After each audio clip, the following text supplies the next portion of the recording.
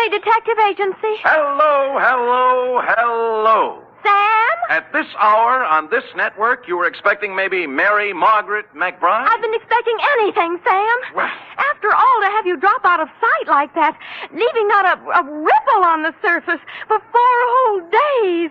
Mr. Livingstone is frantic. Who? Mr. Livingstone, the man you rented the car from.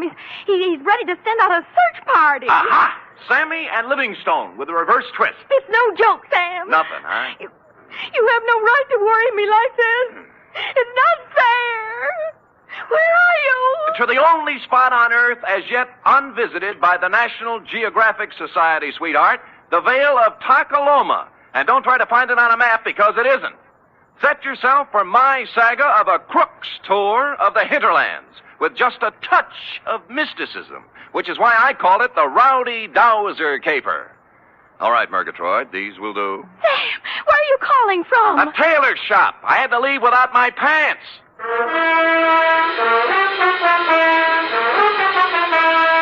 For NBC, William Spear, radio's outstanding producer-director of mystery and crime drama, brings you the greatest private detective of them all, starring Stephen Dunn in The Adventures of Sam Spade.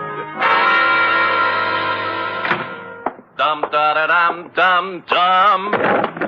When you and I were young. Effie. Sam? Who else? Are you decent? Decent? Well, you said you'd lost your pants, so... Oh! How do they look? Well? Isn't it a little early for Halloween? Ooh, you made a joke. You ready, woman? As always, Sam. Date, fill it in. 2 Constable Ollie Shuttle, North Takaloma, California. From Samuel Spade, license number 137596. Subject, the Rowdy Dowser caper. Dear Ollie,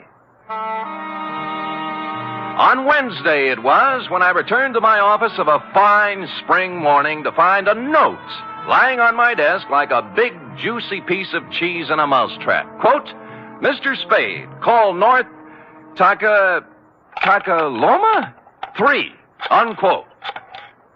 North Takaloma.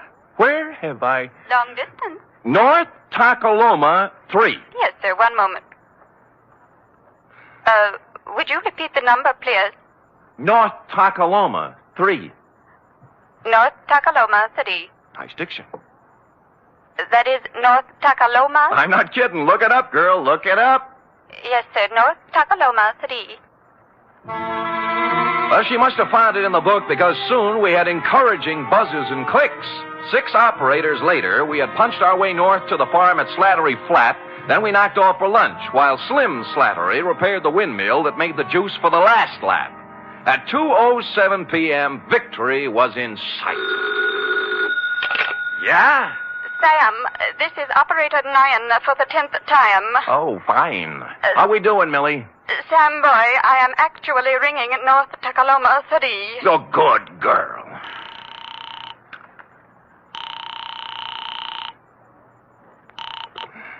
Hello? Hello, this is Sam Spade. I have a note here to Oh, call yes, Mr. Spade. You were out of town when I came. Perhaps you remember me. Wendell Wisby of Oak Tree Lane, North Takaloma, California. Wendell? I employed you a year ago to find a girl who vanished. The magician. You made the girl disappear and couldn't bring her back. Correct. Yeah. You may well ask, Mr. Spade, how anything could be worse than that. Well, this is...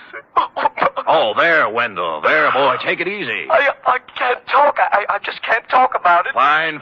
Then write me a nice, long letter. Well, you know, I'd this rather... is a long-distance call, and I... No. I am sorry, Mr. Spade, but this has affected me very deeply. Look, you promised you'd lay off the magic, Wendell. Well, What'd you do? Misplace half a woman this time? No, I have given up magic, Mr. Spade. I am currently employed as 3rd Vice President of the 2nd National Bank of North Takaloma. All that? Yes, sir. Oh, my star was rising. My future seemed assured, but now a shadow has fallen over my good name. Boot it along, will you, Wendell? This is costing me money. I cannot tell you more on the phone, Mr. Spade. You must come at once. It is extremely urgent. I see. Well, frankly, Wendell, I have a feeling I'll be tied up. But I left There's your a collection retainer I under have your to make, desk, and, well, the Blotter. chances are I'll... What was that? I just said there's $100 under your desk, Blotter, for a retainer. I left it when I came with the note. But if you have a collection to make, suppose Wendell, that is the collection.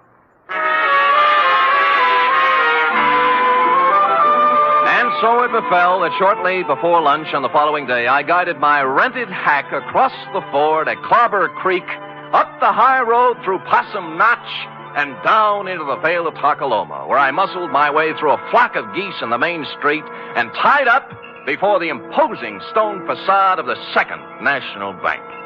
Inside, sitting in front of the door marked Urban Root President, sat a secretary whose facade looked colder and even more imposing than the bank's. She was shriveling one of the customers, a meek little milquetoast in a salt and pepper soup.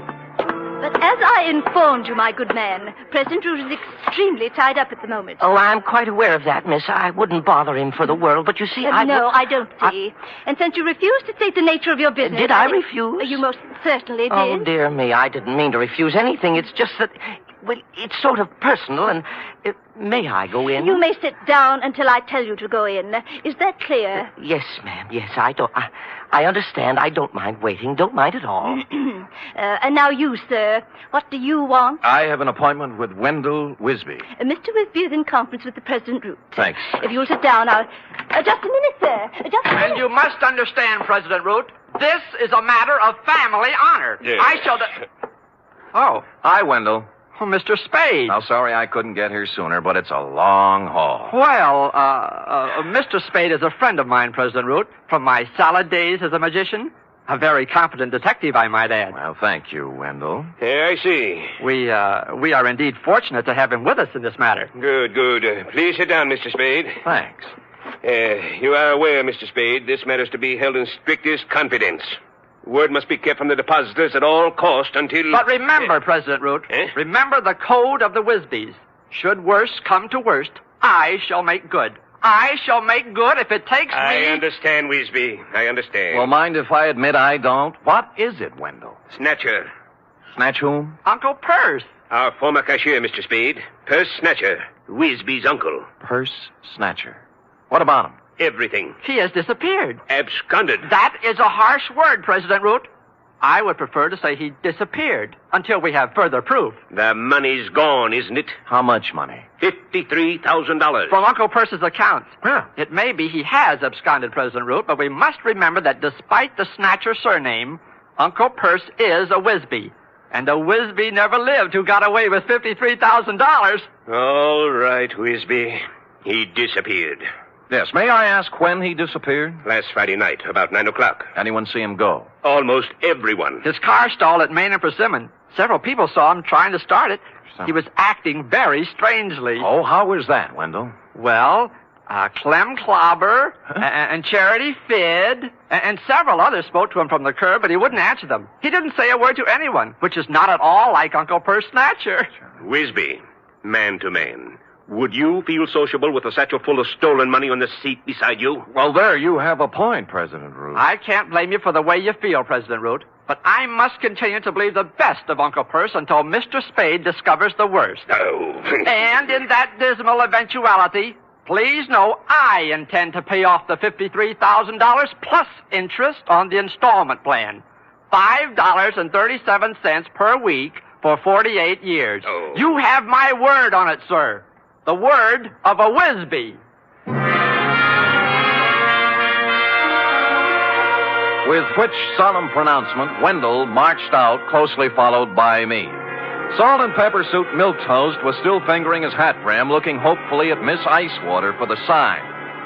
At Wendell's suggestion, I hustled out to the Snatcher homestead for a word with Purse's wife, a timid little woman with her heart in her eyes, known from one end of the valley to the other as Aunt Wistful.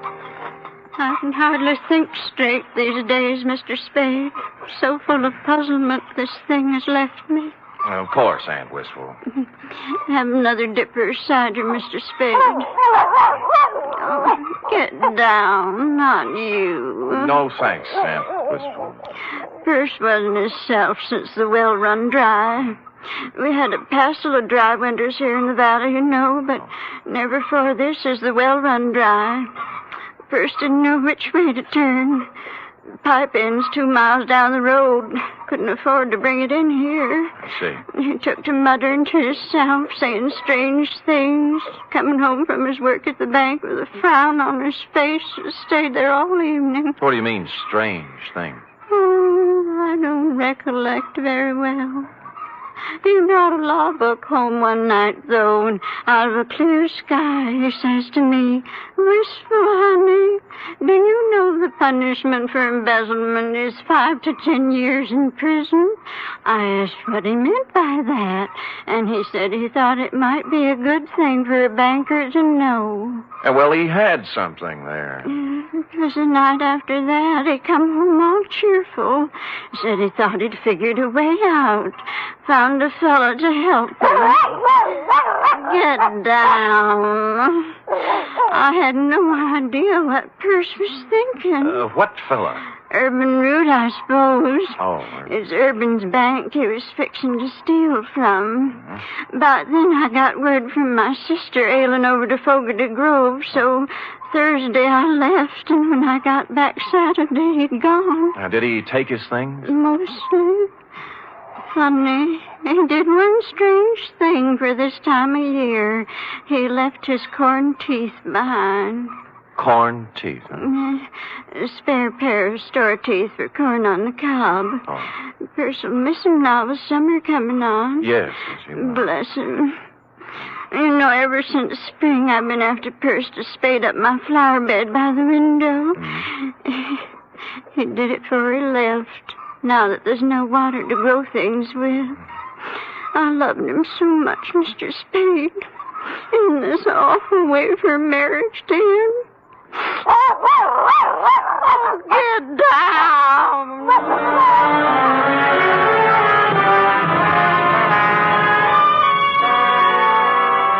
Well, I started at Main and Persimmon Streets and worked south, farm by farm. Everyone seemed to have been sitting on his front stoop Friday night because all remembered Perce Snatcher driving out on the South Road in his 1919 Winton 6. Up to a point, that is.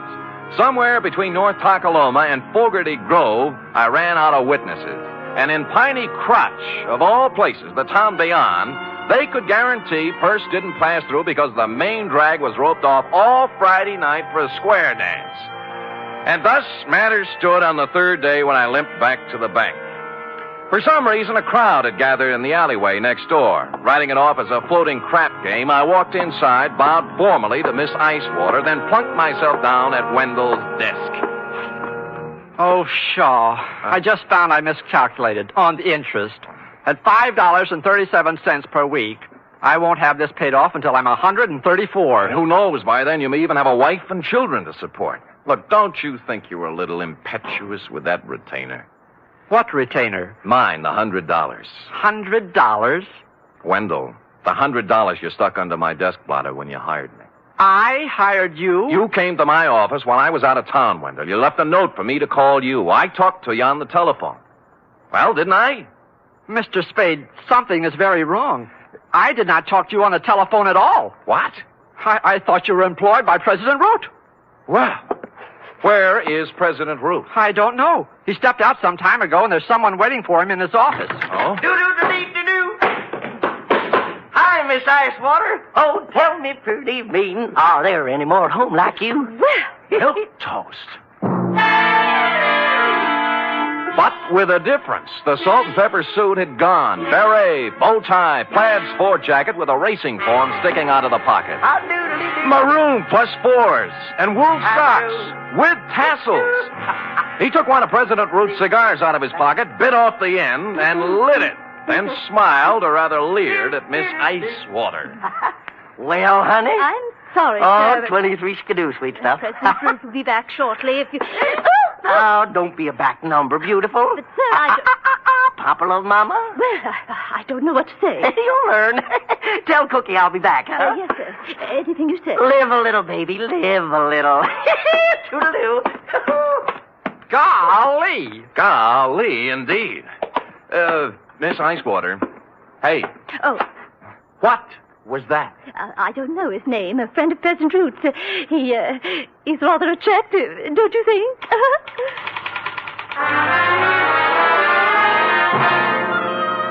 Only now, as I went outside in his wake, did I see what had caused the crowd in the alleyway. The first sport model convertible in Colocoma Valley since Wally Reed came through on location. And the first pink one I'd ever seen. Pondering the new milk toast, I walked into the drugstore, found a phone book, and checked all 25 names. North Takaloma 3 belonged to the Atomic Auto Courts and Restaurant. Charity Figg, proprietress. She was riding herd on a griddle full of lamb chops when I pulled up at the counter.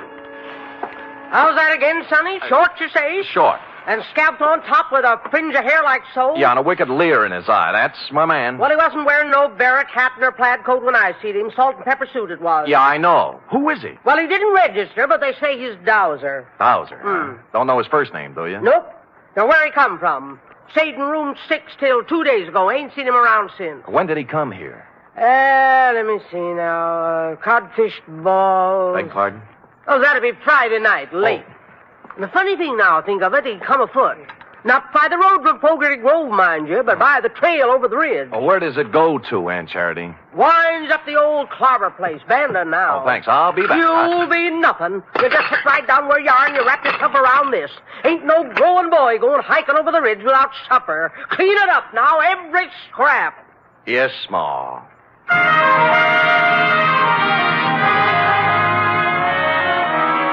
It had been dark about 2 hours when, carrying one of Aunt Charity's best coal oil lanterns, I topped the ridge and looked down on Clem Clobber's abandoned barn, nestling in a grove of ancient oaks at the very foot of the hill. The moon was bright enough to show up the pair of grassy ruts leading from the rear of it down the gully toward the road to Fogarty Grove, a couple of miles away. On general principles, I blew out the lantern, then scrambled down the side hill and up to the barn door.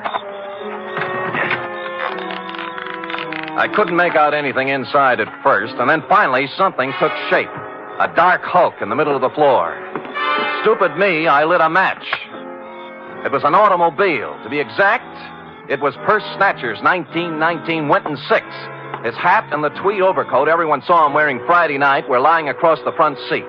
I held the match higher and bent over for a closer look. Whereupon Spade and the match went out together.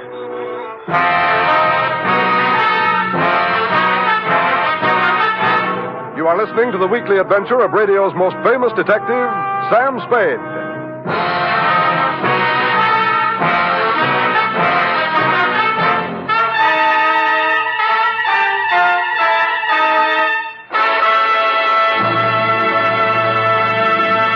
Three chimes mean good times on NBC. There's fun for you Sunday with two of your favorite families, the Blandings and the Harrises. Mr. and Mrs. Blanding stars Cary Grant and Betsy Drake in the title roles as the proud but somewhat bewildered owners of the famous Dream House. The Phil Harris-Alice Faye Show stars Phil and Alice, of course, plus ever-helpful Frankie Remley, Brother William, and delivery boy Julius. Yes, there are laughs this Sunday and every Sunday with the Phil Harris-Alice Faye Show and Mr. and Mrs. Blandings.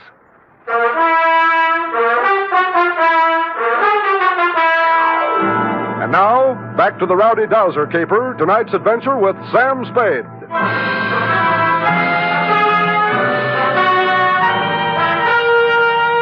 I must apologize, Constable, for succumbing once again to the traditional nemesis of the private eye. But the bald facts are simply that I bent over for a closer look at the Winton 6 and was struck a dastardly blow on the rear of the head. How long I remained incommunicado, I know not, but I awoke presently, and with good reason. My pants were on fire. As a matter of fact, the entire barn was on fire, and I was lying in the tonneau of the Winton 6 wearing Purse Snatcher's overcoat. The door I'd come in was a wall of flame, likewise the stalls on both sides. But at the rear were a few square feet of rotten siding that hadn't caught yet. Now, ordinarily, I'd have thought twice, but when your pants are afire, you only think once. So I ran right through it and took a flying header into the creek behind the barn. It was just as well I only thought once, since at this moment the flames reached the Winton's gas tank.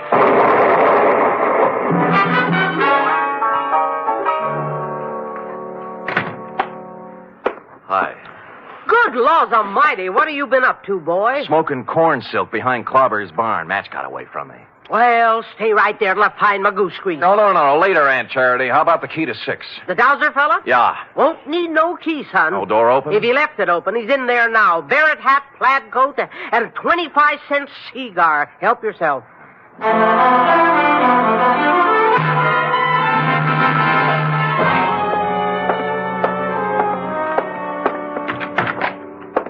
Well. Well, hey, Mr. Spade, isn't it? Right, and you're Dowser. Dowser? Isn't it?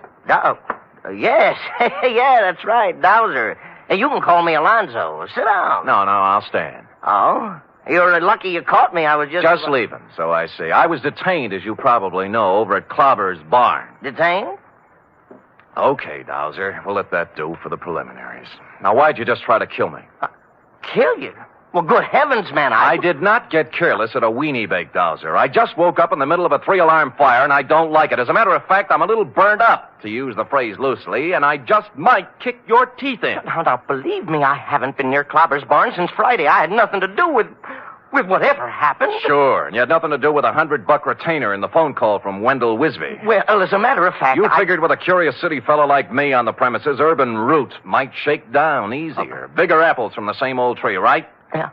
All I did was negotiate a personal loan. Drop it, will you? Root had his hand on the till at the bank. A big hand, $53,000 worth, and Snatcher found out about it. What about you? How'd you get into the act?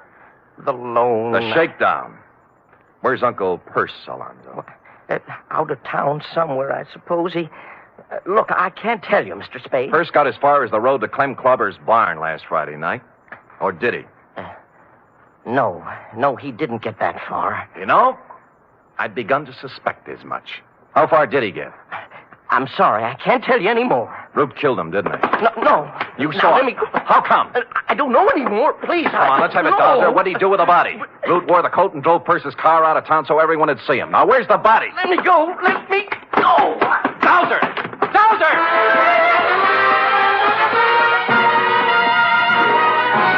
He squirted out of my hands like a watermelon seed, leaving me with a plaid coat, and took off down the line of atomic cabins toward the atomic restaurant. A nice high-knee action for a little guy, and what with my burns and contusions, I'm forced to admit he was widening the gap between us when he rounded the corner of the atomic restaurant, making possibly the gravest error of his career. Aunt Charity was rounding the same corner, coming the other way with an armload of wood.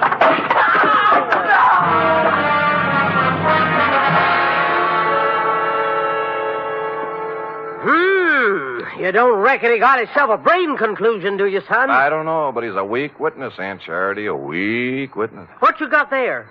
Oh, shoebox for $1,500. A few odds and ends. And this. Well. Yeah, looks like an oversized slingshot fork. Slingshot? What do you mean, slingshot? Well, who cares? So he whittles. Where'd you get the idea his name was Dowser? Huh? Driver's license in his wallet. Alonzo P. Scoggins. Who said his name was Dowser? You did. I never said his name was Dowser. I said he was a dowser. Oh. And what's a dowser, Aunt Charity? A guy who finds water for people, that's what. Well, that's nice. If you could... Finds water? Yeah. How? Well, I'm no expert, Sonny, but as near as I can recollect, you take this here slingshot fork so, and then...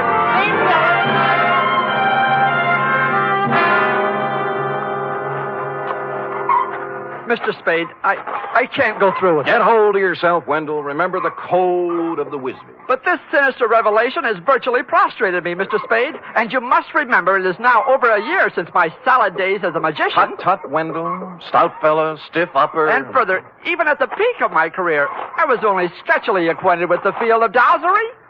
Hold it. There they are. Aunt Wistful is sitting on the back porch with President Root. Mr. Spade, The code of the Wisbys, Wendell? Yes, sir. Let's go.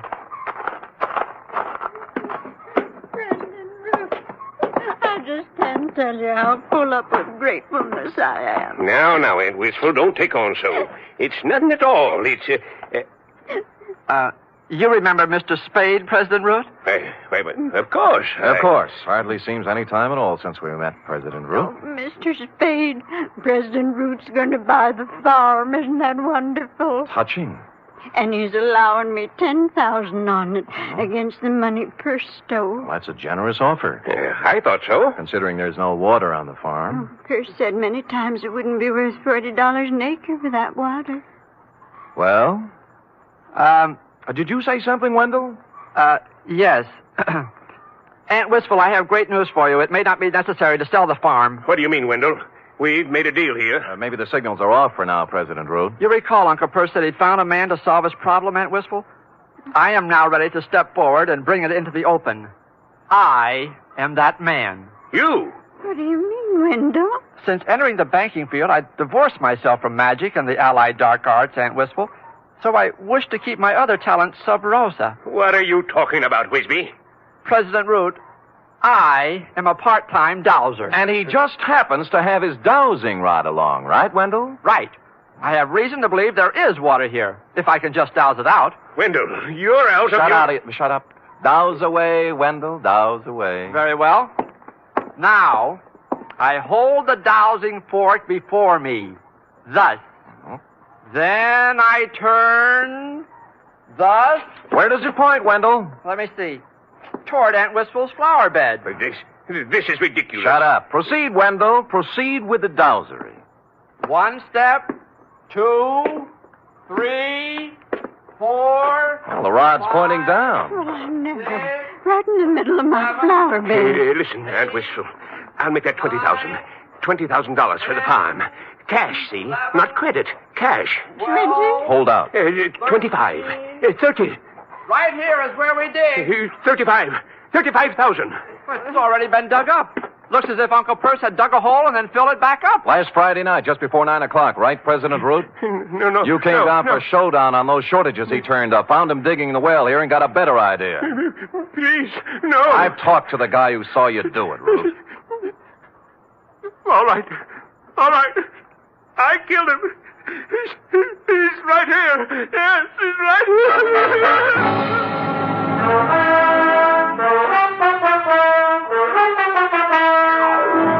Which is where you came in, Constable, and since you can take it from here, I shall close, as always, with... Period. End of report. Right. Another triumph, Sam. Another new sphere of effort. No field is safe from my talent, sweetheart. You will please preserve it for posterity during the following 15-second announcement. Scoot. Scoot.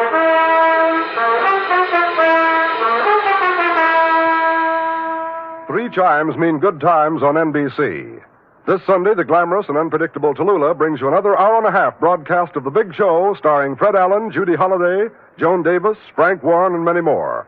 And this Sunday's Theater Guild on the Air production is the Broadway comedy, The First Year. Starring in this Theater Guild presentation are Richard Widmark and Katherine Grayson.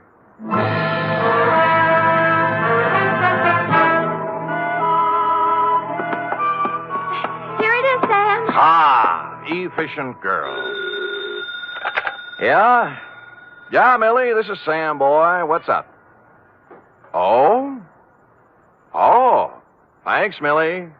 Well, what is it, Sam? They just relayed a message from Fogarty Grove, F. Wendell is being installed as second vice president tomorrow night at the Moose Hall. Oh?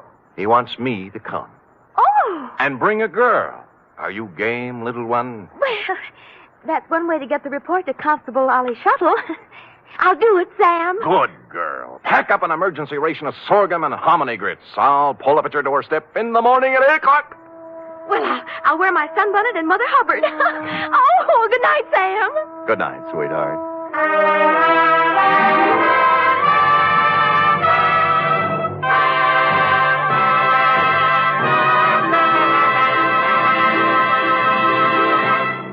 The National Broadcasting Company presents The Adventures of Sam Spade, Detective.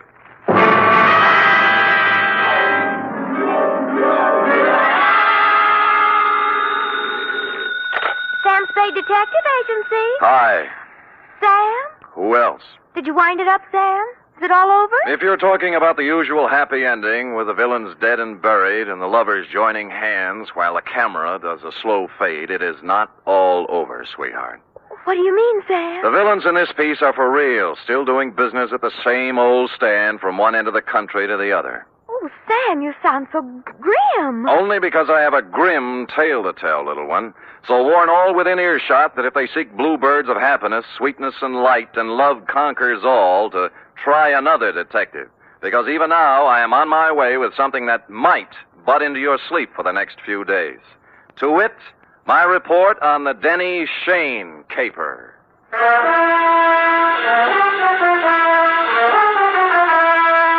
For NBC, William Spear, radio's outstanding producer-director of mystery and crime drama, brings you the greatest private detective of them all, starring Stephen Dunn in The Adventures of Sam Spade.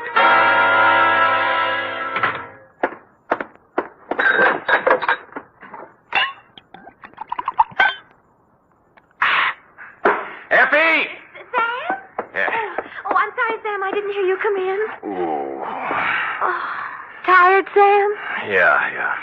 You look pale. I guess maybe I'm a little sick, too. Now, Sam, I warned you about heavy lunches when you're on a case. Not that kind of sick, Angel. This kind starts at your shoe tops, runs up your backbone, and kicks around in your head till you're... Where's the book? Right here, Sam. Okay. The date, fill it in. 2? To John Q. Public. From Samuel Spade, license number 137596. Subject, the Denny Shane caper. Dear John Q. She was sprawled in the corner chair when I got back from lunch. A kid of 16 or so, complete with bobby socks, hair ribbons, and shoulder bag. The kind you see every afternoon in the drugstore near the high school, making jive talk over a soda. But she looked up as I walked in, and the eyes didn't look like jive talk at all. There was trouble in them. You're Mr. Spade? Yep. The detective? Well, according to some people. Fine. I need a detective. You're sure now? Mm-hmm. Positive. What would you be doing with a detective? Your ad in the classified section said you find people. Well, sometimes. They're not too badly lost, that is. Who do you want to find? Did you ever hear of Denny Shane? You don't really want to find Denny Shane, do you? Why not? Well, most people want to lose him. Then you do know him. I'm glad. Here's $20. Now, wait a minute. Hold it, honey. Don't get anxious. What's the matter? Don't you want to be paid for this? Not if I don't do it. What do you mean? Let's talk about you. What's your name? Mary Johnson. Does it make any difference? Mm-hmm. Mary Johnson. Where do you live, Mary? Well, I've never been in San Francisco before. I just got in yesterday. Staying with a friend out in the marina. My home's in Denver. Denver, Colorado. 2028 14th Street. Okay. Here you are. You want to sign the contract? Oh, all right. Where do I sign? On the line here. Oh. No. The right name. Sally Joan Michaels. How did you know that? Next time you use an alias, leave the identification bracelet home. Huh? Don't tell people you're fresh out of Denver when your coat label says it's fresh out of Ruse Brothers, San Francisco. Now, let's try it again, huh? What about Denny Shane? Well, I want to find him, that's all. Well, that's a lot. Why? I'd rather not say. Well, in that case, Sally, I recommend another detective. You'll find there's an ad in the classified section just below mine. You mean you won't do it? Sally, if I may get pontifical for just a moment, Denny Shane is not the kind of character I would pick out for a kid like you. He has a reputation for booking horses, which is illegal, and welching his bets, which is worse. He is associated at one time or another with almost everyone in the files of the Kefauver Committee. And as for the girls he runs around Stop with... it, will you? Oh, so that's it. No, that isn't it. I've never seen Denny Shane in my life. If we do find him, you'll have to point him out to me. Really? He's been good to me. You see, all my life he's been good to me. Mm-hmm. And you've never seen him? No. Denny Shane is my brother, Mr. Spade. My mother died when I was born. I was adopted, but Denny went to an orphanage, and I guess he sort of ran wild after he got out. Yeah. What do you mean he's been good to you? Sent me money on birthdays and Christmases, sometimes in between. He always said if I needed help to tell him, but I never knew where to find him. We need help right now, Mr. Spade. My stepmother has to have an operation, and I know Denny will give me the money if I can find him. Why did you tell me all those black lies? I was afraid you'd call my folks. They'd be horrified if they found out. Oh.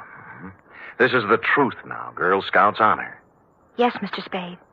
Okay, you run home and study your algebra, and I'll look up Shane in court. No, I've got to talk to Denny myself. You're sure you want to come along? Oh, yes. Okay, but I'm going to have to leave you outside while I talk to his friends. Let's go.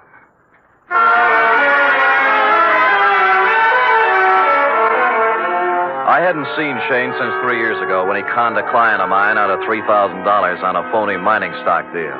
I knew it was waste motion, but I checked the hotel where he was living then and found he was long gone. Came next in the following order: one gambling joint in South City, one saloon in the Mission, and one very dubious apartment on Turk Street. run by a charming wench wearing wedgies, culottes, and peach brandy. She gave me a peachy smile. Oh, Denny Shane? Don't step on your laughs. You seen him lately? Funny you asking about Denny. I saw him yesterday. First time in 2 years coming out of Augie Dano's. Oh, who's Augie Dano? Runs a gym exercise studio, reducing setup on Sutter Street. You know, work a little, lose the middle. Get it? Yeah, I got it. But anyway, thanks.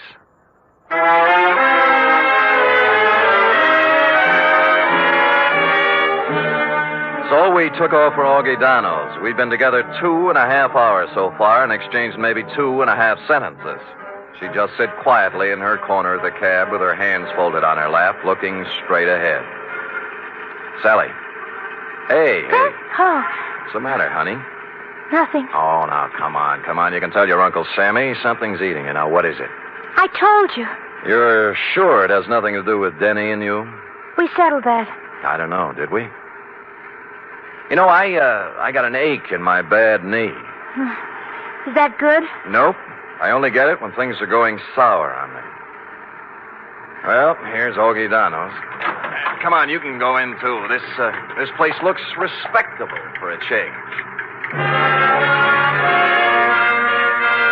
The gold lettering on the door said Augustine Dano, Masseur, Scientific Reducing. And inside was an expensive-looking reception room with birch paneling, potted palms, and antique leather chairs, into one of which I stored Sally while I made bold to enter a door at the rear marked private. Oh, now there. Look what you made me do. I am sorry. Oh, dear me, you should be.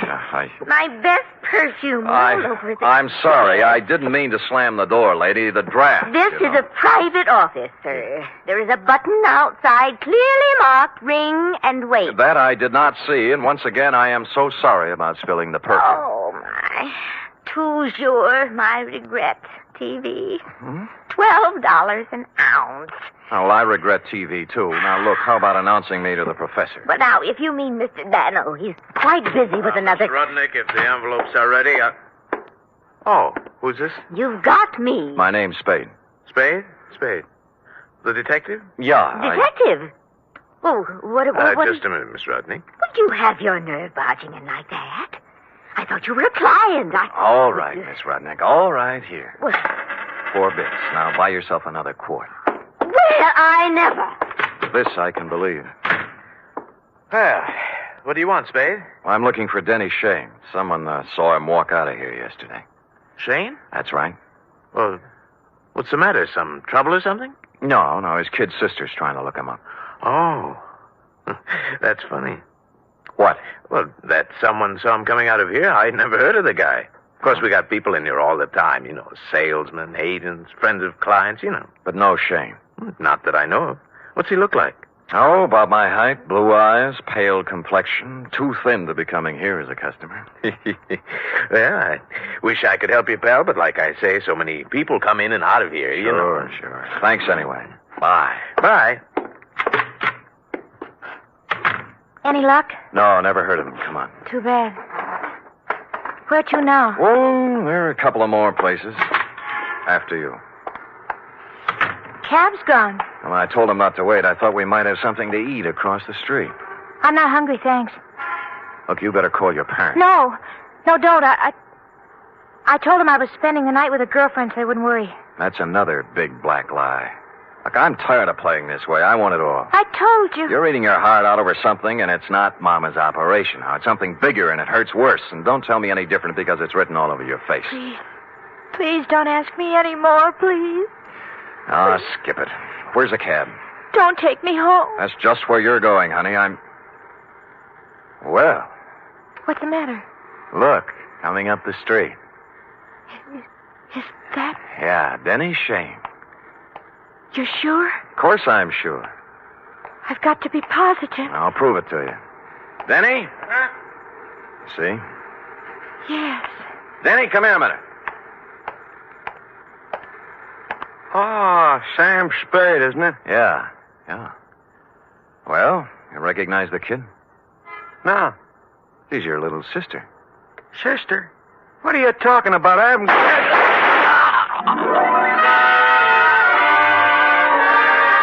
It all happened in less than a second. So hard, so fast, so horrible, it froze me in my tracks. The shoulder bag flew open, there was an automatic in her hand, and then Denny Shane was dead on the pavement, and she was turning toward me, her face a sick gray color, handing me the gun, handle first. There. It's done now. You can take me to the police.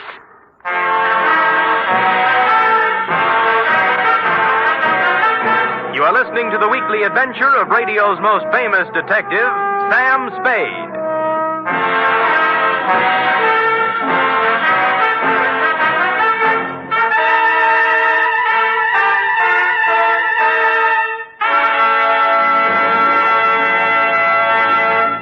Three chimes mean good times on NBC.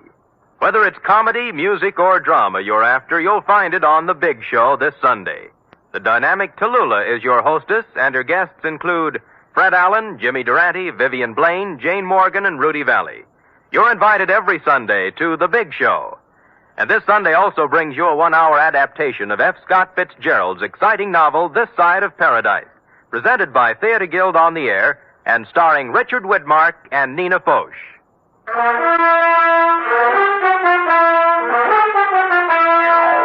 And now back to the Denny Shane caper, tonight's adventure with Sam Spade.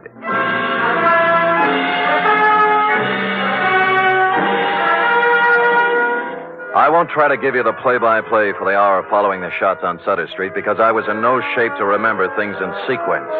In less than a minute, we were in the center of a milling crowd. Cars jammed up. Horns began to blow. Then the morgue wagon and a squad of homicide dicks and flashbulbs going off like firecrackers. And Sally standing them all off with a frozen gray expression on her face that never changed. While I stood at her elbow, me, Sam Spade, who'd seen Lord knows how many murders, with rubber in my knees and a feeling in my stomach like I was going to be sick. Finally, the squad car picked us up and headed for Dundee's office. Mr. Spade? Yeah? I've been waiting for you to ask me why I did it. I thought I'd leave that for the professionals. It won't do any good to ask me, Mr. Spade. Please tell him that, will you? It'll save all of us a lot of trouble. Everything I told you was a lie. I had to make a cake to meet you in some way because I didn't know what he looked like. I hope you know what kind of a stew you jumped into, Sally, because from here on it's going to be pretty tough. I don't care what they do to me. I've had nothing to live for a long time now. What do you mean? Sounds stupid, doesn't it? 16 years old and nothing to live for. Ah, Sally. Tell them not to ask me any questions.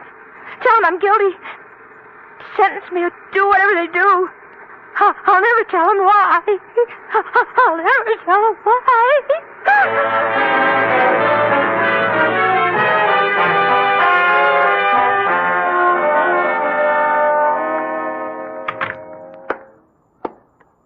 Give me a cigarette, Sam. Yeah. Why did I have to grow up to be a homicide dick? No dice, Lieutenant? No dice. It's her old man's gun. Hooked it out of his drawer this morning before she left for school. I still think she's mixed up with Shane somewhere. Dundee, believe me, that's one thing I can guarantee. She didn't know Shane from Hopalong Cassidy. Well, I'm only falling back on the standard answer to this kind of a clam bake, Sam. This is not a standard clam bake. You're telling me. You know, Sam, it kind of scares you. What the Sam hell's happening to our kids? A 16-year-old girl still in high school walking up to someone on the street? Shut up, Dundee. Oh, I'm sorry. It's got me, too. She's resting on the couch in there. Stick around till I get back. I gotta go down and wait for her phone.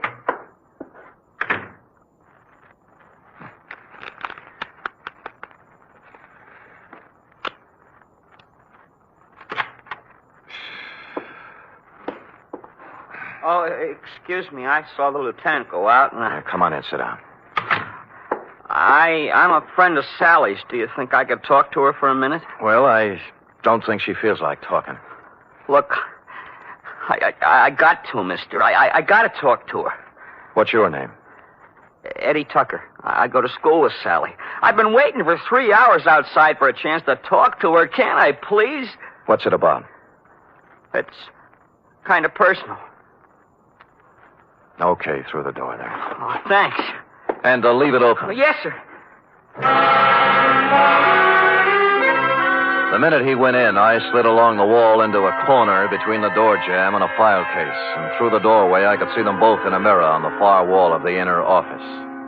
Sally. What are you doing here? I had to see you, Sally. I heard about it, and I had to see you, that's all. You're wasting your time, Eddie. It's all over and you know it. You shouldn't have done it, Sally. You know what I promised you. I know what you promised me all the other times, too. This was for keeps, honest. So are the other times. All right, look. Look at this, see? Out the window. Watch. Now do you believe me? Eddie, it's not your fault anymore. I don't blame you, honest. All those promises... I'll keep this one, Sally. Honest, I will. No. You're a zombie, Eddie. You know what a zombie is? Someone who moves and walks around, but who's dead inside. Go away. Now. Go away. He got up slowly and walked past me out the door, rosy-cheeked, 17, with a tired, old man look in his eyes. A few minutes later, the matron came by, and I left her with Sally. The window in Dundee's office opened onto a second-floor roof below, and directly beneath it, I picked up what Eddie had tossed out. A set of car keys in a leather case, plus a third one that looked like it belonged to a school locker with the number 339 on it. And written in ink on the leather inside, like a memo, was Denny Shane, 778 Turk Street, apartment 4.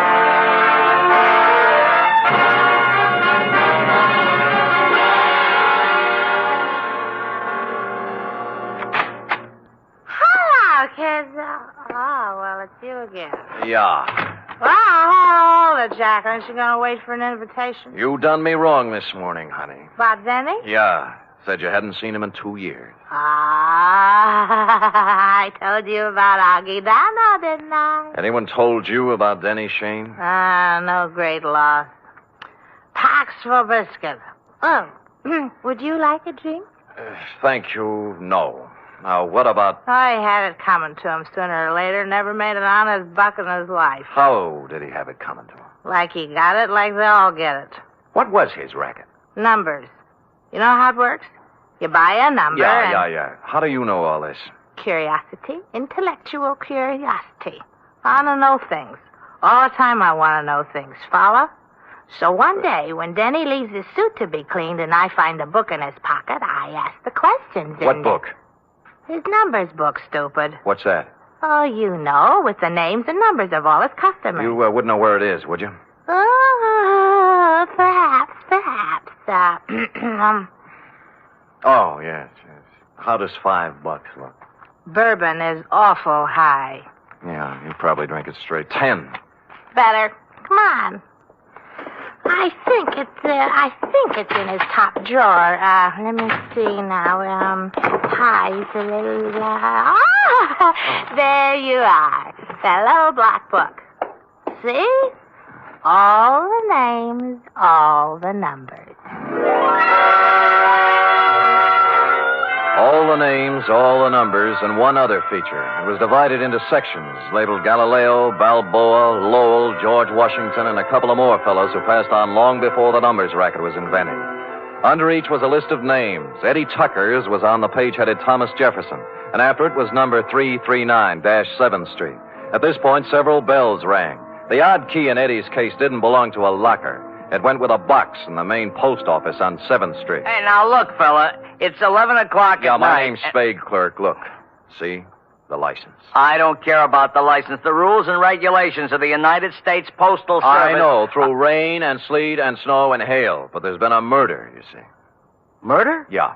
Oh, well, in that case, I suppose we can... Great. Where's the mail for the boxes? On the table over there, but it isn't distributed. If you'll wait a shake... I'll wait a shake.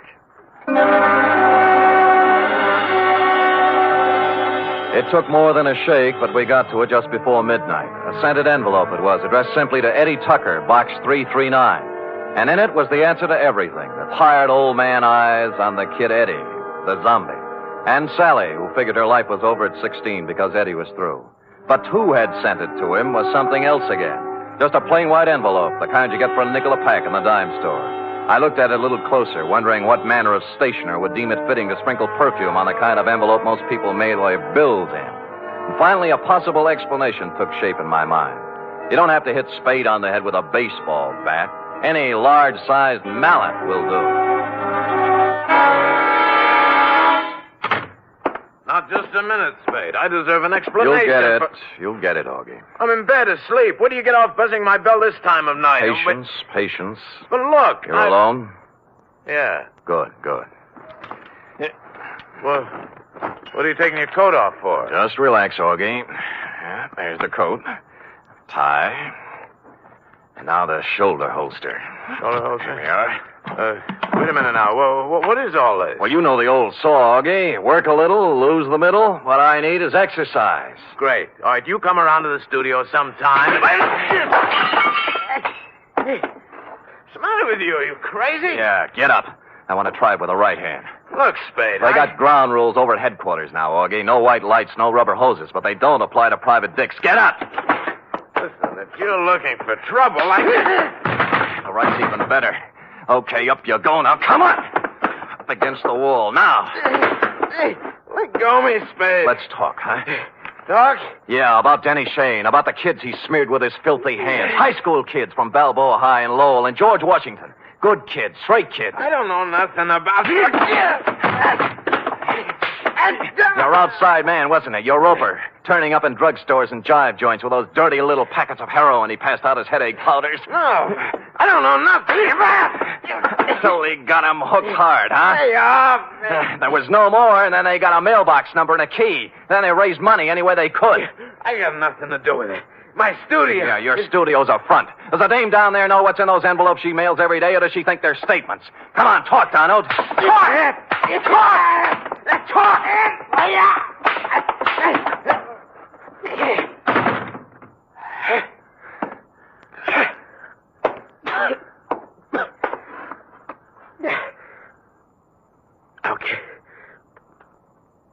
Okay. I'll talk. Which he did, a full hour's worth in Dundee's office, and a harrowing tale it was. I felt like printing up 1 million copies and mailing it out to every father and mother in the country. They'd taken him downstairs when I happened to glance out of Dundee's window. And down on the second floor roof, a point of light was moving back and forth slowly from one end to the other.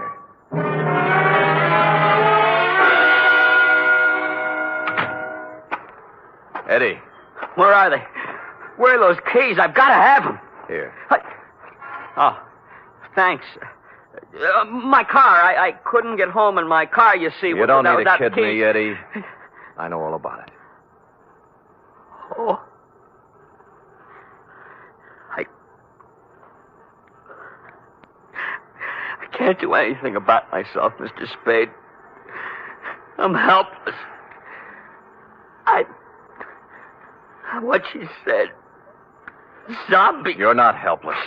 You can't handle a little love, maybe, but you're not helpless. Other guys have licked it, and you can, too, if you want it bad enough. I want you. Honest. Good, that's all you need. We'll take care of the rest. Let's go, huh?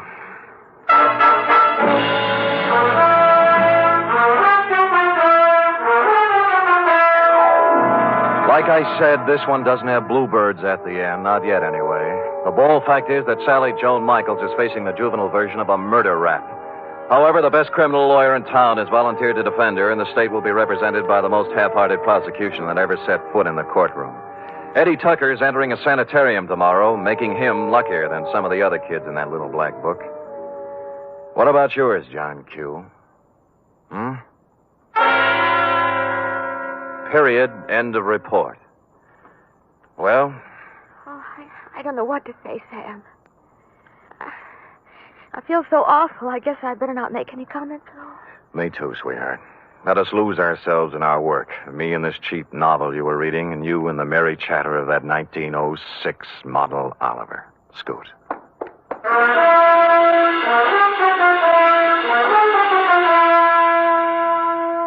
Three chimes mean good times on NBC.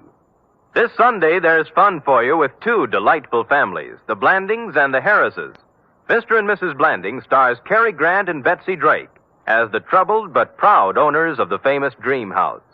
And the Phil Harris Alice Faye Show brings you Phil and Alice, plus Brother William, darling child Julius, and the ever-present Frankie Remley.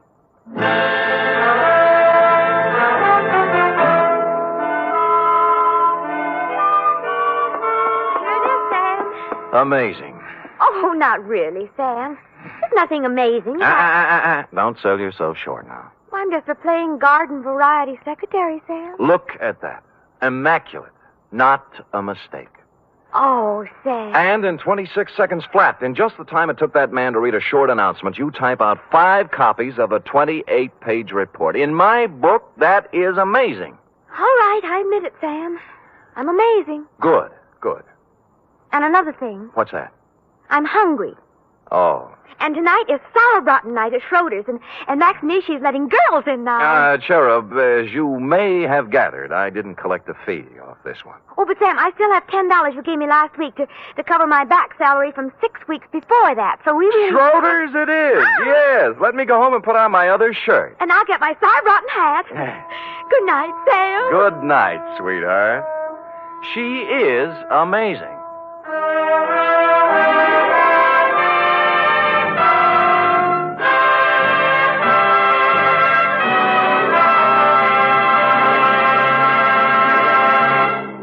The National Broadcasting Company presents The Adventures of Sam Spade, Detective.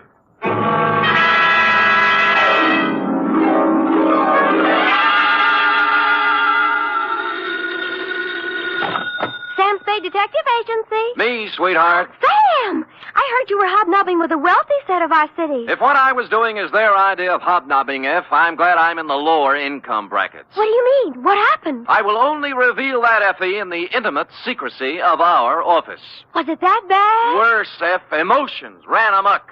Passions were strewn from Fisherman's Wharf to the peninsula. Hatreds festooned the very air. And there was jealousy, too. My. It was positively lurid, as they say. Well, do you think it's all right for me to hear it? Well, I'll expurgate it a little, F. I'll water it down to your strength. I'll use monosyllabic instead of polysyllabic words, and so on. Now, Sam, I want you to tell me everything you think I should hear. And then just a little more. It's a deal, F. Prepare yourself for listening, and I will shortly make my entrance with a saga of society skullduggery, the lowdown on the uptown and all that. Now, if we need a name for it, why not call it the Vendetta Caper or the Revenge of Monte Cristo?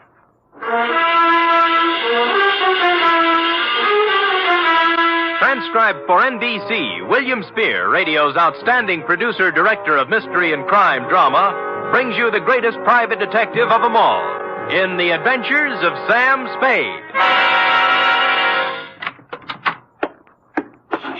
You don't have to call, Sam. I'm right here.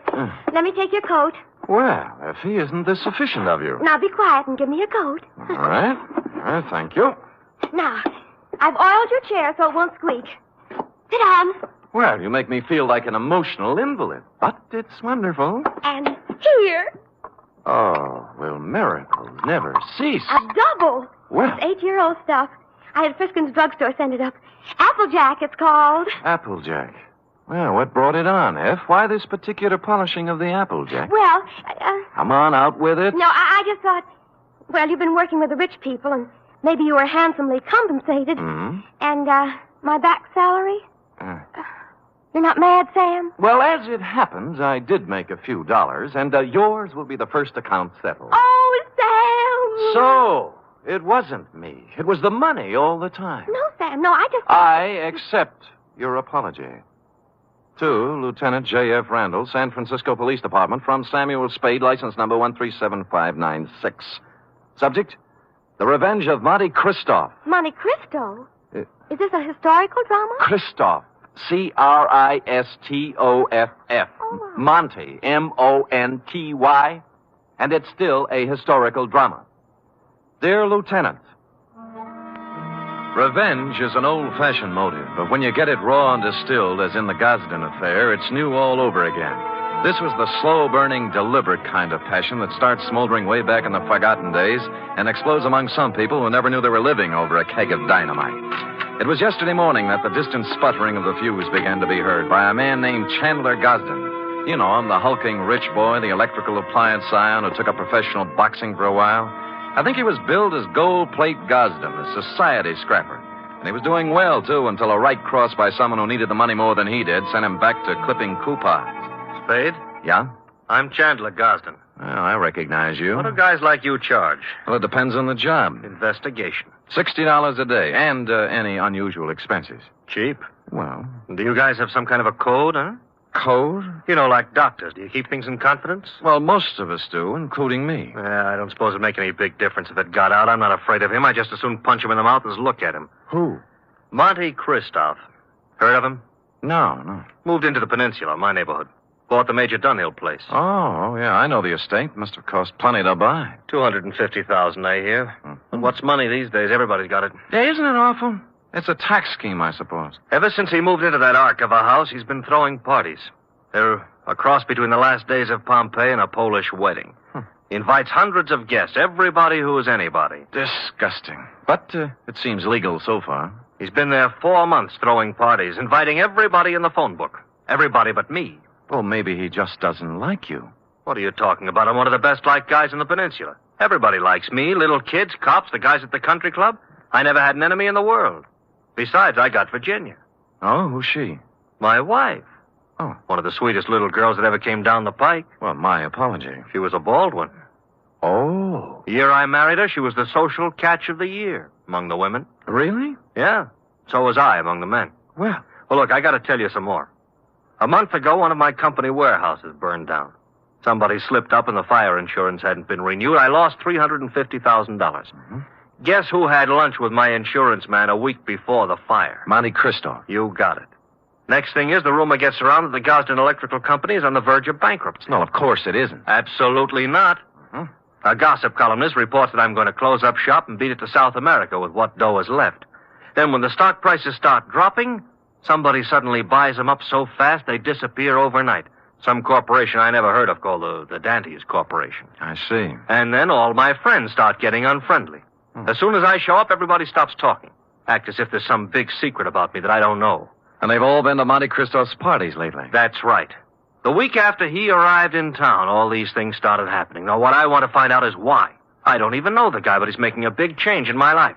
Well, it sounds like you're entitled to know. I don't know how far I can get. The best I can do is find out who he is, where he comes from, who his friends are, all those things. Okay, you're hired. Now find out everything about this Monte Cristo. I got to know what's going on. I'm sorry, Chandler.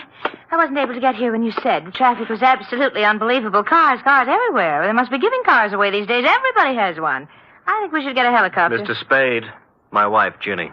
Well, how do you do, Mrs. Gosden? Chan, I hope you haven't lost your head and blabbed everything to him. I told you these sort of men weren't trustworthy. I beg your pardon, madam? Look, Ginny, I told him, and he's a good guy. Well, if you just want to go around giving your life secrets... Oh, shut up, will you? I'm the man of the house. Really? And I suppose I count for nothing? Oh, forget it. Spade, I'm depending on you. Don't let me down. You wouldn't think a millionaire would be hard to biograph, but I came up with very little information on Mr. Monte Cristo. He'd arrived in town 4 months ago, stayed 10 days at the St. Mark Hotel, then bought his house. He had a bank deposit running into 7 figures. He had no known business connections, just money. The register at the St. Mark said he came from Chicago, and an airline company verified that he'd been a passenger aboard one of their ships from the Windy City. This was as far as I'd delved when my place of business was entered by a man in powder blue livery. You Spade? The same. Mr. Monte Cristo sent me to pick you up. I see. Up for where? For his mansion on the peninsula. Oh. He said he knew what a rough time you must be having at your present job and that he'd be glad to make the whole thing simple to you. Oh, you really said that? That's what he said. Oh. But I don't know what it means exactly. Well, I don't know what it means exactly either, but here's one good way to find out. Home, James? My name is Bertuccio, sir. Bertuccio? I see. How long have they been calling you that? Well, let me see. It's about Oh, what do you mean? I mean, it's my name. All right. We'll talk it over in the car.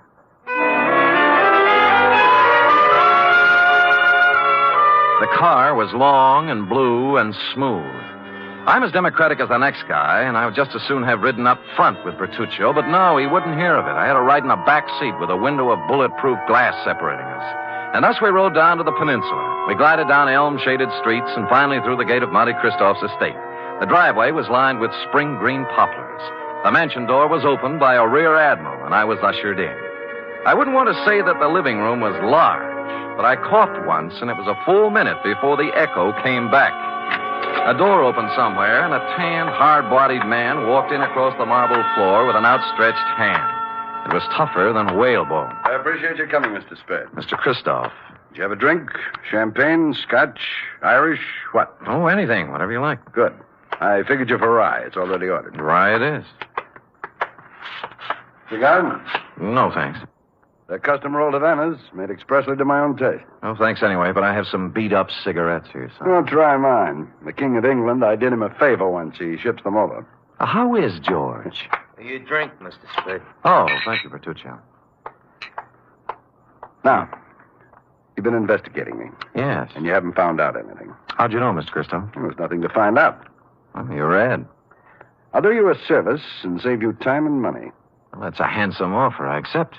I was born in Michigan to a prosperous lumber family. I went to Phillips Andover and Harvard. Well. Mark's fair. I served with the Army in the recent war. Major. Military police. Wounded twice. Parents died while I was in Italy.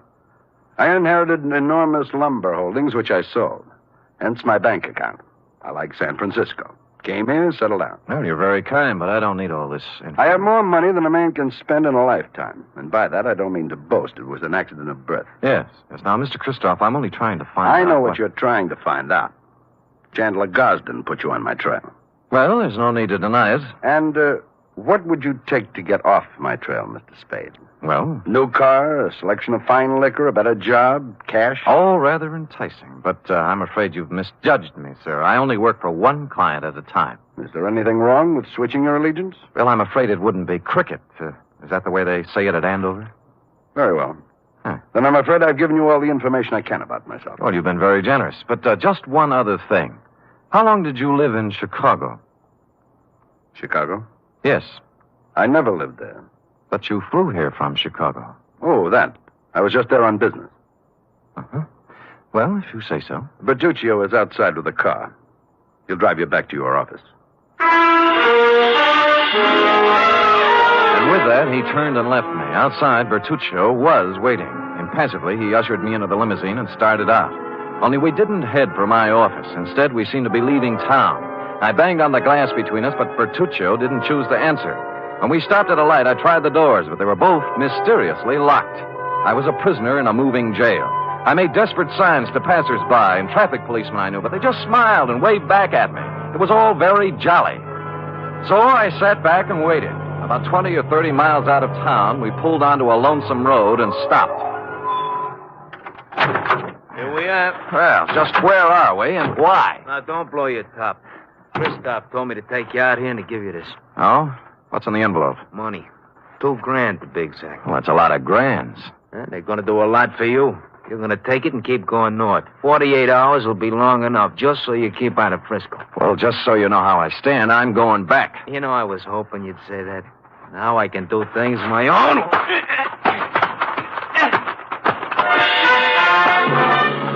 He pulled out a long black sap and started wielding it. The first cut just grazed my head and smashed into my shoulder. I blocked his second blow and moved in for some close work. The third time he swung at me, his arm caught an overhead tree branch, and that was his undoing. He took 4 or 5 and then went down and out. I searched him, and his billfold revealed that he was Joseph Kowalski, late of Chicago, Illinois. The cards and addresses it contained left little doubt that Kowalski was in the rackets. I threw him in the car and drove back to town and police headquarters. He was awake by then, and I had to drag him into the hall. You want him locked up, Sam? What for? Assault and battery, assault with a deadly weapon, assault with intent to murder, mayhem, anything. You can't lock me up. I didn't do any of those things. Anyway, if I did do them, it was in San Martin County, not Frisco. Well, Sam, I don't know what I can do. He's got to do something in our jurisdiction. Sure, see? All right, he picked my pocket on the way into town. Here, Kowalski. What? See, look, he's got my wallet in his hand right now. Why, of all the brazen lawbreakers, you gonna let him get away with this, walking right into headquarters with the evidence in his hand? Oh, wait a minute. Come on, Kowalski. We go pretty hard on pickpockets in this town. I'm being claimed. I want a lawyer. Get me a telephone. He was dragged away protesting. He got no sympathy from me. He started. Lieutenant Randall then teletyped Chicago to find out more about him. In about an hour, the report came back. I won't read his whole record, Sam, but he's paid for everything, they say. He's clean. Huh? However, it does say he was the bodyguard for a man named Barney Moffat. It says Moffat was a shady business operator. Picked up several times, but nothing hung on him. He left town about the same time Kowalski did. He's listed as undesirable, but he's not wanted. Oh, thanks, Lieutenant. If a man named Barney Moffat had a hood named Joseph Kowalski as a bodyguard, and they both disappeared from Chicago at the same time, the obvious conclusion was conclusively obvious. I drove the limousine back to Christoph's estate. But as I parked the car, my headlights hit another car. There was someone getting into it, Mrs. Chandler Gosling. Oh, you, what do you think you're doing? Remember me, Sam Spade? Oh, detective. Yes. What are you following me for? What were you doing in Christoph's house? I thought he wasn't a friend of yours, or your husband. Mr. Spade, get in, please. Let's talk. Okay, spill it. It's none of your business what I was doing in there. Whatever it was, I want you to forget you ever saw me. That'll be pretty hard to do. Would money help you? In this case, no. What do you care what happens to my life or Chan's or Christoph's? Because your husband's paying me to worry. All right. If I were you, I'd just forget that you ever met any of us. Because this mess we're in is so bad that nothing you or anybody else can do is going to get us out of trouble. With that, she burst out crying, and I couldn't get anything else out of her, so I let her go, and she drove off. I walked up to Christoph's house, knocked on the door, and a servant opened it. I took a couple of steps inside when 6 pairs of arms grabbed me. Some of them had fists on them. The struggle was just getting lively when Christoph appeared. All right, let him go. Well, I don't appreciate this kind of treatment, Christoph. You weren't it, Spade. All right, men, take a walk. Now, what's it all about? It was my orders if you ever showed up here again. Why'd you soften? I just heard about Kowalski. You managed that very well. I admire resourcefulness. How would you like to work for me? No thanks, Moffat. Moffat? Barney Moffat, late of Chicago and the rackets. So you know, huh? Well, I wasn't sure until just now, but you've cleared up the doubt. How much do you know? Very little. Just that you were a shady operator, but nobody's looking for you or anything. Spade, I did a lot of things. Several years at tightrope walking with the law. But I never did anything they could jail me for. I have an idea you're considering doing something in the near future. What makes you say that? Well, it's a vendetta, isn't it? Monte Christoph and Bertuccio the Steward and the Dantas Corporation. You couldn't resist the drama, could you? All from Dumas' novel. But why? Why do you want to play the Count of Monte Cristo? What did Gosden do to you to merit all this revenge? Tomorrow. It'll be over tomorrow. And with that, he clutched at his heart and fell forward at my feet.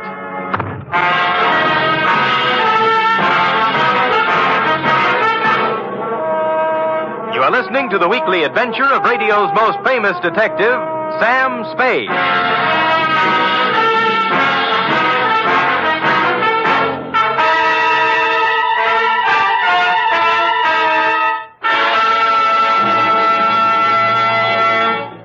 Three chimes mean good times on NBC.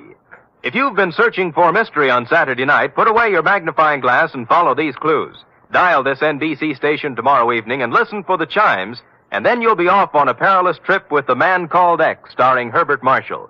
And if you've been searching for music, too, on Saturday, then Eileen Wilson is your dish as she stars in Your Hit Parade with Snooky Lanson and Raymond Scott's orchestra. And now back to the Vendetta Caper, or The Revenge of Monte Christoph, tonight's adventure with Sam Spade.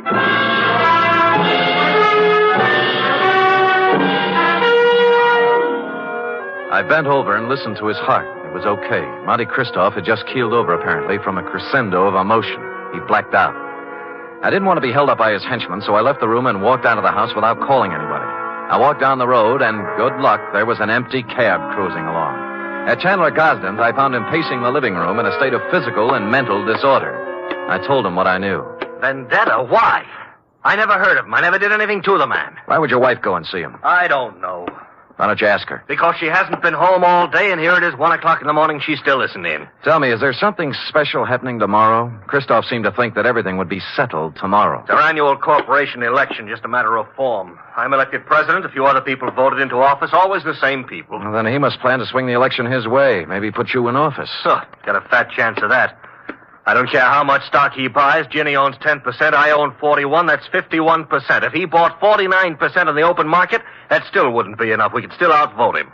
You're sure you've got the stock in your position? Sure. I saw it last week when I was down in the vault looking for my birth certificate. Stupid me, forgot I don't have a birth certificate. Huh? No, that must be Edson, my lawyer. Called and said he had something on his mind.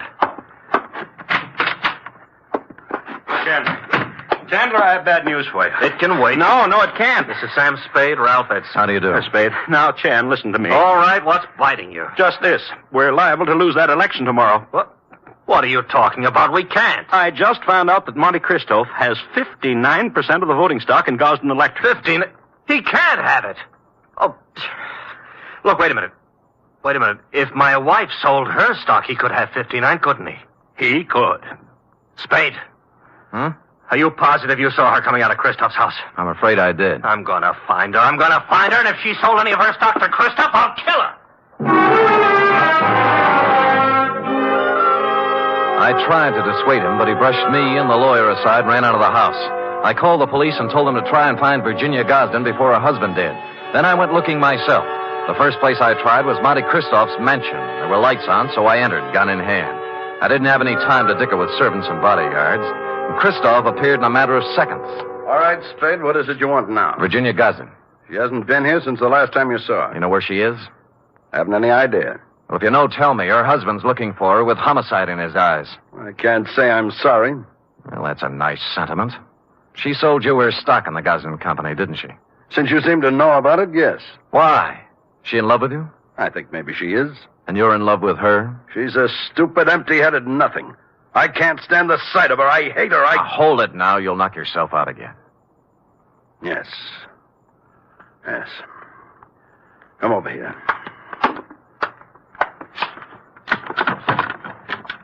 Take a good look at that. No, it's a pillow. An ordinary pillow.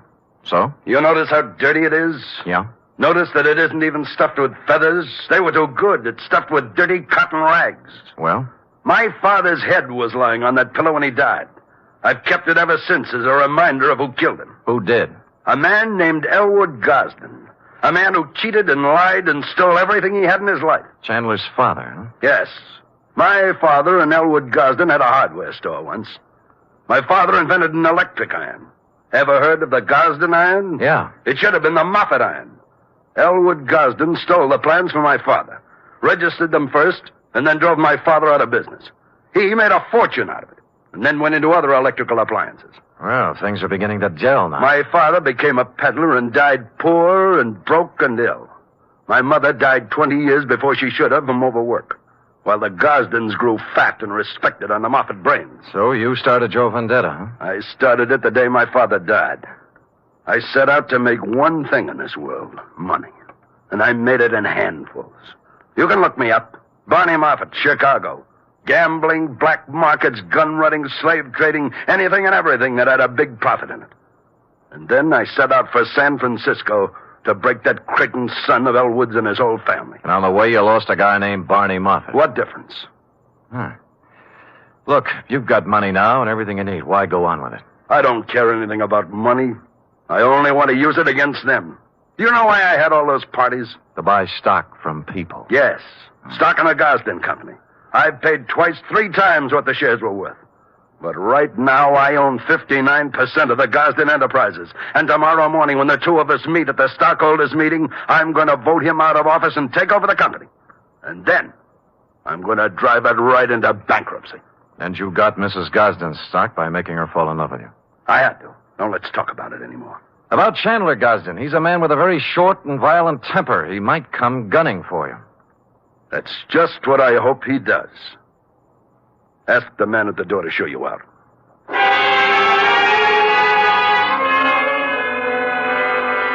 I spent most of the night trying to find Virginia Gosden with no luck. Chandler didn't return to his house, so I didn't know what he was up to. It was early the following day when I got my first report. Lieutenant Randall called me down to police headquarters. We found her, Spade. Dead or alive? Oh, about halfway in between. She was shot in the chest at close range. Gun right up against her. But she's still living. And what are her chances? Fair. Where'd you find her? In a walk-up apartment on Polk Street. It was registered to her. Looked like a love nest, a place where she met a boyfriend or something. No weapon. I see. I figure murder attempt. Her husband. We have a pickup on him right now, but so far he's vanished. Shame. Fine old San Francisco family. What do you know, Sam? Well, give me a free hand for a couple of hours, will you? Maybe I can do something for this fine old San Francisco family.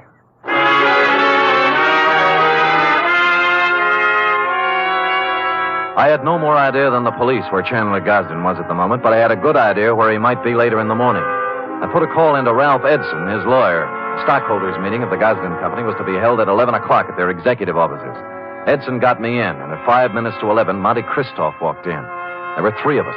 None of us spoke. We just sat around a long, polished table, alternately watching the clock and the door. At 11:03, the door opened.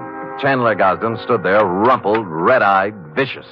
He had a gun. The first man who moves is going to get a bullet right in the face. Chandler, for heaven's sake. Shut up. Is that the gun you tried to kill your wife with? It's the gun, but I didn't try to kill her. She did it herself because he drove her to it. Me? Yeah, you, Christoph. You were meeting her in an apartment. Don't think I've been dumb. Put that gun away and let's get down to business. Are you kidding? I got the same gun she used on herself, and I'm going to use it on you.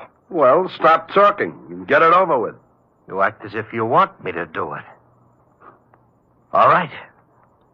Edson, Spade, clear out of here. Gosden, use your head. I said get out of here. Now go on. Okay, but don't take your eye off him. He's got a gun in his pocket. Don't worry, I won't. You were working for him. Working for him all along. Everybody was. No, now listen to me. He wanted you to kill him. He doesn't care about himself. He just wanted you to be put away for murder. Spade, this is our affair, not yours. Now, look, both of you shut up and listen. This is a tough thing to try to settle something that's been boiling up in you, Moffat, ever since you can remember. You spent all of your grown-up life trying to get back at the wrong man. It appealed to some ironical sense of yours to carry out the Monte Cristo revenge story. Now, let me ask you this. You remember all about Monte Cristo and how he ruined the people who had ruined his life and how his father died heartbroken. But do you remember the end of that book? Go on. He found that he couldn't bring himself to revenge the wrongdoings of families on their innocent children. That reads good in a book, but I don't feel that way. Well, maybe you will when you hear this. What? This man right here that you spent 20 years getting ready to ruin is not even a Gosden. Huh? What? He's an adopted son. Mr. Elwood Spade, Gosden adopted him from an Oakland orphanage on October 11th, 1907. I got the records to prove it this morning. I don't believe it. I would have known. Mr. Edson, you've always been the family lawyer. Isn't this true? It was a long chance that Edson would play along with it, but to bring it off, it needed the final clincher. Lawyer Edson looked at me, then looked at Chandler Gosden. He gulped and licked his lips. It's true. It's true, Chandler. Adopted? Your father never wanted you to know. Chandler didn't move. He just stood there stunned. But Barney Moffat sank down into a chair and buried his head in his hands. Edson and I looked at each other and waited. And finally, Christoph looked up and spoke. Start the meeting. Mr. Edson? I hereby declare the annual stockholders' meeting of the Gosden Company open. Mr. Gosden? I don't care what happens now. I bow to the majority stockholder. Oh. Mr. Christopher... I beg your pardon, Mr. Moffat? As the majority stockholder, I vote that the chairmanship of the Gosden Electrical Corporation remain as it has for the past 20 years with Chandler Gosden.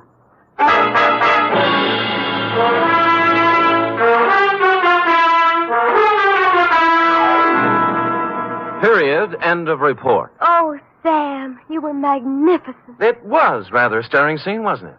I was good. But it was superb. It really was. Mm-hmm. Did he sign over the stock and everything? Oh, he did indeed. Oh. Sam, do you think the world will ever get to a time when everybody has all he wants? And instead of trying to get more, everybody spends his time just trying to enjoy life? Well, you know best, Effie. Do you really believe that, Sam? Well, you've got to believe something. It's better than nothing. I guess. I have a theory, too, Sam. Well, spout it out. Well, If everybody in the world picks somebody else to be nice to, there'll never be any more trouble anywhere. How do you figure that? Well, before you can be nice to somebody, you have to think nice thoughts, see? And once you start thinking nice thoughts, well, you can see how silly the bad ones are. Effie, come here. You know, I might just put you up as a candidate for a chair of philosophy at Columbia. Oh, Sam. I know who you picked out to be nice to. Me. True? And I picked you.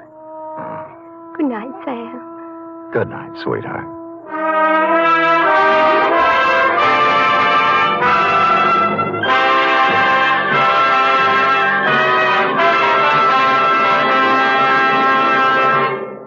The National Broadcasting Company presents The Adventures of Sam Spade, Detective.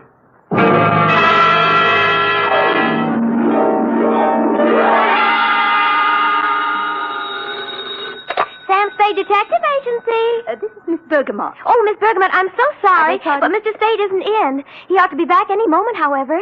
That is, if you wish to employ him. This is his secretary, Miss Perrine. Well, as a matter of fact, Miss Perrine... Oh, he'll be available, I know. The matter he's attending to is purely routine. What he calls a humdrum number. Humdrum? Well, it's a private detective version of babysitting. You see, all Mr. Spade had to do was sit on a chair for 24 hours. And that's why I say he'll be back any minute. His last words to me were, take anything. So if you desire his services... I do not desire Mr. Spade's services. As a matter of fact, he's using mine. What? I'm his nurse at the Harbor Emergency Hospital. Nurse, another shot. Please, this time, bourbon. Slide quietly, Mr. Spade. He's coming along quite nicely. The bullet didn't enter the cranium at all. Bullet? Cranium? Both. Mr. Spade wants to... But I refuse, nurse. I refuse. But, Miss Nightingale, I am. F. Wonder Girl. Sam. Oh, Sam! Dry those big brown eyes, Cherub. Fluff up the sofa and spread out some lamp for me to lay my poor bullet-ridden head on. In practically no time at all, I'll be staggering in to gasp out a humdrum report on the Kimberley Cross Caper.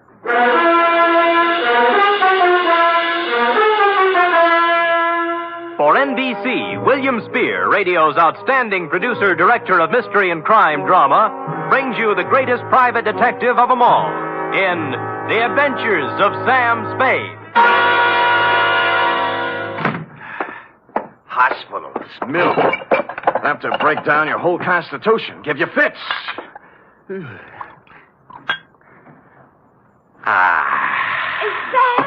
Who else? Oh, Sam. You look like the drummer man in the Spirit of 76. Nothing. As you know, Angel, no profession is without its hazards, least of all this tawdry one of ours. Well, sit down now. Oh, yes, Sam. Now, may I put my poor wounded head in your lap? Oh. Comfy? Mm-hmm. Oh, poor Sam. They're stupid, too, honey. Let's see now. Hey, new feeling. I too, huh? Date, fill it in to G.J. Runcible, claims manager, Sunset Indemnity Company, from Samuel Spade, license number 1375596. Subject, the Kimberley Cross Caper. Dear Mr. Runcible. It's just as well for private investigators that we have no way of knowing, by the way a job starts, how it's going to end. I remember once I went beating the bushes for a mad dog killer and ended up playing Monopoly with him in a hotel room for 6 hours. And I remember, too, the time I agreed to take a box of homemade candy to an old lady, wound up with a double murder and a case of arson. Yours, Mr. Runcible, belong to this species. Spade. G.J. Runcible, Sunset Indemnity. You available? Maybe. What'd you have? Are you or are you not available, Mr. Spade? Answer yes or no? Yes. Yes. How much? 50 a day. Expenses, and... right. Got a job for you next 24 hours. All you got to do is sit on a chair and keep your eyes on something beautiful. Sounds keen. Might call it a babysitting job. Oh, who is she? Kimberley Cross. Pretty? Like $250,000. Oh, rich, too, huh? She's on exhibit at the Bergendorf Galleries on Sutter Street. She's on exhibit? Get over there right away. Well, I'd better. Check with Mr. Bergendorf personally and then see Johnny Stroud, our company man. He'll give you instructions. Fine. Now, why don't you tell me what we're... Hello? Hello? Always happens on page 6.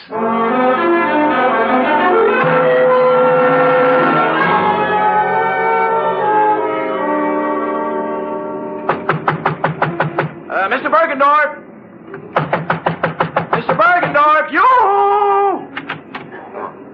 Sorry, sir. The exhibit officially does not until 9 a.m. begin. As you see... It's 8:45. I won't charge you, Mr. Bergendorf. I won't charge you. You can bring out the baby any time now. Mr. Runcible of the Sunset Indemnity sent me. Here's my credentials. Mr. Spade, you are? Mr. Spade, I am, yes. Now, what's with this Kimberley cross? To a single-horse gallery such as mine comes such an honor only once. Yeah. Today only Bergendorf's is with Tiffany's in the same class. Mm-hmm. Here. Huh? Is picture of Kimberley cross. Yeah? 14 stones, all blue-white. 8 down, 6 across. Total, $268,000 plus 20% tax. Oh, jewelry. To call this jewelry is to call Elizabeth Taylor a garden variety tomato. Yeah. Is a crown jewel from Thuringia, Mr. Spade. Really? Is part of estate of a dead duke. Is price tag $268,000 plus 20%. Yeah. Where is it? Involved. Time lock. Comes 9 o'clock on the nose, she opens. Then... Yeah, the exhibit begins. Yeah, there's a company man here from the insurance outfit, isn't there? Johnny Stroud. Oh, where is he? He's working concealed. Oh? This man Stroud undercover. Clever stuff, huh? You see, parked at curb across the street, one autobus. Oh, yeah. Department of Public Health, City and County of San Francisco. What, Anti-tuberculosis campaign. Pardon? Is giving to public for free gratis 1 X-ray per citizen for chest cavity. Oh, chest X-ray. Handily parking opposite the Bergendorf Gallery, so inside Mr. Stroud can take for himself a plant. Get it? Clever. The free gratis autobus for chest X-rays was a square-end job, complete with reception compartment, X-ray machine, and attendant. The latter a sincere type with horn-rimmed glasses and white-starched blouse. I use the word sincere advisedly, since he was at the moment doing a selling job on Johnny Stroud. You know what I always say, Stroud? What do you always say, George? You never can tell about a cough. You never know. Yeah, you see right there. I got a cold. Maybe. 8 to 5, it's only a cold. But 5 to 8, oh, let me take the picture now. No charge, no pain. No dice. Go away. Oh, Spade? Yeah. Good. Come on in. The boss said he was sending you up. Plenty of room back here. You realize you're standing right in front of my X-ray machine? We'll move when you get a customer. Customers, yes. Where are they? Where are those chests? If people only knew that 8 to 5 it may be a cold. Then Did Runcible brief you on this, Spade? Yeah, it was brief, all right.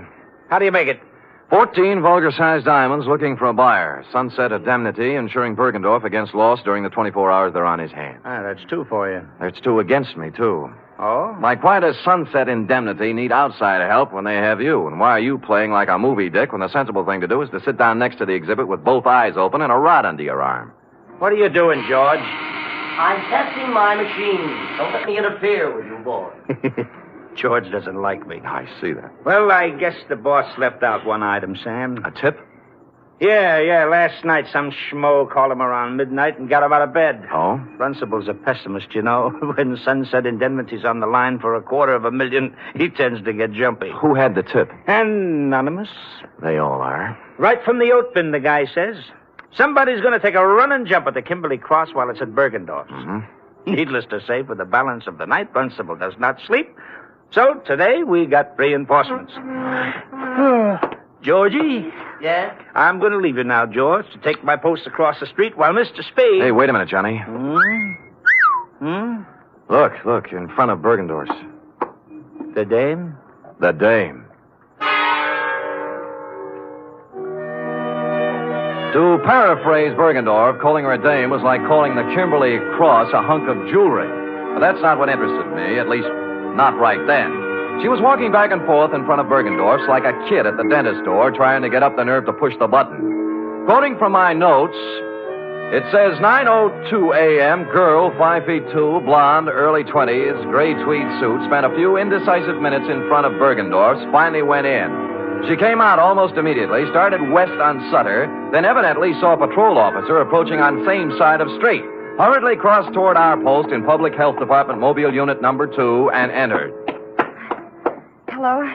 Well, good morning. Am I too early for the, Oh, you're just in time. First customer of the day. Let's see now. Name? Martin. Martin? First name? Bernice. Address? 826. She wasn't a very good liar. While she was telling him her name was Bernice 25. Martin, she filled with a leather handbag with the initials PC on it, big enough to read from across the street. George filled the form out, then moved her around to the machine. By now, the cop she was ducking had walked by and turned the corner. Shall I? No, it won't be necessary to take off your coat. Is this all right? That's good. Stand right there. Hold still now. Take a deep breath. Hold it. There. That's all there is to it. You're doing a wise thing, lady. You think so? Certainly. 8 to 5, it's only a cold, but 5 to 8, you never know. Here's your stub with your number on it. We'll notify you in a few days. Thank you. Thank you.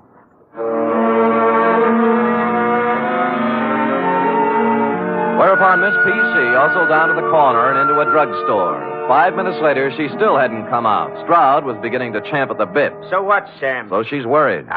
She's ducking cops. She's using a phony name. Or her girlfriend's handbag. Look, I'm going. Hey, wait a minute. I'm sure I've seen her somewhere before. Where? I don't know, but I think it was around headquarters. Now who's playing movie, Dick? Look, it's 10 after 9. I'll go over and settle down next to the vulgar diamonds, and you make yourself comfy with Georgie. If I get busy, out you go, Keep pal. your eyes on the customers going in and out. There's a good loud burglar alarm over the door there. You can hear it a block away. You see what I mean? It's good and loud. Holy cow. Stroud took the gallery, and I set sail for the corner drugstore, pulling up in 20 seconds flat. She was gone, of course. The druggist was at the fountain, mixing a Coke, which he spilled when I reached across and grabbed him by the lapels. Blonde, you say? Yeah, young, gray suit. I told you, Jack, she just came in here. I know. What do you want to know about her? What'd she do, telephone?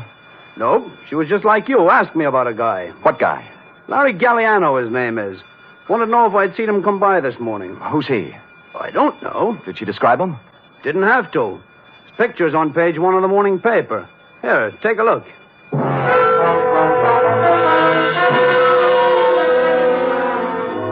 It was no time to dawdle, but I gave it 10 seconds. Larry Galliano, a one-time gas station stick-up artist, had just been released from Quentin after doing 5 years. On the way across the street to Bergendorf's, it came back to me where I'd seen her, standing outside the courtroom, crying when they sentenced him 5 years ago. Over here, Sam. Yeah. Oh, no. Bergendorf, huh? Yeah, shot from behind. The stones, needless to say. Sure. Maybe you were right about that day. No, she didn't have time. Someone was hiding in here waiting for Bergendorf's to open up this morning. How'd you get out? Well, there must be a back door in this joint. I'll check it.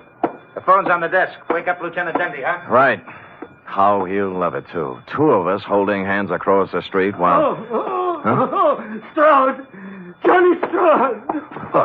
Look, it's me, Bergendorf, Sam Spade. Stroud? He's checking the back door. Who did it? Oh, double-crossed me. Wanted it all. Who? Who you talking about?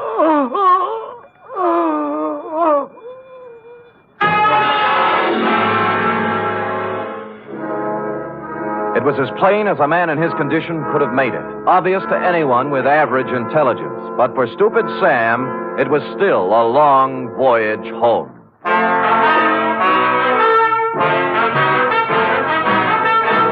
You are listening to the weekly adventure of radio's most famous detective, Sam Spade.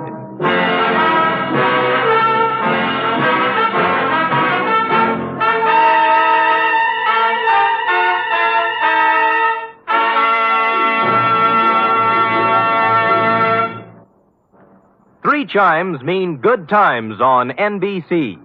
There's music for you tomorrow on NBC with the distinctive 4-keyboard styling of the First Piano Quartet. This widely acclaimed and unique musical organization brings you a melodic blend of classical and light classical selections in 4-part harmony every Saturday. And tomorrow there's also a 1-hour concert by the NBC Symphony Orchestra under the baton of Walter Duclos. Featured in tomorrow's symphony performance are works by Sibelius and Schumann. It's the best in music every Saturday with the NBC Symphony and the First Piano Quartet.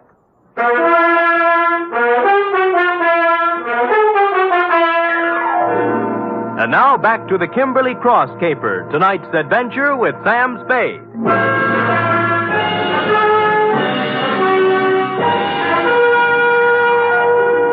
It was a dirty, selfish trick, but I left Johnny Stroud at the Bergendorf Gallery to play Porchese with Dundee and Company, knowing in advance pretty much how the patter was going to run. Then called the Chronicle and found the picture of Larry Galliano had been taken yesterday as he walked out of a flea bag on Mission Street called the Aeolian Hotel. You're, Galliano? Yeah. Sure. I know him. Stayed here night before last. Until I found out about him. Oh, found out what? That he was an ex-con. Wow. This here's a respectable house, mister. We don't cater to felons, misdemeanors, or any other members of the Demon. Demon? Yes, indeed. So, when I found where Galliano come from, why... Yeah. Now, look, did he give you a forwarding address? I don't know. Let me see, son. Yes. Oh, yeah. Christopher Apartments on Jones. Say, you're in luck, young man. Yeah, my girlfriend's a landlady over there. Now, looky here. Don't you sweet talk her now.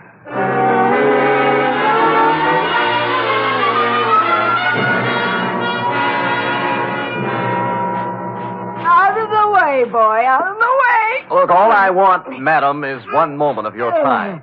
I already told you, boy, I don't know no Galliano. Never heard of him. Stop! I don't want to hear from him. Yeah, well, wait a minute now. Will you just take a Not look at... one side, boy, one side. I got four more right there, sweet. I ain't no time for Well, anything. Mrs. Landlady, I'm afraid you've lost out. What? Yeah, you were in line to win a bagless vacuum cleaner, you know. Wait a minute, Curly. Wait a minute. What you want to know, bud? Yes. Well, this Galliano just might be using another name. Now, this is his picture right here. Oh. Yes. Now, I will rephrase my question. Has he been around? Nope. I see, landlady. Well, do I win? Oh, I am sorry, but stand by for the giant jackpot. Is it electric?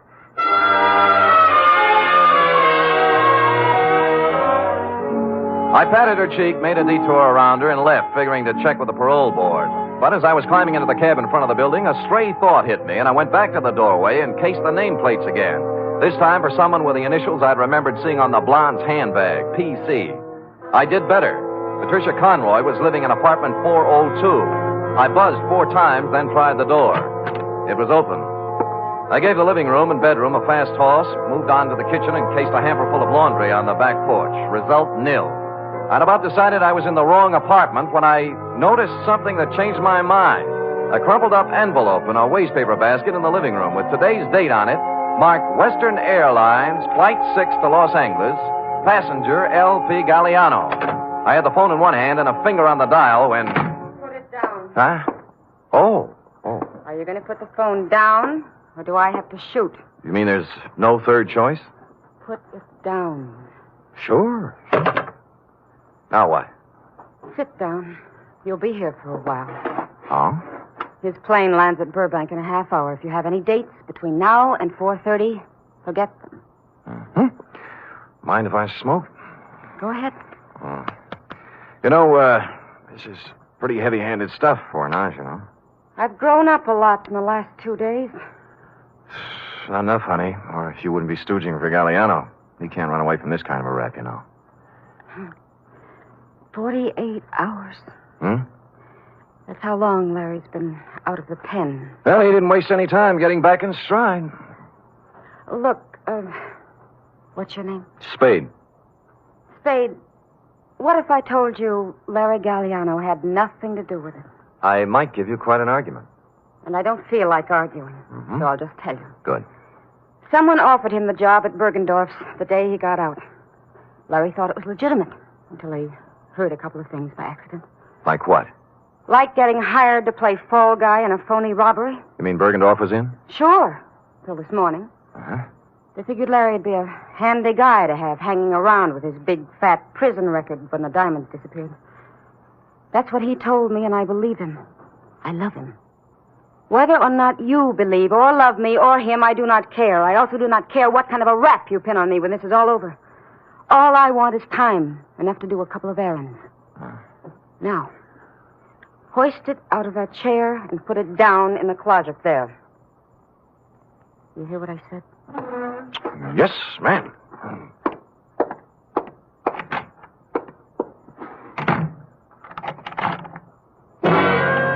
I was wrong. She was no ingenue. Happily, the closet had a light in it, so I settled down on a hat box and read some old copies of Mademoiselle until 5:30 when I heard the door close. What with soundproof outside walls, no window, a double slab door with a lock she thoughtfully filled with gum, it was almost 7 when I got back to my office. The next move, of course, was to call Lieutenant Dundee and wise up the Los Angeles police on Galliano. I picked up the phone and put it down 4 times. There was no use kidding myself. The yarn she told was pretty wild, but there was something about the way she told it. And I believed her. In here. Yeah. You remember me this morning? Oh, George, yeah. the technician from the X-ray mobile unit? Yeah, George, what's on your mind? Funny thing, that girl, 34 chest, you remember the blonde? Oh, yeah, I remember her very well, George. What about the blonde? Well, I tried to call her. Operator says there's no such number, and the company has no record of a Bernice. She was using a phony moniker, George. Her name's Patricia Conroy. Now why would she do that? Well, a girl's got to be careful, you know. She does, for sure. How come? How come? I kind of took an interest in her case, you know. I rushed the pictures through as soon as we closed up tonight. She's an incipient case. Oh? Yes. I wanted to wise her up right away. You see, here. Oh. This is... No, this one's Johnny Stroud. I took it when he wasn't looking. Told him I was testing. He was right at that. Nothing wrong with him. But I always say you never... Yeah. How about the girl? How about the girl? Cold. Oh, yes. Yes. Here, now, look. You see this shadowy part here? Yeah? Hey, wait a minute. I wasn't looking at the shadow part. I was looking at something at the left side of the picture, right where the inside coat pocket would be. The clear black outline of the Kimberley cross.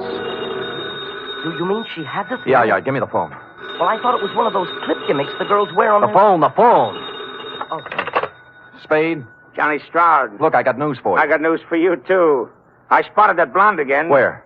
In a bar on Kearney Street. Talking to guess who? You mean Galliano? Who's he? Never mind. Who was she drinking with? Papadopoulos, the biggest jewelry fence on the coast. Where are you now? Outside her apartment. Jones near Post. I think the number's... I'll be up in 5 minutes. Look,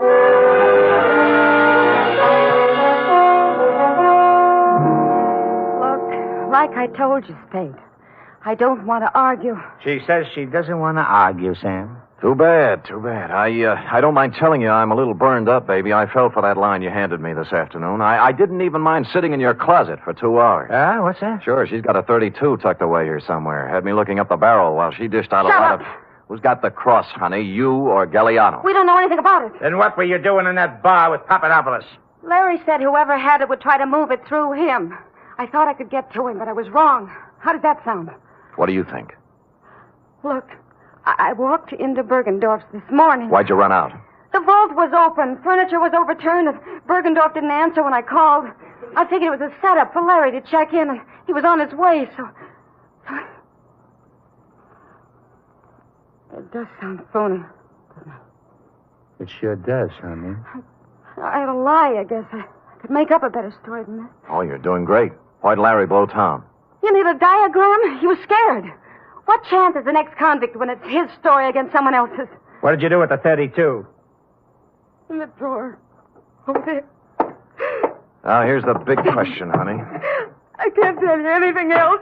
Where are the diamonds? How do I know? How do I know? Look, you're a real modest girl, Patricia. As a liar, you're sensational. I'm not lying. Oh, believe me. You had the Kimberley cross in your inside coat pocket when you came into the wagon this morning. What are you talking about? I'll get it. The X-ray, baby. Take a look. You asked for a diagram. There it is, in your inside left pocket. Oh, wait a minute. Hello? Mr. Spade? Yeah? This is George, the technician again. This is all wrong. Hold it, George. Let me see that. I don't have any inside pocket. Look, I'm wearing the suit right now. Hold it. George, what is it? Well, I got to worrying about that print of Miss Conroy's, the incipient case, 34 chest. Yeah, what about it? I called the lab and they checked again. It's a mistake, Mr. Spade. A switch. It belongs to someone else. Who? Johnny Stroud. Oh. Oh, well, George, you won't have to worry about making more extra prints. What? The ones you have will do. Huh? Yeah, thanks. Thanks a lot, George. George is getting worried. Extra prints? Yeah, I had him run off a batch. Evidence, trial, DA's office, you know. Now, let's take her in, huh? Just a minute. This is crazy. I have no inside pocket. How You wouldn't argue with a picture, would you, honey? Give me the gun, Johnny. We'll take her in together. No, wait. I want to settle something else. Johnny, you're pointing that thing at me. It might go off. Yeah, it might have that. What's eating you, Johnny? I know what's eating him. He's... Shut up. You aren't a very good liar either, are you, Sam? There aren't any extra prints. Well, there's always George. In a couple of hours, there won't be any George. Now you don't.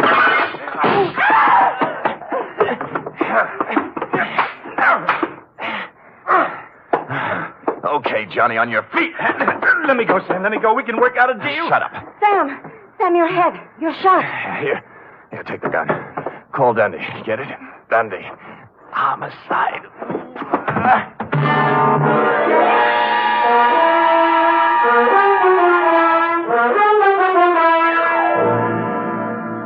And the next voice I heard belonged to cool, brisk Miss Bergamot of the Harbor Emergency Hospital. Period. End of babysitting session. How intrepid, Sam. What's your wound? Nothing, sweetheart, nothing. As Hopalong Cassidy always says in Reel 6, don't worry, honey, it was only a scratch. Now... Wait. Can't you get up without moving your lap? No, but Sam, there's one important omission. Oh? The Kimberley cross. What did Stroud do with it? That cherub is an intramural affair between Stroud and Mr. Runcible. While, as you know, this report is an affair between you and the portable. Oh. Scoot.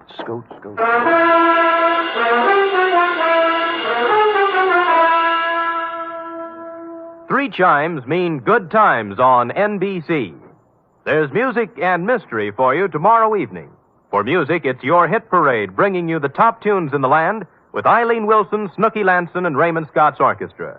For mystery, it's The Man Called X, starring Herbert Marshall as an intrepid adventurer in international intrigue who travels wherever there is mystery, danger, and romance.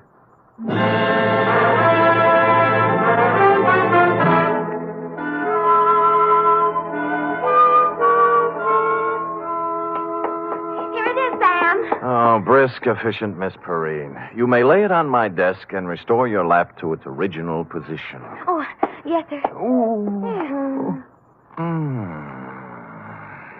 Comfortable, Sam? Loving every minute. Sam? Yeah? A girl can't help wondering sometimes.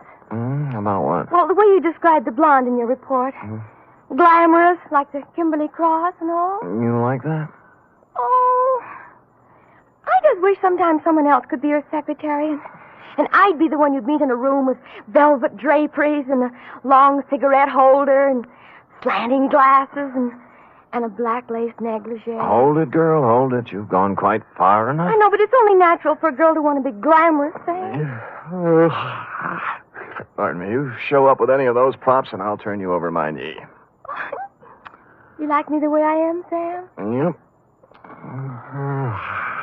Why is it always this way? Just when I think I'm getting somewhere, I find myself saying, "Good night, Sam." My sweetheart.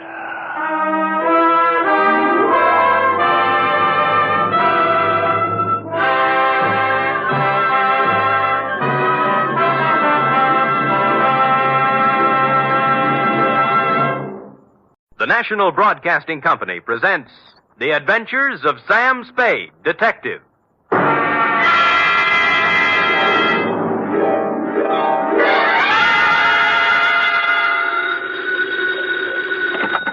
Sam Spade Detective Agency? Me, sweetheart. Oh, Well, that's a warm reception if I ever heard one. I'm here at my post, Sam, ready to do my duty. All right, let's have it. Have what? What have I done? Well... Come on. Sam, who was that lady I seen you with? What lady? What lady? Sam, for your information, there was a 5-column picture on page 1 of the Chronicle showing you with your arms around... The redhead? Yes. Ah! It means nothing to me as a person, Sam, although I am a redhead myself. But I feel there are certain standards of publicity and agency of our stature. Angel, if you'd bothered to read the caption under the picture, you would have learned that my arms were around this other redhead to keep her from braining me with a paperweight she picked off Dundee's desk. Oh. Yes. So take my picture back out of the drawer, and while you're at it, grab the book and pencil. because I'll be right down with a somewhat lengthier explanation entitled The Sinister Siren Caper.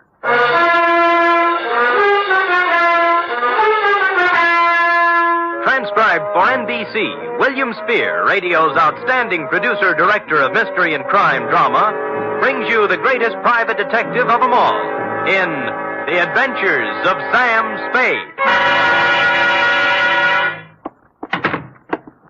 Oh, a red-headed woman made a fool out of me. Effie! Miss Perrine. Oh, yes, sir. I was just... Well. Why, Sam! What a pleasant surprise. Oh? No black eyes. What? Hair comb, suit press. Yes, frayed, but tidy. How do you explain this, Sam? Well. I'm so used to you coming in with... Battle scars? Uh-huh. Among other things. How do I explain this? That woman is a Q if I ever heard one. Are you, Ready, Sam. That's all. That's my girl. To Mr. Donald Stryker, Bellhaven Apartments from Samuel Spade, license number 1375596. Subject, The Sinister Siren Caper. Dear Donald, business was terrible, and I blame the weather. Sitting in my office with my feet on the radiator and the paper on my lap, looking out on the 48th consecutive day of rain, I was seriously contemplating moving my place of business to a warmer clime, where people could get out in the sunshine and into trouble. The only item of possible interest in the paper was the story of the escape of one Artie the actor, a convicted bank robber who apparently didn't much care whether or not it was raining when he busted out of the city jail. I had reached the part about some good friend and true smuggling Artie a set of keys when something prompted me to look up. And that, Mr. Stryker, is how I found you. Mr. Spade? Yes, sir? I am Donald O. Stryker. Stryker.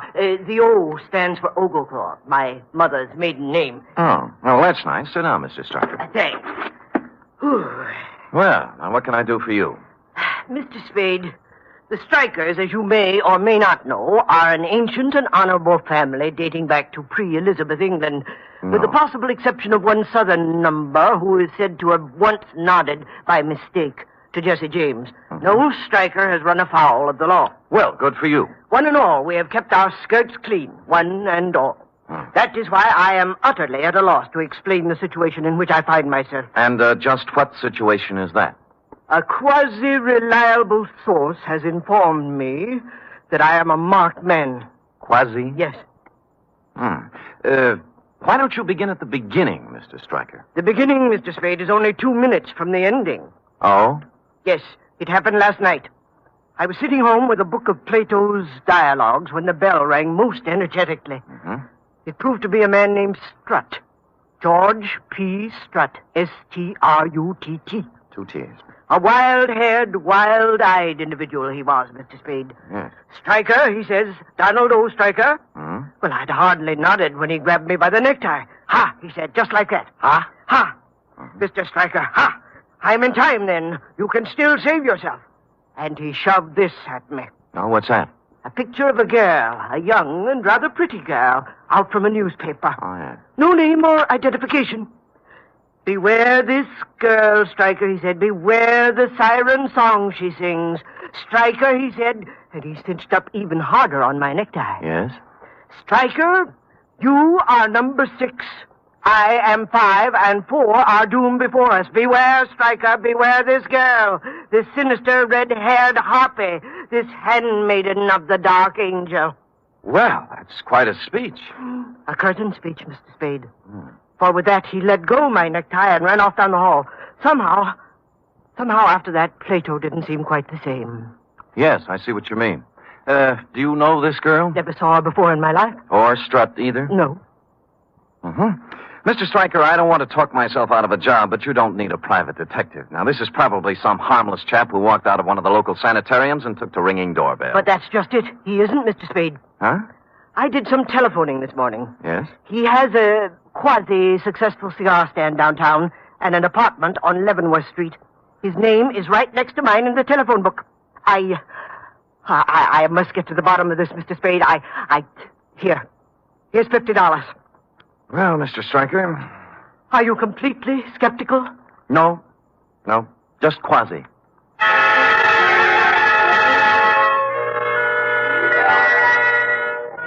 And with that, we formalized our agreement on one of my quasi-legal contracts, and I promised to call you instantly if anything turned up, and you departed, still in a quasi-quandary. Sticking the newspaper clipping into my wallet, I hopped a cab and went to Strutt's apartment on Leavenworth.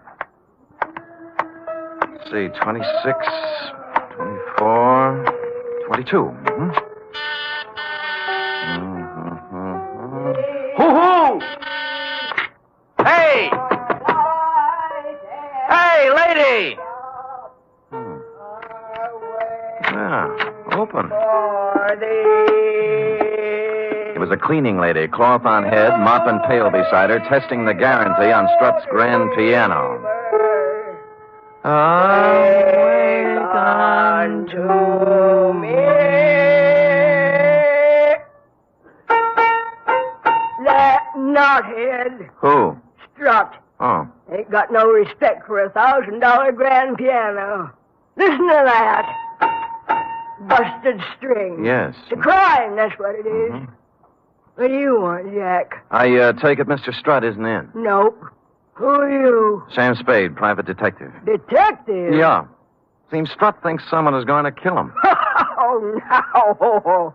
When did he dream that one up? You got me. You know him very well? I've come here twice a week for 15 years. You want to talk, Sam, you'll have to follow me around. Okay. Gotta get a wiggle on. Come on now. I'll get a wiggle on. You think he was dreaming it up, huh? Now, let me tell you about George Strutt. Yes. Let me put that bucket down. Out, please. Oh, there. sorry. He is 68 years old, to my knowledge, and in them 68 years, one important thing has happened to him. He was born. Oh. George just reads too many cheap books, that's all. Well, no girlfriends? No.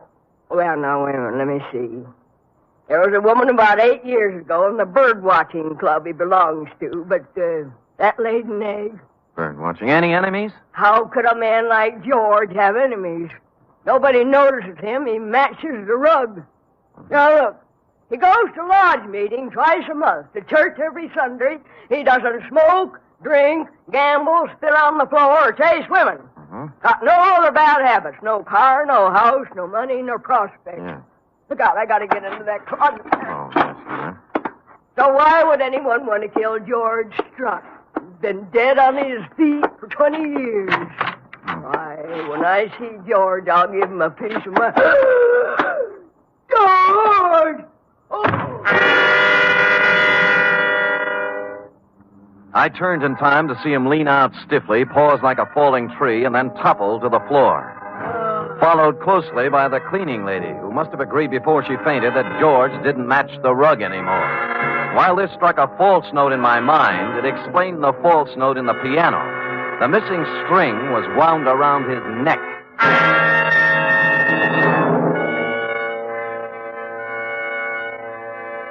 I dragged her into the bedroom and managed to get her onto the bed by making 2 trips. Then I called homicide.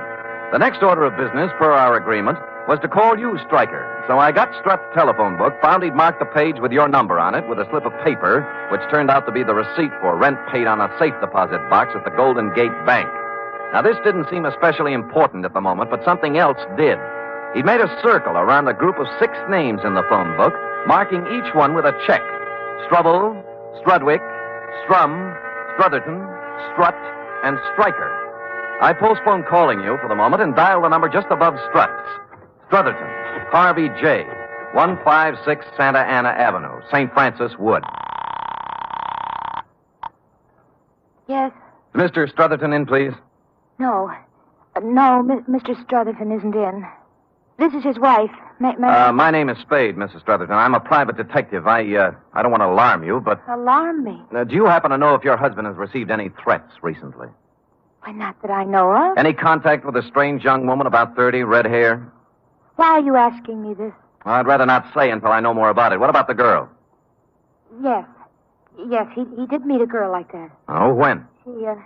She came to the door one night about a week ago. Said her car was stalled down the street a ways. Harvey went out to help her. They were gone about a half hour, and then he came back. Well, did he tell you anything about it? No. Just that he'd gotten her started. Uh-huh. Is he a mechanic, or...? He was a lawyer. Was? Harvey is dead, Mr. Spade. His car crashed through a rail on the Skyline Boulevard night before last. Burned. I just been to San Mateo to identify the body.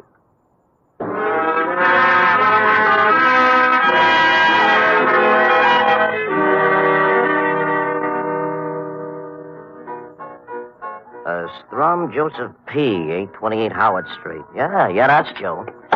There's your bin. Thanks. You know Joe pretty well? I might not. Why? What do you mean you might not? This is 828 Howard Street, isn't it? The number's over the door. Don't you like me, bartender? What's eating you about, Joe Strum? Look, you see this?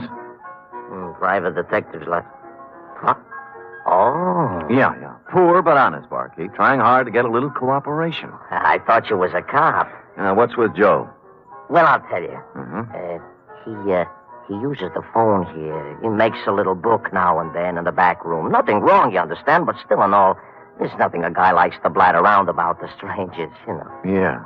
Any idea where he is now? Well, that's a pretty hard thing to say where Joe is at any given time. Oh. Even when Joe's acting normal, which at present he isn't. Oh, why not? Well, like all bookies, Joe does not have a heart. But if he had one, I would not hesitate to say Joe was in love. With a red-headed dame about 30. How did you know? Here, look at the picture. Let me get my glasses. Oh. Glasses. Yeah. There they are. This is the dish. You know her name? No. Joe has made no formal announcement as yet, but the word has gone around he is giving 8 to 5 he will marry her, which for Joe is a sure thing. Last Friday it was when I seen him last. They sat up to the bar here, and the two of them talking at some length about things I have never heard Joe discuss before. Like what?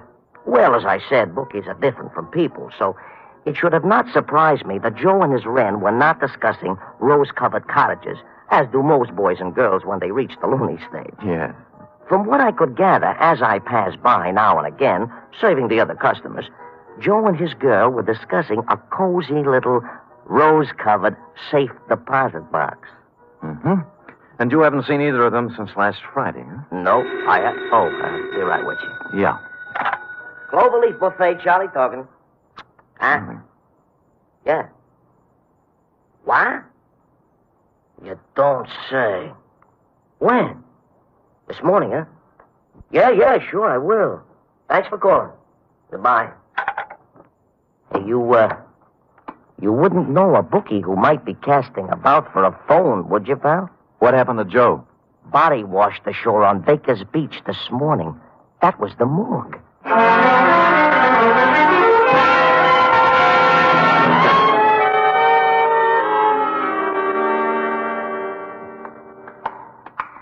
I know what you mean, Sam.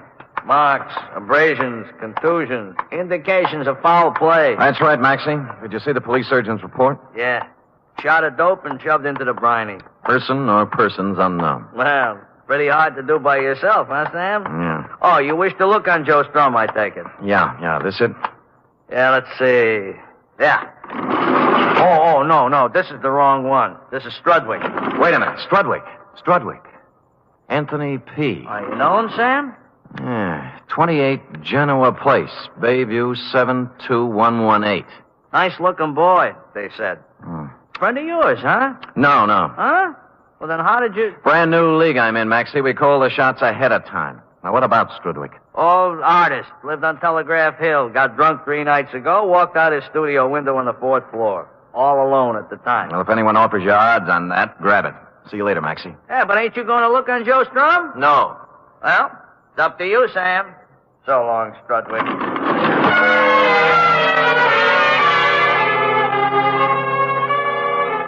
Top man on the totem pole was James A. Struble, a barber who lived on 18th Avenue. I called, no one answered. So I made what by now had become the obvious deduction.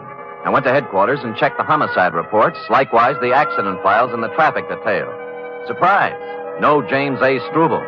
So I switched abruptly from the S's to the D's and called on dear, patient, understanding Lieutenant Dundee. Who's Who's going off half-cocked? You. If you weren't such an idiot, you'd see what I'm talking about. No, listen, Sam, I'm no green pea. I've been kicking around homicide for 30 years. Long enough to know you gotta have a motive to build up a case. Yes. How can you stand there and tell me a red-headed dame opens a phone book, draws a ring around 6 names, and then runs out quick and knocks them off? I didn't say that. Ah? And why do you want me to put out a general pickup on James A. Struble? Because if he isn't dead right now, he will be. Oh, the dame? Dundee, no dame could strangle a 6-foot man like Strut with a piano wire. She's working with someone. Sam, I love you, believe me, but try to see my side, will you? So I put out a general on Struble, and we pick him up, and he screams. And the chief hauls me in to ask why. And I tell him we put the pinch on Struble because his name is ticked off in somebody's phone book. Why... Hey, who are you? Lieutenant. I want to see the lieutenant. Hey, is he drunk? Well, ask him. Oh, yeah. What's your name? Struble. James A. Struble. I want to report a murder. Or who? Me.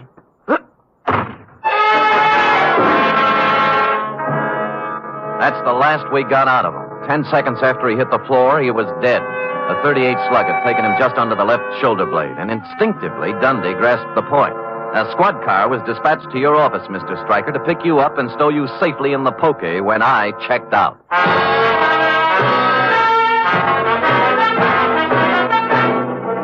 You are listening to the weekly adventure of radio's most famous detective, Sam Spade.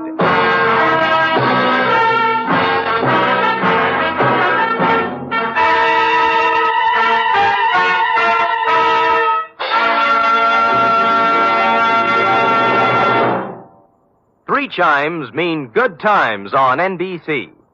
This Sunday, the glamorous and very unpredictable Tallulah brings you another gala broadcast of The Big Show. Among Tallulah's guests for this Sunday's Big Show are Fred Allen, Eddie Cantor, Phil Baker, Eddie Fisher, and many, many more.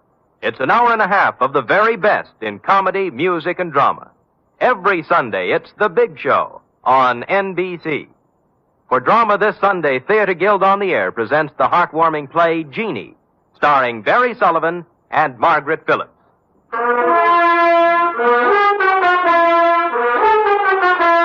And now back to the sinister Siren caper, tonight's adventure with Sam Spade.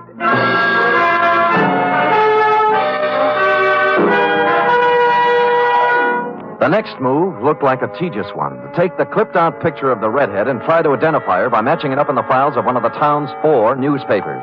I'd gone a half a block when someone saved me the trouble. It was the bartender. Sam, I got news for you. Where can we talk? How about the Blue Fox? Okay, I'll meet you there in 5 minutes. Wait a minute. Why can't we talk here?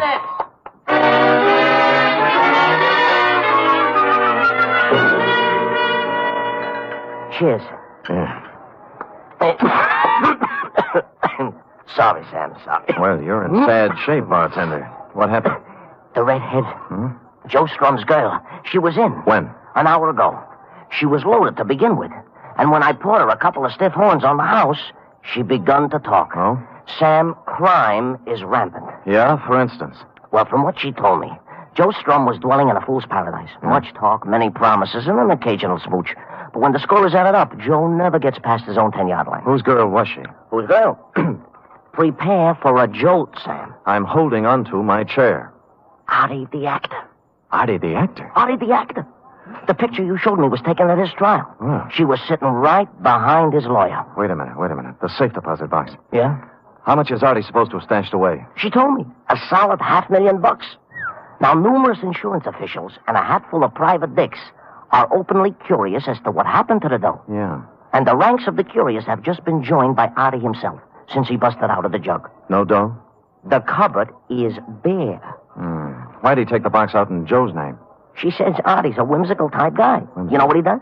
What? He flips the phone book open when they pull into town with the dough and picks himself 5 names in 5 banks. 6 names, you mean? No, 5, she says. Well, Stryker was on. Huh? Never mind. So Artie figured with the money in 5 different legitimate names, it couldn't be traced to him if he got tapped, huh? Which he does get. Tapped. And convicted besides. Now, the dish looks upon Artie as in the deep freeze and hustles around to each of the 5 guys with a proposition. So? Hardy becomes wise to this and takes them up in order when he busts out. Cheers. Yeah.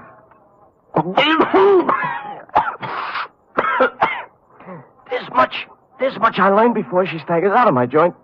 The rest I must leave for you to think. You can't drink, bartender. Occasional. Sam, if there is any other reward, though, floating around when the smoke settles, I will be at the Cloverleaf. It's only beer, you know. And if you run across an honest, hard-working book who needs a phone... Yeah, thanks a lot, Charlie. So long, Pat.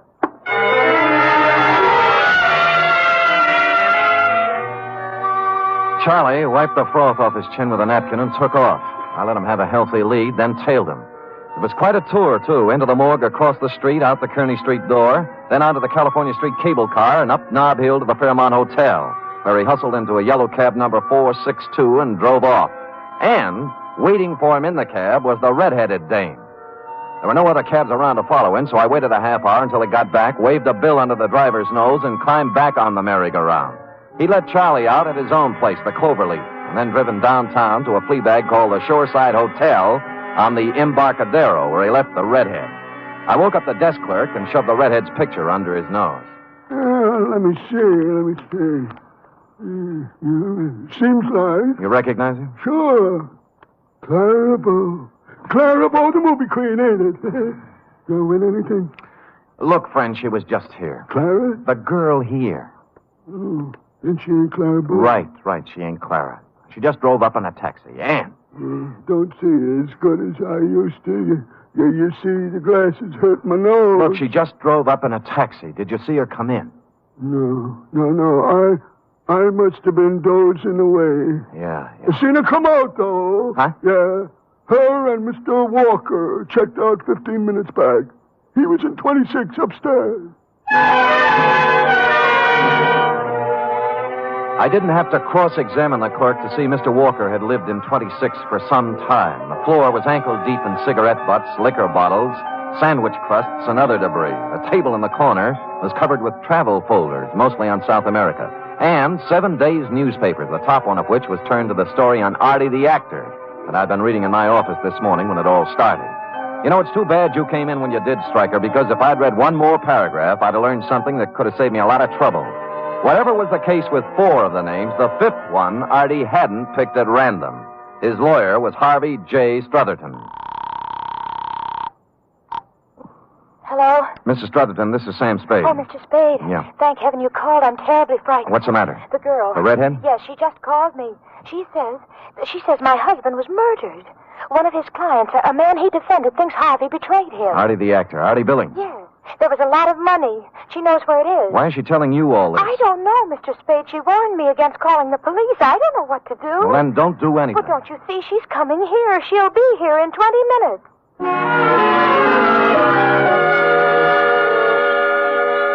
I made it in 15, left the cab a block away, and walked down Santa Ana Avenue to number 156.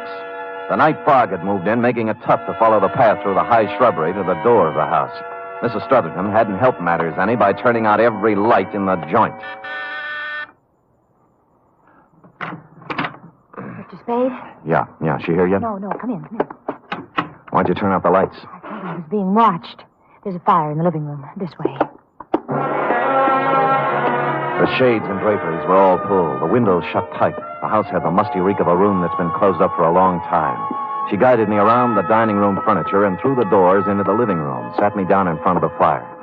Would you like some brandy, Mr. Spade? No, thanks. Cigarette? Yeah. Thanks. Tell me now. Tell me, I want to know everything. This man my husband defended. You know he's out of jail? I saw the papers. Why would he kill Harvey? After my husband did everything in his power to get him acquitted. Money. A lot of money. How much? $500,000. How about a match? Oh, yes, of course. I held back, and without thinking, she leaned over into the firelight. I saw Mrs. Strutherton then for the first time. It was the redhead. All right, hold it. Now, don't move. What are you This doing? is a .38, baby, at the back of your neck. Now, don't move. All right, where is he? I don't know what you mean. You heard what I said. Where's your husband? He's dead. The body you identified in San Mateo is Artie the actor. You and Harvey engineered the escape so you'd have a fall guy for 5 murders and $500,000. Now, for the last time, where is he?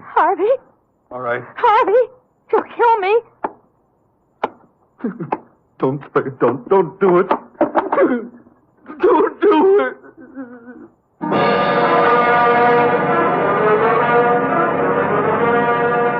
I didn't have to.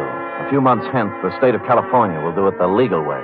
It was a long ride round Robin Hood's barn, Stryker, but you wanted to get to the bottom of it, so there it is. Period. End of report. Sam, what about the money? They're still looking for it, If. Harvey has thus far chosen not to talk, but Dundee hasn't really turned on the persuasion machinery yet. Who knows? Maybe he's opened the phone book at the P's and put his finger on Perrine, Effie. Oh, don't even think of it, Sam. I'll settle for $26.87, which represents the shortage in my check covering the period. Effie! What, Sam? Can I believe my ears? What? I look back upon the past 12 hours. How to keep our little organization together, to stave off the bill collector. Oh, Sam. I place my life in jeopardy, tangle with a murderess, use my poor, tired body as bait for her savage conspiracy. Sam, I'm sorry. Ferreting my way through morgue and crime-ridden alley to finally win the fight, and then to come home expecting a cheery welcome and to get instead scurvy innuendos and a bill for $26.87. Oh, forget it, Sam. Don't ever mention it again. I'm sorry. Well, that's my girl. Here. 10, 20, 5, 6, 7. $27. Now we're all square. Thanks, Sam. Thank you. Come here. Now you can bring me the 13 cents tomorrow. That's my boss. Good night, Sam. Good night, sweetheart.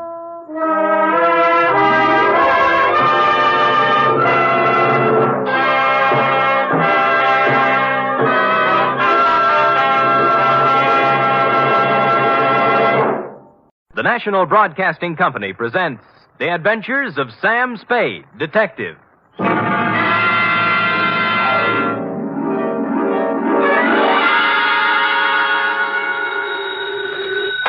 Sam Spade Detective Agency? Me, sweetheart. Oh, Sam. Now, F, all is forgiven, like I told you. How can you forgive me, Sam? I almost killed you. Well, why kick yourself, F? You would have done the private detective profession a great favor. Oh, don't say that, By Sam. removing from its rolls the only operative in San Francisco stupid enough to shake an apple tree for an entire evening trying to pick up an apron full of bananas. But they all can't come out right in the end, Sam. Ah, but you haven't heard the postscript, Angel. Postscript? Postscript, indeed. Batten down the hatches and warn all within earshot that they're about to catch Stupid Sam, the incomparable, in a new act.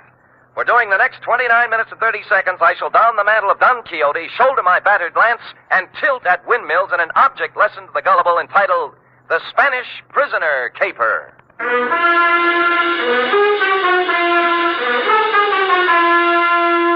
Transcribed for NBC, William Spear, radio's outstanding producer-director of mystery and crime drama, brings you the greatest private detective of them all in The Adventures of Sam Spade.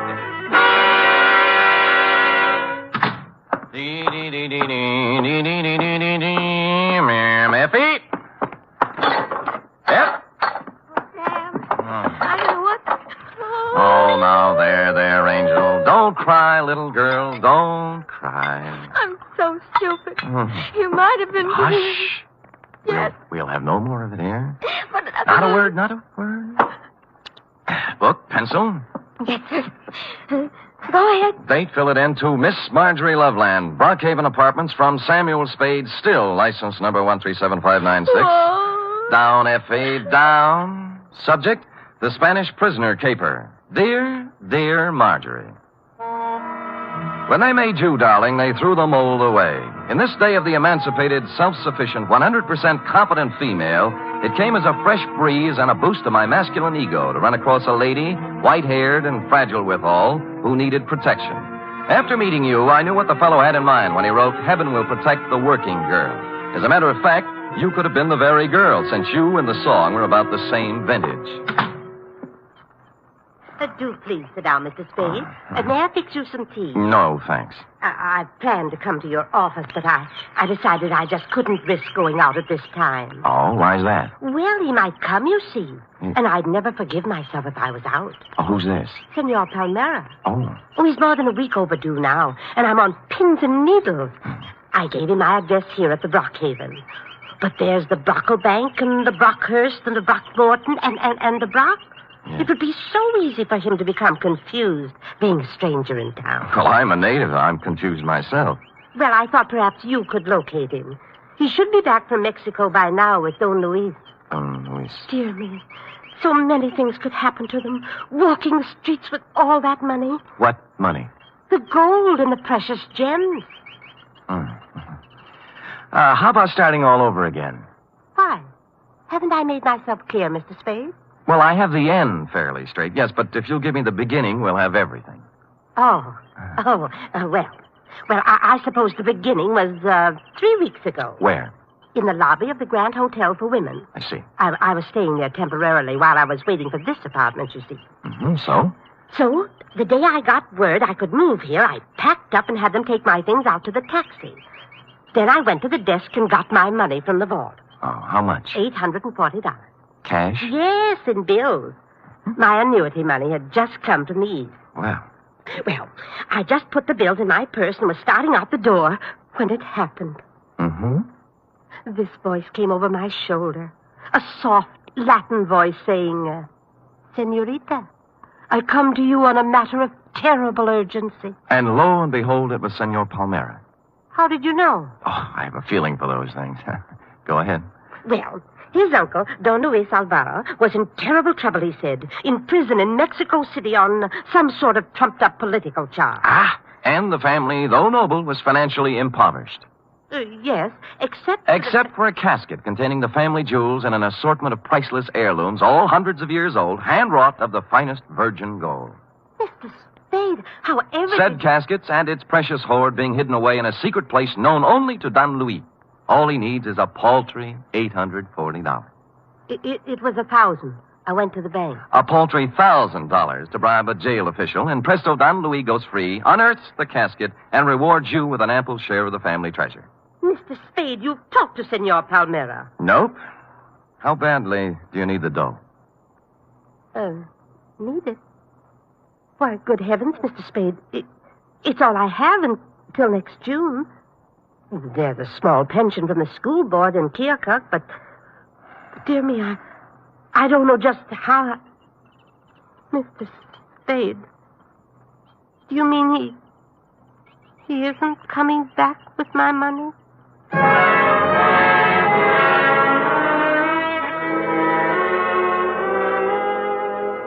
The truth of the matter, Marjorie, was that you'd fallen for the Spanish prisoner's swindle. A hoary old chestnut that goes back to the day of P.T. Barnum and before.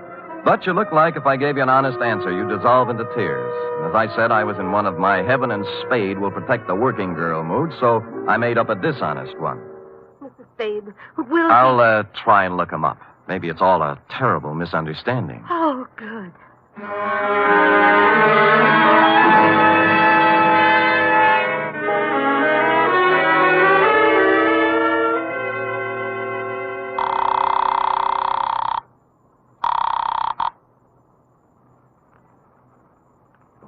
That's knit to and slip to, isn't it, Dorothy? Effie? Free?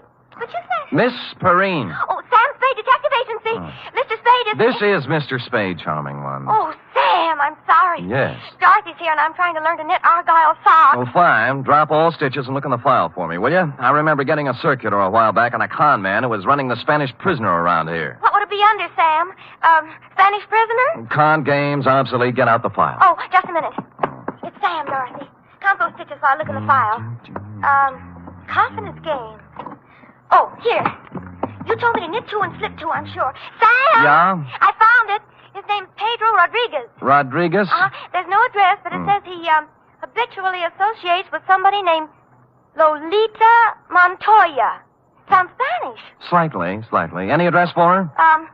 615 Mason Street. Fine. And that's all there is, Sam. Oh, golly, I'm so mixed up with these darn Argyles. Oh, what's so tough about that? Well, you ought to try it sometime. What row are you on? 27th.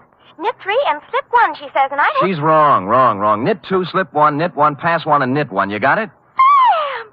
How versatile! Nothing at all. I've been going out with a gray lady.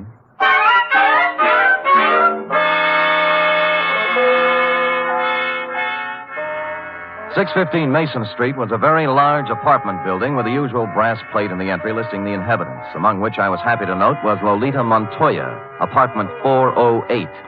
I picked up the house phone and pressed the button. Yeah? Telegram for Lolita Montoya. Lolita isn't here. Lolita? My Lolita? Who is calling? Just a telegram, Pop. Stick it in the box, eh? Money order. Somebody has to sign for it. But it may be important. I will take care of it, understand? Yes. Yes, I understand. Sonny? Yeah? Climb back into that cab I saw you get out of. Hustle over to Western Union and tell the president Lolita's on a vacation. Get it? Score for you now. Hello? Hello? Well.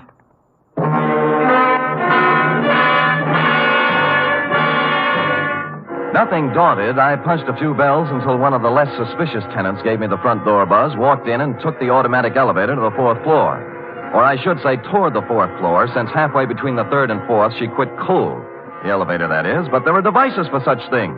I pushed the button marked emergency, and it took me only 50 minutes to get out, assisted by the janitor, the manager, and 12 tenants. The doors on the 4th floor, it seemed, had been carelessly pried open and held that way by a magazine carelessly stuck in the crack. Continuing my stealthy approach to 408, I found my man and his pal had somehow sensed I was coming and run off without stopping to close the door.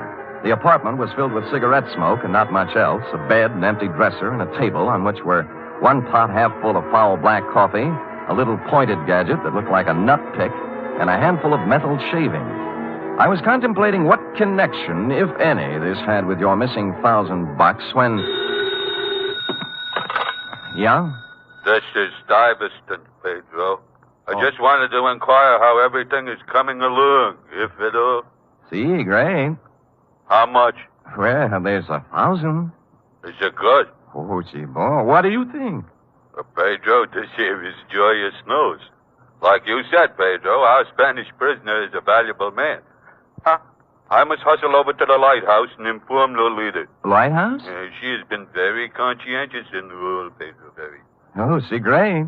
It's not every girl who would sell out her grandfather so readily, Pedro. Nope. We must not take Lolita for granted. I will give it a new rumble, and we'll see you tonight at Simplex. Right? See, right. Au revoir, Pedro. Au revoir? What au revoir? Oulé, Stevie.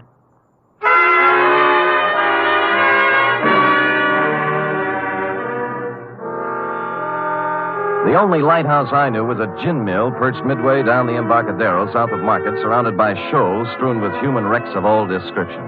A place you might find shell game men and carny grifters, but hardly a habitat for a con man smooth enough to work the Spanish prisoner. The lighthouse keeper, who looked like he'd retired from the sea after a losing battle with Moby Dick, was bent over a pinball machine next to the door. As far as I could see by the one light in the joint, it was empty. Get up, get up. Yeah, get up, get up, get up, get up. Oh. Too bad, lighthouse keeper. Yeah, what do you have? Well, beer when you're ready. Do you know Pedro Rodriguez? Yeah, worked for me once, a couple of years ago. I canned him. Why? He's a swab. Only honest nickel he ever made was when he was here. All right, get up, get up, get up, get up.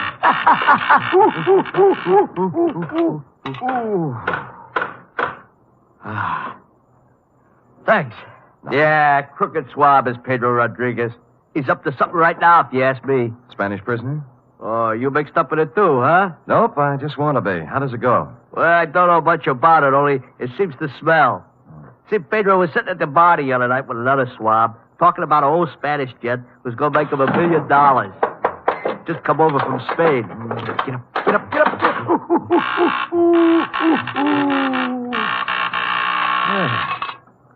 Nice shot. Body English, pure and simple. Yeah, so what about the Spanish jet? Well, I didn't hear no more about that. Hey, I'll tell you what you do. You ask Lolita about it. Anything Pedro is mixed up in, she generally knows about. Good. Where do I find Lolita? Let's see. I ain't sure whether it's the 3rd or the 4th.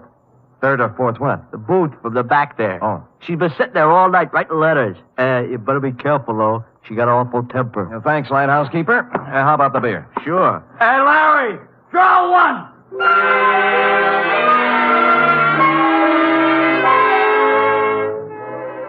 So Larry drew one, and I took it down to the bar to a point opposite booth number 4, which indeed contained Lolita. A fragile little thing wearing a turtleneck sweater marked Stillman's gym. The table was covered with writing paper, and her alabaster brow was a mass of unsightly wrinkles as she chewed the end of her fountain pen. I'd no sooner settled down when the front door opened and what appeared to be the reincarnation of Gargantua the gorilla, only with clothes, steamed down the aisle and slid in next to Lolita, who was not alarmed at all. Lolita, I bear tidings. Listen to this. I am making progress. Grandfather dear, you cannot know how dire is the peril into which I have been thrust. Okay? Possibilities. Or maybe, Grandfather beloved, as I take up my pen in hand, I am overcome with fear. Things look very black indeed. I have fallen into the clutches of a... Darveston, what are you grinning at? I have just conversed with Pedro on the telephone. We are in. Really? Yeah. Hey, you mean no more letters? No more. Pedro is exalted. He says that... What's the matter? Are we interfering with your train of thought, Buster? No. Go right ahead. I'll just sit here and drink my beer. Wait a minute. Now, look, George, there is plenty of bar down near the front door. Leave him be, Lolita. He's just a schmuck. I'm not so sure. He's got an honest look about him I do not like. What is on your mind, George? Pedro. Pedro, huh? Yeah, he's getting careless. Shortchanged a friend of mine $1,000. How does this figure? This man is so stivey. You are anxious to put the bite on Pedro for $1,000, right? Huh? That is, unless Pedro wants to take a 5-year rap, it's up to him. 5-year rap for what? Stupidity. He ought to know better than to try to get by with a Spanish prisoner, honey. Spanish prisoner? He knows. What did I tell you? It's a shakedown. Are you? Relax, Iverson. Violence will get you nowhere. Out of my way, Stuyvesant. I'll show this tin horn. Lay off, Lolita, not the gun. I said get out of my way. You better let me have it, baby. Lolita, temper.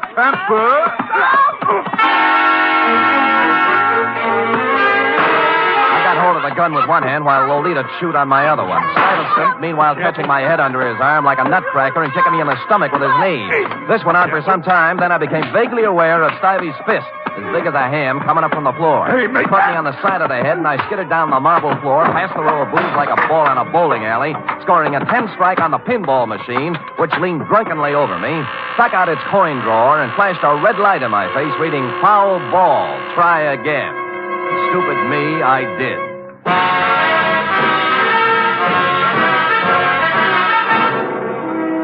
You are listening to the weekly adventure of radio's most famous detective, Sam Spade.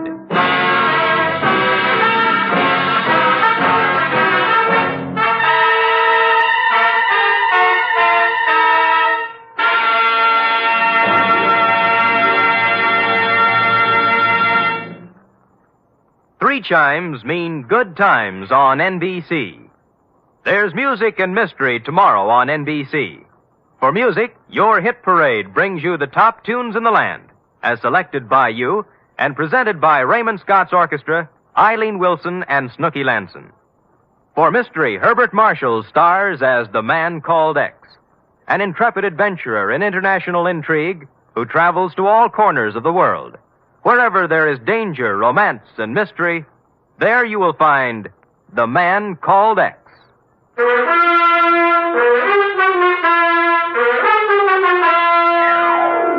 And now back to the Spanish prisoner caper, tonight's adventure with Sam Spade.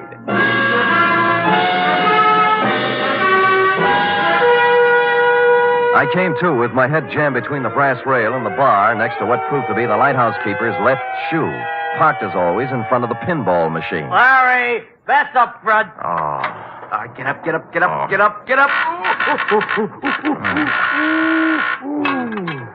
Where are they?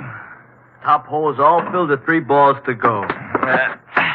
Congratulations. How about Lolita in the mug? Oh, Deb. All right, get up.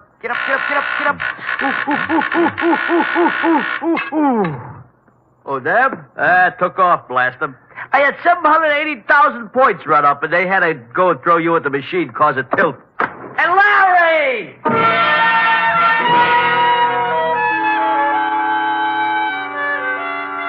I sat until the buzzing in my ears quieted down and tried to hark back to the phone conversation with Stivey in the apartment. It came eventually, and I pried mine host, the lighthouse keeper, away from the pinball machine and sat him down next to me with the yellow and standard sections of the telephone book. Simplex Bar Supply? No.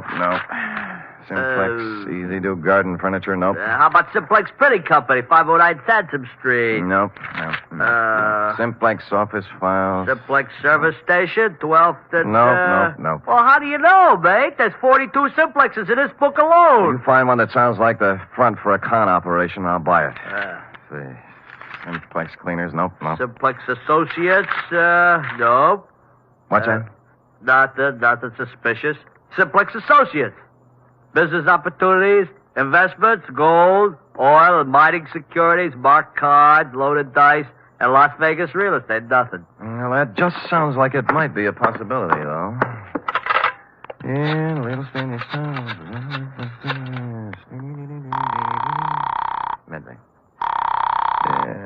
Homicide, Dundee. Sam Dundee, do me a favor, will you, pal? What? Run across the hall and check the bunco files. There's an outfit called Simplex Associates. Well, what's it about? Well, it started out as a con game. A grifter took my client for $1,000 on the Spanish prisoner. Spanish prisoner? Yeah. Well, what's that got to do with me? Call Bunko yourself, Sam. They're closed down at this time of night, Dundee. Be a sweetheart now, I'm will no you? sweetheart. I'm a homicide lieutenant, and I don't run a service agency for private detectives. Unless there's a corpse in it, you can take your business elsewhere. Dundee, look. Hold it, will you? I can't hold it. I gotta get it. Lolita, where is she? Where is my... I got him. Put him down on the floor. The couch in the back. No, don't move. Easy. There. That's it. Lolita, I know she is here. They must free her. You must call the police and... Free her? Why was Pedro holding her? To make me do this thing, this terrible thing. And I have done it. But you must stop him now. He will let my Lolita go now. Then you must stop him. Millions of pesos in my honor. You must. Where is he? Simplex. He's in a bad way, mate. Not anymore.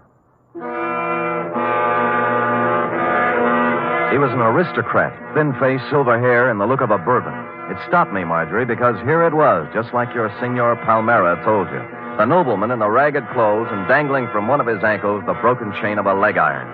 In short, the complete Spanish prisoner. Don't keep me here all day. Dundee, it's legitimate now. You've got your corpse.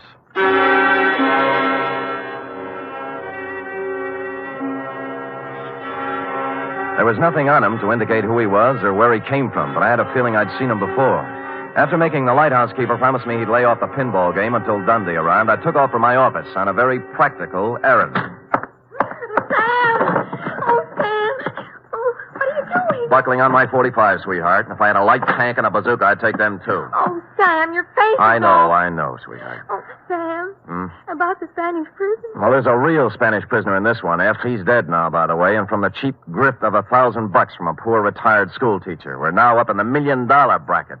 They got a murderous ex-Corrine playing like she's been kidnapped and writing extortion notes to her grandpa, and a mug who looks like a monkey's nightmare, and nut picks and metal shavings, and someplace or somebody named Simplex, not to mention... Oh, Sam, stop it. It's all my fault. I was so mixed up with the Argyles. What have the Argyles got to do with it? When you called about the file, the circular on the confidence man. Yeah? I was looking under Kong under the C's, but I got out the one next to it by mistake. No. Yes. The one marked counterfeiters. Only then did I remember where I'd seen the old man before. The paper was still on my desk, and his picture was still on the front page over an article that ran something like this. Search on for ex-Spanish Treasury official. Police today were still without definite leads in the search for Raymond Montoya, former chief engraver of the Spanish Mint. Montoya, who arrived in San Francisco 3 weeks ago to visit his granddaughter, vanished from his hotel room shortly after checking in, etc., etc., etc. Yes, Sam? Call Lieutenant Dundee at the lighthouse on the Embarcadero. Also call the Treasury Department. Tell them both Pedro Rodriguez and his two assistants are even now busily running off currency from plates engraved by Raymond Montoya at the Simplex Printing Company, 509 Sansom Street. Yes, sir.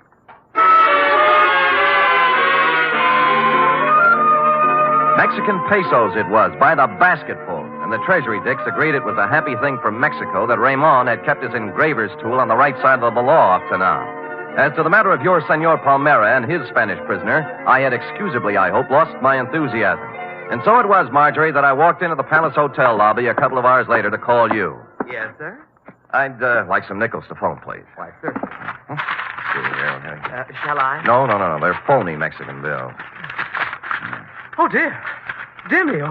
Oh, good heavens. You shouldn't show money around like that. I just stuck them in my pockets for evidence. Forgot to turn them over to the Treasury. Here we are. Here's the dime. Yes, sir. And here you are. Yep. Hey, senor. You dropped some big money.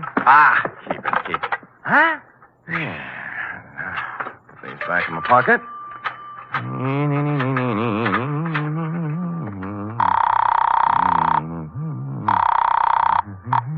Excuse me, please, senor. Hey, Chum, look, I want to talk on you. Hello? Marjorie, this is Sam Spade. Look, senor, I got to talk to you. Mr. Spade, did you find him? I'm sorry, Marjorie. I beg your pardon, senor. Just a minute, Marge. Look, buddy, you can have the phone in a minute. Now, will you relax? You mean my money is gone? I'm afraid so, Marge. It's an expensive lesson, but it's worth it if you remember, honey. From now on, never flash your money in public places. Senor, please. I'm almost through. Will you wait a minute? And never trust strangers, Marge. The world is full of sharks looking around for easy, middle-aged ladies with bankrolls. But he seemed so honest, Mr. Spade. That's the trouble. The way he came up to me and said, Senorita, I come to you on a matter of terrible urgency. I know. He saw your bankroll and he figured... you on a matter of terrible urgency. Figured you look like an easy mark, Marge, so... Senor? Just a minute, Marjorie. What did you say? I say I come to you on a matter of terrible urgency. My uncle, Don Luis Alvarado, he's in awful trouble. Oh? Oh, there's going to be great rewards, senor, if you help us. You know, we just might be able to work something out.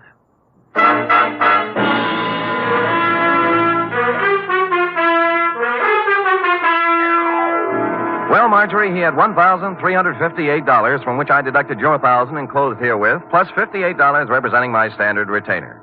Period. End of report. Oh, it must be awful to be gullible like that.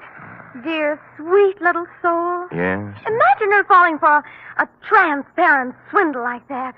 You know, that's one thing I've learned from you, Sam. Oh? I have my savings in a real good, solid thing. What's that? An avocado mine. An avocado mine? Where? In Nome. That's in Alaska, you know. Mm-hmm. Well, nevertheless, and notwithstanding, go type that up.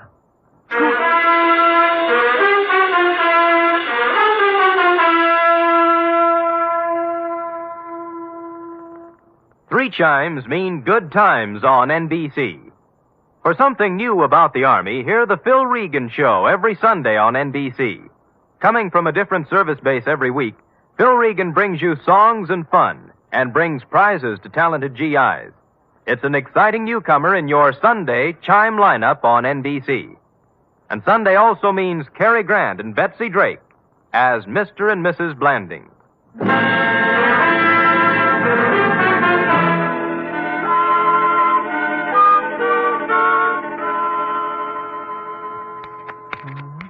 Here it is, Sam. Why, Sam. A knit 2, purl 3, slip 1, and knit 1, you see? How many rows did you do? I'm on 57. Are you sure you're right, Sam? Well, look at it. Have you ever seen such argyle? Well, that's what I mean, Sam. They sort of billow out, don't they? Well, who cares? That guy you're making them for probably won't appreciate them anyway. But they have to fit, Sam. Well, look at that. It'll make a perfect sleeping bag for a fat cat. Now, tell him your boss lost them up. But, Sam... Oh, dear. What's the matter? Well, it was going to be a surprise. Therefore, No. Yes? Well, I'll treasure them, sweetheart. They're beautiful. Just what I wanted. That's my boss. Good night, Sam. Good night, sweetheart.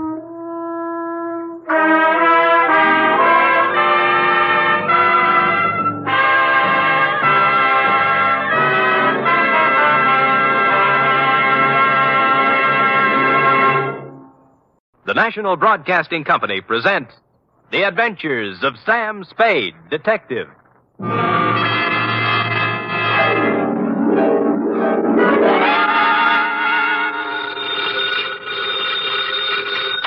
Sam Spade Spade Detective Agency.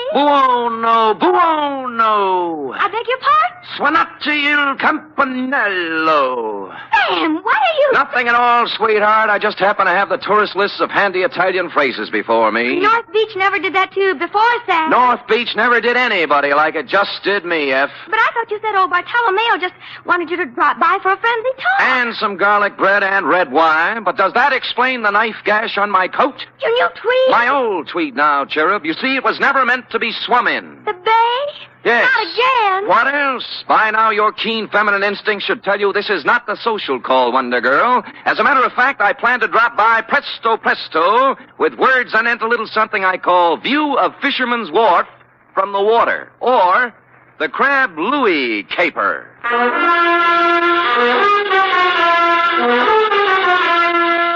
Transcribed for NBC, William Spear, radio's outstanding producer, director of mystery and crime drama, brings you the greatest private detective of them all in The Adventures of Sam Spade. Zing, zing, zing-a-ding-ding-ding-ding-ding. Buongiorno, Sam. Well, ballooning up, huh? Let me see now. Oh, desidero un carburatore per la carrozzella. Great. What's it mean? I found my secretary's list of most used Italian phrases, Sam. It means, I want a carburetor for my voiturette. I'll remember that. Yes. Shall we proceed with the business at hand? Ready, Sam. Date, fill it in. To Bartolomeo Maggiore, copy to Lieutenant Rossi, North Beach Division, from Samuel Spade, license number 137596. Subject, the Crab Louis Caper. Dear Bartolomeo, Fisherman's Wharf, as you know, is as changeable as an Italian wench. All smiles and laughter of a Saturday night with the lights blazing in the Cioppino palazzas and the tourists 3 deep around the steaming cauldrons outside. But it's something else again of an early dawn. Dark and lonely and quiet, except for the mutter of engines as the crab boats nose out into the fog that hang over the gate. Last night was somewhere in between. The lights were blinking out as I left my cab and walked over to your place of business, a gaudily painted building at the foot of the wharf with a red, yellow, and blue sign reading Museo Maggiore. Curios, souvenirs, waxworks. Admission 10 cents.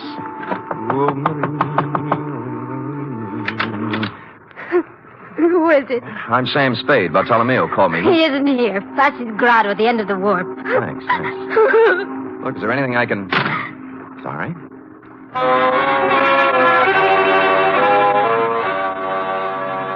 Except for Flaskies at the very end, the wharf was dark now. It seemed early, as if something had interfered with business as usual, and the late customers had been brushed off a couple hours ahead of time.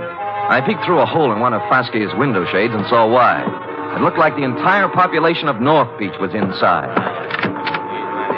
If everyone is ready... Un momento. Who's this? Me? Yes, you.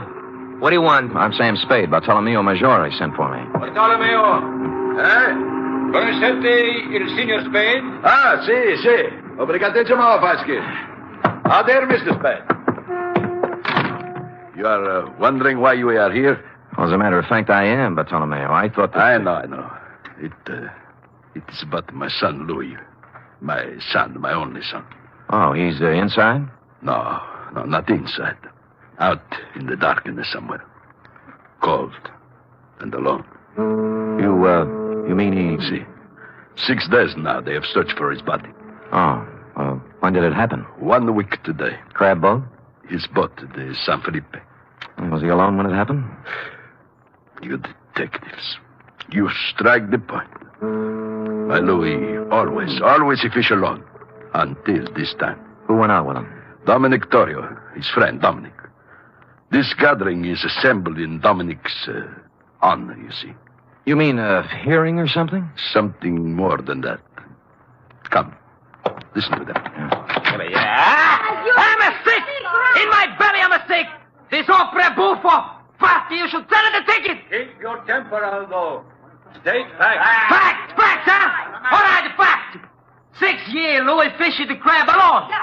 Each day he's lay over close the breaker line and string the pot. Each day he's bringing the San Felipe home, hokey-dokey. That's right, everybody.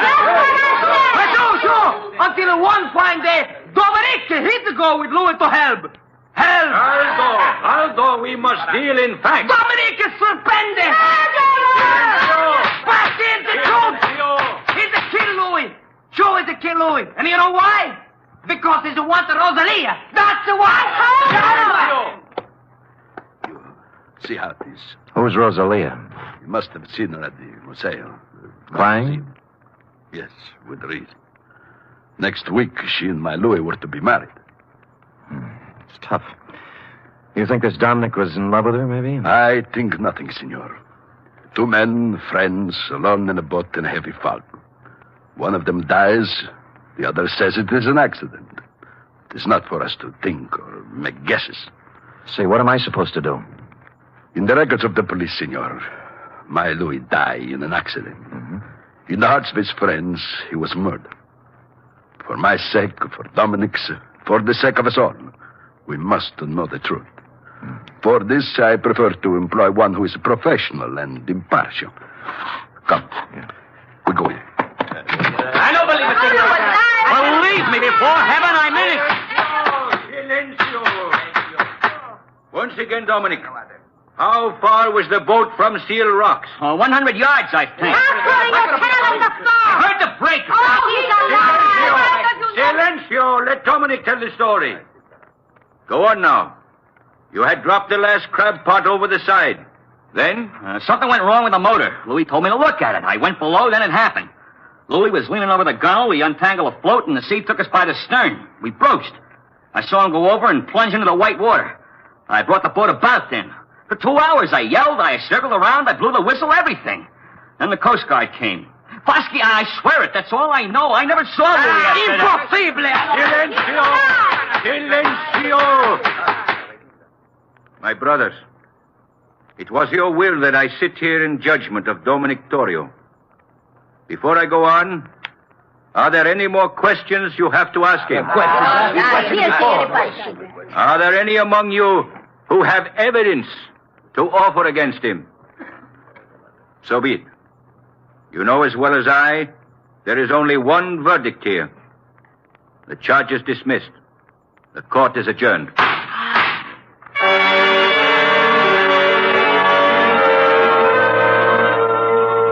Everyone was still for a second, like a big tableau. Fosky, white-haired and dignified on the platform, looking down at Dominic, and the rest of them all on their feet now, boring holes through him with their eyes. He was the first to move, turning slowly, walking out through the crowd toward the door, looking tentatively from face to face, knowing now he hadn't been acquitted at all, as one by one they turned their backs on him. I felt terribly sorry for Dominic, until he walked past me and I got a look at his face, at his eyes. In my racket, I see that look more often than the next guy. I never saw it any clearer than I did now. It was fear and hatred and guilt. So I left you talking to Fosky, Bartolomeo, and walked back down to the wharf to the museo. Rosalia. I told you Bartolomeo is not here. I've seen Bartolomeo. I want to talk to you. Sit down. I don't want to... Sit down. Oh. That's a good girl. It was quite a place, the museo, a catch-all for everything nautical you would run across in 60-odd years of living on the sea or next to it. From a 10-foot shark pickled in formaldehyde to a life-size figure of Captain Kidd, complete with drawn sword, lace cuffs, and treasure chest at his feet next to the door. I turned back to Rosalia, sitting on a rum keg under a flickering hurricane lamp, the only light in the room. What do you want of me? Bartolomeo wants the truth about what happened on the San Felipe. They're deciding that at the meeting. They already did. They did? You mean Dominic... How did they decide? Dismiss the charges. No evidence, no witnesses. It was the only thing Fosky could do. You feel better? It doesn't bring back my Louis. No, it doesn't. Dominic's going free now, from both the law and his people. No vengeance for Louis. Why were you crying when I came by tonight? Haven't I the right to cry with my Louis? Drop it. Huh? Why didn't you go to the meeting? Afraid to give yourself away? I didn't feel like it, that's all. You're a Sicilian, Rosalia. Vengeance is pretty important to you. If you'd loved Louis, you'd have been in there screaming for Dominic's scalp. You shut your mouth. But no, you sat home crying, not for Louis, but for Dominic, right? How long had it been going on? Did you know Dominic was going to kill him when they put out in the San Felipe? Why would Dominic kill him? Well, that's a stupid question. He's in love with you. In love with me. In love with me. Drop it. Drop it, Rosalia. In love with me? Oh, I wish it were so. Huh? He killed for me. Is that what they say? It's all very flattering, very. I love Dominic. I've always loved Dominic since I was a little girl. I threw myself at Dominic, and I begged him to marry me. That's not easy for a girl to do, Mr. Spade. I begged him, and I promised to work for him, to be his slave. You know what he did? He laughed and he spit upon me. And you stand there and you tell me that he murdered for the love of me. You wouldn't walk across the street. All right. Take it easy now. Come on, take it easy. So I do the silly woman thing. I promise myself to Louis. To crazy Louis, to a madman. Crazy? You don't believe that, huh? Louis the Great, il campione. A champion of the crab fishermen who dares to fish right on the breaker line. Catches more crab than anyone else. Louis the Fearless. Do you know why he's fearless? He's too crazy to be afraid. What do you mean? He mutters. He talks to himself of great riches, of thousands of dollars, of him and me. Louis the crab fisherman and me, living in the finest house in North Beach. When was this? Last week. He went up in Bartolomeo's attic one night and he came down with a big hunk of his raw wax from the waxworks. A tresor, he called it. A stupid lump of wax. And he held it up before me, so. And he says with a mad gleam in his eye, "From this, Rosalia, from this I will carve for us the biggest, finest house you can dream of. Here, look." What's Captain Kidd got to do with it? He puts it in the treasure chest. See? You will keep this a secret, Rosalia, he says, if you love me. And he laughs again like a madman. Me love Louis Maggiore? I hated him.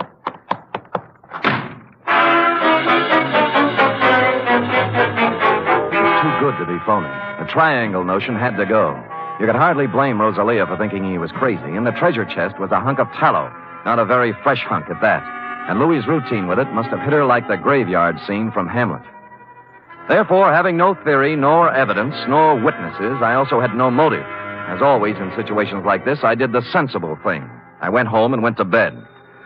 Or I thought I went to bed. Hello? Spade? Yeah. I got a tip for you. No? Find yourself a nice, dirty divorce case somewhere and stay out of North Beach. Well, this almost sounds like a threat. Call it advice. There's $100 in the mail for you. You'll get it this morning. Plus a bribe? A gift. Can I keep it if I don't play? If you don't play, you won't need it. I suppose it's useless to ask who this is.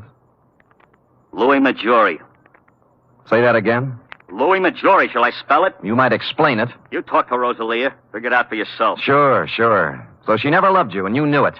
So you go over the side when the Comer hits, swim ashore, then discover they think you're dead and decide to leave it that way rather than go through with a wedding. You got it. I got more. So life without Rosalia in North Beach is impossible. You can't face the shame and loose talk that goes with a busted wedding. So you're going over the hill and find a new life for yourself. Wait a minute, Spade. Oh, there's more. So you're tossing over a car, a bank account, a boat worth $7,000. Walking out on your old man, to say nothing of 3 years apprenticeship and 6 years of hard work to get where you are. I understand perfectly. And you're being a little insulting. I make a lot of my dough with my big flat feet, but I do make some of it with my head. Now try again. You don't believe I'm Louis Maggiore? That is the general idea. And it might surprise you to know that 5 minutes ago I was ready to chuck the whole antipasto. Now I'm back in with both feet. What's with the music box? Nothing. Tell me, would you know Louis if you saw him? I've seen his picture. Fine. I guess I'll have to prove it to you. If I satisfy you I'm Louis Maggiore, will you stay home? Scout's honor. Now where do we prove it? You know Castellani's grotto? Halfway out in the wharf, yeah. There's a ramp running around behind it. I'll see you there in a half hour. I know just what you're going to say, Bartolomeo, but I didn't go alone. Roscoe was right there with me, with his safety off. It was the kind of spog San Francisco puts on once a year for the tourists. Just to nail down its position as runner-up to London. I had to feel my way along the row of dark chowder houses to Castellani's. Except for the foghorn and the lapping of the water below, there wasn't a sound. The only cheerful thing in the picture was Roscoe, who was now out of my pocket at the ready. I eased up to the corner of Castellani's. There was an alley between it and the next building, leading around on the ramp over the water. Hey. I could see the glow of his cigarette first. Then I made him out, in a slouch hat and overcoat. He was standing at the rail. Spade. Right here. Well, you satisfied now? I'll let you know. I moved out from the side of the building and walked toward him. He must have known about Roscoe because he didn't move, just let me come right up next to him. I was stupid, sure, but it wouldn't have worked for him except for the fog. 2 feet away, I saw what I thought was Louis. It was a booby trap. The hat and overcoat were slung over a piling with a burning cigarette on the rail next to one of the sleeves. I rolled to one side just in time. The knife slashed through the padding on my left shoulder, and he was on me. Roscoe went in the drink, and I took on the arm with a knife with my 2 hands and 32 teeth. Unhappily, overlooking a spare foot, he knew what to do with. I went through the railing like an silent version of the sea wolf, arriving thus in the limpid and soothing waters of San Francisco Bay. At the moment, I was not sorry.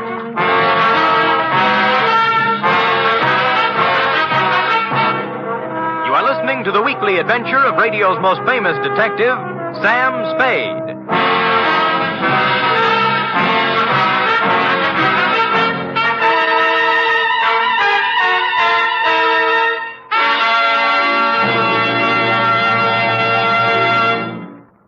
Three chimes mean good times on NBC.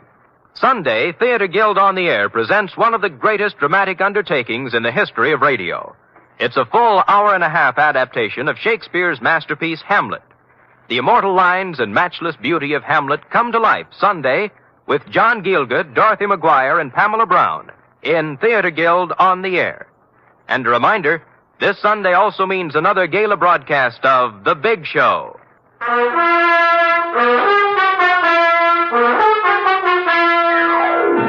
And now back to the Crab Louie caper, tonight's adventure with Sam Spade.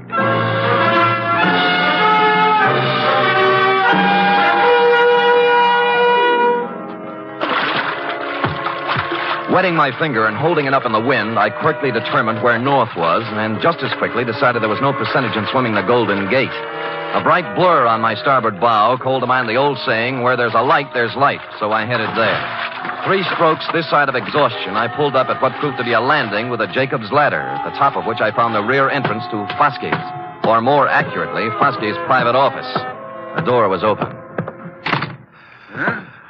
Oh. I'm Sam Spade. I've been swimming, if you're wondering.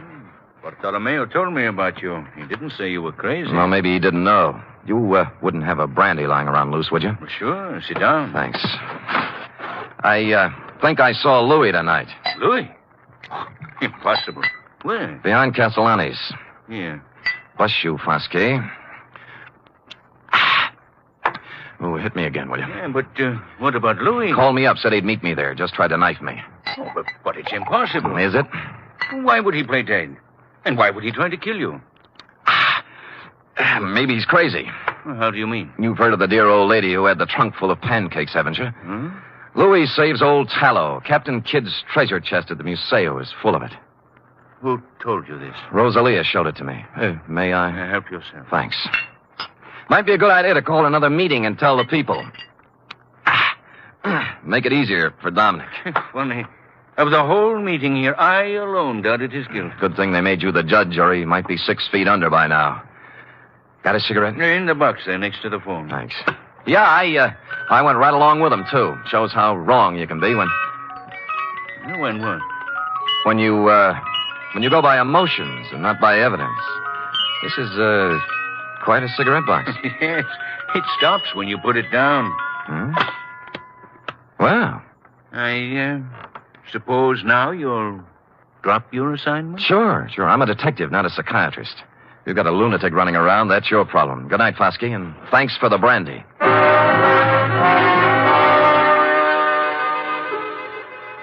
If Roscoe had been along, I might have played it differently, but when you're sitting across a coffee table from a guy you suddenly realize has the wet cement all ready, you do what I did, make polite noises and concentrate on getting out on 2 feet. It was 7 to 3. Dominic was stashed in a handy closet listening to the whole thing, which was handy since the next obvious move was his room in a house on Jefferson Street. A rooming house owned and operated by a 4-corsage bosom-type lady known as Mama Luca. Oh, senor, I don't know nothing. You're scared, Mama. Did Dominic threaten you? No, don't ask me. Look. He killed Louis Maggiore. I gotta know why. I don't know why. I don't know nothing about it. Louis came here? Yes. Yes, Louis came here the night before it happened. Why? I don't know. He was all excited. A handful of wax. Wax? You know. What about it? He showed it to Dominique, and they go into his room and talk, and then he ran off to send a telegram. Telegraph office, huh? Well, since it's official business, I can let you read the office copy. Here. This message just came in tonight. Dominic Torrio. Regarding your inquiry, analysis of samples sent here by Louis Maggiore, highly promising. If quality uniform and weight correct, would estimate value minimum $60,000. Hartley Associates, Vancouver, B.C.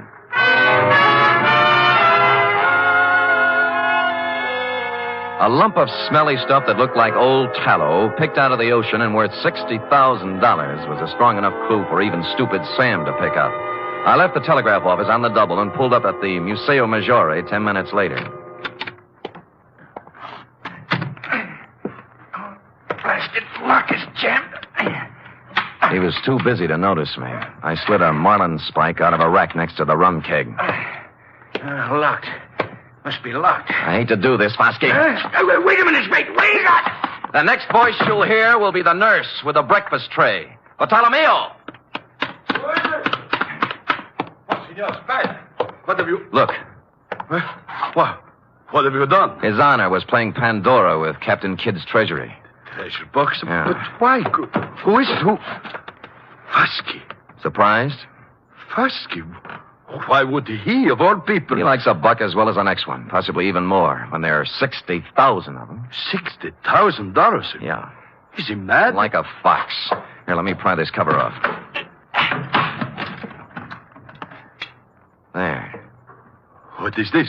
Well, it may not look like much to you and me, but to a perfume manufacturer, it's prettier than the Venus de Milo. Tallow? Ambergris. It's what happens when a whale gets a tummy ache. Louis must have run onto it 10 days ago. Madre mia, $60,000. Yeah. That's the big why of it, Bartolomeo. What now? You think Fosky... He won't talk, neither will Dominic. They're next and they know it. Still 2 men alone in a fog in a boat. See. There were only a witness. There was a witness. Hmm? The eye of God was on Dominic when he did it. And the judgment of God is swift and is sure. Dominic knows it. You think so? I know Dominic. Why you ask? There's a way to find out. What time is it? 1:30. There's time. Where do you keep your razor? Razor? Yeah. I'm going to shave Captain Kidd.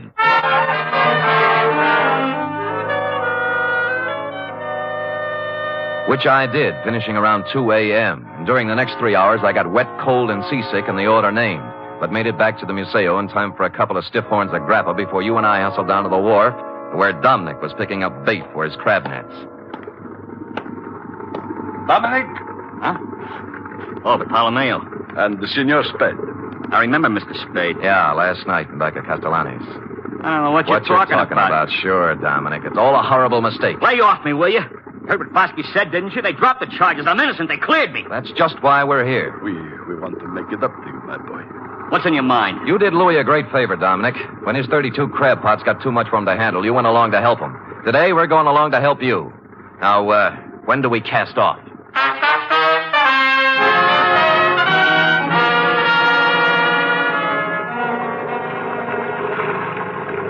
There's a float up ahead. What color? Yellow and red. Is that yours, Dominic? That's mine. Great. Pull up alongside. Well? What's this all about? I told you, Dominic. You're lying. What are you trying to do? Break me down? He's dead in an accident. You heard what Fosky said? Yeah. Forget it, Dominic. Forget it. We love you like a brother. I told the truth. What are you trying to do? Torture me? Is that what you want? Revenge? No.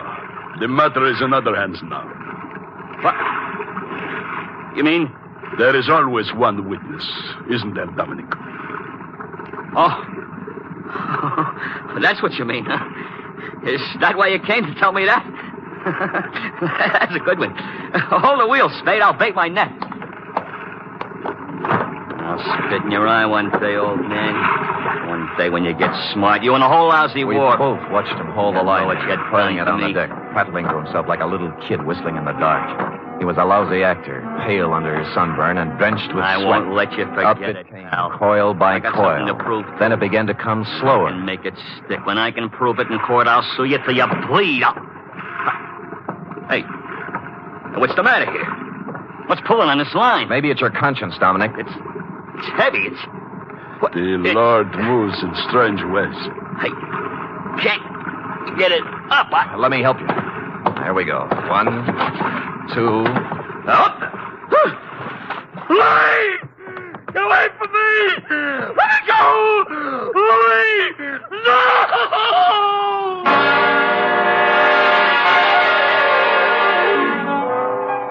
I hauled Louis up onto the deck, and a grisly sight he was, too, with a knife still sticking in his back. I figured that was where Dominic would put it, and I was right. Not that it mattered, because Dominic wasn't thinking logically from the moment he saw Louis's body tangled in his crab line. He sang us all 50 verses then and there and repeated them for the police stenographer later when we got him to headquarters. It looks like a first-degree rap for both him and Foskey, but I'm waiting till it happens before telling him the corpse was Captain Kidd, minus beard and ruffles. Period. End of report. Sam, again and again I rediscover you. And each time a new facet, a new thrill. You're just wonderful. It's true, but it pleases me to hear it from you, F. And so I propose to reward you in a fitting manner. First, back salary? Tut, a carburetor for your voiturette. And second, back salary? 10 free tickets to the Museo Maggiore. Third, back salary. An invitation to accompany me, your employer, to browse upon 2 bowls of cioppino tonight at Castellani's. And fourth, I give up. Back salary. Sam! Count it, girl, count it, and bless you. The voiturette, complete with carburetor, will call at your door in precisely 1 hour. Until then... Good night, Sam. Good night, sweetheart.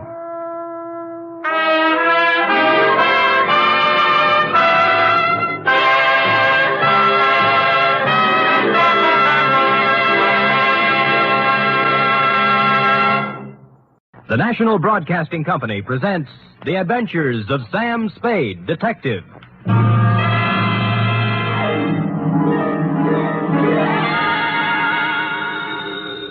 Sam Spade Detective Agency. Me, sweetheart. How was your vacation, Sam? Who said it was a vacation? Well, I thought you said you were going skiing for a weekend. With me, F, it's always work. Do you know you can get killed on skis? If you say so, Sam. Yes. Most people just break their legs. Most people pick some easy little slope, the cowards. But I know a ski run up near a town called Lucerne that's sudden death. I know a ski run called the Backbreaker. Really? How dull. And one they named Suicide Drop. Effie, stop trying to top me. You just can't. This was the deadliest ski country ever seen. You just sit there while I do a Christiania swing down Market Street, a Gelände sprung up the stairs, and a Telmark right through the door with a tail I took out of the deep freeze only last night.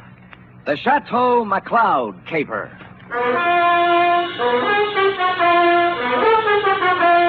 For NBC, William Spear, radio's outstanding producer-director of mystery and crime drama, brings you the greatest private detective of them all in The Adventures of Sam Spade.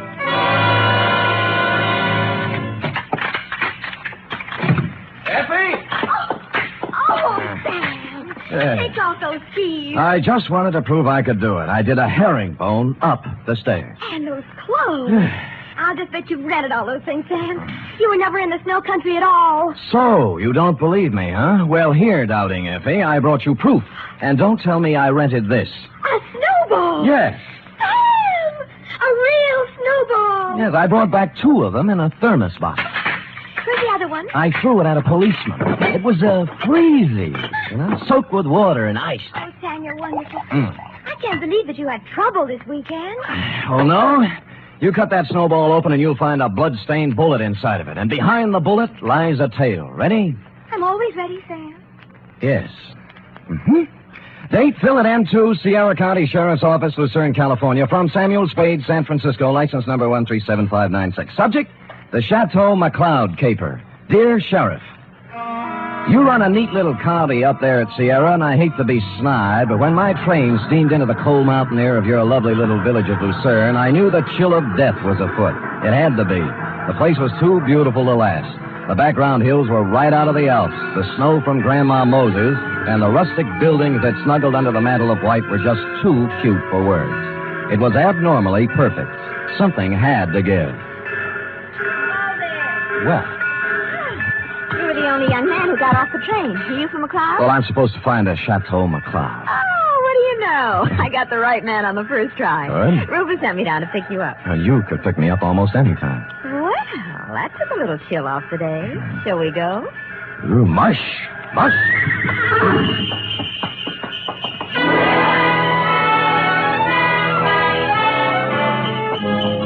We glided out of the station, runners squeaking on snow, the soft pat of hooves, and the jangle of merry bells. We had a bearskin lap robe. It was a short bear, so we had to move close.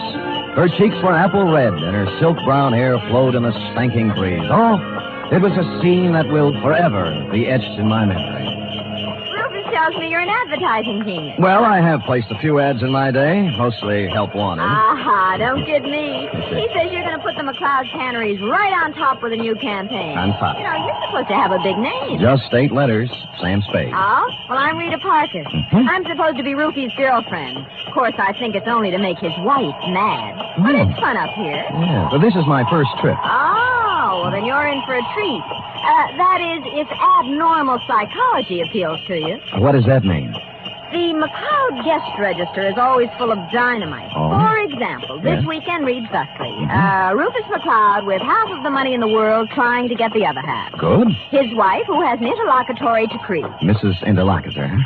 Yeah, Cora. Yeah. Her boyfriend, Paul Endicott, gigolo type. Charlie Allison, co-worker and friend to Rufus. He's a food technician or something dull. So. And then there's Tozier Svenborg, ski instructor, who comes down like a wolf on the fold. Oh, and people like that. Yes, well, I'll never remember all the names. I'm in the ad game, you know. It's initials to me. I call people, RL, TS, NTG, and you know. Well, the names don't mean a thing. Just remember this. Every 30 seconds, duck. I beg your pardon?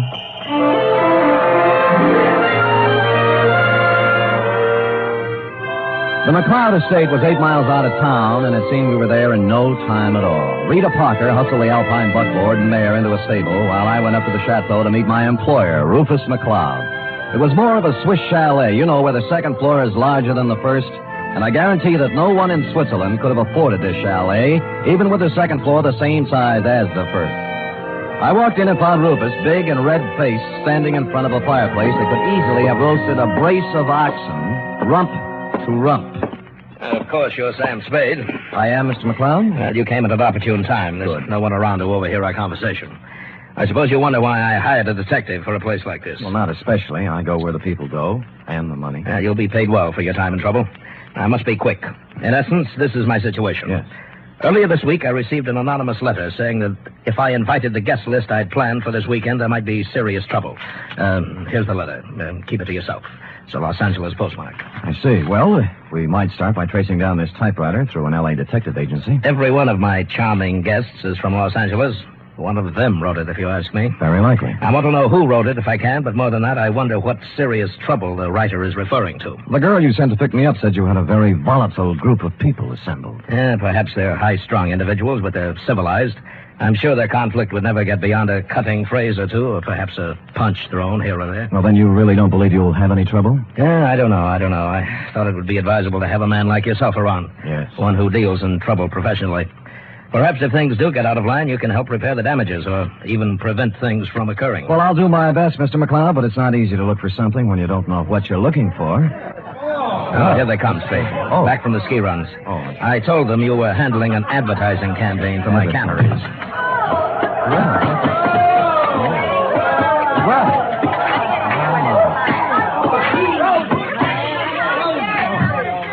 Well.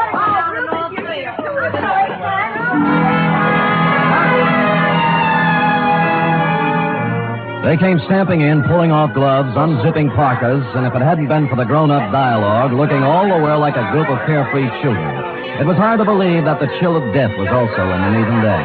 I couldn't keep my eyes off one of the particular members of the group, Mossberg ski boots, Chinese vermilion downhill pants, and a candy-striped parka, which she now pulled over her lovely head. The sweater she wore underneath was, I'm sure, designed for someone much smaller. A Dachshund, perhaps? Is this the advertising man you've been telling me about, Ruth? Mr. Samuel Spade, my half-wife, Cora. Well, how do you do? Glad you came, Sam. We can always use another sport in the crowd. Hey, everybody, shut up! Introducing the incomparable, fabulous Mr. Samuel Spade. Hiya, Sam. I'll give me a pass, Sam. Me, Paul Endicott, Rita Parker, Charlie Allison, Tosia Finborg. Charlie's the one who doesn't ski. I'll take snowshoes any day. I can't get anywhere in snowshoes. You've heard, perhaps, of the tortoise and the hare? Rufus, ring for some drinks. Tom and Jerry's, hot toddies, coffee, God, something. Yeah, we're having hot buttered rum. The stuff's warming in the kitchen. Well, get it up, get it up. Right away, Cora. And as for the rest of you, ready? A 1, a 2, a 3. What? Oh, yeah. Oh, May, shout till the rafters ring. Stand and drink a toast once again. Let every loyal May man sing. Oh, bo-de-do-de-do. They took up the song with a gusto, lifting imaginary drinks into the air, and it was all very jolly. For a party that was supposed to be fraught with danger, this one certainly started out in just the opposite direction. The drinks came, and things got even merrier. Lunch was served, and afterwards I slipped into some outdoor gear and strapped on some skis. Everybody scattered different directions. Rufus McCloud and I skied to a place 3 miles away called the Halfway Cabin. Between the chateau and the cabin was a small lake called Royal Lake, completely frozen over. Rufus stood in front of the cabin, firing a .30-30 at a target set up down in the woods to the east. What do you see through the glasses, Spade? 2 bullseyes and nothing outside of the 8 ring. That's great offhand shooting at this range and standing on skis. Well, I can do much better than that. What's this? See that silver tip on that big Norwegian fur over there? Yeah? I'll cut it off. Hey, look out! What? Well, he came swooping out of nowhere, Spade. I swear he did. Well, I think he hit him. Who is it? It's Paul Endicott. No, he's up. Good. There's Cora with him. You told me nobody was supposed to be skiing in that area. Yeah, they're not.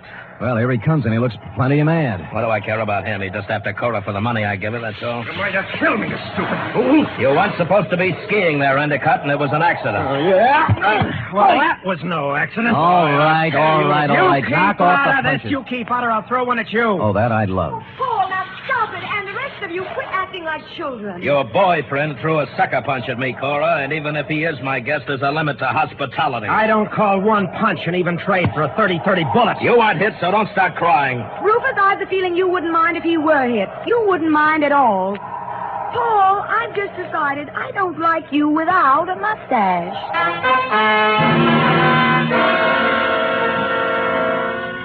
Well, from then on, everybody dropped the pretense, and you knew where you stood. And it was chilly, too. Later in the day, we were all back at the chateau again, and Paul Endicott wove his delicate variation on his main theme. I'll knock your block off. I tell you, Mr. Endicott, you have some delusions. I have no delusions, Tozier. I've seen the way you look at Cora, the way you two are always trying to lose me on the trails. Some people ski faster than others. Yeah, well, let me tell you something. The next time you try to wolf this girl, it's going to be your last. I'm nobody's wolf. I'm a ski instructor. That is what I was hired for. Well, stick to what you were hired for. Knock off the extracurriculaar activities. I don't have to take this kind of talk from you. Anything you'd like to do about it? As a matter of fact, there is. Fellas. Get it. Boys. Men. Stop it. Yes. I'll never see the either one of you again. Sam. Yes, you want me to stop them, Mrs. McCloud? No, I want you to take me out of here. Oh, all right. Well, Let's put on our skis and get out of here. okay, here, I'll help you. Oh, thank you. Yes, that's it, gentlemen.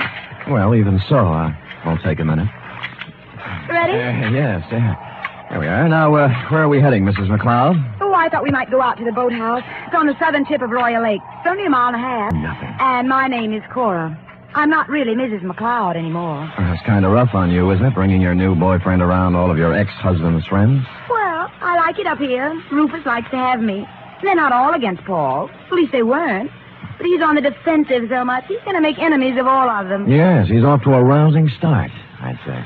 Do you know something, Sam? I don't care about Paul Endicott, really. Or Rufus McCloud, or Tosia Finborg, or anybody. I just care about Cora McCloud. Well, now, that's a good, honest answer. You know, most people wouldn't be that frank.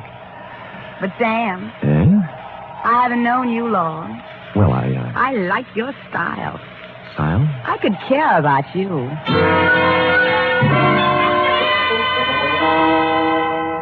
It broke my heart not to stop right there on the trail and kiss her because that's what she wanted me to do. So that's why I didn't do it. And I'll never turn down anything better. Well, next scene, a boathouse. And when we got there, it was not at all the way I thought. The food technician and close friend of Rufus McCloud was there, working on something that baffled me at first. It's an ice boat, Mr. Spade. That's what it is. Belongs to Rufus. Yeah, I don't think I've ever seen one up close before. I'd take you for a ride, but this one needs a lot of work before anybody could use it. I'm just puttering. Mm-hmm. What prompted you to come out here, Cora? Because Paul and Tosia Finborg got in a fight over me, and I got tired of the whole thing. Sam and I went out for some air. Oh. Well, glad you did. I was getting a bit lonesome. You see, Sam, they always leave me in a cloud of snow on their skis, and I just plod along on snowshoes all by myself. Well, maybe we can go walking together sometime. I used to be able to shake a pretty good snowshoe. It's a deal. Tomorrow morning, I'll show you the place. Sam, I think I'll stick around here and help Charlie with the ice boat. Oh. Unless you're crazy about ice boats, why don't you go back to the chateau? We'll be there in time for dinner. Well, I don't need any engraved exvitation. I hope you catch a common cold. The trouble with that girl was that she only wanted one man at a time around her. Back at the chateau, there was no one but the cook, the Marjorie Main part. Too tall. As supper time approached, Rufus came in, then Rita, then Cora, then Allison, and finally Tozier, in that order. And the order is important, because you see, nowhere in the list is the name of Paul Endicott. He didn't come in for supper, nor for the next 3 hours. It was dark by then, and Rufus McCloud was worried about Endicott. So we fanned out in a searching party. I was alone when I found him. He was lying in the snow, 300 yards west of the halfway cabin. There was a 30-30 slug in him. Period. End of Paul Endicott.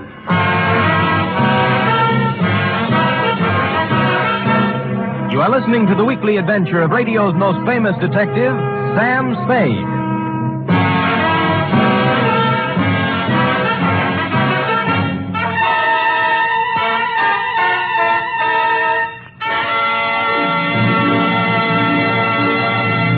This Sunday, Cary Grant and Betsy Drake star in the second of the new Mr. and Mrs. Blanding series over most of these NBC stations.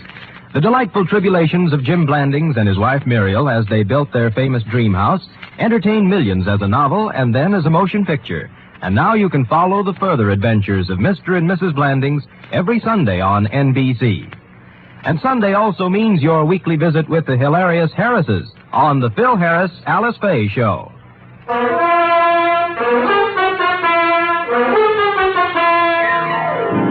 And now back to the Chateau McCloud caper, tonight's adventure with Sam Spade.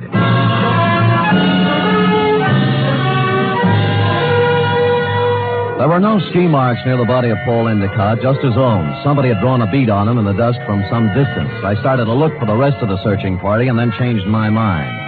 If the body of Endicott wasn't found, the murderer might wonder what happened to it, get worried, and make a mistake. So I picked him up, carried him to a small cave I found, covered the entrance with snow, brushed over the ski marks, and went back to the chateau. One by one, they all showed up, discouraged. We can't give up. We have to keep looking. I know how you feel, Cora, darling. It's too dark. We'll try tomorrow. Oh, don't worry about him. Paul can take care of himself. How can he take care of himself, Miss Parker, if he got lost? Who said he got lost? I am assuming. I think we're all assuming too much. I'm sure that it's nothing to worry about. If I know Paul, he'll show up tomorrow with some tall tale to tell.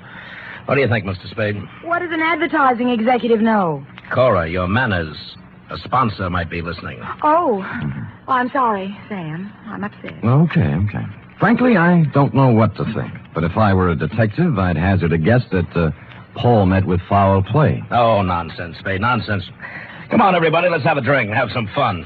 Paul will be back, and even if he isn't, who really cares? Scotch for me. And I guess nobody cared. Rufus was a little more jolly than usual, and the drinks began to dispel the gloom. It was as if Paul Endicott never had existed. It began to get late, and the bizarre wake broke up. Everybody went to bed, including me. I lay there fully dressed, looking up at the beamed ceiling for an hour. About then, my doorknob turned, and the door slid open and shut. Someone moved quietly to my bed as I was sliding my .38 out of its holster. Me, Rita. Oh. Are you awake? Yeah, I wasn't even under the covers.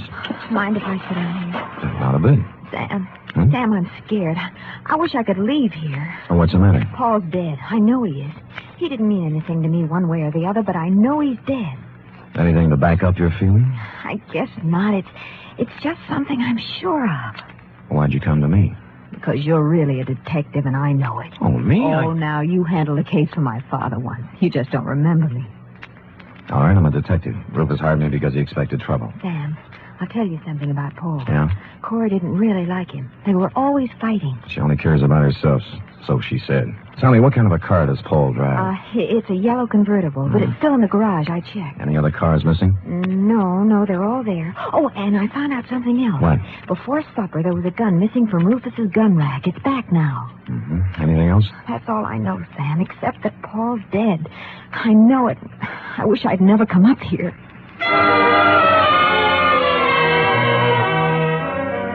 After she left, I dressed for outdoors and climbed through the bedroom window. It was still and quiet, and it was a quarter moon when I skied away from the chateau. I wanted to look the land over myself before the next day, when the clues, if any, were trampled into the snow.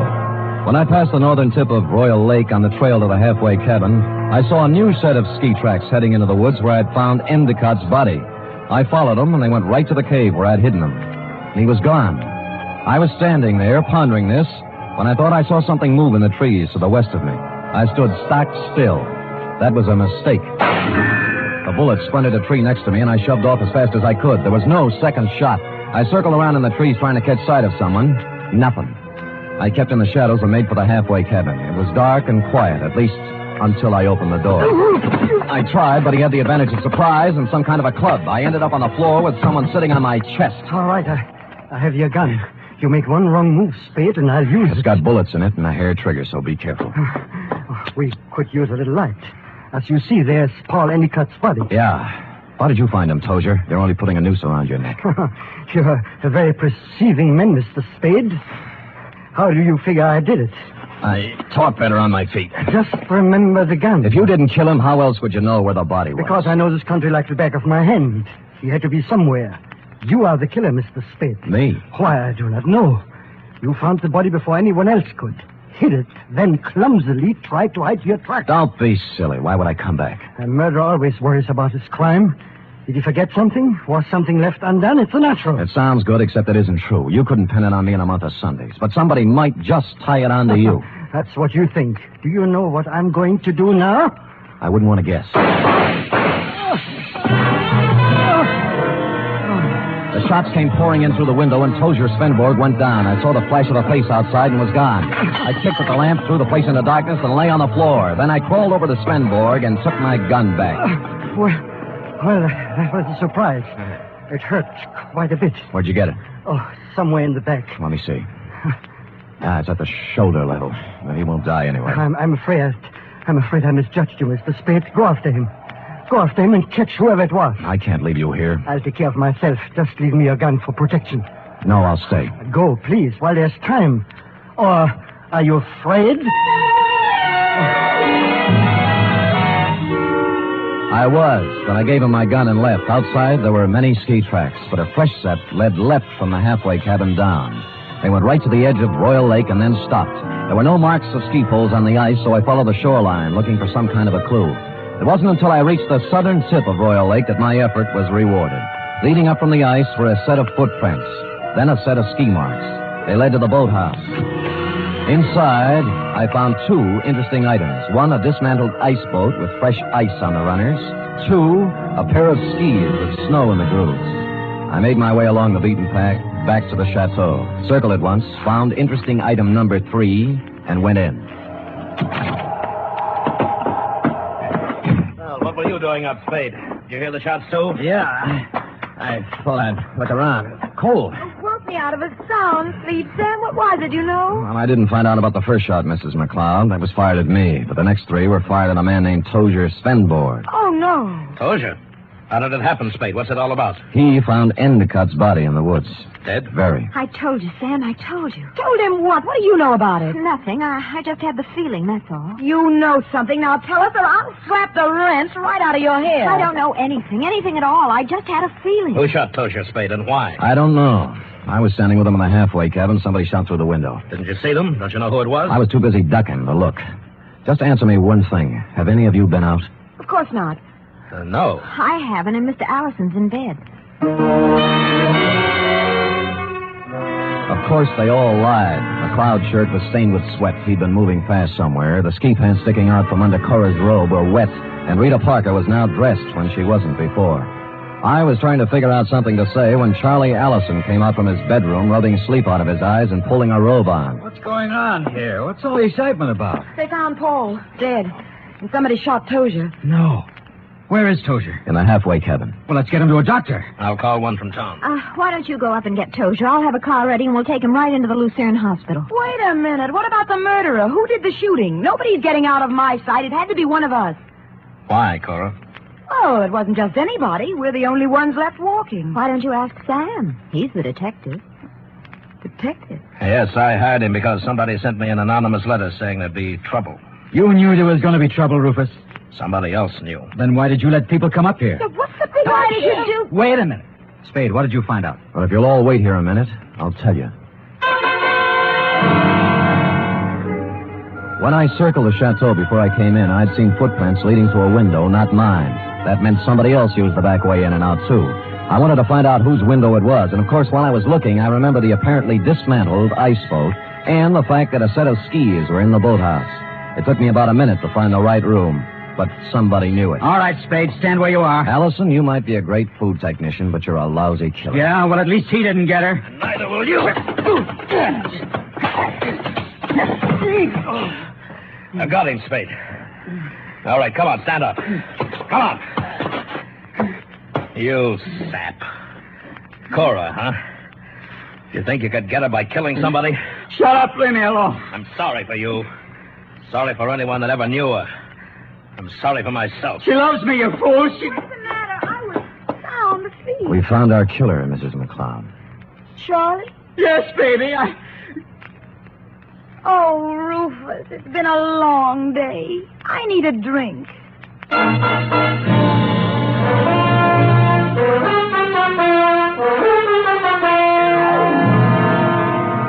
And that goes to show you how cold it can get in the snow country. F. Period. End of report. Why would a man do anything like that?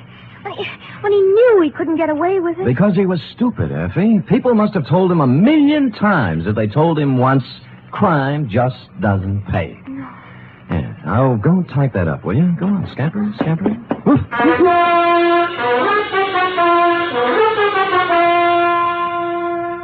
3 chimes mean good times on NBC. Here's news of 2 important musical events. This Saturday, Arturo Toscanini begins a new Saturday series of concerts with the NBC Symphony. And for his premiere, the celebrated maestro Toscanini will present a special hour-and-a-half performance of Verdi's Requiem. And beginning next Monday, you can hear the first in a new series by the Boston Pops Orchestra.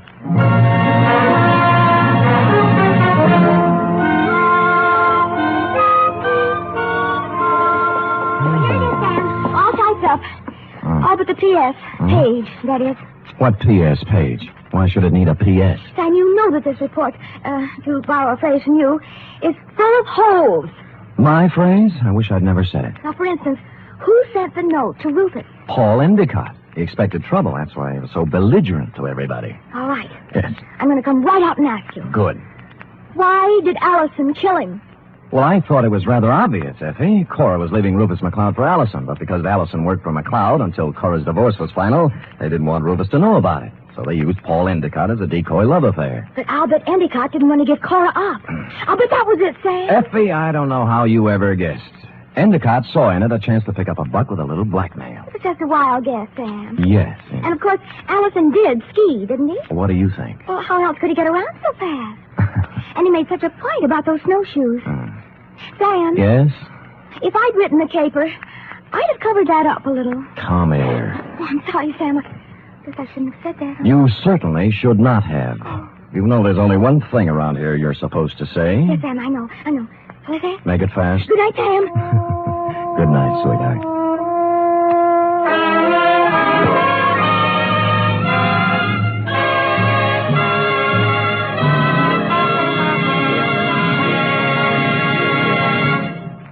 The National Broadcasting Company presents The Adventures of Sam Spade, Detective.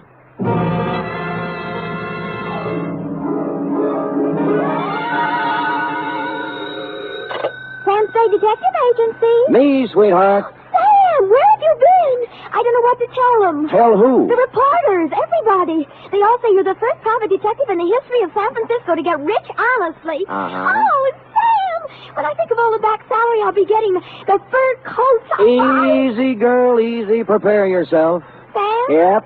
You mean... The $50,000 is not available to employees of the network or sponsor, which unfortunately I happen to be. Sam! But cheer up, girl. Think of the taxes we'll save. Now, make everything fast. I'm on my way. Meanwhile, puzzle me this. You ready? All right, Sam. Why does a man who is going to blow his brains out set his mental clock ahead 4 hours? Sam, it doesn't make sense. Ah, but it does.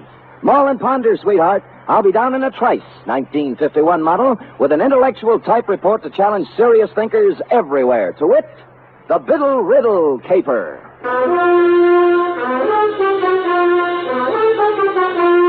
For NBC, William Spear, radio's outstanding producer, director of mystery and crime drama, brings you the greatest private detective of them all in The Adventures of Sam Spade. All alone by the microphone. Panda. Iffy? Sam, I just can't get anywhere with this. Never kick on the third down, cherub. Give it another try. No, it's no use, Sam. I'm mentally through. Well, you know best. I just give up. Sam? Huh? What are those funny little bumps on your cheek? Go ahead, guess. Smallpox? Hey, You get warm.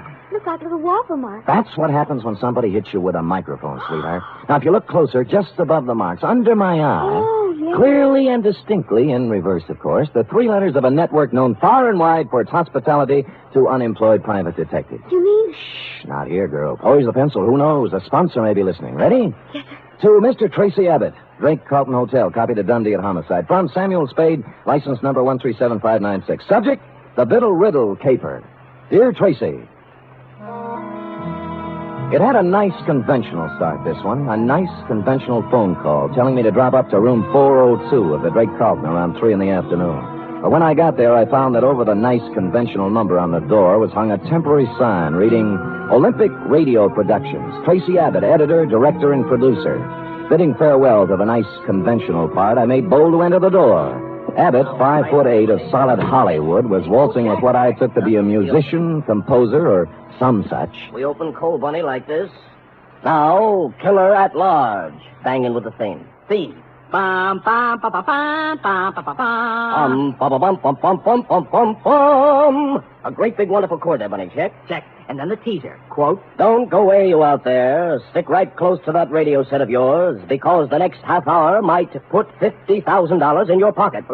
Yes, $50,000 will be paid by the sponsors of this program for information leading to the arrest and conviction of a killer at large. Ba, da, da. Tonight, that's it, sustain the chord. Yeah. Tonight, the murder, tremolo. Tonight, the murder of Carol Stevens. Then, da-da-dee-bum-bum-bum-bum-bum-bum. Check. What's that? Cymbal crash. Do it again. Don't need it. Check. Check. Big, wonderful, lush. That's the word, lush. With scope and sweep and power. I got it. Well, I'll get as lush as I can with 8 pieces. Scope, sweep, importance. Gotta sound important. Check. Check. Oh. I'm Sam Spade, Mr. Abbott. Ah, yes, Spade. Glad to see you. Please sit down. No, on the other hand, you'd better stand up. No time to lose. You have 24 hours to find a man for me. Well, that's pretty short notice. How Mr. do... Spade, Killer at Large is real. We keep a sensitive finger on the pulse of the people. Well, that's nice. We deal in real facts, real people, real crimes, and real criminals. Check? Just how do you do this? How do you accomplish all this on the radio budget of today? Now, you see before you, Spade, the mechanical marvel which makes this possible, the tape recorder. You're familiar with the tape recorder? Oh, more or less. Check. Tomorrow night at 9 p.m. PST, with the aid of the tape recorder, we shall reconstruct one of San Francisco's more sensational, unsolved crimes. The murder of Carol Stevens. You mean the burlesque dame 3 years ago? 2 years, 8 months, and 29 days. You remember much about it? Well, let me see. She turned up dead on the floor of her apartment, didn't she? Check. Victim of the well-known blunt instrument. In this case, a bronze bookend carrying the bas relief of Abraham Lincoln. Much ado. Headlines by the hour. A parade of witnesses, but no arrests, period. Fine. Now, what about me? Our show, Spade, is made up of the simple, honest, spontaneous statements of the witnesses themselves. We're set on this one except for one man. The most important one in the case, of course. Oh, who's that? Jimmy Biddle, the doorman at the Broadway Burlesque, at the time the Stevens girl was killed. Oh. Knew her, some say he loved her. Top suspect until he came up with an alibi. Our advance men have combed the city for 2 weeks trying to find him, but no luck. So he's blown town. That's what I thought until this morning. You mean you've heard from him? I heard from someone who said he was Biddle. He also said he knew who killed Carol Stevens. And he wanted the $50,000. Right. I mean, check. Oh, fair enough. Well, that's what you advertised, isn't it? Not to people who hang up when you get curious. If it was Biddle, I've got to record his story. I want him here by 8 tomorrow night. Check? Well, since you keep bringing it up, check. Yes. You can make it out for $100. At Homicide, I cased the files on the Stevens thing. San Francisco's answer to the Black Dagger. A cheap killing of a cheap dame in a cheap apartment that used a lot of expensive newsprint. She'd taken her last turn under the blue spot around 10:30, left the theater, and hustled straight home, because at 11 sharp, according to the neighbor across the hall, someone had tried the Abraham Lincoln bookend on Carol for size. She hit the floor just as the 11 o'clock news came on. Biddle's alibi had to be good, and it was. It came, as a matter of fact, from the greatest little alibi factory in town. Biddle was drinking old fashions with Joseph P. Norgard, the well-known criminal lawyer at the time of the killing. So I trotted over to Norgard's office on Market Street, found him tied up, and settled down in the waiting room next to a gimlet-eyed youth in a neon-striped suit who looked like he made a living sticking up crap games. He was filing his nails. Buddy. Yeah, buddy? You sure you're in the right office, buddy? Positive, buddy. I just thought I might save you some trouble, that's all. Sam Spade, ain't it? Hey, you're a smart kid. I try hard. I still think you'd be wise to blow. Now, this is quite a turn you do, buddy. Study nights with Richard Woodmark. Sam, I told you I want to save you a bad time. You're a nice guy. Thank you. Must be a lot of things you can do around town to make a buck without coming here. Now, why don't you lift it out of that chair? I'm not going to do it, Mr. Norgard. And that's fine. I'll get with you later. Bye, buddy.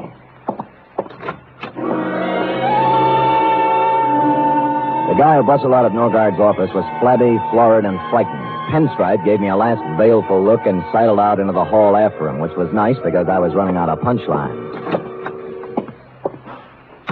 Luke, I thought I told you to. Oh. Mr. Norgard? I am? I'm sorry to barge in. My name's Spade. I'm a private detective. Of course you are. And a hungry one. Well, we're polite in here, too. Why do you say that? You're the fourth today. Oh? I'm about to prepare a mimeograph statement entitled, What I Know About the Stevens Case, or You Too Can Make $50,000. Like a copy? You know, I can't remember when I've been treated so nice. What do you know about the Stevens case, Mr. Norgard? It's all in the homicide file. On the fateful night, I ran into Jimmy Biddle as I was coming out of a bar in Chinatown. He'd hit the skids. But he used to be a useful friend, so I asked him up to my apartment for a drink. Cozy? Sat him in a chair, made him an old-fashioned, loaned him $5 and hustled him out. Mm-hmm.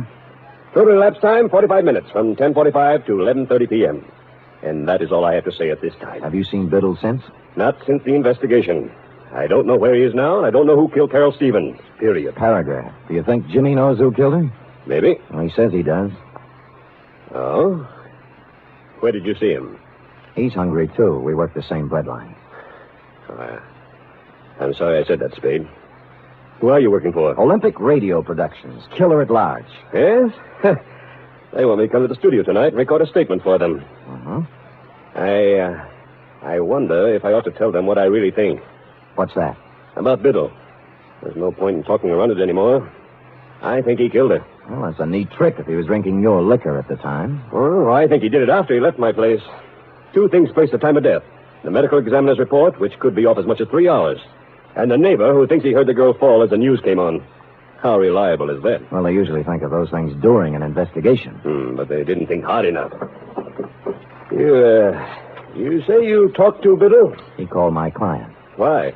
He had 50,000 good reasons, according to him. You know, funny things happen when the dough gets into it. Bought people don't stay bought. Lost people get found. Yeah. Well, I've told you all I know, Spade. If you have no more questions. Oh, just one more. Who's the little weasel in the pinstripe? You mean Luke? Yeah.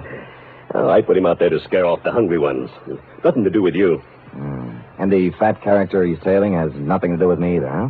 You really want to know? Love to. He's a pastry cook. I'm representing his wife in a divorce action. Thinks he's Casanova. Pressure cooker, eh?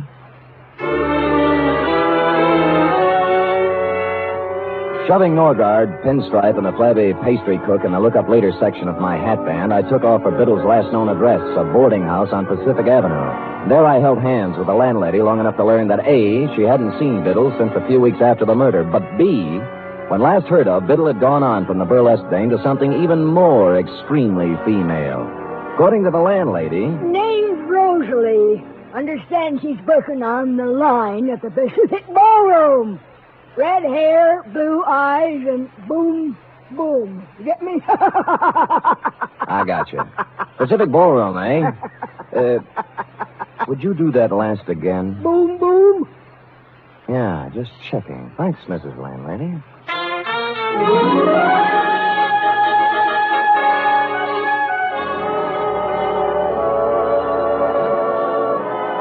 Hello? Hi.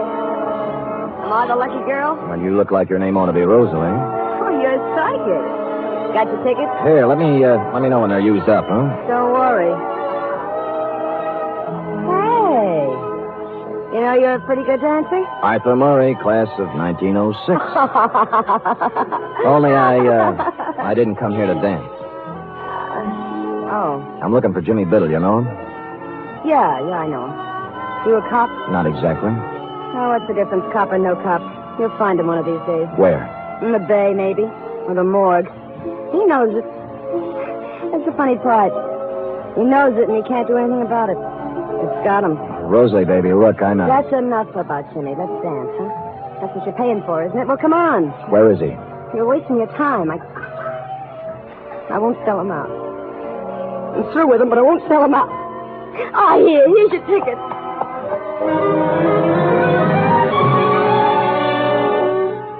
I sauntered over to the soft drink fountain and mulled the problem over a Coke for a minute or two. There are ways of dealing with dames like Rosalie. Some of them are a little cruel, as this one was going to have to be, but time was of the essence. I kept out of sight for 20 minutes or so, watching her dancing in the arms of a moonstruck plumber, and sidled into a phone booth.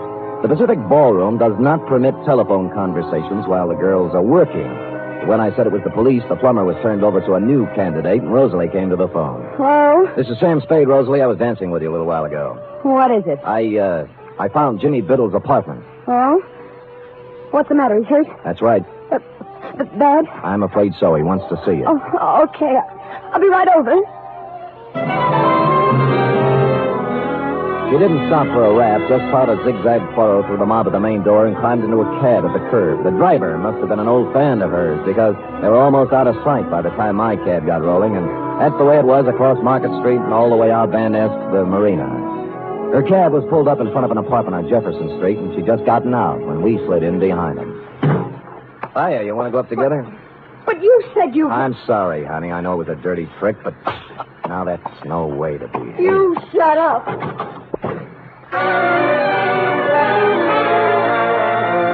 The gold card holder by the doorbell listed the tenant as W.R. Smith. Mr. Smith was evidently not home. The lady manager in the apartment next to his was, and after the usual license showing and more than the usual sweet talk, she came up with the key. Biddle wasn't wealthy, but he wasn't hungry either. The place had the well-fixed, man-about-town look, right down to the last crystal martini glass in the portable bar in the living room. Next to it was a mahogany desk, in which were sundry checkbooks and deposit slips indicating Biddle had found a prosperous widow or had been doing rather well at canasta. A clock chimed 4 in the next room. Since it was after 10, I wondered why I went in to take a look. Maybe I was psychic, like the girl said. There was a tape recorder against one wall, the same kind I'd seen in your office, Tracy, with a microphone and a roll of tape in it, half used up. Holding the microphone with one hand was Jimmy Biddle. In the other hand, a .38. He wasn't hurt, as I'd told her. He was dead.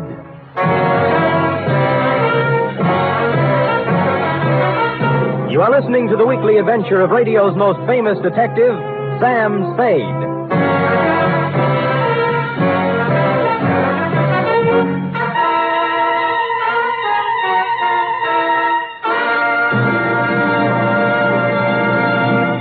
This Sunday, there's another outstanding production by Theater Guild on the air. It's a 1-hour adaptation of the thrilling tale of intrigue in post-war Vienna, The Third Man. Joseph Cotton and Senior Hasso star in this Theater Guild on the air broadcast. And Sunday over most of these NBC stations also means The Big Show, an hour and a half of the finest in comedy, music, and drama. Tallulah will be your hostess, and just listen to a few of the stars. Fred Allen, Marlena Dietrich, Danny Thomas, and Fran Warren. There'll be many more, too, so tune in this Sunday and every Sunday for The Big Show.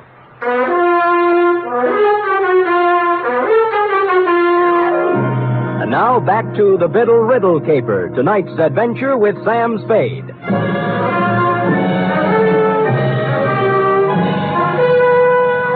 In accordance with Chapter 5 of the Private Detective's Manual entitled How to Keep Your License, I called Homicide and gave him the facts and figures, then went back to the study.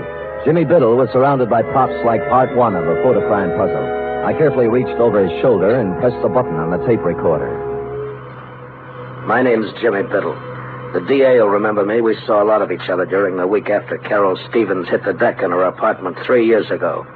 At just about this time of night. I fooled him then. I could probably go on fooling him, but I'm tired of it. I'm tired of living this way. So here it is. I knew Carol Stevens well. I was crazy about her, and I was jealous, too. That's why I killed her. Thought I could go on and on, playing hide-and-go-seek for the rest of my life, but sooner or later this kind of thing gets too heavy to pack around. You gotta get rid of it. One way or another. Period. End of report. I rousted the landlady again, and we went over the room together. A helpful type landlady. She contributed 1,000-odd bits of gossip about Jimmy Biddle, only one of which struck me as interesting. She'd come in this morning, she said, to clean his apartment, and among other things, had wound and set the 8-day clock on the mantel. The same clock, which was now exactly 4 hours fast. Looking closer at the tape recorder, I saw a small label pasted above one of the knobs, reading Murgas and Reeve, recording technicians. Next scene, the manufacturing section of Sansom Street. A 5-story building, all dark at this hour, except for a light in the office on the second floor back, which happily turned out to be D1. Murgas? Reeve! Anybody! Hello. What do you want? Well, the pastry cook. I'm sorry. We're closed, you see. Office hours 9 to 5. Now, wait a minute. Just a minute, pastry cook. I'm not a pastry cook, sir. My name is Murgas. I am one of the proprietors here. Just a moment, sir. Sorry. It was getting cold out in the hall. Oh, so you're Murgas, huh? I am. And I don't care who you are. I know all about it, sir. I know it wasn't a practical joke. What wasn't a practical joke? That tape. You can march right back to the man you're working for and tell him he can't buy me off. Is that clear? Not very. There's no use denying it. I saw you in his office this afternoon when he threatened me. Get down, Murgas! What is it all? I crawled out on a fire escape in time to see my buddy in the pinstripe suit hit the bottom. The alley, crazed B, was blind at one end, so Luke took off toward the street. I caught him in one leg. He stumbled, fell, smacked his head against the brick wall of the alley, and took the count. I was frisking him when a prowl cop who'd heard the shots moved up. I convinced him I wasn't rolling a drunk and left him to run back upstairs. Murgas? Murgas! Here. I better get you to a hospital. Who are you? Sam Spade. I don't work for Norgard. Right now I'm trying to hang a murder rap on him. Told me it was a practical joke. A gag. What? Tape. Jimmy Biddle. Tape. Jimmy rented the machine from you and made the tape himself, right? Yes. He... Norgard. What about Norgard? Tried to beat me into it. Beat me. Wouldn't give it to him. Give what? Tape. No. He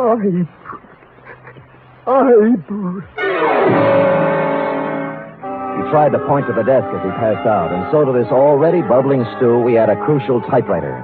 While waiting for the ambulance, I cased it and found nothing, then stuck a piece of paper into it and began to type. 4 quick brown foxes had jumped over 4 lazy dogs when the sound changed. I looked closer, then tackled a messy job I always leave to my secretary. I hate to play with typewriter ribbons, but this wasn't a typewriter ribbon, since said ribbon had come to an end and I was pecking away at a piece of sound tape.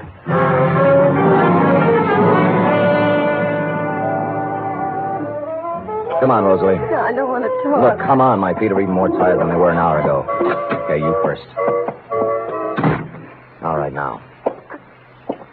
sorry, Mr. Spade. I thought you were lying when you said Jimmy was hurt. Look, let's not go into that now. He was blackmailing Norgard, right? I don't even know who Norgard is. You knew Jimmy was shaking someone down, didn't you? I never knew where he got his money. I just know it was dirty money. He'd laugh and say he was living high, but not for long. He never mentioned Norgard? No, he just said he was going to make $50,000 on a radio program. Did he say how? Singing.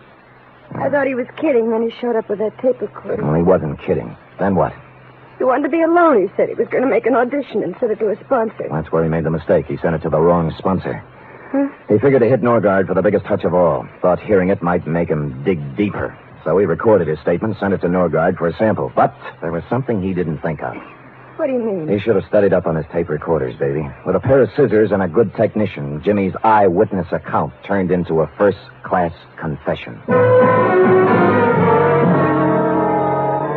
The final phase of the Biddle Riddle was, as you will recall, Tracy, enacted on one of the sound stages of the nation's leading network, where, as you will also recall, you were busily transcribing the testimony of various witnesses on the Carol Stevens case. How you got him there, I'll never know. But there he was, as big and legal-looking as ever, perjuring himself once more into one of your microphones. I walked out of the Twin Dragon on Grand Avenue. As I remember it now, Biddle was across the street. He apparently recognized me, though. Excuse me, will you, fellas? What?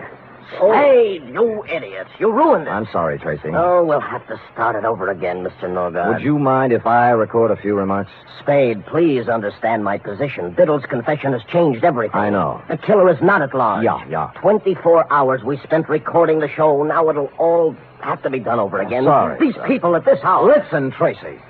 All right, Spade. What is it? I'm only trying to help. Now, where's Biddle's confession? On the machine there. We're going to dub it onto the main tape. Good. Now, be a good lad and show me where you're starting to stop it, huh? Right there. Okay. What is this, Spade? This is going to interest you, Mr. Norgard. Now, let us turn to the tape, keeping our eyes on the spool as it slowly feeds Jimmy Biddle's last statement. My name's Jimmy into the Biddle. amplifier. The DA will remember me. We saw a lot of each other during the week after Carol Stevens hit the deck in her apartment 3 years ago. At just about this time of night. I fooled him then. I could probably go on fooling him, but I'm tired of it. I'm tired of living this way. So here it is. I knew Carol Stevens well. I was crazy about her, and I was jealous, too.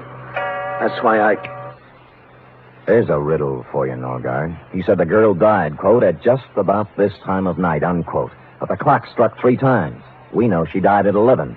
What happened to the other 8 chimes? Spade, this is no Be time. patient with me, Tracy. What about it, Norgard? Well, how do I know? The man was crazy, maybe. No. He wasn't crazy. Stupid, but not crazy. So we take this spool of tape off and put this one. What's that? This is the part that was cut out. Got it from the guy who did the splicing job for you, thinking it was a practical joke or something. Sam, do you know what you're saying? Yeah, but Biddle says it better. The last thing we heard was I was crazy about her, and I was jealous, too. That's why I killed her. Only he didn't say killed her. Just, that's why I... Well, standing outside in the hallway of her apartment the night she died. I'd seen her leave the theater with a guy I recognized. And I followed him home to her place. Heard the argument, everything, but I had no idea he'd kill her until I heard her hit the floor. Door busted open then, and he came out looking like a crazy man. He didn't even see me. He just ran down the back stairs as fast as he could go. I went in and saw her lying on the floor, dead. I could have killed him then, but I thought of something better. He's good pay. The cash comes right on time. But I'm tired of living this way. So there's the story. The man who killed Carol Stevens... That's too late!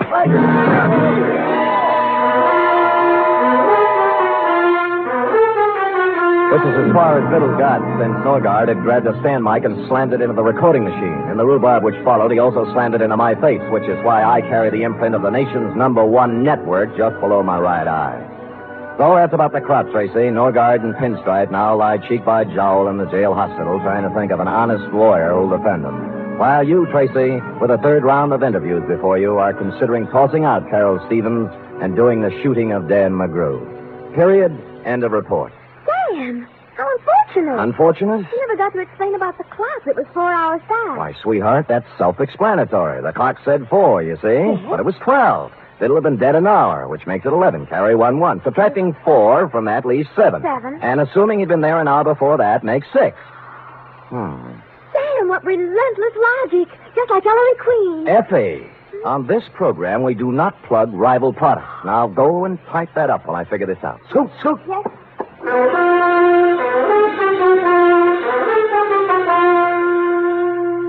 3 chimes mean good times on NBC. There's mystery and music every Saturday on NBC.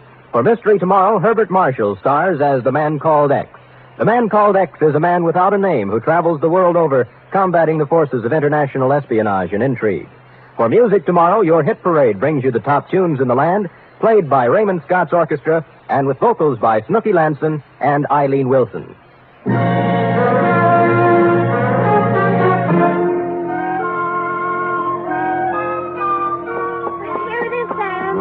Thank you, dear one. I see by the furrows in your brow that you have not as yet solved the matter of the missing chime. Oh, why Norgard set the clock ahead when he shot Jimmy Biddle? How to approach this?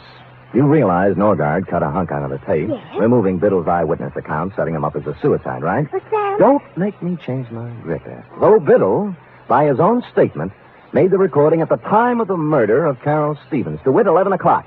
Now, in cutting out the crucial words, Norgard also had to cut out 8 chimes. This, he realized, would be noticed.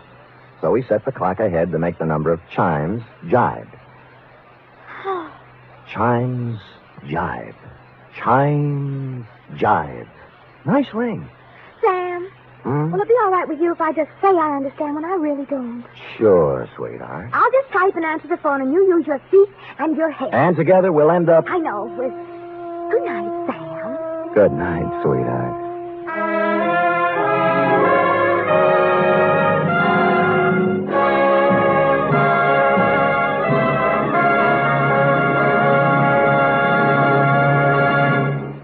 The National Broadcasting Company presents The Adventures of Sam Spade, Detective.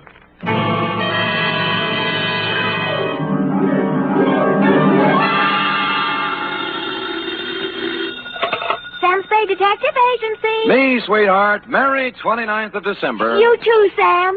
Did you take the little boy home? Yep.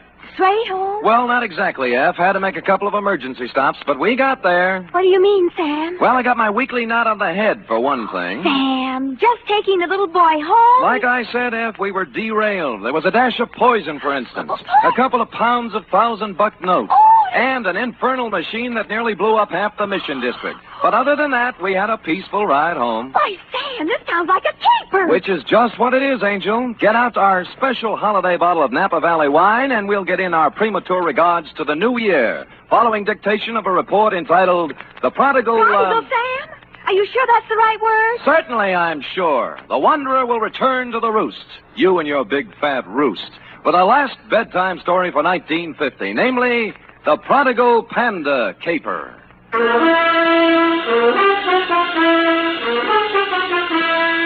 For NBC, William Spear, radio's outstanding producer-director of mystery and crime drama, brings you the greatest private detective of them all in The Adventures of Sam Spade. Effie!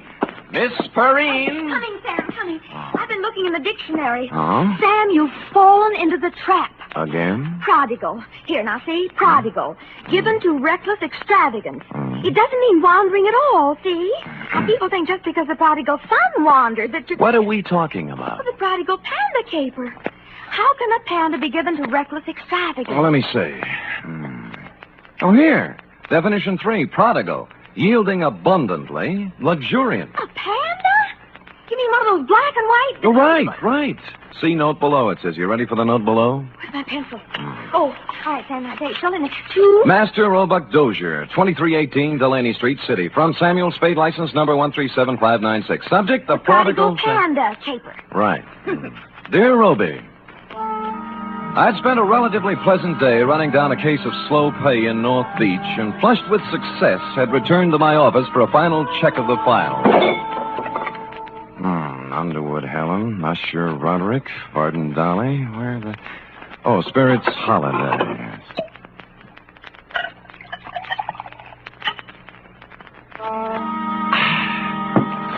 I sat down, put my hat and my feet on the desk, and was loosening my collar when I noticed just to the right of my off ankle one large bag of jelly beans.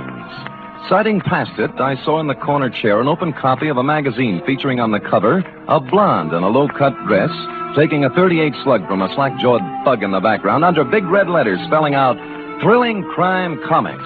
And behind all this, sound asleep, was you. Hey, Sonny. Hey, wake up, will you? Come on, revelie's blowing. Huh? Oh. Hi. How long you been here? A long time, I guess. What's your name? Roby, short for Roebuck. Well, what can I do for you, Roby? I've been to the police.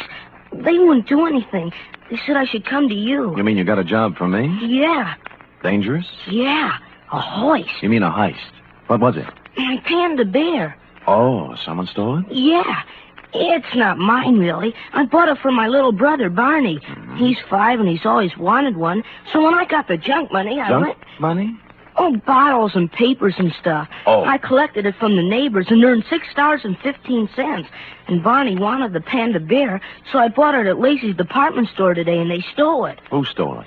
Well, there was this man in the checkered coat and the lady in the red silk dress, just like the story in the comic here. Oh. The man looked like that, but the lady looked different. Mm-hmm. She had black hair and a red dress, and her eyebrows went up this way instead of sideways. Oh. I was walking down the street with my Panda bear, and the lady called me over to a car she was sitting in and started to talk to me. Mm-hmm. And right away, the man in the checkered coat ran up and grabbed at my Panda bear, and they chased me up a fire escape. And the man pulled out a big black gun and said if I didn't come down and give him the Panda, he'd shoot me and Barney and Mom. So I came down and gave him the Panda. Well, that's quite a mouthful. Oh, excuse me, Roby. Hello? Sam? Yeah, Dundee. This is Dundee. Oh. Sam, there's a little fella about 8 years old on his way over there. No, he's here now, Lieutenant. What's the deal? He gave us quite a story. Well, how'd it go? Now, we took it down. I got it right here Good. somewhere. Let me see. It's about a man in a checkered coat and a lady in a red silk dress. Yeah. Oh, here it is. Quote, I was walking down the street with my Panda bear, and the lady called me over to her car. Okay, Dundee. He hasn't changed it any. Yeah, we got hold of his mother. Runs an elevator in the Russ building. Good. She says he reads too many comic books. You better send him home. Okay, Lieutenant, thanks. Come on, Roby. You gonna send me home? Lieutenant Dundee called your mother, old man, and You don't believe me either. Oh, it's not that, Roby. It's just But I can't go home without the Panda bear. What do I tell Barney? I promised him. My own brother. Oh, he's home now, waiting? Yeah. Well, tell you what I'll do, Roby. You let me put you in a taxi and send you home, and I'll take the case. You'll get my Panda back? It wouldn't be at all surprised. So if Barney's face hits the floor, just tell him Samuel Spade Incorporated's working on it. Only one thing. Huh? I haven't any money left. Oh, you got jelly beans, haven't you? Yeah? Okay, you can pay me off in jelly beans. Now, come on now, let's find a taxi. Which we did, Roby. Like the psychology books said, I didn't discourage the child imagination, but I did try to tout you off thrilling crime comics and onto Alice in Wonderland. This, I could see, would take some doing. It was almost closing time when I got to Lacey's, but I talked my way past the man at the door and hustled up to the 6th floor and the toy department. The clerks were doing whatever clerks do at 5:30, but I found a handy floor walker. Dear me, Mr. Spade, I just don't know. I just don't know. You mean you counted your cash and everything, but you can't... It's not that, Mr. Spade. Oh. I am perfectly willing to stretch a point to please the little fellow. We like to think we're human here, you know. Well, that's nice. That you like to think so, I mean. But you see, something very strange happened this afternoon. Come over this way, sir, by the escalator. Oh. We had the giant pandas at this counter here. 25 of the large size. I assume that's what you're interested in. I guess so. Then what then? Well, for Christmas, they didn't do anything. Just sat here, huh? Yes. But would you believe it, sir? This afternoon, all 25 were sold.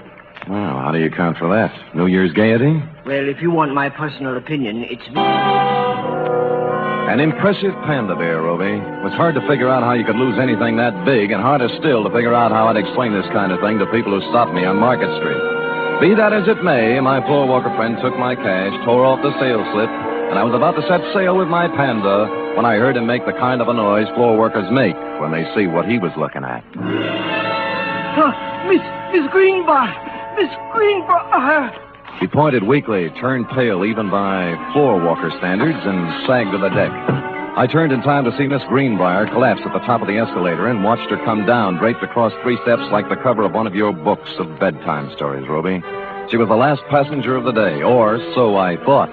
When I looked closer, I saw she wasn't a passenger. She was freight. At the lamp counter on the floor above, busily adding up receipts as if nothing had happened, was a dark type built along Dragon Lady lines. I'm very sorry, sir, but we closed. I want to know about the girl who just went down the escalator. Miss Greenbrier? Yeah, notice anything strange about her? Why, is she ill? Yeah. Did she look ill? I thought there must have been something wrong. I said hello to her, and she didn't pay any attention to me. It was only a second ago. Where'd she come from? Around the corner. I think she'd been at the wrapping desk. She had. It was a 10-size sheet of heavy brown paper, a batch of metered postage tape, and a shipping label addressed to Master Frankie Carson, 281 Avenida Ruiz, Havana, Cuba. Downstairs, I found my floorwalker friend had come around and was bending over Miss Greenbrier with an impressive-looking gent with gray at the temples. Good heavens, it can't be. It just cannot be. That's all. I'm afraid she is, though. In Lacey's, it's unheard of. Why should she be? Good heavens, in my department, too. Excuse me, floorwalker. Oh, this is Mr. Spade. He was with me when it... Oh, dear. I'm Dr. Kempthorne. I was exchanging some Christmas gifts when... Any idea what killed her? Well, it's pretty hard to tell without an examination, and I don't have my things with me. Heart, possibly. Natural causes? Well, of course. Why, do you have reason? There are more natural places to die than at the top of an escalator. And in my department at Lacey's, too. Good heaven. Well, who can say? Have to look up the girl's history. If she had a heart condition, well... Sure. Meanwhile, I'll call homicide. They've nothing better to do.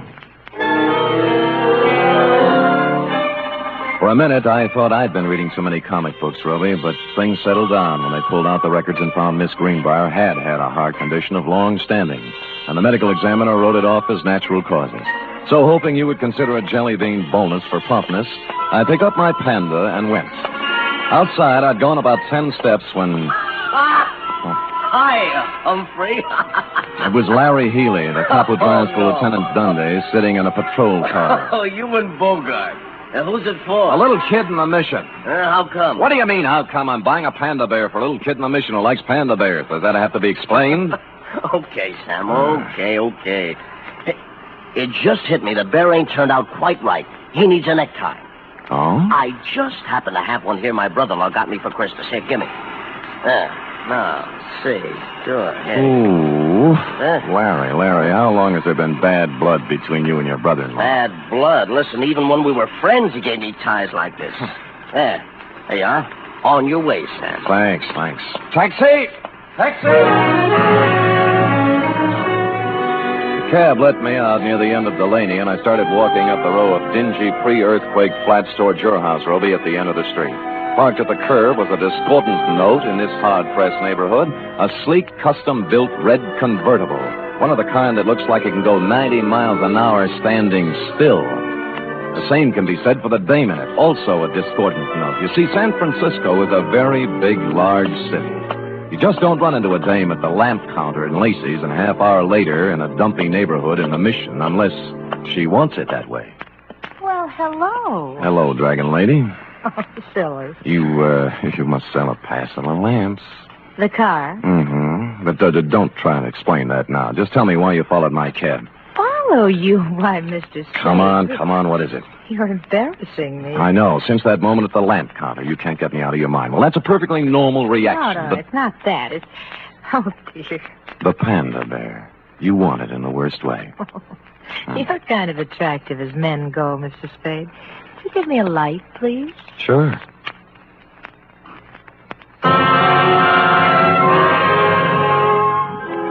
Holding the match up to her cigarette, 3 things hit me. The black hair, the red dress, and eyebrows that went up instead of sideways. At that point, the sleeve of a checkered overcoat with a big arm inside it came around under my chin from the rear, and the 4th thing hit me.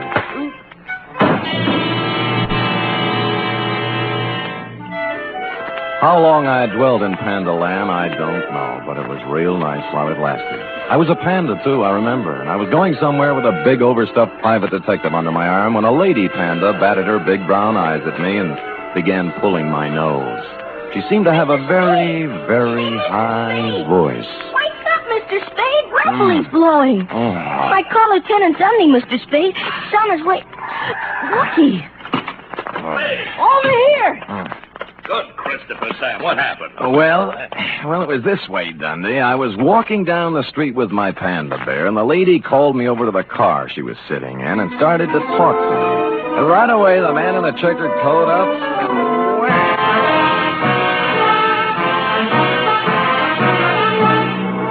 You are listening to the weekly adventure of radio's most famous detective, Sam Spade.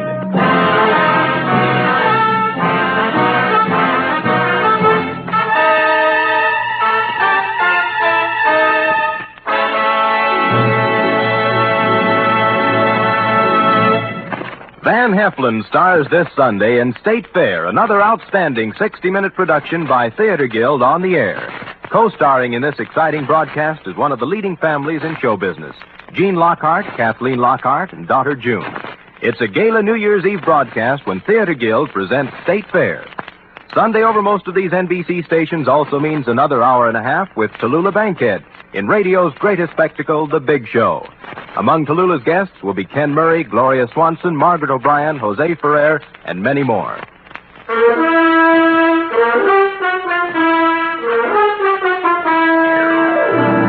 Now back to the Prodigal Panda Caper, tonight's adventure with Sam Spade.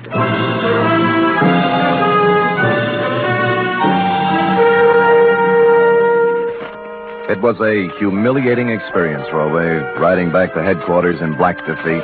But dear, good Lieutenant Dundee, however, was the soul of patience and understanding. What do you take me for, Spade, an idiot? Look, Dundee, all I want you to understand is that this dame in the hopped-up convertible... I've had 3 rides on that merry-go-round now, and I'm sick of it.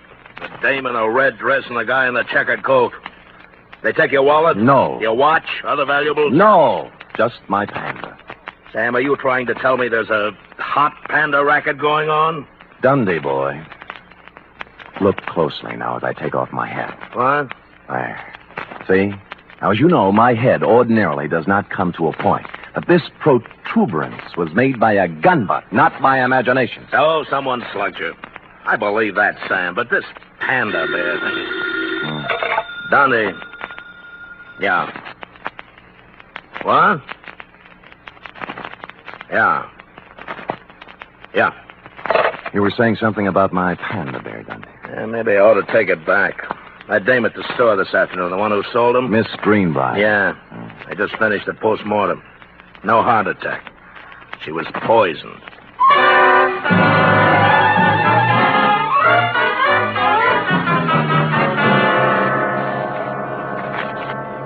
It's a strange thing, Mr. Spade, very strange. I leave my business thoughts at the store. Floor Walker, just try and remember the dragon lady's name, huh? Dragon Lady. My good gracious, I can't remember my own name. I'm so upset. Oh, now concentrate now. Look, dark hair, up-tilted eyebrows, red silk dress. Works in lamp department on 7th floor. I can picture her so plainly. Dark hair, Floor Walker. Dark hair. Upshot eyebrows. Eyebrows and the red dress. Yes. Red.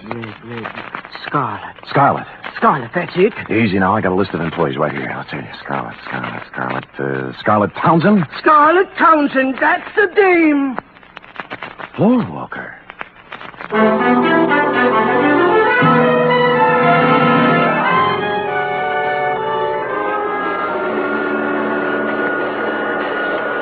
Scarlet Townsend. Yeah, she lives here, right in this room. Move out. Today. Well, how come? I said, how come, landlady? Why'd she move? Me. Oh. I tried to keep her on the right track, but at her age, you can't tell them nothing. But when she bring that no good thing around here, I put my foot down. I said, Scarlet, Scarlet, you're What out. no good day? What's no good dame, landlady? Crystal McCall. Oh. Here, I found this just now as I was cleaning the room. Picture of Crystal McCall. Now, ain't that a swell way to have your picture taken? The name rang a bell, and so did the picture. Crystal herself and me all together.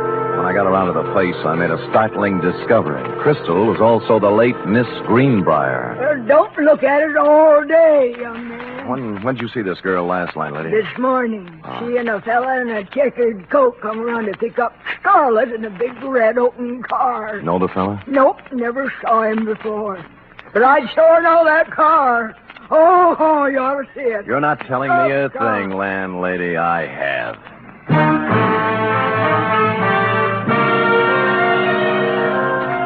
In Los Angeles, I'd have been dead, but San Francisco is not a convertible town. I found a free phone and began calling the dealers, figuring a bright red custom-built convertible is something you remember, whether you see it or sell it. An hour of this got me nowhere, and I'd begun to wonder if the car had been smuggled up from the unmentionable side of the Tehachapi when the wind changed. Sold the yellow one a while back. Thanks, but near misses don't count, friend. But the buyer had it painted red. Special job. Well, you're improving. Who's the buyer? Kim Thorne. Dr. Kim Thorne? Right, Dr. Jules Kim Thorne. Lives on Motley Drive in Burlingame. That's the only red one I know. Great. That's the only red one I need.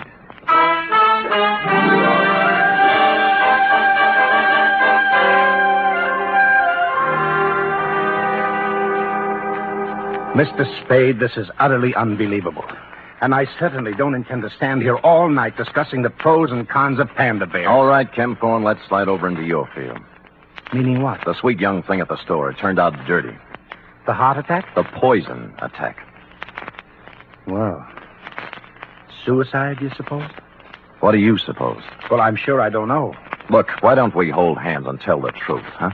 You'd better run along, Spade. I've had about all of this that I intended. Look, the dead dame was Crystal McCall. Does that mean anything to you? No. The same Crystal McCall who was running around with a hood named Frankie Casella, formerly of New York, now of Havana, by Department of Justice request. This is all very interesting. What has it to do with me? She was riding around in your red convertible this morning, for one thing. That's a hot car, you know. I took a close look at it 2 hours ago and got slugged.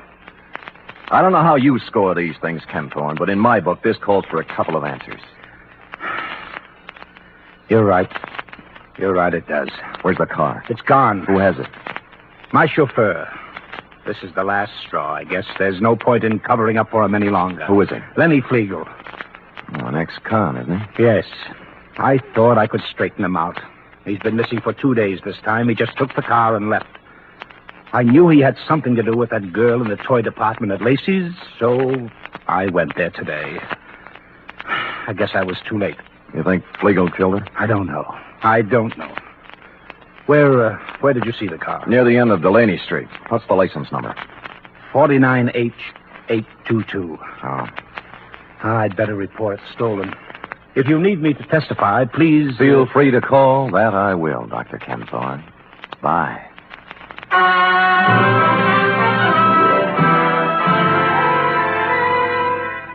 What I had in mind, of course, was to call Lieutenant Dundee and have him slap a 24-hour tail on the good doctor, but something intervened. Halfway down the walk to the street, my eye fell on a round plastic object about the size of a nickel lying in the grass. Clearly, the eye of a giant panda. Since 2 other eyes were obviously watching me through Dr. Kim Thorne's front curtains, I continued gaily on to my cab, drove up a half block, got out, and walked back. Just in time to see Kim Thorne pull away from the curb in his other car, heading towards El Camino and points north. Well, this left me free to prowl at will, and 4 matchbooks later, I had found 2 more eyes, a pocket full of panda skin, and a goodly scoop of panda upholstery. The trail led to the garage. It was no wonder his car was stolen. He must have had to leave it on the street all night because there was no room for it in the garage, which had been turned into a kind of panda abattoir, crammed to the rafters with panda bears, all the giant size, too, in various stages of dishabille. Legs, arms, eyes, and innards. A sight to chill the heart of any but the sturdiest private detective, Ruby. But I braced myself and carried on.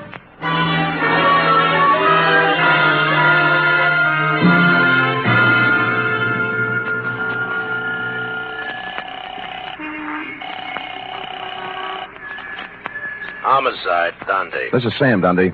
Sam, where you calling from? Phone booth in a drive-in on El Camino. Listen, the license number on the red custom job is 49H822. And the guy driving it is Lenny Flegel, an ex-con. Don't talk to me about that car. Larry Healy picked it up tonight going 90 on the Bay Shore. Great. Lousy. Why? What happened? Next time I see one of them panda bears, I'm going to spit right in its eye.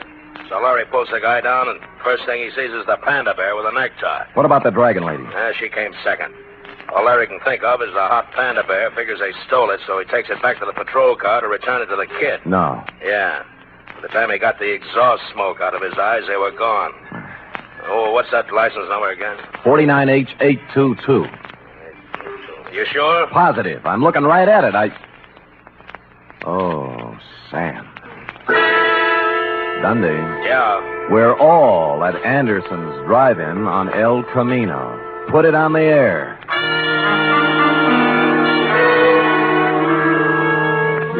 Which just shows you how slow I can think, Rowdy.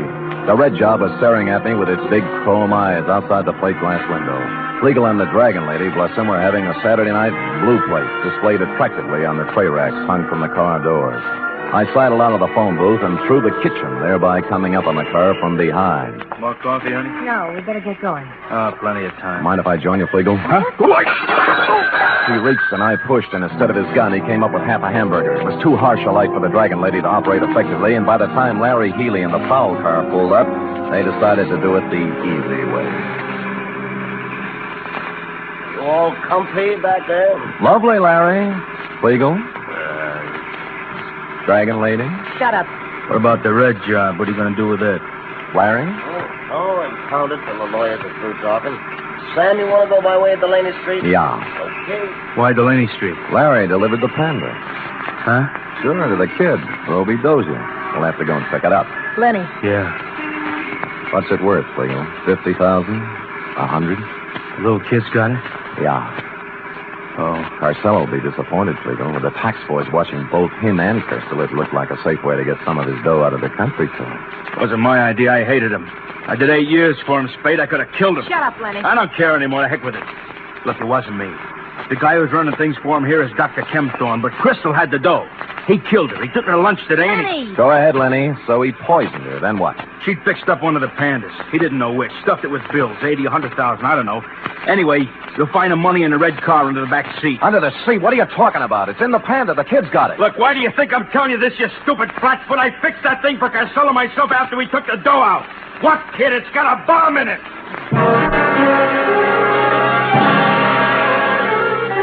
I don't remember much about the ride from then on, Roby. All I could see was a white line unwinding in the headlights. But somehow we got to the end of Delaney Street and around that corner again.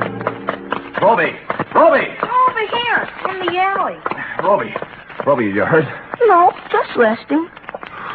Where's the Panda? Well, I'm through with pandas, and so is Barney.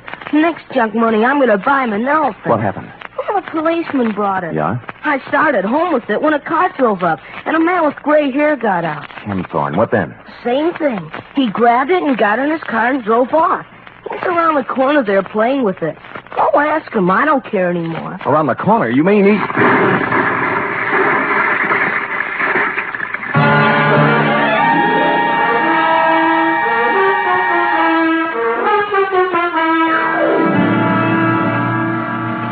Period. End of report. What a hurry. A highly inconsiderate thing to do to a panda. But I'll give him one thing. What thing? He had the good grace to park in front of a vacant lot before starting to tear it apart. Oh. And, of course, to coin a phrase, he saved the people some money. And now, if you're a good, efficient girl and run that through your infernal machine, who knows what I'll have in store for you when you're through. No, Jelly Bean, still work is done. Now, scoot, scoot, scoot.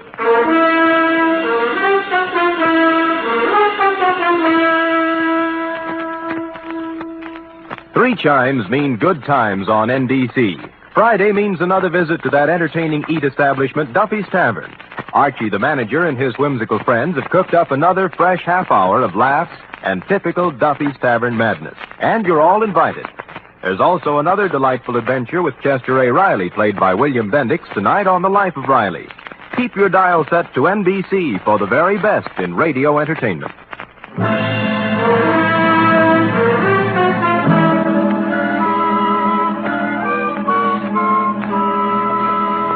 Here it is, Sam. Mm-hmm. All official? Yeah. I like the black one. Lay off, lay off. Well, you're no fair eating all the black ones. You're my favorite still now. Master Robot Dozier. Very well. Sam, No? I hope Roby appreciates you. I'm only just a kid. How can you appreciate me? Oh, I appreciate you, Sam. Oh, I appreciate you, too, sweetheart. You're so pretty and so efficient. Am I, Sam? And so good about not tipping me all the time for your back salary. Yep. Hey, when I stop and think of you, I go all choked up. Me too. Come here. Huh? Angel, Yes? it's all yours, dear. The rest of the jelly beans. Happy New Year. Good night. Good night, sweetheart.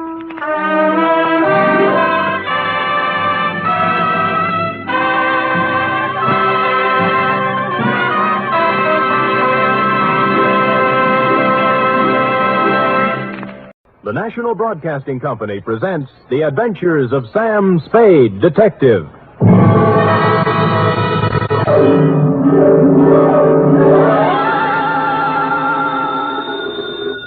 Sam Spade Detective Agency? Me, sweetheart. Sam, would you mind telling me where you are? Not at all, Effie, not at all. Let's see. I'm at the Ilrig Dana Rab Etile Seagrod. I don't understand it, Sam, but I think I caught the word grog. Oh, you're shrewd, Effie. You see, I'm on the inside, and the lettering is printed on the outside. Now, if you'll wait, I'll go outside and read it the right way, and then come inside and... Never mind, I've already guessed. You're at George's Elite Bar and Grill. Trapped. Sam, answer me. You promised me you wouldn't. I am? Me? I promised? Me? You did, Sam. You promised faithfully to stay away from bars. You know how hard television is on your eyes. Have you got your glasses? One in each hand. Fill them up, George. Oh, Sam, I heard that. What will people think? They'll never know, Effie. I always drink here under another name. Oh. Just a little of the hair of the dog that bit me, Effie. But don't worry about me. Although it's true I have been dogging it and have been hounded from tree to tree, I am frisky as ever and will be in to unleash my canine chronicle, namely the dog bed caper, or he who lies down with dogs gets up with murder, or, condensed for easy reading,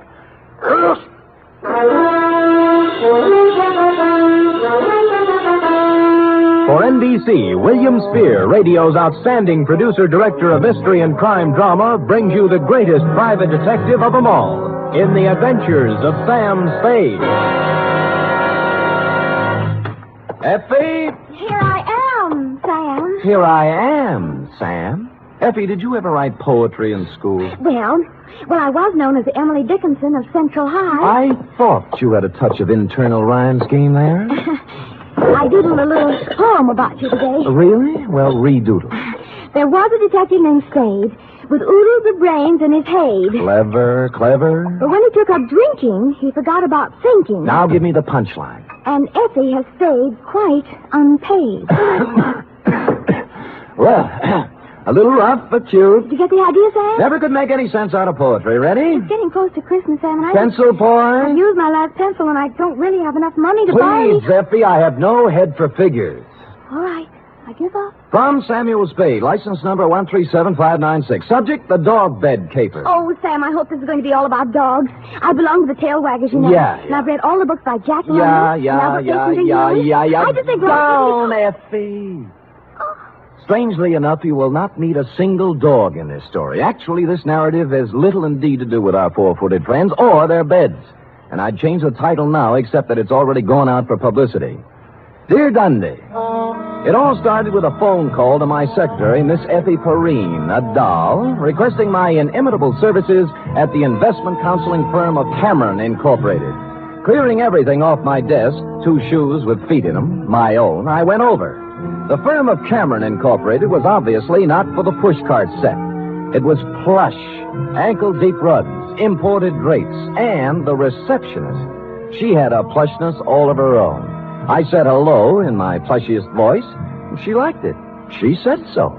Oh, I like the way you said that. Say it again. Life is too short to go back even for a moment. The past is a dead thing, the present dying, only the future alive and vibrant. However, hello. Is there something? There is. Could I ask a question? Why not? I will rephrase the question. What time do you stop working this evening? Around 6. Care to have... Why not? There's a little bar around the corner, okay? Why not? Why not, indeed? Bring your own money? Well, come anyway.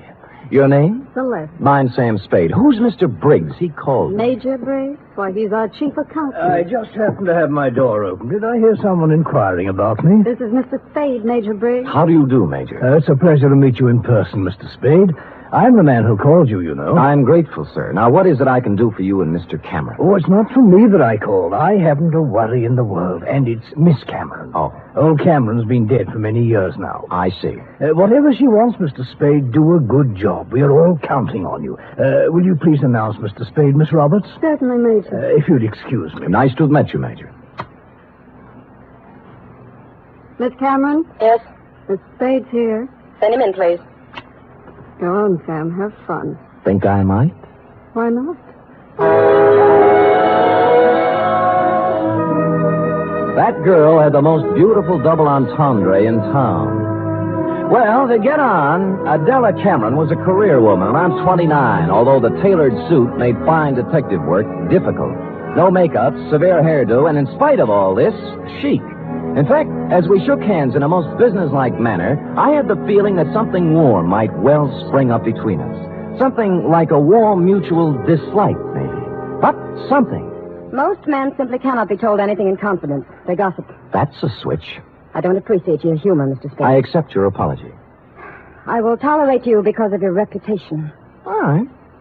I'm going to give you a very difficult job to do. Miss Cameron. What is it, Major? I'm sorry to interrupt you, but Courtney Pierce is on the phone. Mr. Spade, this is Major Briggs, our chief accountant. We've already met. Mr. Spade. Now, Adela, Pierce wants us to unload his short-term governments and buy American cattle. He's dividend crazy.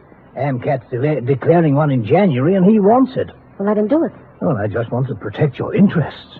You know what will happen to AMCAT after February.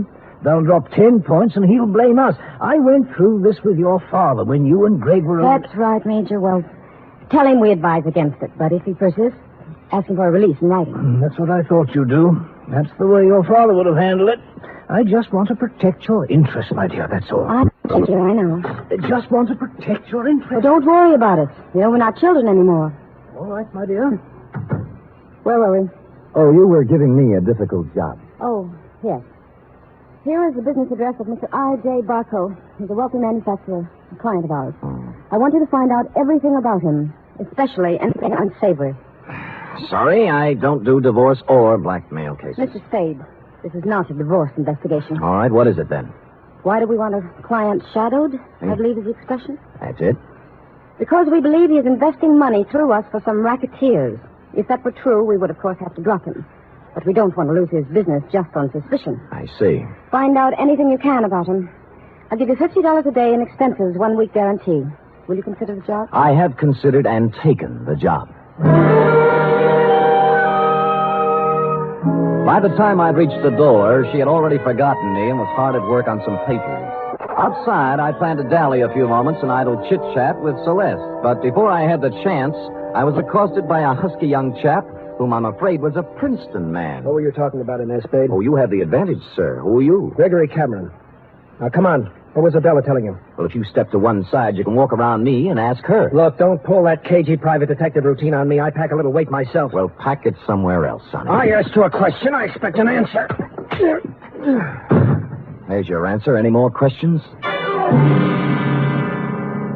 He didn't feel much like talking then, and I was so irritated I walked out without saying goodbye to Celeste. When I reached the street, the white-haired old gentleman, Major Briggs, hurried out behind me. Mr. Spade, please don't think too badly of that boy. I've known him from the cradle. He's in a difficult emotional state at the moment. Sure. As far as I'm concerned, Major, it never happened. You're a kind man, Mr. Spade. I could tell that when I first saw you. You're just the sort of man Miss Cameron needs. Well, I hadn't looked at it that way. If you require anything, don't hesitate to ask me. I've been with this company 40 years before those 2 children in there were born, and I know how difficult life can be at times. I just want things to go well for them. I'll do my little part, Major. Bless you, son. Bless you.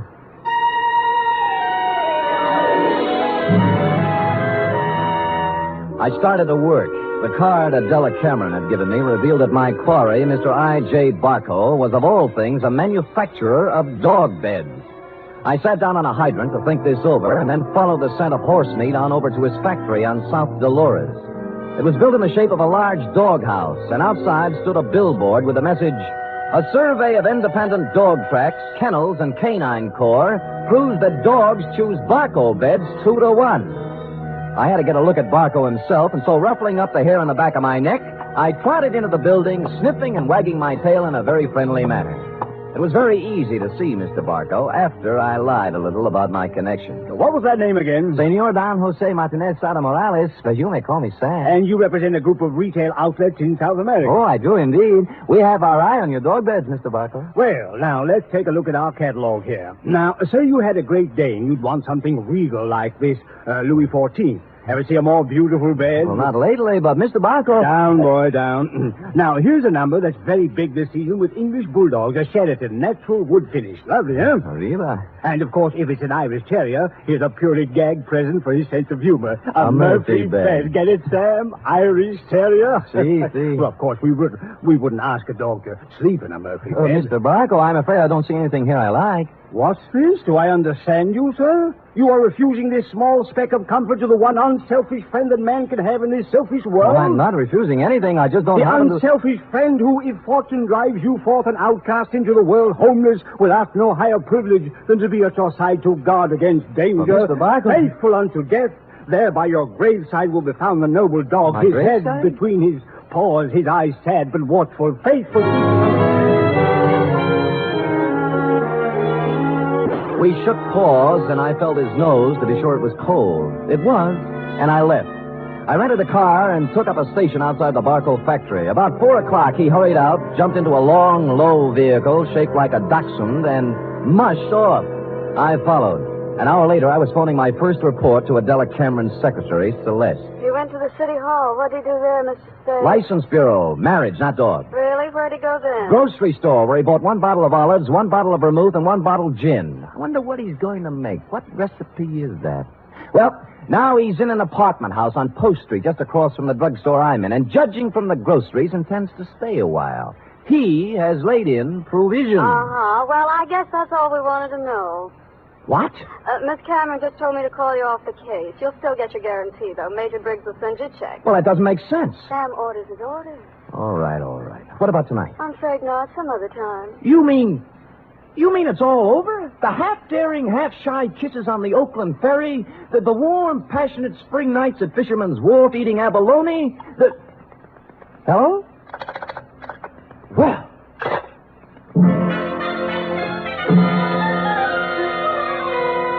Puzzled, as who wouldn't be, I walked slowly back to my car. But before I had a chance to get in, I saw I.J. Barco hurry out of his apartment house. But he didn't enter his car. He came right for me. Hey! Just a minute, Spade. So sorry, my name is Don Jose Martinez Sada Morales yet. Don't kid me, Spade. I'm not as stupid as I acted today. Huh. Look, I know why Adela Cameron is following me, and you don't. And you'll never find out, any more than the other 4 detectives did. I was the 5th choice? Well, I shall speak with my agent about this. I'm going to tell her in person that this foolishness has to stop. If it doesn't, she'll live to regret it. One more thing. I presume you're going to follow me. Well, I'm turning right on Market and heading out to 1217 Ridgewood Place. You shouldn't have any trouble.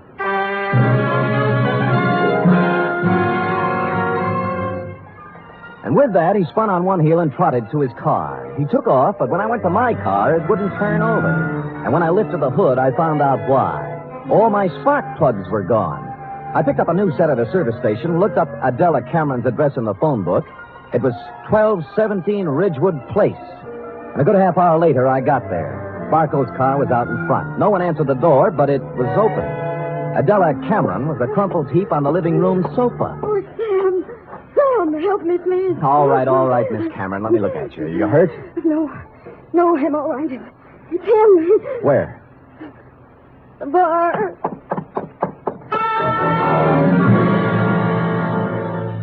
I hurried into the bar and was met with a strong odor of scotch. A bottle of it had been broken, and holding the neck of the bottle in one hand was I.J. Barco. He was on the floor, his hands slowly opened. The glass rolled out, and he died.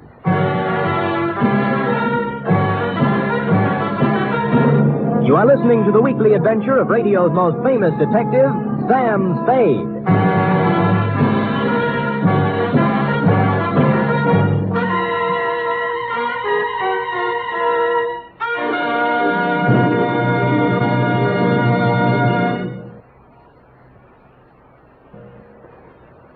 2 of tonight's Sam Spade in just a moment.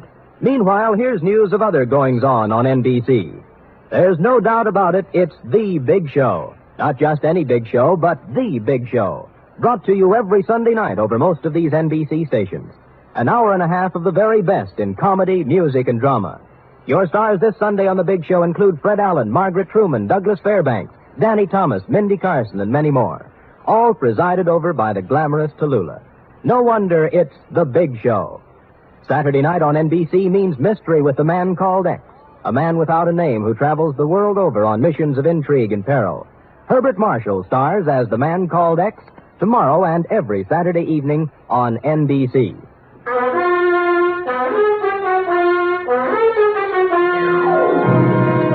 And now back to the dog bed caper, tonight's adventure with Sam Spade.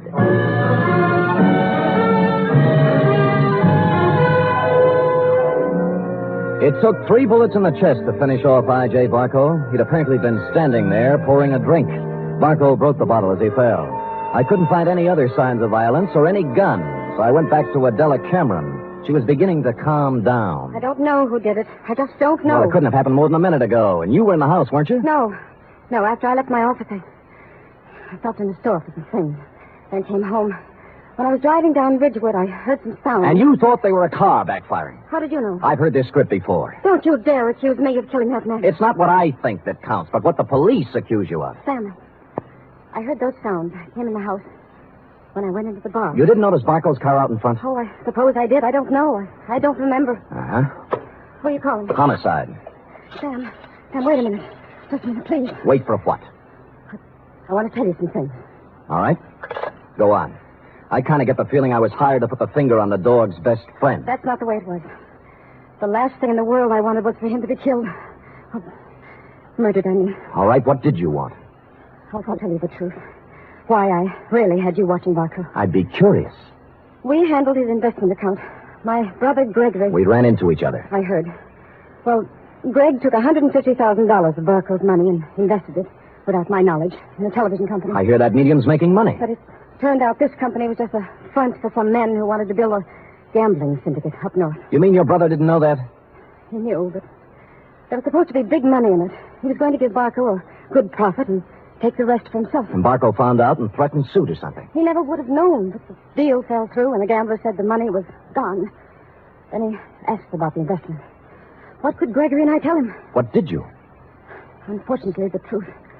We said we'd make up the money with interest, but he only gave us 90 days. We couldn't get it by then. So you didn't shoot him, your brother did, eh? No, Sam, no, he couldn't have. I know Greg. He'd have more sense. In my brief meeting with him, I didn't think he had any sense. Just one more thing before I call the police. And don't call them. Help me get him out of here. Somewhere. No dice. Sam, don't let my whole life be Stop it. You set me on Barco to find some blackmailing material, yes? Yes. And then why did you suddenly call me off the job tonight? I didn't. Your secretary said you did. I didn't tell her anything of the sort. Can I have that phone now?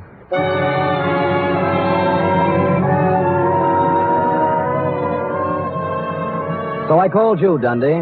Before you arrived, I looked through Barco's pockets for something to do and came up with a picture of him and a girl taken outside a marriage chapel in Las Vegas. The girl was Celeste, Cameron Incorporated's plushy secretary, several years younger and 2 shades less voluptuous. Her address, 627 Finley, was supplied by a now hysterical Adela Cameron. No one answered Celeste's door, but I heard a shower going inside, so I took the liberty of entering. Persona non grata. Is there somebody out there? There is. Well, who is it? Come out and see.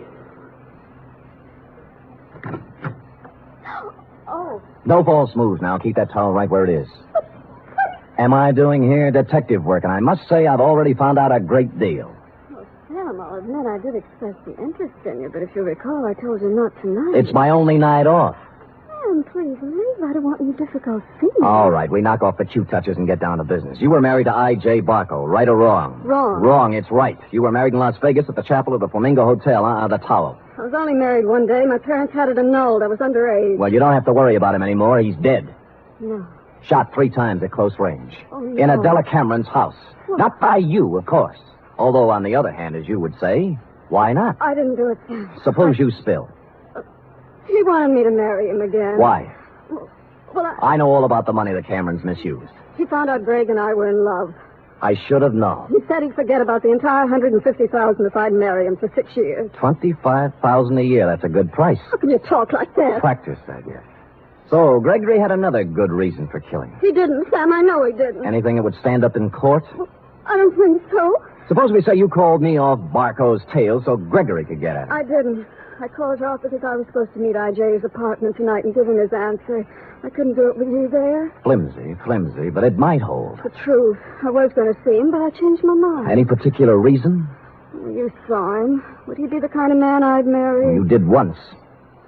Well, it looks bad for Greg. Because someone at Cameron Incorporated knew Barco was going to be at Adela's house. Sam, will you do me a favor? Maybe. Give me an hour. Then I'll go wherever you want. I'll tell you anything you want to know. Why an hour? Because if I'm going to live with myself, there's something I have to do. Well? Please, Sam. If you do, I'll give you some information you might want. For example?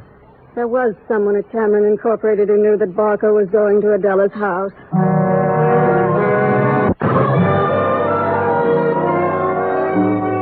She must have known I was going to wait outside and tail her, but she didn't, because without once looking over her shoulder, she emerged from her apartment house, slithered into her car, and led me directly down to the railroad station. She met a man in the waiting room, threw her arms around him, whispered something in his ear, and they hurried out to track 7. There was a transcontinental train getting up steam.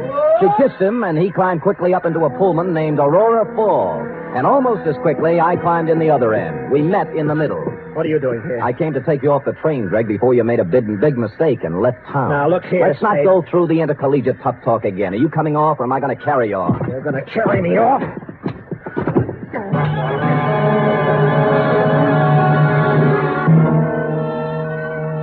And I did. Celeste was gone, and he revived when he hit the cool air. I let him out of the station as unobtrusively as possible. Then we went down a side street to where my car was parked. That's where he began to show signs of life. Spade, look. You're all wrong. Guy's got a right to leave town when he wants to. I'm going to sue you from here to the city hall and back. Shut up and get in the car. Celeste just told me about Barco. You don't think I did that, do you? As I get it, you and Celeste were leaving town together, right? Yeah, she told me to go on and she'd come later. That was unwise of both of you. Come on, get in. Spade, I didn't kill Barco. Nobody said you did. Now, if you'll kindly get in the car and give me an address I want, and you know, we'll go see who did kill I.J. Barco.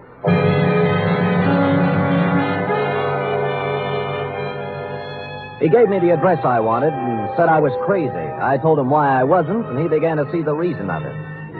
Never have I gone to pick up a murderer with more distaste. When we knocked at the door, I had a gun in my hand, but it wasn't necessary. Oh, come in, Mr. Spade. I knew you'd be along sooner or later. I don't like what I have to do, Major. Major, it can't be true. It just can't be. Come in, Gregory, my boy. Come in. A little Madeira first before we start to talk. Madeira? How can you talk about wine when a man's accusing you of murder? Oh, I don't think it's so unreasonable, Greg. After all, I did kill the unfortunate Mr. Barco, and this might be the last Madeira I shall ever have. Mr. Spade. Thank you, sir. Greg? I don't want any wine. Spadey's out of his mind, and so are you. I'm afraid not, Gregory. Oh, that was a vintage 1900 Madeira you wasted, Greg. Twice as old as you. Stop it. I'm sorry about what happened, Greg. I would have spared you and your sister this unhappiness if I could have. But destiny was against us all. You knew he was going to Miss Cameron's house, didn't you? Yes. Just before I left for the bank with the weekly deposit, he called for Miss Cameron, and I took the call. I told him she was gone, and he said he was going to her house. It was to be an ultimatum. The money in 24 hours or exposure. But you didn't have to... Kill him? Certainly not. It was a crime of passion. I take the weekly deposit to the bank every Friday, and I always carry a gun. Silly me carrying a gun. Never had to use it, but the bonding company requires I carry it. Well, I went directly from the bank to Miss Cameron's house. I wanted to help her face Barco. Was she there? Oh, no, Mr. Spade. She'd apparently stopped downtown to do some shopping. So I faced Barco alone. I asked him point blank to give these young people more time, but he just laughed at me. He said the only time they'd get would be in jail, so... It happened. Well, I hadn't intended to, but I became angry. Suddenly found the gun in my hand, and the thought crossed my mind, my life is just about over, and yours, Greg, is just beginning. It was easier to pull the trigger than I would have realized. Oh, Lord. More Madeira, Mr. Spade? Thank you, Major, but no. Well, allow me to present the bottle to you as a gift. I'll get my hat and coat. Greg, my boy, I'm sorry. You're sorry. Major, I wish I'd never been born.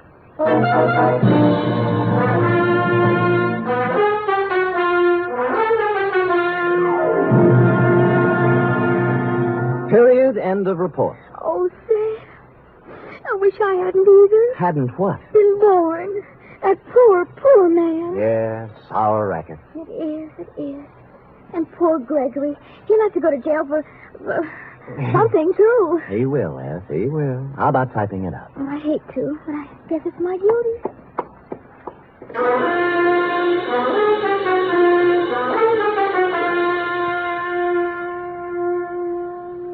Three chimes mean good times on NBC. There's no cover charge at Duffy's Tavern. Just keep your dial on this NBC station this evening as Archie the Manager, played by Ed Gardner, and his remarkable friends serve up another Blue Plate special of grilled English language, fresh laughs, and whimsy a la mode. Another Friday fun favorite is The Delightful Life of Riley, starring William Bendix as the beleaguered Chester A. Riley.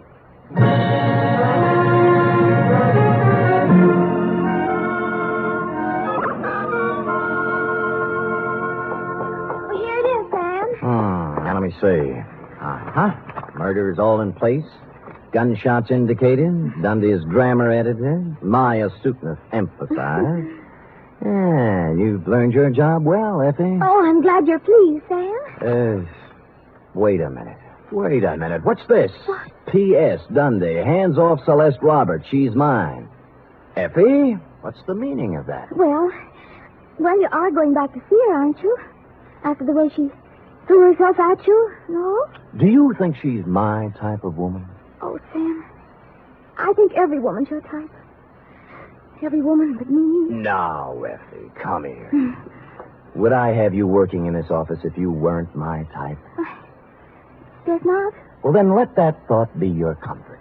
The world can have all the Celeste Roberts it wants. As far as... Oh, I can't go through with it. You see, Sam, you can have her if you want to. But in the end, I know you'll come back to me. I never doubted it once. Oh, Sam, you don't know how much you mean to me. Yes, I do, Effie. 3 weeks back salary. Oh, you. Good night. Good night, sweetheart.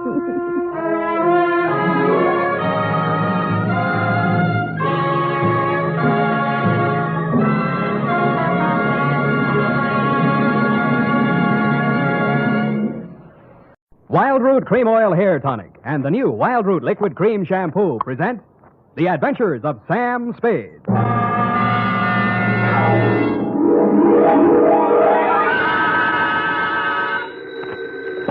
Sam Spade Detective Agency. Me, sweetheart. Oh, Sam, I'm glad you're back in town. So am I, Effie, so am I. Confidentially, I didn't think I'd make it.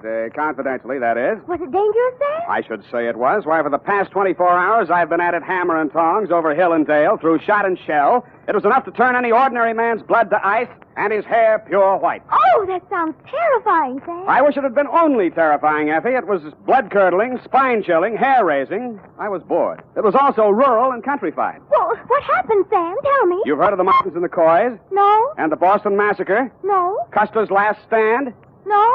Well, put them all together, and they spell what I'll shortly be in to dictate, a report which I call, in a burst of clever literary plagiarism, The Farmer's Daughter Caper.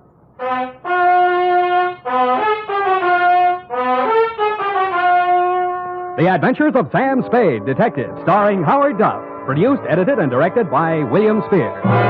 Presented by the makers of Wild Root Cream Oil Hair Tonic, the non-alcoholic hair tonic that contains lanolin.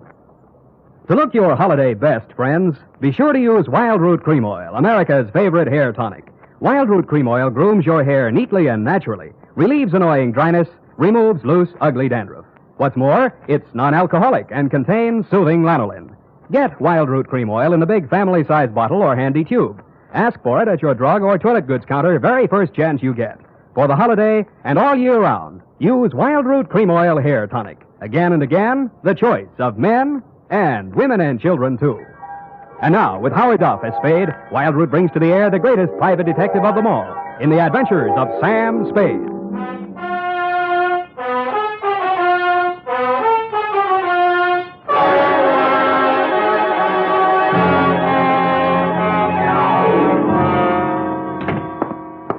Effie. Pull up all the shades. All right, Sam. Now, turn on every light in the place. But it's daylight. Do what I say. All right, Sam. Now, check the closets. But what for? For snipers. What do you think? All right, Sam. Nobody here. Okay. I guess it's safe to come all the way in. Oh. What's this all about, Sam? I don't understand. Effie, it's just that I don't ever want to be caught in the dark again, especially when people are shooting at me. I want to see every nook and cranny of every square foot of land that surrounds me. Sam, who was shooting at you? Where? They were shooting from the left, from the right, from up above, down below, everywhere. Death was winging in on every breeze that blew, and they all blew my way. Oh, Sam, now stop this. I'm just dying of curiosity. When my time comes, I hope that's all I ever die of. Ready? Yeah. Date this week to Mr. Elliot Parson, Parson Drive Yourself Garage, 1618 St. Charles Street, San Francisco, 13, California. From Samuel Spade, license number 137596. Subject, the farmer's daughter caper. Dear Mr. Parson, I fear you have an explanation coming, one that you can pass along to your insurance company as to why the car I rented from you last week appeared as late as it did and in the condition it did.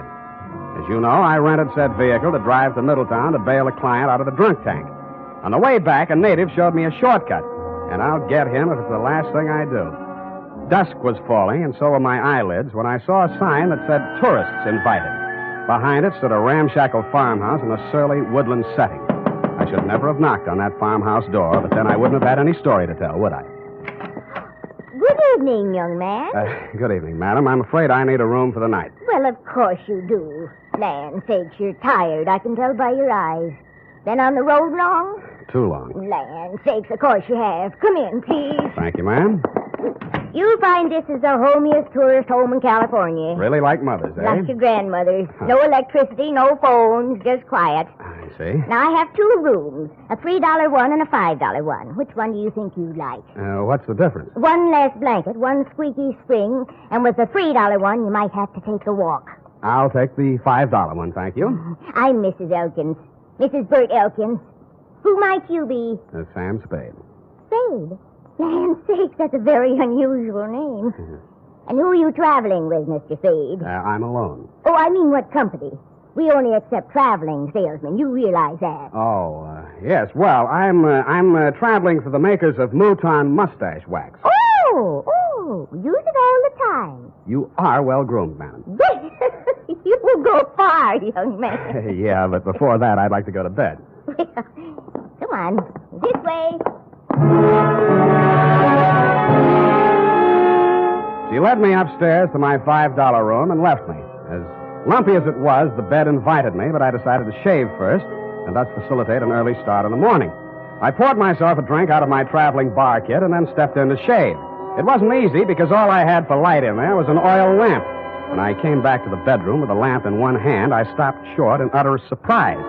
I'd heard about these things in traveling salesman stories, but I never expected to see it. She was sitting in an armchair, smoking a cigarette.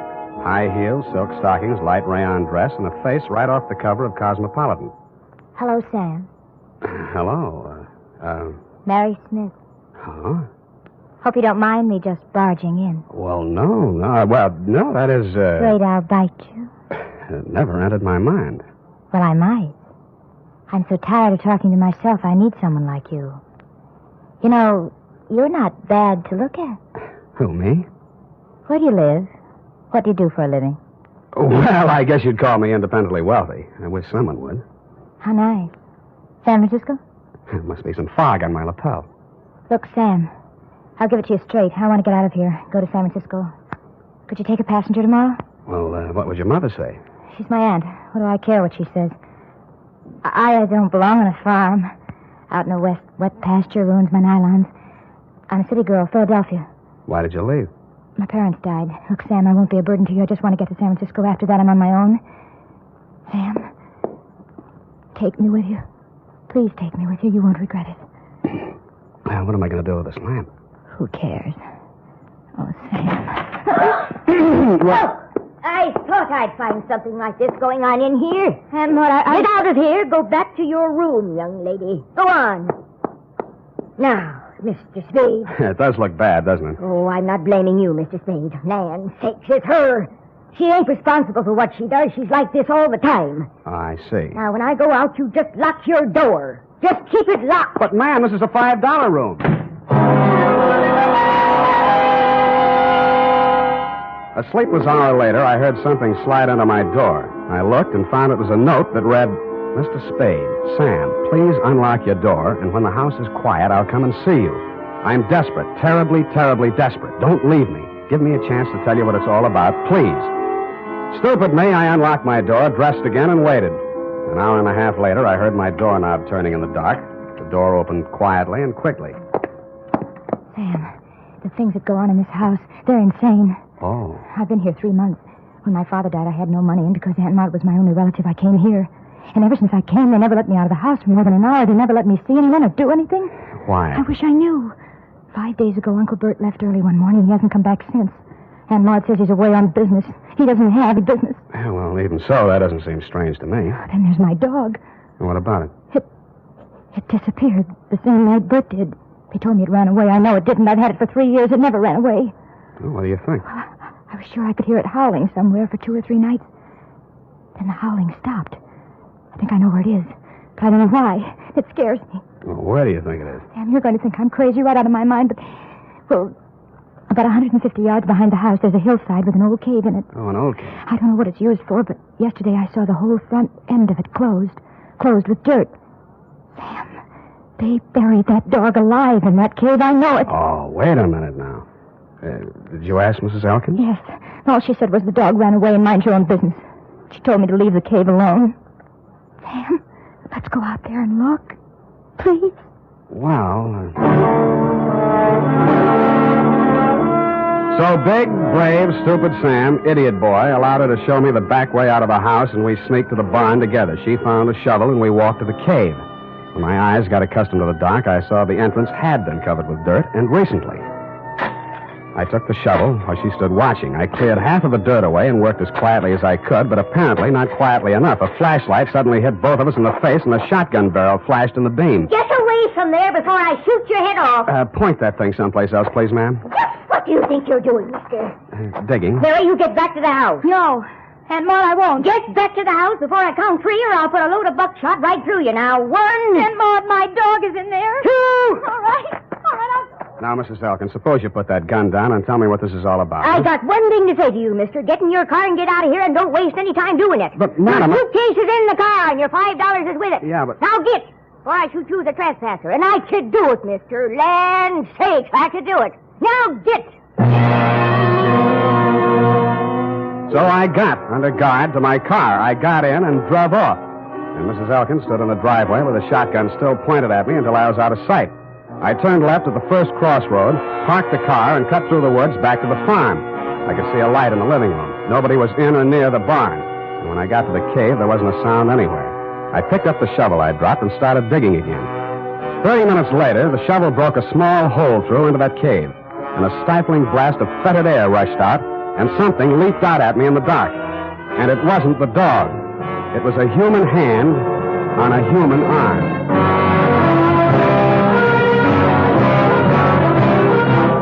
The makers of Wild Root Cream Oil are presenting the weekly Sunday adventure of America's favorite private detective, Sam Spade.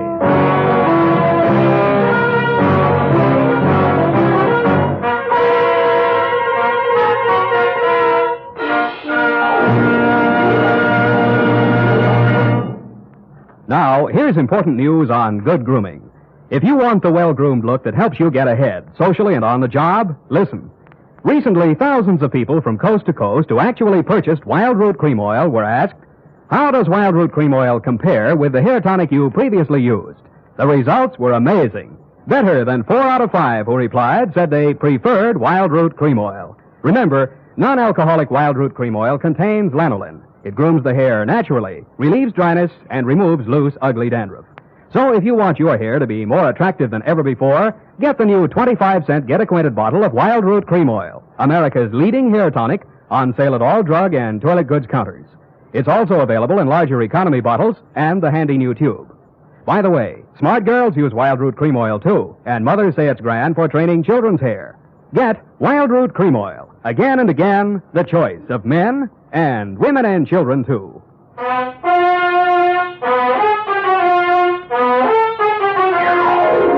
And now, back to The Farmer's Daughter Caper. Tonight's adventure with Sam Spade.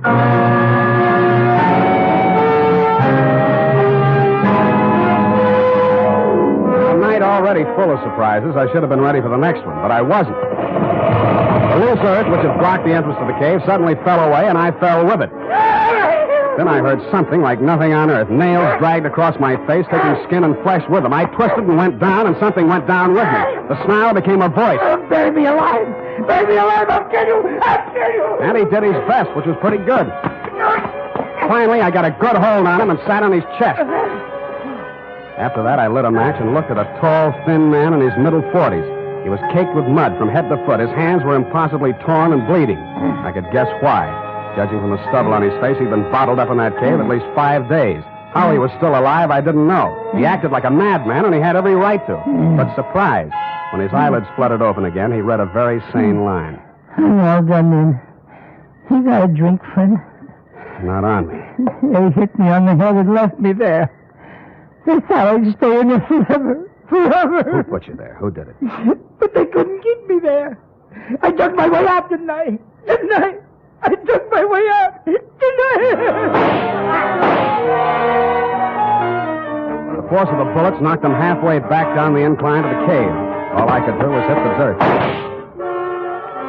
Finally, when it seemed safe, I broke cover and ran smack into somebody carrying 2 bags. No, please. Let's have a look at you. Sam, it's me. Sam, I knew you wouldn't go away without me. I knew it. I couldn't stay in that awful house any longer. None of that now. Who was that shooting at you? I don't know. Where's your aunt? House, I suppose. I slipped out the back way. Any visitors tonight? No. What is it? What is it? I think I found your Uncle Bert. Come on. I led her back to the cave entrance and showed her the body of the man I'd dragged out. I watched her face a long time as she looked at him very carefully. That's not Uncle Bert, Sam. Really? No. It's Mr. Linden. Jewelry salesman. Came to the place a few nights ago. 5 nights ago? Yes, come to think of it. The same night your uncle disappeared. Tell me, did you ask Mr. Linden to take you back to San Francisco the same way you asked me? Did you? Yes. He said he would. Got up early and left without me. You didn't get far. What kind of car was he driving? I don't know. I don't remember. Do you drive a car? Yes, but Here. Mine's down the road about 500 yards. Go to the nearest phone and call the highway patrol, a sheriff, anybody who represents law. Got that? Yes, I know exactly what to do.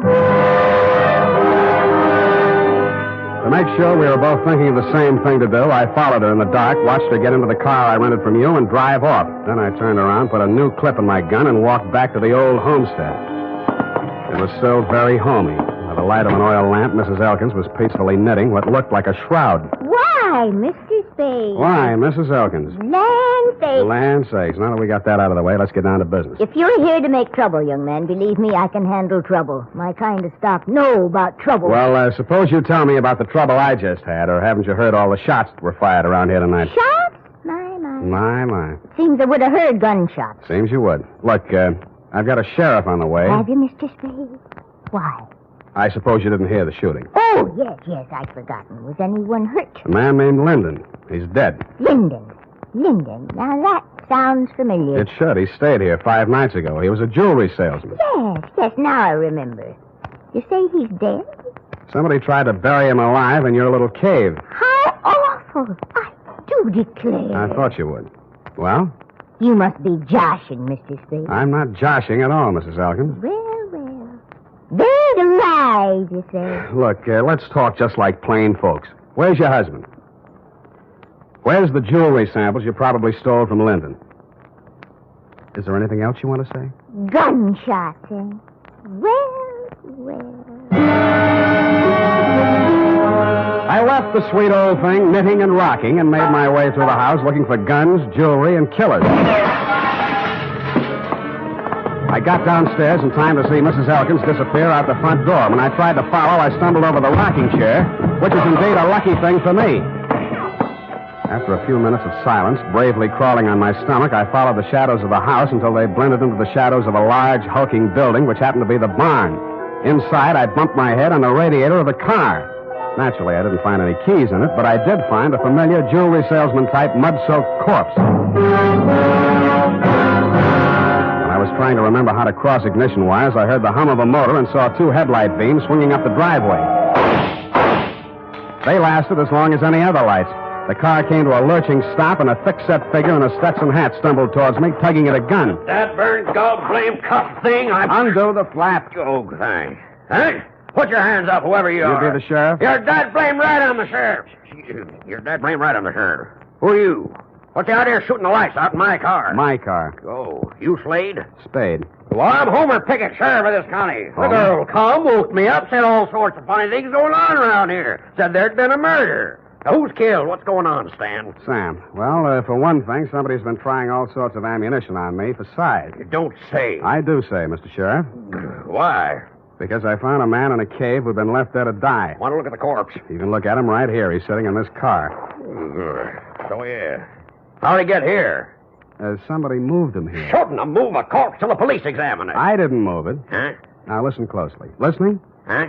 I found the man. He was still alive. Then somebody shot him. Shouldn't have moved him. Then they tried to kill me because I found him. When they didn't kill me, they decided to hide his body. Illegal. They probably intended to drive away and dispose of it so there'd be no evidence when an efficient, smart, alert, courageous police officer like yourself came around to ask questions.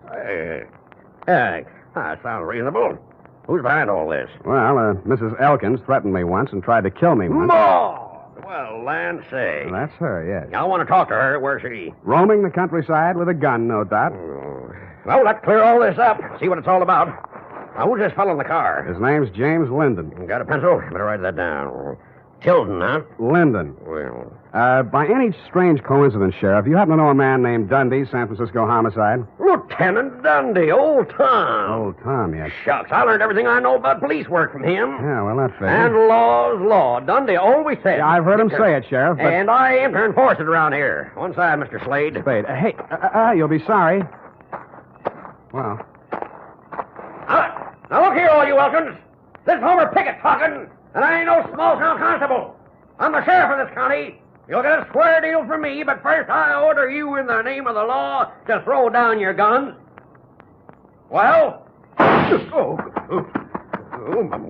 My. You all right? Nothing but the feeling hurt. Oh, I warned you.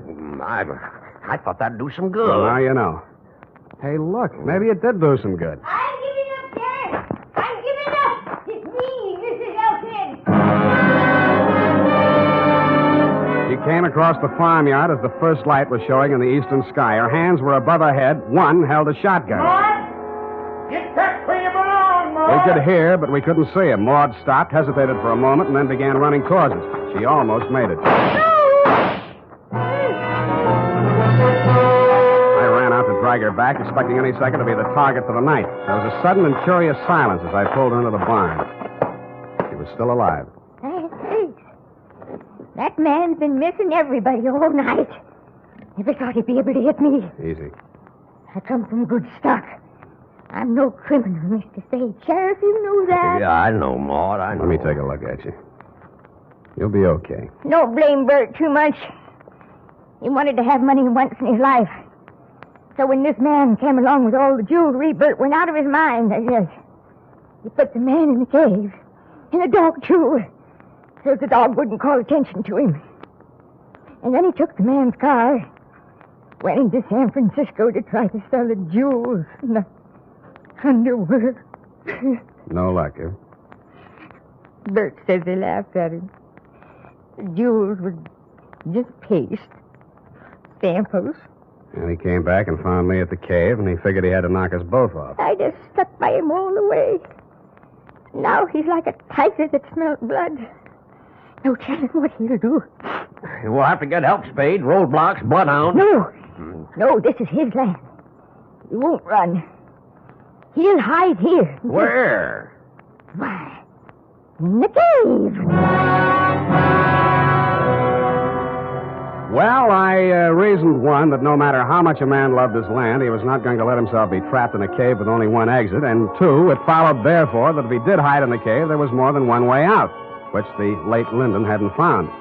Sheriff Pickett volunteered to watch the front of the cave while I looked around for a rear exit.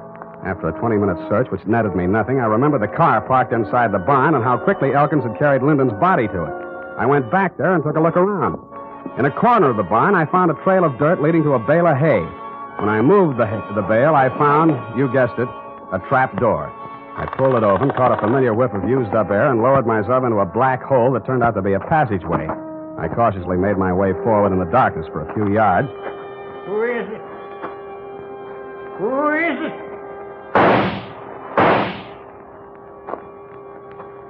I pressed back against the dirt wall, listening to him approach. When I figured he was close enough, I threw a cloud of dirt toward him across the passageway. His gun flashed and lit up the whole place for a second, and I fired 3 times at the silhouette. I waited, then I went towards him. He was lying on his back. I kicked his gun away, and when I bent over him to feel his pulse, he suddenly came to life. Something crashed against the side of my head, and everything became darker than the inside of a cave.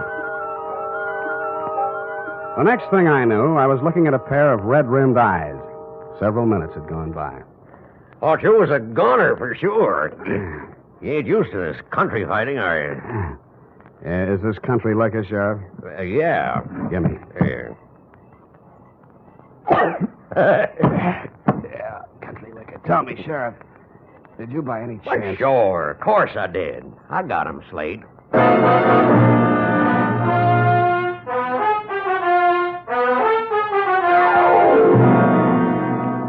Period and a report. Sam. Hmm? Do you mean to tell me you let a little country sheriff outdo you? Well, Effie, Homer Pickett's coming up for re-election next fall, and besides, you might think I was egotistical if I told you how it really ended. But your reputation. You're the greatest private detective of them all. And so I can afford to be generous. Now, not another word. Scoot, type that up.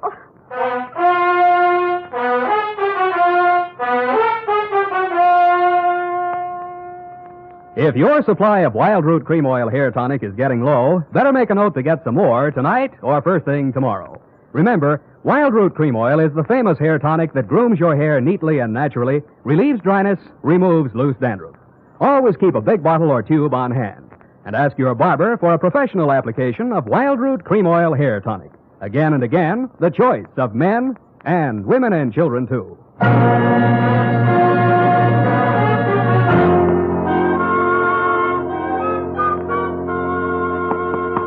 Here it is, Sam. Let me see.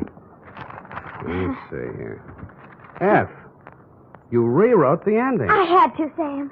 You're much too modest. And Sam Spade, with a knot of cold fury in the pit of his stomach, a vindictive fire in his eyes, stepped wearily over the loose rocks on the cave floor to do battle with the thing that loomed up in the darkness ahead. Mm-hmm. The thing's roar filled the night with terror.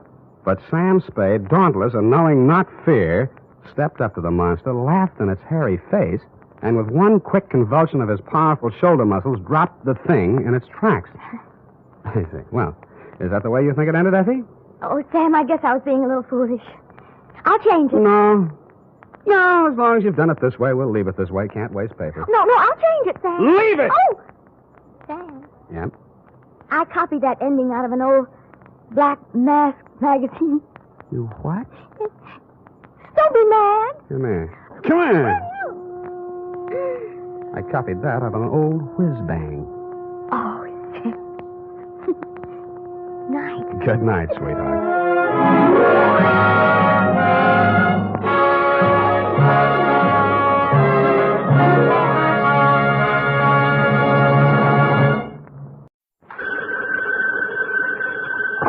Sam Spade Detective Agency? Me. Oh, Sam, it's you. I'm the filter and in the flesh. Any messages, phone calls, letters, telegrams? Just the usual. A bill to the landlord and a notice from the telephone company. Well, dispose of them as usual. You sound awfully chipper. Have you been on a case, Don? Did you make some money? Yes, I've been on a case. No, I did not make any money. Oh, your client got murdered before he could pay you? Wrong again. My client was a woman. She did not get murdered, and she could pay me. Huh? And she did. But you just said she didn't. True, Effie, true. Things are not what they seem. I'm a little confused. You just said that... And I meant every word of it. Stop registering bewilderment. All is paradox. So, Sharpen your pencils, straighten your seams, get out your notebook, and prepare to be confounded by the contradictions I shall contradictate to you during my report on the honest thief caper.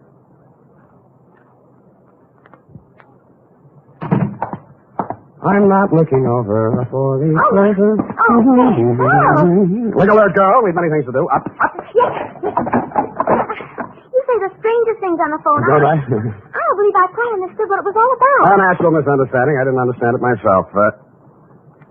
Date, Sergeant Frank Milgus, robbery detail, San Francisco police. From San Spade, license on 126.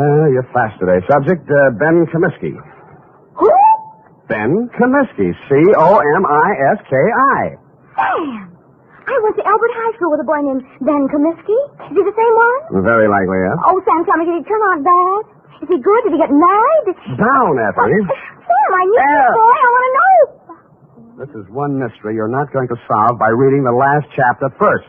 Dear Frank, it was one of those days. The sky was black and it looked like rain, but when I put on my trench coat, the sun came out. At breakfast, it looked like I'd ordered fried eggs, and I wound up with pancakes. Also, I discovered I was wearing one blue sock and one black one. After that, I gave a cab driver a 5 instead of a 1 and let him ride off with a change. And there was one other thing. Sam, bank just called. You're overdrawn. Nuts, Ev. I made a deposit 2 days ago. I checked, Sam. It didn't. You're nuts, too. I made out the slip myself, and Oh. Give me, Sam. I'll take it right down. Yeah, better do that, Angel. Yes. Oh. Can I help you, miss? Is this Mr. Spade? Come right in, miss. Sit down. Miss Perrine, you may go and do that. Instruct them that if such a mistake occurs again, I shall take my account elsewhere. Yes. Now, please sit down, Miss... My name's Louise Miller, Mr. Spade. I want to hire you. How much will it cost? Well, now, Miss Miller, let's talk about it a little I first. haven't much time, Mr. Spade. I have to be at the office in a half an hour, and I have to cross town. You see, Well, Mama thinks I should forget all about him, but I can't, and Well, here I've got $95. Will you please do something? Just something. Come on now, come on. I'm sorry. That's all right. Now, who is he? What's he done? And why does Mama want you to forget him?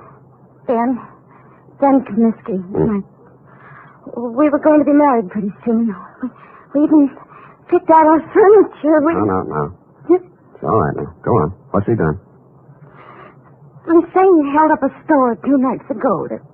They picked him up on the street today. He's in jail. Mm-hmm. Well, if he's innocent, I'm sure they'll find that out. He won't even see me, Mr. Spade. He won't see anyone. Ben's good and kind and sweet, and I love him, and I want to marry him, and I want you to find out why, what it's all about. Look, Miss Miller, I think you should be in the office of a good lawyer. I'm sure He doesn't want a lawyer. He won't even see the public defender. He doesn't want anything. Oh, please, Mr. Spade. I just want to die if Ben went to prison. I just want to die.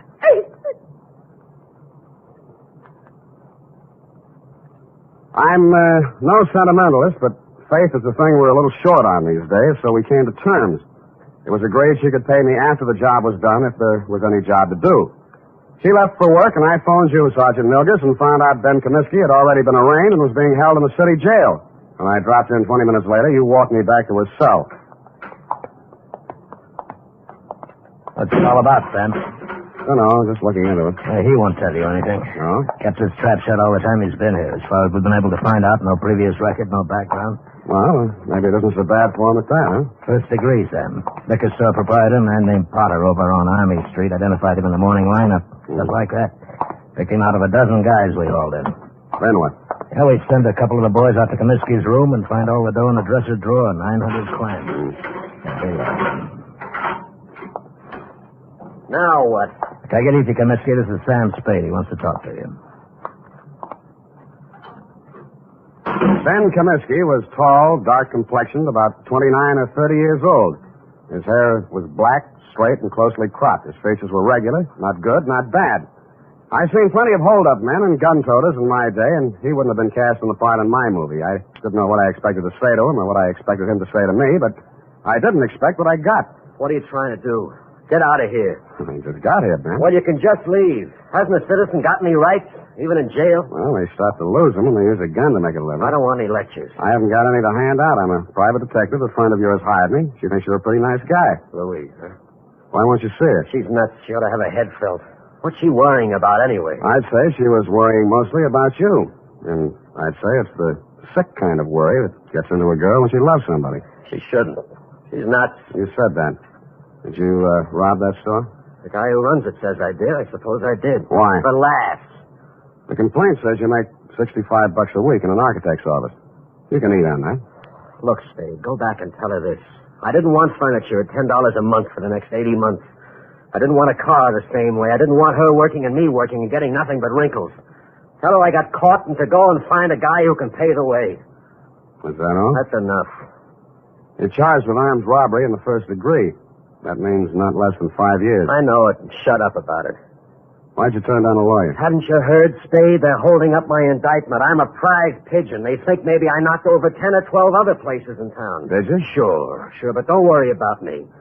And tell Louise not to worry about me. Got $1 million salted away, and I'm going to buy my way out through the DA's office.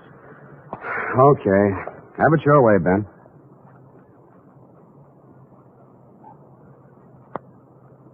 But an hour later, I found myself strolling around Ben Comiskey's old neighborhood. A man named Gabrini, who owned a grocery store, remembered him and liked him. A woman in a bakery shop told me how he'd gone into the Army as a private and been discharged a first lieutenant. A phone call to a Mr. Henderson, Allied Architects, revealed that Ben Comiskey was in line for a raise and promotion. All in all, I was getting a composite picture that didn't look quite right. I decided to try his mother's place. It was on Lombard Avenue, a street that starts on the waterfront. According to the penciled note above the doorbell, it was out of order. The slot on the mailbox read, Mrs. Anastasia Comiskey. Yes. What is it, please? You're Mrs. Comiskey? I'm busy now. I fix lunch for my son. He come back from Cincinnati. Please. Oh, Mrs. Comiskey, I'm here to talk to you about Ben. He's your son, too, isn't he? Yes. Ben is my son. Well, I'm trying to help him, Mrs. Comiskey. Why?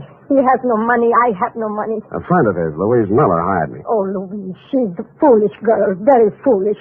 Her heart should not be with Ben. I think he's a very lucky man to be loved by somebody like that. If not for her, Ben would not be in jail, in trouble. Oh, you don't want to help my son. She don't want to help him. She'll leave him alone if she wants to help. Ben is bad. Not good like my son James. James is always good. Times he's away, he sends me money. From what I hear, Ben's always been pretty good, too. Always one good son, one bad son. What's going on, Mom? Oh. Who's this? He come to ask questions about Ben. Huh? I'm Jim Comiskey, Ben's brother. Oh, my... You run on in, Mom. I'll talk to this gentleman. All right. Get out of here.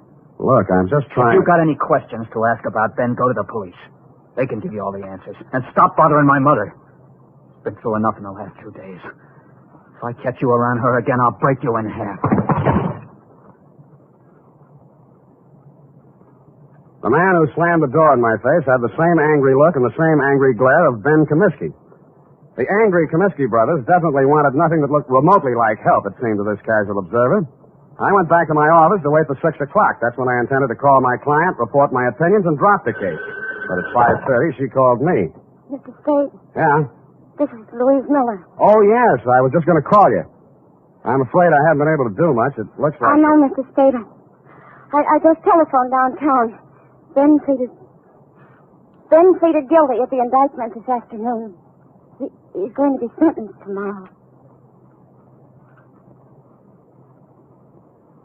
And that, to all appearances, Sergeant Milgers, was the crop.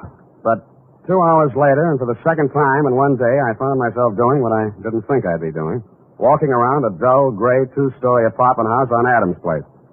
My ex-client's address, to be exact. I was wondering what a lonely, distraught girl would be thinking the night before her boyfriend was shipped away to prison. I found out. I got a whiff of it as I walked down the hall. It was coming out from under her door. I had to use my shoulder. The room was acrid and stinging with gas fumes. And Louise Miller was stretched out on the floor in a 6-foot kitchen. When I picked her up and carried her out, I wasn't sure whether she was dead or not.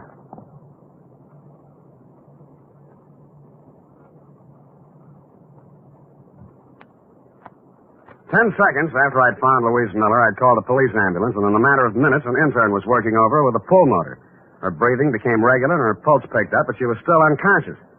Lieutenant Kelsey of Homicide showed up and said it was obviously a suicide attempt, which is his kind of ingenious thinking. I thought not. If she were going to commit suicide, she wouldn't have called first to pull me off the caper. She'd have let an insignificant detail like that take care of itself. No, she was too strong to pity herself and too sure of what her intuition told her to believe even Ben Comiskey's confession. With that kind of faith, I owed it to her to poke around the ashes while they were still hot. I did, and turned up a live coal in a faded blue shirt and wrinkled brown pants. Bert Singleby by name and by vocation, manager of the Greystone Arms apartment. What kind of a girl was she? Oh, nice, clean, sincere. The kind mothers always want their sons to marry. Boy, I wish I'd listened to mine. Yeah, did you know her boyfriend, Ben Comiskey? Oh, salt hors d'oeuvre. Huh? I can't understand him pulling a hold-up like that. But then, the war did strange things to me. I guess it did. Well, I almost stayed in Europe and married myself up to a French doll myself. Yeah, I bet. But Sandra, that's my wife. She'd have hunted me down in Tibet. It was easy to come home facing music. Yeah, well, about Louise, you know any reason why she might commit suicide? Frankly, no. I met her in the hallway tonight, and she said, Mr. Singleby, she said, Ben didn't do that hold-up because I'm pretty sure I know who did. Well, I figure she's just keeping up a front, but if she did really know that Ben didn't do it, she wouldn't have turned on the gas now, would she? No, she wouldn't. Did she tell you who she thought did it? No, that's all she said. Quiet girl. Not like my wife. Now, Sam. Yeah, did you see or hear anything that might have been suspicious or unusual around her apartment tonight? Now, look, I don't want to go around breaking up any homes or spreading dirty gossip around. Unless it involves Sandra's relatives. Mr. Singleby, I promise you, sir, that I'll treat any information you give me confidentially as long as I can. All right. Now, listen. Sandra told me not to say anything because, it's a lot easier to rent a suicide apartment than a murder apartment. You know that?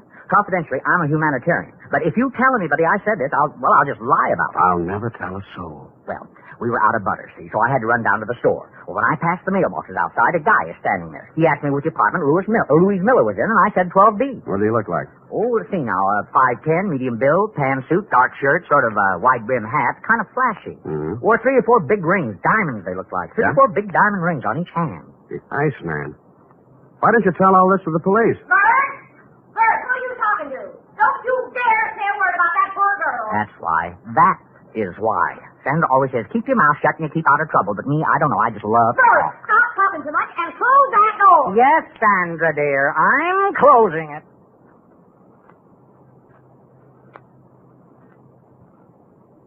The Iceman. I'd heard about him for years, a Chicago import, but I'd never bumped into him before. He'd been headquartering at the Red Spot Cafe, the kind of a place that Skid Row winos visit when they want to slum. It was dark inside, but I strode manfully to the bar. Yeah, something? The Iceman here? What do you want him for, huh? He's a friend of mine. You're a friend of whose? What are you giving me? You got bull written all over you from the top of your stupid head to the bottom of your flat feet. He had the tan suit, the flashy rings, the dark shirt, and the wide-brimmed hat. He stared at me with eyes that were icy and insolent. He rubbed the knuckles of one hand into the palm of the other as if he just ached for a chance to bruise them, which I was sure he did. 4 guys sauntered over to lean on the piano, and as ugly as they were, I knew it wasn't a barbershop quartet. 2 more left the bar and stood behind him, and a few others got up from nearby tables and joined the group. I should have brought my team, but I hadn't. You're a friend of mine, huh? Well, if it isn't Claude Bettering, the juvenile delinquent of 1940. Is that so?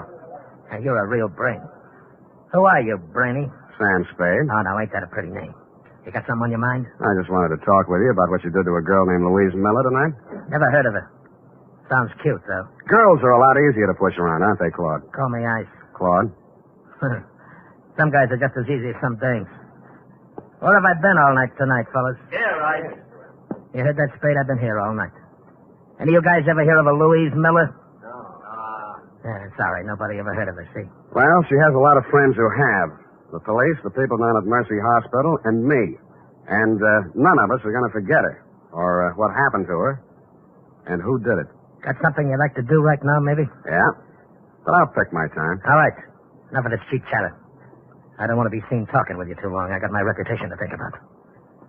Now blow before I take one hand out of my pocket and push your stinking face back through that door. You'll need both hands, Samson. Go on, you creep. Fellas. All right.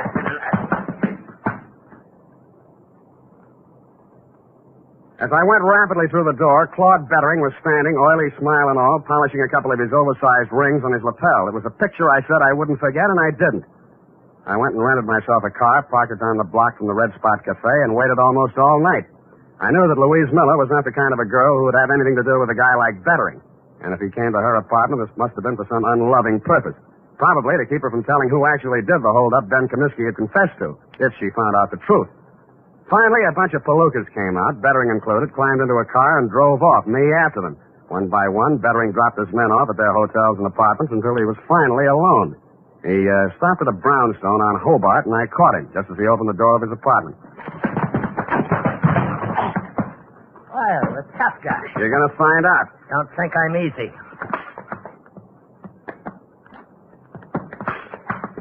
And he wasn't easy. He was 3 inches shorter and 25 pounds lighter, and wherever he had picked up his reputation for toughness, he earned it. But I never enjoyed a fight in my life any more than that one. I battered him to his knees and into the floor, and he still wouldn't give up. You stinking creep. Why did you beat up Louise Miller? I didn't. Why? I didn't. Why? I didn't. Why? The apartment house manager identified you. He's a liar. Who did you do it for? Nobody. Who? Nobody. Who? You stinking creep. I'll push your face. Who? Who? Push your face.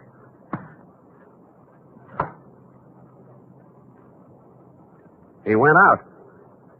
Quite a guy, the Iceman. I used his phone to call the police and tell them to pick him up for attempted murder. Then, with dawn coming up and my energy going down, I went back to the city jail, got a pass, and woke up Ben Comiskey. Why don't you stop messing around in my business, Spade? Did you ever really love that girl of yours? Get out, you sadistic jerk. Well, she's in Mercy Hospital now. You can send her a card. Write something nasty on it. So long. Spade. Yeah? What's she in the hospital about? What do you care? Tell me, please. Somebody turned on the gas in her apartment and tried to kill her. It's nothing, really. Please. Who did it? Who did it, Spade? I think it was a guy named Claude Bettering. They call him the Iceman in certain circles. But why? That's what I'd like to know. Who's Bettering? I don't know. Your girl believed you were innocent, Comiskey, but you said you weren't. My guess is that somebody figured she knew something and tried to shut her up. I think Bettering was hired by somebody. Spade, look, I don't have any dough, see? But I want to get out of here. For one day. Do you know anybody to raise the bail? I won't skip, and I'll pay back anything you want. Why? I gotta see somebody. I don't think I can. Who do you want to see? My lousy, dirty, low-down, no-good brother. He hired Bettering? Who else? He did everything. He's always done everything wrong. He held up that liquor store, but he's on parole, a 2-time felony offender. One more rap and he'd go up for 20 years. I did this for him, yeah. Look at me. I did it for him, and he tries to kill my girl. Your mother said he was a good boy, hard-working, lived in Cincinnati. Me again. I told her all that. She believed it. I started a whole stupid lie and had to go through with it. I could explain 2 years, 3 years to her, but not 20. He promised he'd go straight. He promised. I see. I even sent her money I earned and said it was from him. Oh, you never saw anybody like me before, did you? No, I haven't. Get me out. Get me out, Sam, and I'll drag him in by his back teeth. Thanks anyway, but I'll do it myself. Hey, let me do it. Let me do it, please.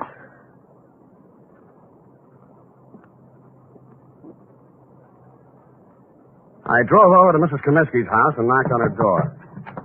She came out in a housecoat, hair mussed, and sleep still in her eyes. Yes? I'm sorry to bother you at this hour, Mrs. Comiskey, but is your son home, Jimmy? Jim, no, he went out last night. He didn't come back yet. I see. When do you expect him? Well, he didn't say. He didn't have to, because I saw a closet door move, and I was in and across the room. In a second, I pulled the door back, and Jim Comiskey came out, gun and all. Oh, Jim, you've gone crazy. She hurried across the room, threw herself between Jimmy and me, and started wrestling the gun away from me. He put one hand flat on her face and knocked her halfway across the room. I went at him. He shot, but it went into the ceiling. I didn't give him a chance to do it again. Don't. You held up the liquor store, didn't you? Yeah. And hired Bettering to kill Louise Miller? Yeah.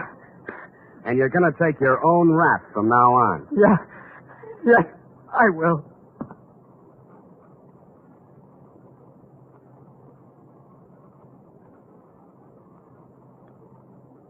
And he did. Period. End of report. Oh, Sam, that poor old lady. Yeah. Yeah, she lived in a dream world built by a son who had too much heart and not enough common sense. But, Sam, that man in the liquor store identified Ben as the hold-up man. Well, when he saw both brothers together, we realized we'd made a mistake. At night, with a hat pulled down and a collar up, anybody could have confused the Comiskey brothers. Sam, why is the world so cruel? Because people live in it. Now go on, type it up, huh?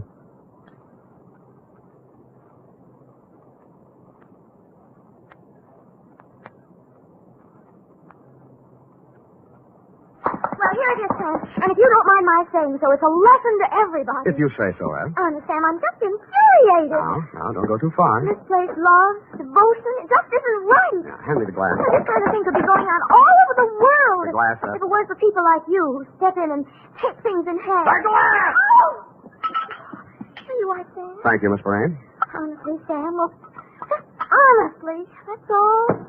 Are you finished? Well, I have some sociological feelings, too. I'm just not an automat or secretary you turn on and off. Come here. Come here. With each new case, I have feelings. Effie, I just kissed you. I know what...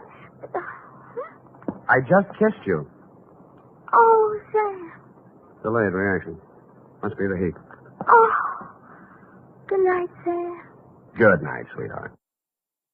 The Adventures of Sam Spade, Detective. Brought to you by Wild Root Cream Oil Hair Tonic, the non-alcoholic hair tonic that contains lanolin. Wild Root Cream Oil. Again and again, the choice of men and women and children, too.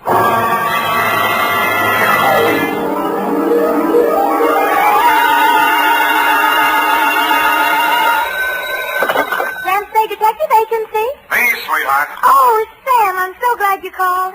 Why? I don't know. How are you, Sam? Was it a good case, Sam? I didn't like it. Where are you? Morgue, San Mateo. Oh, was somebody killed? Yes? Well, do you know who did it? Yep.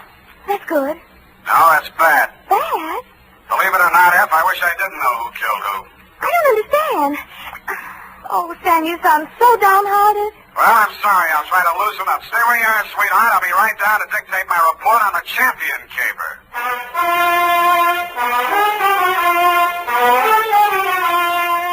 Dashiell Hammett, America's leading detective fiction writer and creator of Sam Spade, the hard-boiled private eye, and William Spear, radio's outstanding producer-director of mystery and crime drama, join their talents to make your hair stand on end with the Adventures of Sam Spade. Presented by the makers of Wild Root Cream Oil for the hair. Before bringing you tonight's mystery, I'm going to take 28 seconds to tell you something that isn't a mystery. It's no mystery why so many millions of men, women, and children have well-groomed hair these days when America's favorite hair tonic, Wild Root Cream Oil, costs so little. Just 25 cents will buy you a get-acquainted bottle and show you how neatly and naturally Wild Root Cream Oil grooms your hair, how it relieves annoying dryness and removes loose, ugly dandruff. Get Wild Root Cream Oil Hair Tonic. Again and again, the choice of men and women and children, too. And now, with Howard Duff starring as Spade, Wild Root brings to the air the greatest private detective of them all in the Adventures of Sam Spade.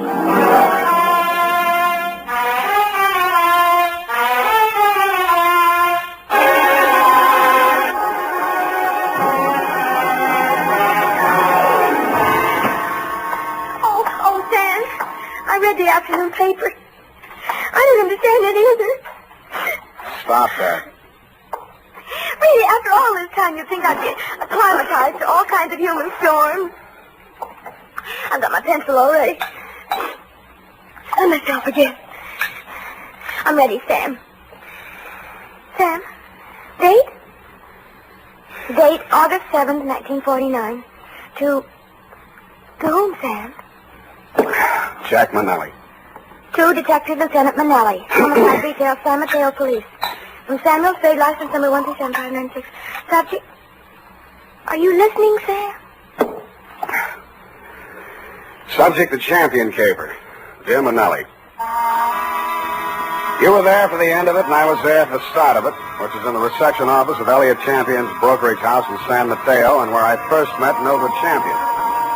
Remember that old staff, how a woman in love is always beautiful? When I went in, I had no idea she was in love and no idea she was beautiful. Not because she'd lately been crying, but her sallow face without makeup, framed in a wisp of blonde hair, wasn't flattered by the shapeless black dress, cotton stockings, and low-heeled shoes she was wearing. Certainly not the going idea of beauty. Nor did her conversation reveal anything to indicate love. Oh, yes. May I help you? Mr. Elliot Champion, my name's Spade. Spade. S-P-A-D-E? You don't have to write it. He's expecting me. Your business, Mr. Spade? Private. I have to have a little more than that, I'm afraid. Oh, is this hot here? Mr. Champion can't stand fresh air. Obvious. That's what makes it so warm in here. I'm sorry. Yeah, it is hot. Just flip the switch and tell him I'm here. Well, what is it, Mildred? I was just going out. Mr. Spade is here. It says you're expecting him. But I don't find him listed in your appointment book. Don't be an idiot. Send him in. Send him in. You may go in now, Mr. Spade. He always like that? He's nice today. Sorry, Mildred. That's your name, isn't it? His office is the first on the right. Don't bother. I'll find it. Thank you. I'll just go to lunch. Mr. Champion? Well, don't just stand there. Come in and shut the door. What I have to discuss with you is private. I don't want that snoopy niece of mine listening to our conversation. She's out to lunch now. But does she listen in often? All the time. Why? She didn't know who I was. I outsmarted her there. I called you from the drugstore on the corner. I don't want anyone to know who you are, why you're here. Oh, now, where did I put that lighter? Behind the inkwell. Oh, yeah. I'm a dangerous man to play games with. Joseph's found that out once, and if he keeps this business up, he's going to find it out again. No games? You're dangerous. Say, are you mocking me, Spade? Just wondering what you're talking about. I just told you got ears, haven't you? Joe Josephs is back in town, and I'm not going to fool around with him. Mildred told me you were nice today. Oh, she did she? Well, Mildred talks too much. That's what's the matter with her. She talks too much. And you'd fire her, only she's your niece, and you'd have to pay somebody else 3 times what you pay her to take everything she has to take. Get out of my office. No. Wait a minute, Spade. It's just hot, I guess. Who has turned on the heat? It's Joe Josephs. He was released from San Quentin this week. And I've been receiving telephone calls from him telling me to beware and to watch out and a lot of other nonsense. What was he doing at San Quentin? 2 to 5 on an embezzling count. He's an ungrateful scoundrel, that's what he is. I took him into my office as a junior executive, and 6 months later... He got tired of the $20 a week you were probably paying him and decided to dip into the bin. Only he did a bad job, got caught, you testified against him, now he's out and he's sore, and he's threatening. And every time you yell cop around this town, there's always some snoopy reporter hanging around the sergeant's desk. Ain't that the truth? Listen, Spade, I've got $500,000 tied up in this business, and I don't want anybody thinking I might get knocked over by some loony with a grudge. And that's why you didn't tell the police? Don't you believe me? It'll do for now. You'll think of something better. Now, see here, impertinence is one thing... 25 a day and... No. That'll be 45 a day in expenses. I want you to find Joe Josephs and bring him to me. Nuisance warrant? More than that. I've got enough stuff in that desk drawer to send him back to Quentin if I have to. Oh, what kind of stuff? Left over from his trial. It'll be grand larceny this time, and they don't stop at 5 years for that kind of thing. You withheld evidence? I withheld... Put those down.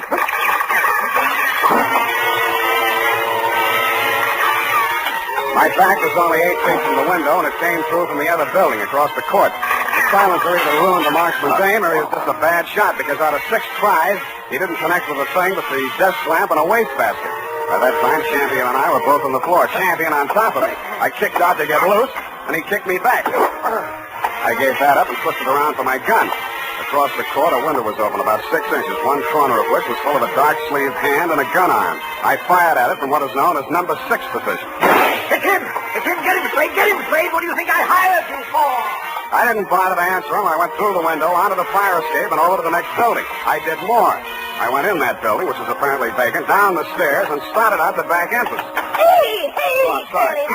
watch it, will you? What's the big hurry? Hey, he came out of this building. Which way did he go? Who came out of what building? This building, right here, just a second ago. Here? Yes. Who? Him. Who? The guy who just ran down these stairs. What do you look like? Well, he... Oh, what do you look like? I say, what do you look like? Huh? Who? What? Where? Thanks. Don't mention it, Curly, anytime.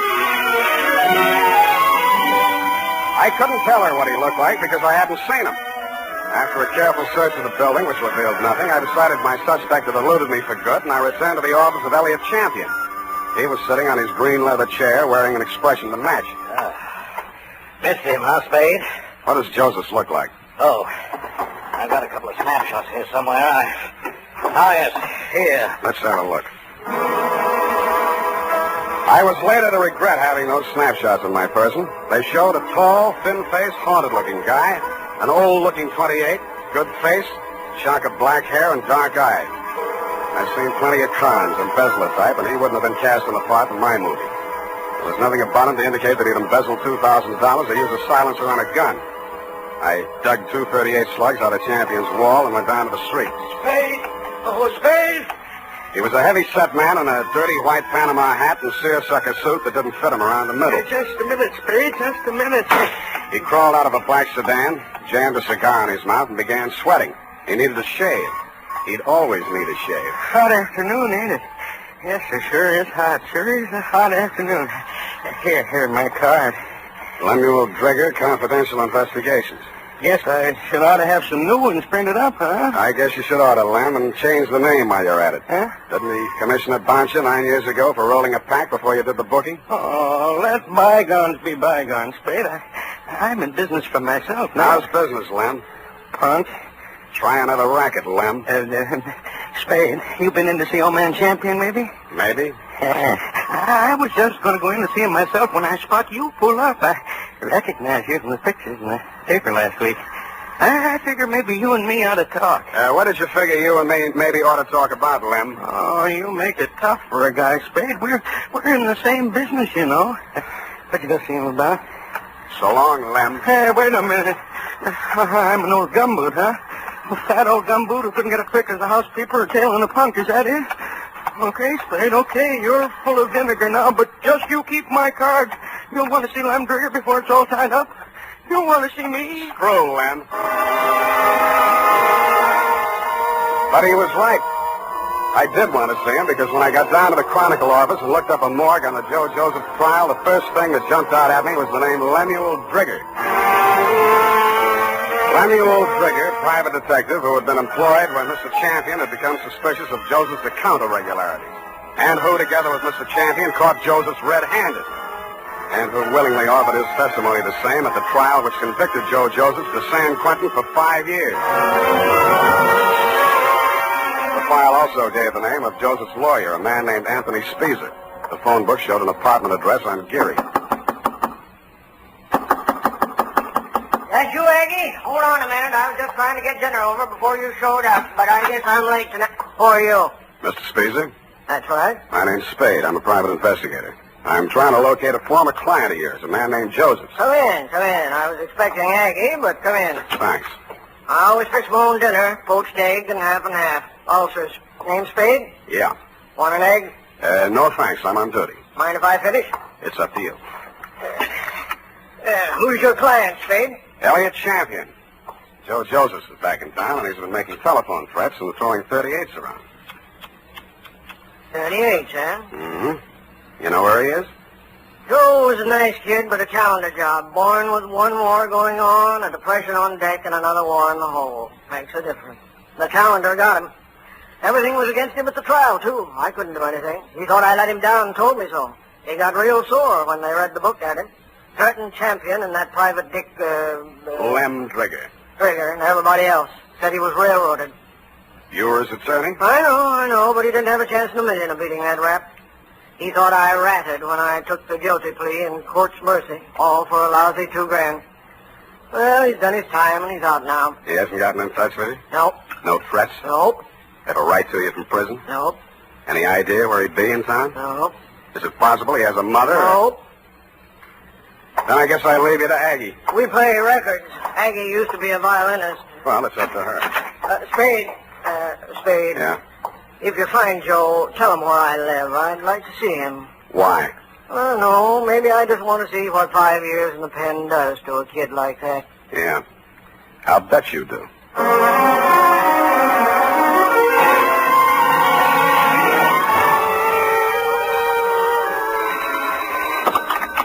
Yeah? Is this you, Mr. Spade? Who's this? This is Mildred Champion. Remember me in my uncle's office? I remember. Mr. Spade, you're looking for Joe, aren't you? I know you are. You don't have to answer me. I think I can help you find him. I must talk to you right away before something terrible happens. Please come out to the house before something terrible happens. If It's right in the corner. I got out to the house as fast as I could, but not before something terrible had happened. The front door was open and all the lights were on, and Elliot Champion was lying at the foot of the stairs in the front hall, holding his lapel as if it would get away from him. Hey, don't touch me. Don't try to move me. It's in my lungs somewhere. I never thought.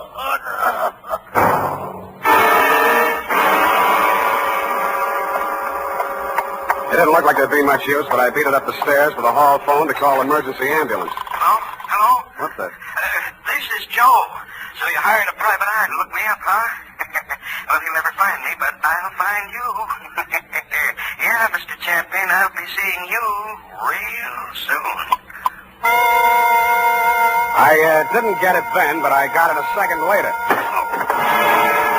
I grabbed for the banister, missed, and hit the top railing. A pair of hands held me up long enough to go through my pockets and then let me go, and that's the last thing I remember.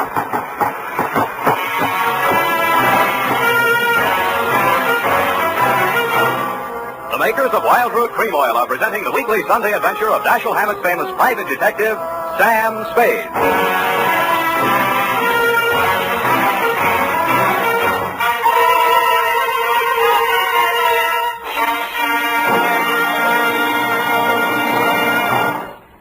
Now, here's important news on good grooming. If you want a well-groomed look that helps you get ahead, socially and on the job, listen. Recently, thousands of people from coast to coast who bought Wild Root Cream Oil for the first time were asked, how does Wild Root Cream Oil compare with the hair tonic you previously used? The results were amazing. Better than 4 out of 5 who replied said they preferred Wild Root Cream Oil. Remember, non-alcoholic Wild Root Cream Oil contains lanolin. It grooms the hair naturally, relieves dryness, and removes loose, ugly dandruff. So if you want your hair to be more attractive than ever before, get the generous new 25-cent size of Wild Root Cream Oil, America's leading hair tonic, on sale at all drug and toilet goods counters. It's also available in larger economy bottles and the handy new tube. By the way, smart girls use Wild Root Cream Oil too, and mothers say it's grand for training children's hair.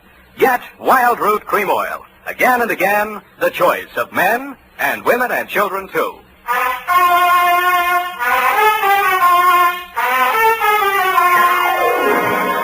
And now, back to the Champion Caper. Tonight's adventure with Sam Spade.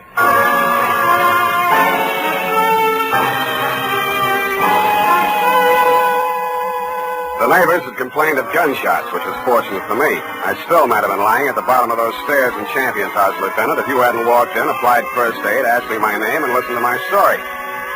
You considered the threatening phone call after my client's death as a cover-up and promptly sent out a general alarm on Joe Josephs. I took an aspirin and a taxicab for home.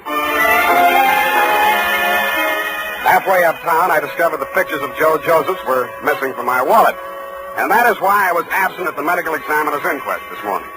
Instead of going home, I went out to San Mateo, jimmied the lock of Champion's office, and violated City Ordinance number 352B. My dead client's desk revealed one important item. An income tax voucher dated August 17, 1944, noting him delinquent.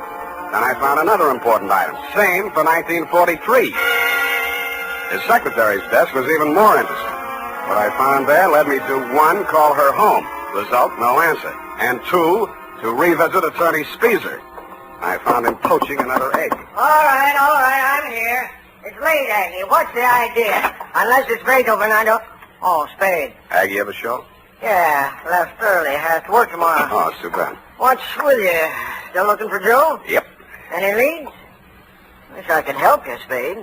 Elliot Champion was shot and killed in his home tonight. No. Is that all you have to say? Joe do it? Maybe. Well, You don't seem scared for a mouthpiece Joe didn't like. if you mean should I be next, no. I'm not scared, Spade. The kid should realize that this time I liked him and did all I could. You've been here all evening? Aggie? Could you prove it? Yep. You may have to. Did you know Mildred Champion was married to Joe Josephs? Yeah. How'd you know? It's a secret. I found his marriage license in a desk drawer. Nosy, huh? I found something else. Champion didn't pay his income taxes all the time. A lot of people are like that, Spade. Me, Lem Trigger testified against Joe at the trial, so did Champion. Mildred worked in the office, but she didn't testify. Wife can't testify against husband. Real good story, Spade. But what about Joe? Champion had something on Lem Trigger, and Trigger had something on Champion. Joe's in between. You tell me, huh? Huh? All right, I'll tell you. It's all about a green kid hired into a brokerage firm to be framed on a phony embezzling charge to cover up a tax delinquency. You want to finish it? I can't. I don't know it. You've got ideas, though. Yeah, Spade, you're right. I've got ideas. And all of them make me sick inside. That kid stood there and told me he was innocent. He said it 1,000,000 times if he said it once. And he told me he thought Champion was short with the income tax people. And if Champion was short, he could phony up a book and get a worn-out private detective like Drigger to testify that there'd been a fraud and Joe takes the rap. If that's what happened, they did it pretty good. Did you mention anything like this at the trial? Surmise is not admissible. There was no way to investigate it and no way to prove it. Joe was a nice kid, Spade, and he told a good story. I've been fooled a lot of times. And what do you think? I haven't met him yet. All right, he's done his 5 years. He came out, and now they want him for killing the man who sent him up. His whole life's gone. And for what? Spade, I hope you don't find him. I hope nobody ever finds him. But we did find Joe Josephs, Lieutenant. He was right under our noses all the time. When I called you, you told me to come on down to the morgue at the county hospital. We both stood and looked at Joe Josephs. It's a funny thing, Sam. We had an alarm out for an hour on this guy. We've been looking all over for him, and he turns up right here. Only he's dead. He's been dead since last night about 7. 7? Same time Champion was killed. TB. Just got the whole story. Had it awful bad in prison on the sick ward his last 2 years. Wanted out awful bad. When his time was up last week, he made him release him. But he wound up here, died in the hospital. He looks awful young to be a con and all. I don't know, Sam, he's just a kid, isn't he? Up until then, you had some kind of case against Joe Josephs. But when the medical examiner reported that my client had been shot with a .32, the rest of it began to fall into place.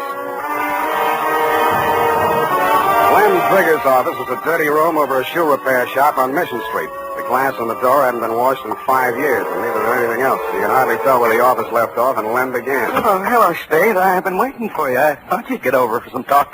What made you think that, Lem? Well, you're here, ain't you? All right, let's make talk. Did the silencer ruin your gun? Huh? Come on, I want it all. Hey, You phoned tonight after Champion was killed. You've been phoning him right along saying it was Joe. No, just a minute, Spade. We're in the same racket. You shot at him with a silencer on your .38 this afternoon to make it look real good. You can't prove anything. I didn't kill him. One slug out of your gun will match that up. Every cop carries a .38. You were a cop once. Now, Spade, you got this all wrong. Because you thought he'd called you in for protection. He called you in once on another job. Listen, I know what you're thinking, and but business was so bad you had to drum it up, didn't you? Joseph was released from prison and it was a natural, only it didn't work. Champion called me instead, and you tried to shake me down. Well, I only thought we could kind of work together. Make it a good thing. I told you once you should try another racket. But you didn't take my advice. Now you're going to have to. What do you mean? Because your license will be revoked pretty quick. You got into a lot of trouble about 2 minutes from now. I did? I was right here. What are you trying to do? I swore out a complaint on you for assault and battery. Hey, wait a minute. I ain't done nothing to you. Champion's dead. And yes, you did, Lamb. You tried to strike me, and I had to defend myself.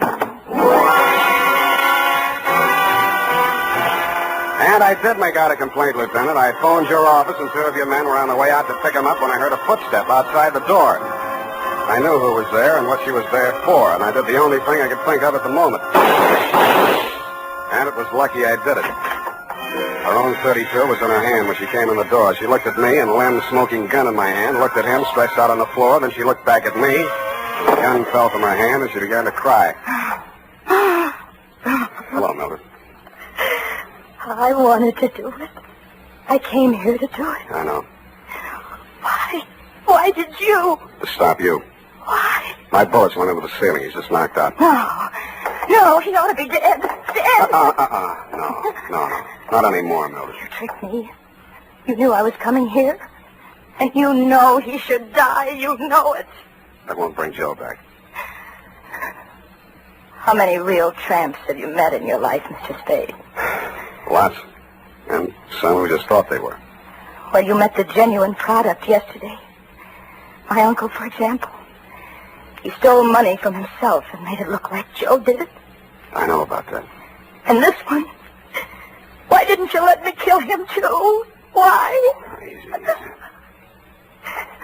When I went over to see him in the hospital the first time, I knew he was dying. He had that look in his eyes, helpless. And he knew what they'd done to him, and he couldn't do anything about it. But you figured that you could. So you killed your uncle when you found out Joe died, and you came here to kill them. They killed him. They killed Joe and they sent him to prison. 5 years I waited for him to get out of that awful place. I waited to hold him in my arms and tell him it was all over.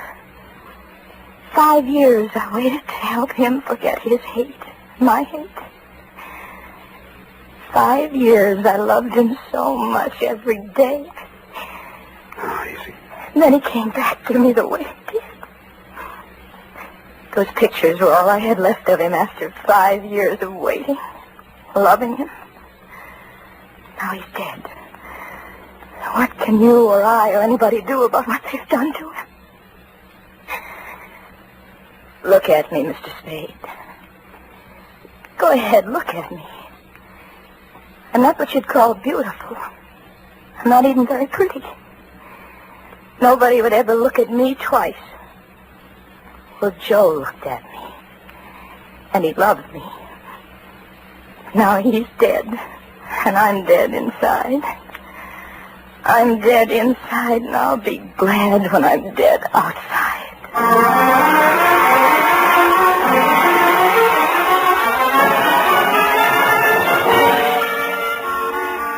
Period and a report. Oh, they were so unhappy. Yeah. Add a notation that I won't be around for the coroner's inquest. Sam, you can't do This report, when duly notarized, should be admissible as testimony. I'm going to get out of town for a few days. Sour racket. And now, listen to this. Later this evening, if you happen to stroll down to the corner for cigarettes or ice cream, why not also pick up some Wild Root Cream Oil Hair Tonic? Your whole family will like the way Wild Root Cream Oil grooms the hair neatly and naturally, relieves dryness, and removes loose dandruff. And ask your barber for a professional application of Wild Root Cream Oil Hair Tonic. Again and again, the choice of men and women and children, too.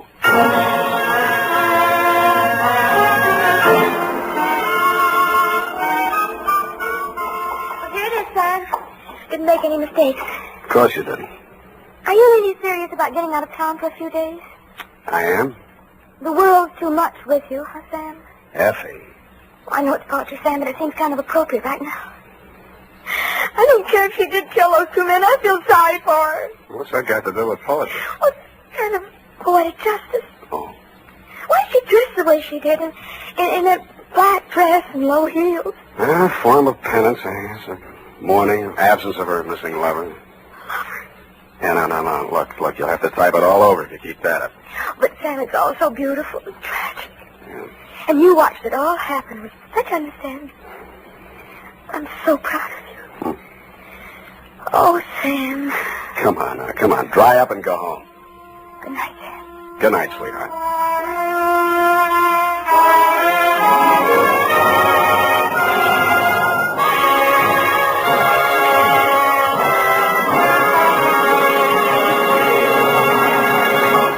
The Adventures of Sam Spade, Detective.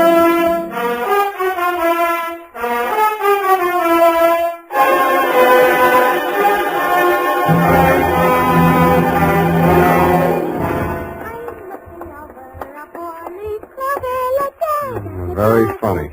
Certainly took you long enough. Oh, thank you, Sam. Well, do you like them? My girls? Yeah, I guess so. It's your own hair, I trust. Oh, yes, Sam. When it's brushed out, you'll never know anything happened. Whenever you're ready, curly. Oh, gee, you like it that well? Yeah, very cute. Well. It's a business. To Detective Lieutenant Dundee, Homicide Detail, San Francisco Police, from Samuel Spade, license number 137596, subject, the Bouncing Betty Caper. Dear Dundee. It all began on a Wednesday. My secretary, Miss Effie Perrine, tiptoed into my office and laid an engraved calling card on the desk in front of me. The name on it was Randall Carruthers. She said he looked like money, so I said, show her in. Or him in. She did. Good morning, sir. Do you wish the morning paper? Thanks, I've read it. Dear me.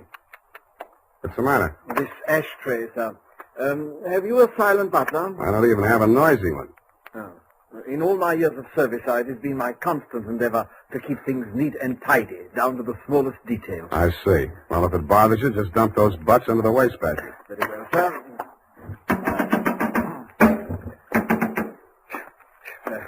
If you will pardon the presumption, sir, you could use a well-trained servant in this establishment.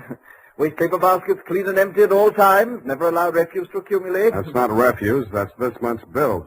So I noticed, sir. I also noticed that you have not opened them. From this I conclude that your services are immediately available. Yeah, and I conclude that in spite of your glad rags and fancy handle, you are somebody's butler. Oh, that is correct, sir. I am first butler in the household of Dr. Mark McGraw. First? Bleakcliff is the name of the estate. It's near the village of Squid Beach, some 50 miles in a southerly direction on the Pacific coast. You know, I think I'm going to like you as the client, Mr. Carruthers. I mean, it's refreshing to get a few accurate facts without, shall we say, priming the pump. Thank you, sir. You're welcome. To continue, not counting the staff, there reside at Bleakcliff 3 persons. Dr. McGraw, master of the house since the death of his wife, his stepson, Mr. Anthony McGraw, of whom more later, and Mr. Anthony's sister, Miss Cathy. It is on her behalf that I've come to you, sir. What is her problem, Mr. Carruthers? The correct form of address is Carruthers, sir, not Mr. Carruthers. Check. Yes, thank you, sir. Now, as to Miss Cathy's problem, sir, someone is attempting to murder her. Specifically, she has upon several occasions been shot at from ambush. Twice she has awakened in the night to feel the hands of an assailant closing about her throat. And only yesterday, she narrowly escaped death when her motor car went out of control owing to some blackguard tampering with the steering mechanism. And upon numerous other occasions... That's enough. You have convinced me that she indeed has a problem. What do the local police think? No one has been to the police, sir. Why not? It's a delicate situation, sir. Miss Cathy's brother, Mr. Tony, is undergoing treatment for nervous disorders. Mm-hmm. The family did not wish to place him in an institution, and since Dr. McGraw, his stepfather, is a psychiatrist, he is allowed to remain at home. I see. He's flipped. Where do I fit in, Carruthers? Well, sir, if a reputable gentleman such as yourself were to come to Bleakcliff and witness these persistent attempts upon that girl's life, perhaps they could be forced to put the boy away where he belongs. It's possible. I'm willing to try. For money. Oh, splendid, sir, splendid. I took the liberty of drawing in your favor a draft upon the First National Bank of Squid Bay, 1 week's remuneration in advance of your services to the Bleakcliff estate in the capacity of chauffeur. Chauffeur? Yes, sir. I thought that might be a capital disguise. Have you a better suggestion, sir? Well, no, that's okay. This check. Yes, sir. $200. It's a pretty big weekly salary for a chauffeur, isn't it? Well, you will be allowed to shop for the vegetables, sir. Your cut has been added in.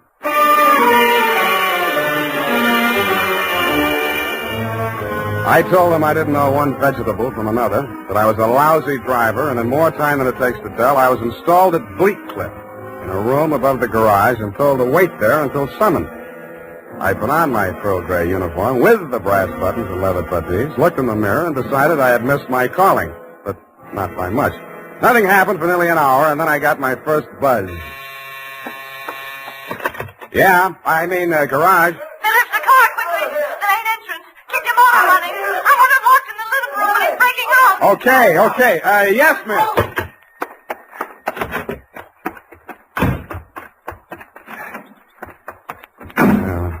Let me see. Get that door open. Open that door. Why didn't you have the door open? I'm sorry, miss. Well, get going, please. Darn it, miss. Where's the spark on this? What's the matter with it? Well, it's flooded. The house, you know. He's got the meat cleaver. Well, I'm trying. Stop it! You're hurting him. All right. Put it down, Chris. Put it down. Come on. Give it to me. What's going on? I say, who are you? Haven't you been instructed not to disturb my patient? I'm sorry. I'm new here. When I saw him coming at Miss McGraw with that meat cleaver, I naturally thought... Oh, well, no harm done. Come along, Tony. Come along now. Come along, boy. We'll have a nice long talk. What shall I do with it now? We'll put it back. You all right? Oh, sure. I should be used to it by now. By the way, you're new here, aren't you? What's your name? Sam. Sam? Nice. Turn to the left outside the gate, Sam, and drive straight out to the shore road. Well, if I can just... Hey, I just turned that little key. Look, Ma, I'm driving.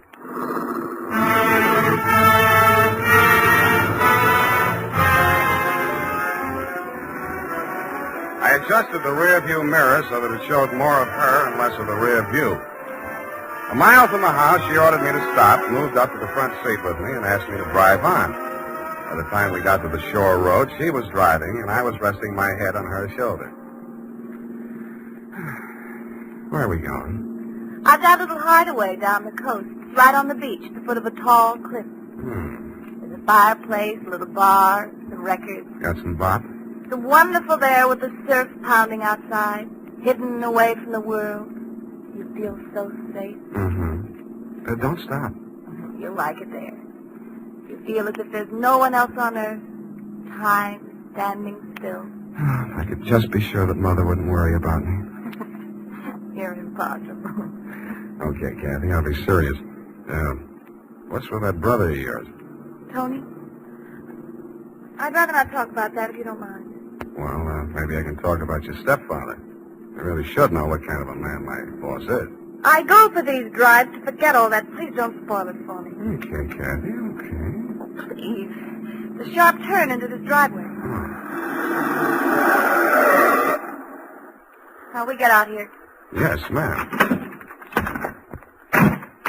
Down this path. Uh-oh. What's the matter? You afraid of high places? Yeah, you just pushed me off of one. Oh, Sam, don't be like that. You're pouting like a little boy. Come on, I want to show you my little house. What's so special about your little house? Oh, Sam, if you only knew what my life is like. You only know what mine is like. I need someone so much to talk to, Sam. As long as you can steer the conversation, you mean. Come on, Sam. I'll show you the house. The path led to a flight of wooden steps that clung to the face of a sheer cliff. There was something like the stairs you find yourself falling down in nightmares. They dropped maybe 200 feet to a crescent of white sand. Watch out for that one step that's broken. Yeah. You have to make your dream house this hard to get to? Because of Tony. He has vertigo. What? When we were kids, he used to chase me, and I'd run down here, and he was scared to follow me. Afraid of heights. He still is. Well, you light us a fire, Sam. The wood's there in the box. I'll go make us a drink. Fire? Who needs a fire? I'm hot. What'd you do before you took up driving? Oh, I was a private eye for a while. Oh, how exciting. Nah, it's a sour racket. Tell me about it. Nah. Let's talk about you. Here's your drink. Thanks. Well, what do you want to know about me? Oh, me? Come here.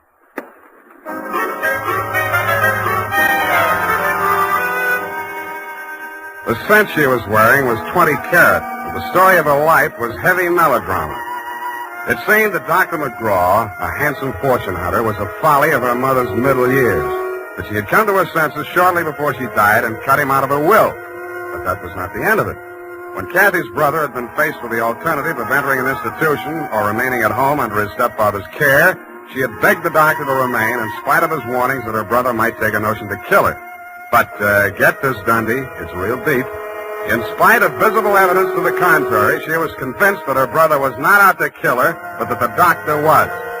I couldn't sell myself on that part of the yarn, but she looked so awfully pretty while she was telling me. And suddenly, she didn't look so pretty. An expression of terror was on her face. No! Get down! I rolled her onto the floor and kicked the lamp out. By the glow of the embers in the fireplace, I could still see the gleam of the gun barrel shoved in through the broken window. I hope he couldn't see so much. I knocked over a chair to give him something to shoot at. I was already halfway up the face of the cliff on those rickety wooden stairs. At the top, he turned and looked back. Who was it? It was Mark, wasn't it? The doctor? You know better than that. It was Tony. Thought you told me he was afraid of heights, couldn't come down those stairs. He never did before. Don't you believe me? Yeah, Kathy. I may wind up believing the rest of your story.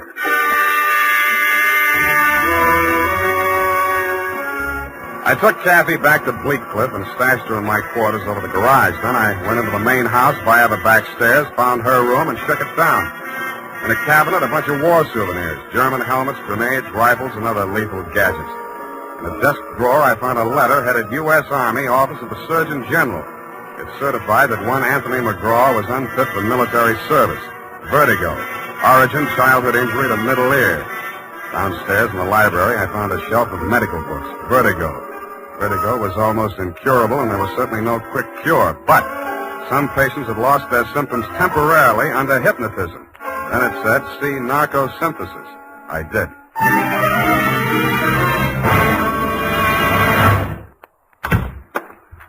Spade. I beg pardon, sir. Mr. Spade. Whatever are you doing in the butler's pantry, sir? Looking for a butler. Namely you, Carruthers. May I serve you, sir? Yeah. How do I get an interview with Dr. McGraw? Well, sir, I should... Oh. Strange, after all my years of service, I still start as a master summons. Hey. You did it again. Well, I'm sorry, sir. I'd better see what Dr. McGraw wants. Forget it. I'm answering this one. You're not going to drop your disguise, sir. Why not? Who am I kidding, anyway?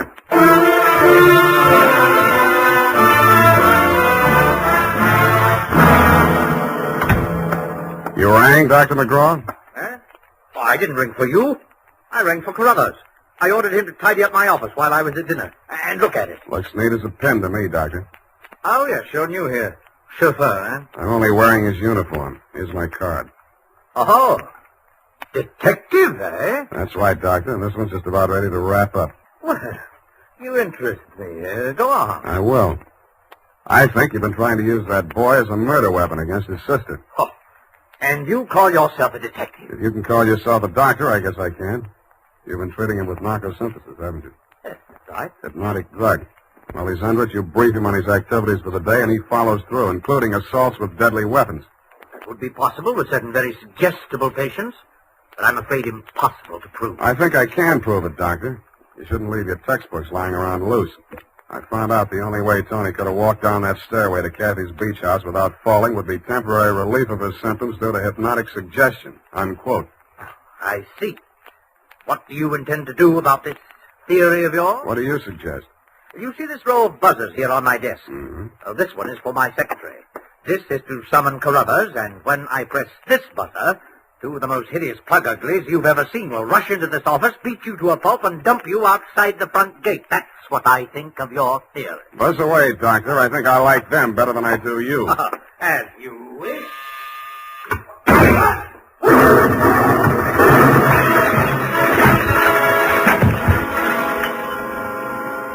From where I was on the other side of the room, I didn't know what had happened at first. All I saw was a lot of paper gushing out of the wastebasket. The doctor sure was dead. His midsection was perforated like a shower drain. And on the walls, fanning out around the end of the room, about a yard up from the baseboard, there was a straight line of holes. I dug into one. What I took out wasn't a bullet. It was a perfectly round steel ball. Then I remembered the wastebasket, the paper flying out of it just before the explosion. In the bottom of it, I found the answer. The base of a steel mechanism with German lettering on it. It was a wartime anti-personnel mine that the GIs called the Bouncing Betty. The United States Armed Forces Radio Service is presenting the weekly adventure of Dashiell Hammett's famous private detective, Sam Spade.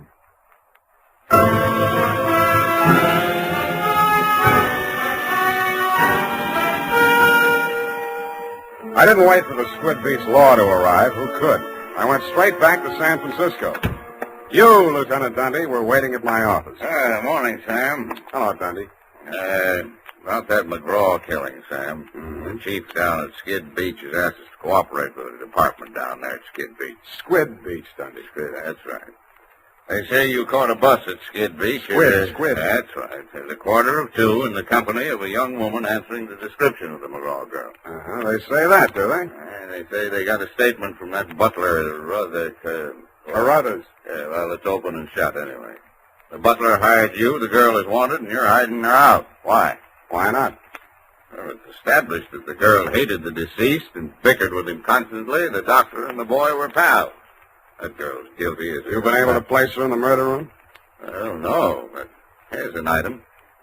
She worked with an Army ordnance during the war in research. Subject, I made a note of that. Enemy landmines, anti-personnel. One of the reports she helped put out was on the bouncing Betty. Yeah? Definitely. Hey, what are you doing, Sam?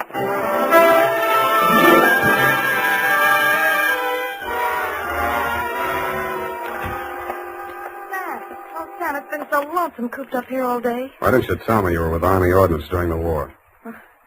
I don't know. I suppose it thought it was unfeminine or something. Try again. All right, I'll tell you the truth. I had a copy of that report with instructions for the operation of the bouncing Betty in the desk in my room. What the devil are you doing with a thing like that? I don't know. I was proud of it. It was the only report I worked on with the general. Should have got rid of it. I did. I burned it in the fireplace as soon as I learned what had killed him. You didn't burn it good enough. Sam, they found it. Yeah. Have they arrested Tony? Not yet, but he's definitely sane. He'll have to take a rap for anything he's done. I see. Well, I guess there's no other way. Tony didn't do it, Sam. I did. I want to make a confession. Not to me, please. Not to me. After what happened down at the beach when I knew I was no longer safe anywhere, I realized I had to do it. For Tony's sake as well as mine. When we arrived back at the house, I looked into the dining room and I saw Dr. McGraw eating dinner. I knew it was my chance to get into his office. Yeah? Then what? Well, the bouncing Betty was in my room. There was some wire in the tool chest, and I knew that Carruthers always went to tidy up while the doctor was at dinner.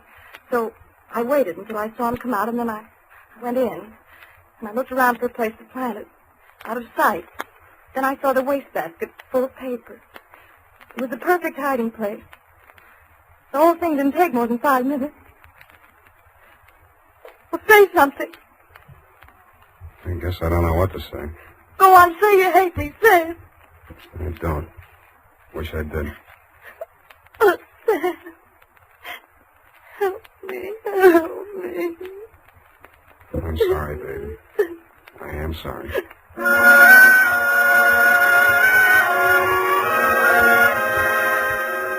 I don't know how long we sat there. I held her in my arms until she cried herself out, then we just looked at each other. I knew if I put it off another minute, I wouldn't call you at all, Dundee. So, with my arms still around her, I reached for the phone. Homicide. Lieutenant Dundee, this is Sam Spade. Lieutenant Dundee. Hello. Hello. Give me that. Lieutenant, this is Captain McGraw. I wish to make a full confession in the murder of my stepmother. I walked out while she was still talking to you, Dundee. I knew she'd wait for you, and I didn't want to be there when you took her away. As I walked over to my office, everything she'd said kept coming back to me. I could see her sneaking into her brother's room and getting her contraption out of the cabinet. I could see her hiding behind the door until Carruthers came out after tidying up McGraw's office, dumping ashtrays, emptying wastebaskets. And that's as far as I got. I went back to my office to wait. And sure enough, 20 minutes after the papers hit the streets with Kathy's confession, the door opened and he came in.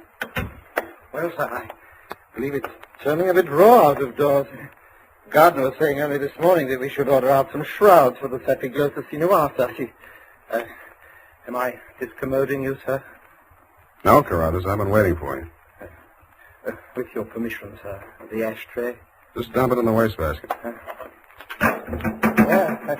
I am gratified to note that your secretary has been looking after things and has emptied your waste paper basket. This is right and proper. Quite. Yes, sir. And, speaking of waste paper baskets... Allow me, Carruthers. You have come to apprise me of your part in the death of the late Dr. McGraw. Am I in error? You've already divined my purpose, sir. Yes, it was I who placed that infernal machine. In the wastebasket, Carruthers, yes, I know. It struck me as a bit of poetic justice that the buzzer, which that dreadful man used as a symbol of his despotism, should be the instrument of his own destruction. I'm sorry, Carruthers. I'll do all I can. No need, sir. No need. I'm aware that there is no final justification for taking the law into one's own hands. Every man is entitled to trial by jury of his peers. But where, Mr. Spade, where could be found 12 good men and true who would allow themselves to be called the peer of that monster, Dr. McGraw?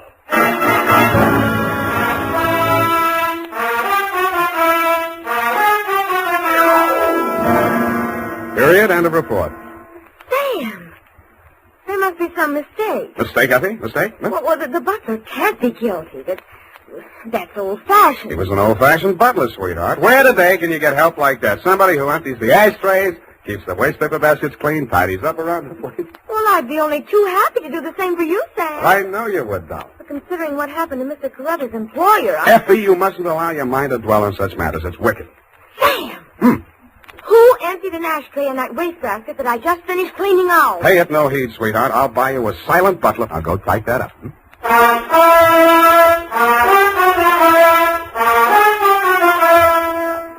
Sam, I hope I haven't made any mistakes. I'm in such a hurry. Whatever did you do to your hair? Well, I brushed it out, Sam. What happened to the pin curls? I told you, Sam, when it was brushed out, it wouldn't be noticeable.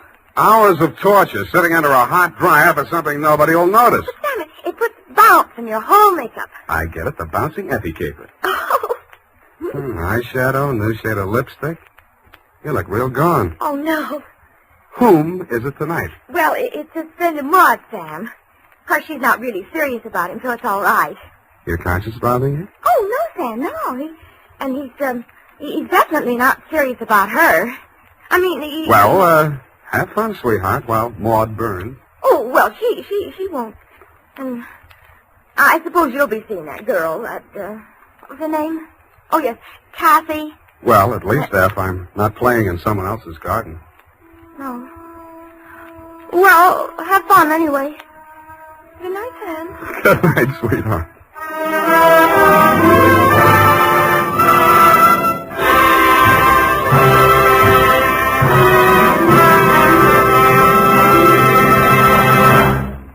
The Adventures of Sam Spade, Detective.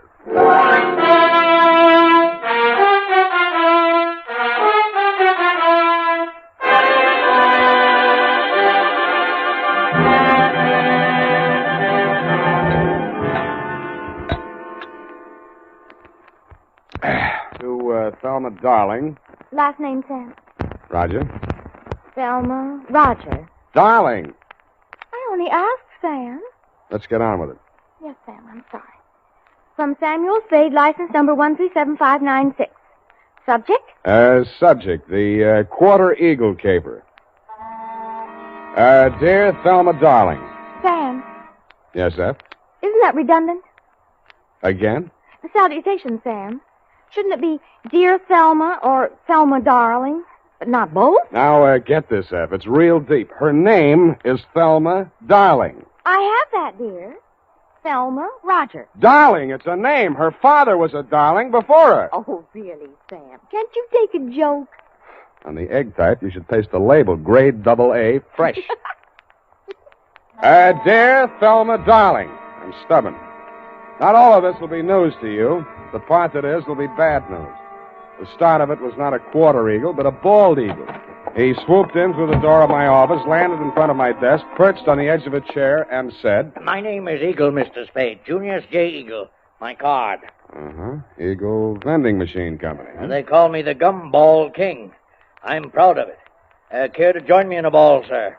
Not while I'm on duty. Ah, that's very good. Our new avocado flavor. Yes, I've kept the Bay Area chewing for 20 years. And I will not be swerved from my purpose. Bully. I intend to fight them tooth and nail. Hammer and tongs. To the last ditch.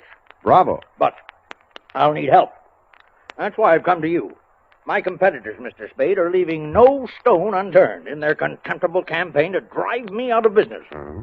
Now they've resorted to outright sabotage. In short, they have hired hoodlums to destroy my gumball machines. They've already smashed 11. And they won't be content until they've demolished my entire equipment. Sounds like a police case to me, Mr. Eagle. Well, I've been to the police. No, they don't understand my problem. Gave me a lot of double talk about juvenile delinquents. Ha, my foot. Cutthroat competition. You're sure of that? Well, what would you think? If theft were their motive, they most certainly would steal the pennies from the machines, but what do they take? My gumballs. And why do they do that? I'll buy it. Oh, well, by all means. Oh, here, try this. It's our bestseller in Chinatown. We call it Subgum. Better not. I have to drive later. Now, I had the foresight to buy up a 3-year supply of chewing gum at non-inflation prices. So I see. Well, you can see with what thoroughness they encompass my ruination. They are not only smashing my machines, they're making off with my gum. And you want me to try and stop them? No, I do not. No. I want you to catch them in the act and find out who is paying them.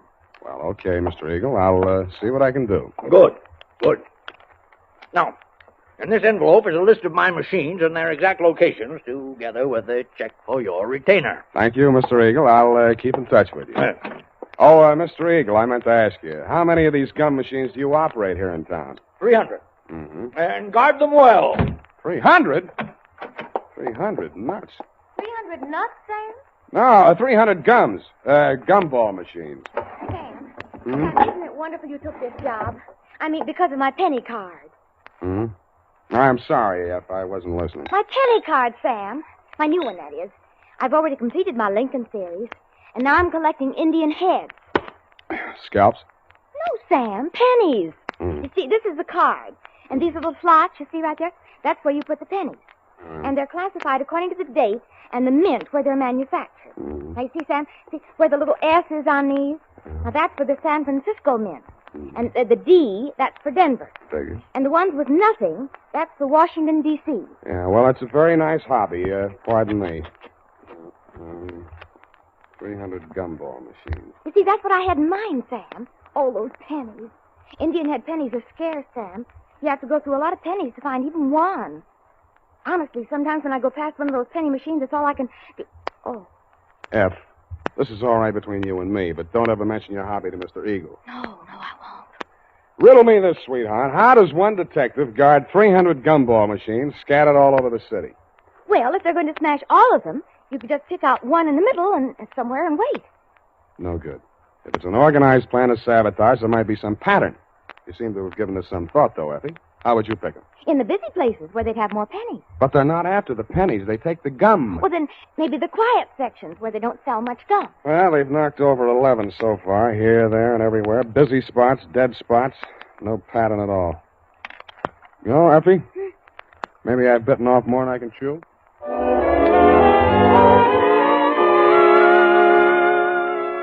I wasn't sold on Mr. Eagle's theory that the caper was organized sabotage, but I decided to test it out anyway.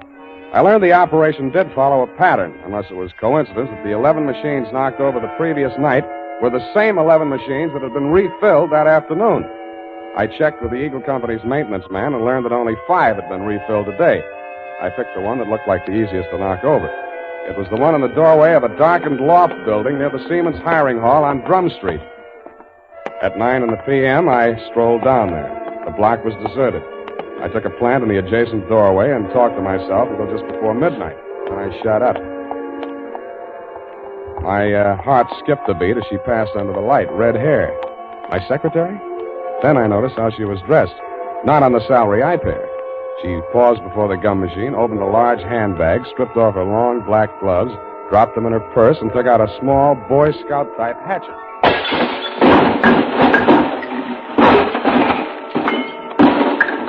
She went at it with the enthusiasm of Carrie Nation busting up a saloon. I edged around the doorway as she bent over the mess of pennies and gumballs at her feet. When she reached out her hand, I took one more step, and that was all. She was up on her feet, facing me, and I saw that hatchet sailing through the air straight at me. Hey!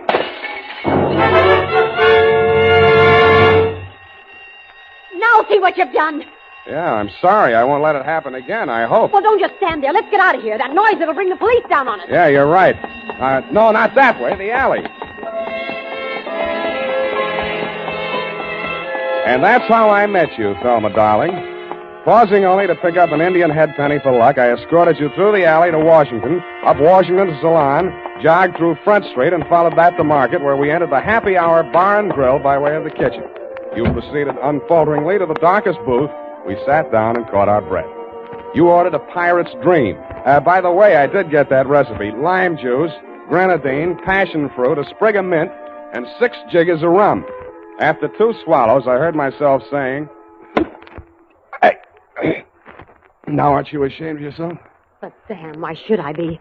After what I've been through, I think I deserve a drink. I didn't mean that. I meant throwing that hatchet at me. I thought you were Merle. Who's Merle? Why, he works for Mr. Chiselhurst. Yeah, that figures. Now tell me who Mr. Chiselhurst is. Not who he works for, just who he is. He was acting as my agent For the sale of the pearl. Well, Natch. Look, please, don't make me say what pearl. It's called the Black Pearl of Galila Bay. My brother brought it back from the South Pacific when he was in the war. Oh, yes. When he went to prison, he gave it to me to keep for him. Uh-huh. So you decided to sell it? I had no choice. I needed the money desperately to finance his appeal. It comes up next week. Mm-hmm. If I don't get that pearl back, I don't know what I'll do. You've got to help me. What makes you think it's in a gumball machine? Mr. Chislehurst took the pearl to show to a man named Junius Eagle, and that's when it disappeared. Mr. Eagle decided not to buy. And when Mr. Chislehurst returned to the hotel... Eagle had found the pearl and substituted a ball of blackjack gum. Then what? Mr. Chislehurst had Merle follow him. Nothing happened the first 2 days. But day before yesterday, he followed him to his warehouse and saw him drop a single ball of gum into a barrel of them that was waiting to be loaded onto a truck. The pearl must have been hidden in it. Why else would he do a thing like that? Uh-huh.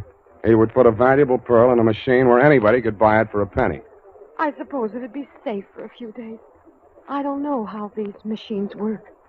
Well, now you know why I had to break those machines. No. You don't believe me? Mm-mm. Well, what are you going to do? Check the psycho wards and find out which one you escaped from.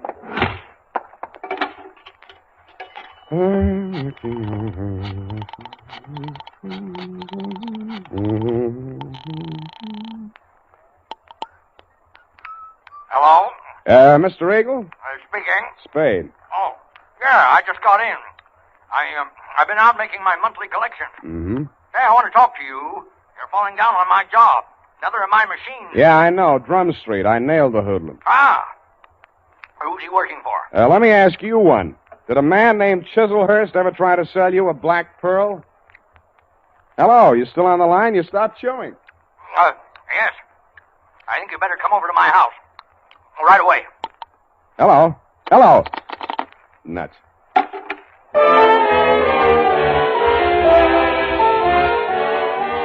When I came out of the phone booth, I wasn't surprised to find that you had flown the coop, darling, if I may call you by your last name. But I was surprised at what I found at my client's house.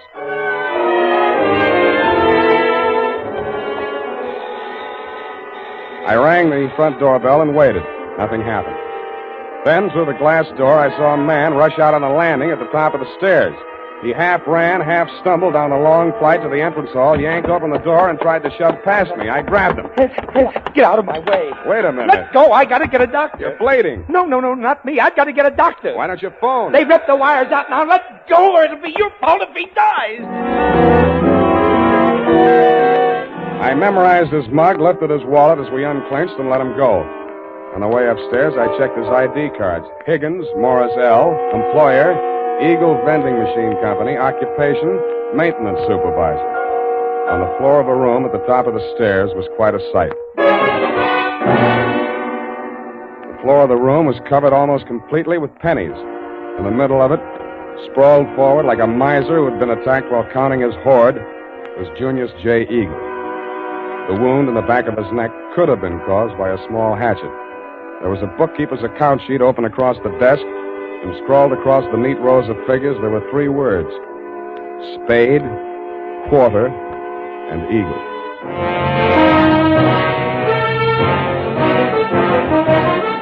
The United States Armed Forces Radio Service is presenting the weekly adventure of Dashiell Hammett's famous private detective, Sam Spade.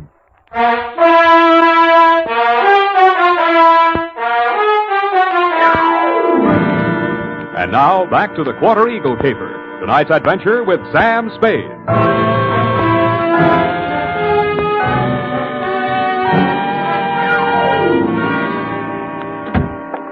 That you, Higgins? Yeah. Save yourself the trip upstairs. There's nothing you can do for him. Oh, dead, huh? Yeah. Well, I guess he won't need that doctor I called. We can use one anyway. Did you tell the doc Eagle had been stabbed? Yeah, sure I did. Yeah, well, that means the law will come with him or ahead of him. But I don't get it.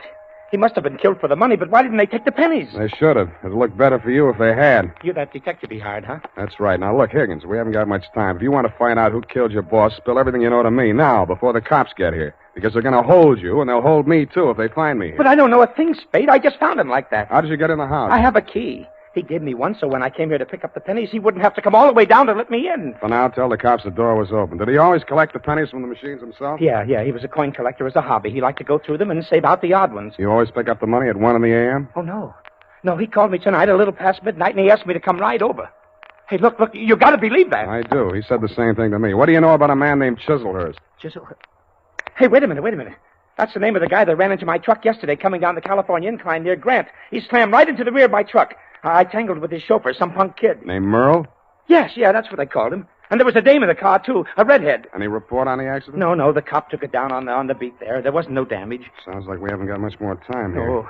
What exactly happened the night the first gum machine on your route was smashed up? Come on. Well, first off, I went to a bowling alley on Church Street and removed our machine there. It was discontinued. Wait a minute. Where did you take it? Back to the shop? Oh, wait a second. I got it here in my book. Come on. All right, I'm hurrying. Here it is, 11864. Mm-hmm. No, I exchanged it for an out of order down on Drum Street. Did you leave the pennies in it? Oh, sure. They only get collected once a month. How much gum was in it? About half full. I didn't refill it until today. Yeah. What's your system on the refill operation? Well, I carry about 4 extra machines in the truck. When I go to fill a machine, I take one of the extras already filled out of the truck and trade for the empty. Yeah. Then I fill the empty one in the truck, and that saves me from carrying the bag around. Now, is there anything else I can tell you? Yeah. Huh? Does Quarter Eagle mean anything to you? No. Okay, now where's the back door?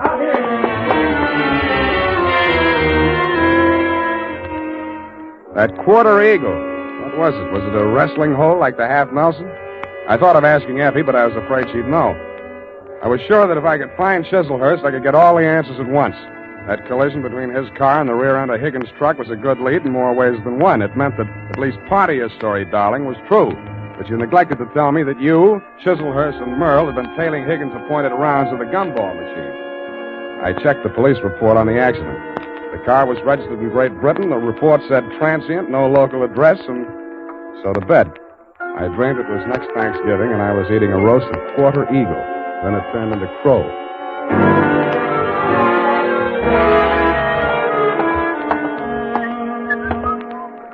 Good morning, sir. Do you wish to place a classified ad? Good morning to you, madam. Indeed, I do. Kindly write it on this blank. Kindly read it off this blank. Well, Quarter Eagle. Interested parties apply Sam Spade. Sutter 37596. That's right. 9 words, sir. I'll have to charge you for 3 lines anyway. Is there anything you'd like to add? Yes, but it's not fit to print.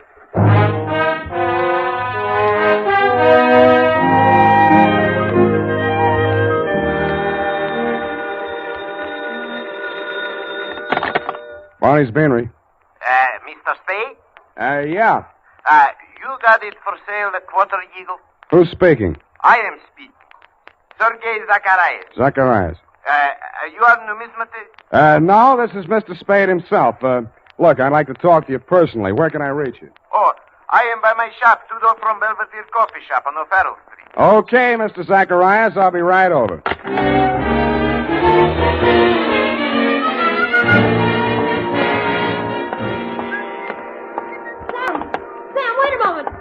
Talk to you. Why didn't you do more talking last night? My client might be alive if you had. Oh, it's terrible. But how could I have known? You knew about the Quarter Eagle. Why did you spin that yarn about the pearl? How did you find out about it?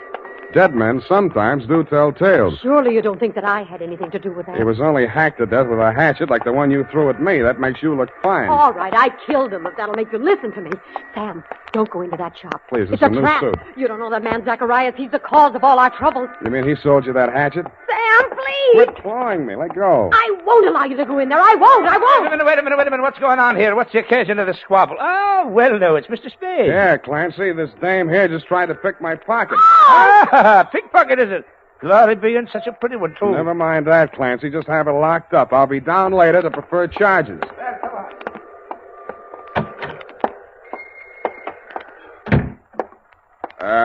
Hello? Anybody home? Okay, chums. Just keep on walking. Straight through the back room. One move and I rip you wide open. Yeah. Better not, Merle. Your boss might not like that. Smart guy. Knows everybody's name. Oh, my dear sir. A most propitious meeting. You've brought the Quarter Eagle? Where's Zacharias?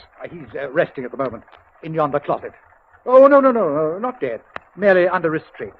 Bound and gagged. A necessary precaution. Well, shall we talk turkey, or rather, eagle? Tell your punk to take that knife out of my ribs. Who's a punk? Now, Merle. There's been quite enough violence. Check. I think I'll take that knife. Leave it there. Now sit down. Merle. Oh, headstrong boy. Now, as to the Quarter Eagle. I'm willing to pay a reasonable reward for its recovery. But first I must tell you that Miss Darling, for whom I'm acting as agent for the sale of the coin, is indeed the legal owner, despite anything Mr. Zacharias may have told you to the contrary. What would you say to $500? I would say no dice. 1,000? I would say I'm still listening. Sir, you seem to exaggerate the value of that tiny gold piece. It was worth one human life to somebody. That sounds like more than $1,000 to me. You may find the market valuation of that particular mintage of the Quarter Eagle in my coin catalog. $10,000. But, sir, that valuation is based upon the mistaken belief that there were only two in existence. It was while rummaging in her grandmother's attic that Miss Darling came upon a third. When she brought it to me, I could scarcely credit it. It was matter of official record that two specimens had been stamped out when the die broke. And then it came to me. There must have been a third. Namely, the coin which was in that rude stamping press when the die broke. Closer examination of the Quarter Eagle, now in your possession, revealed certain markings.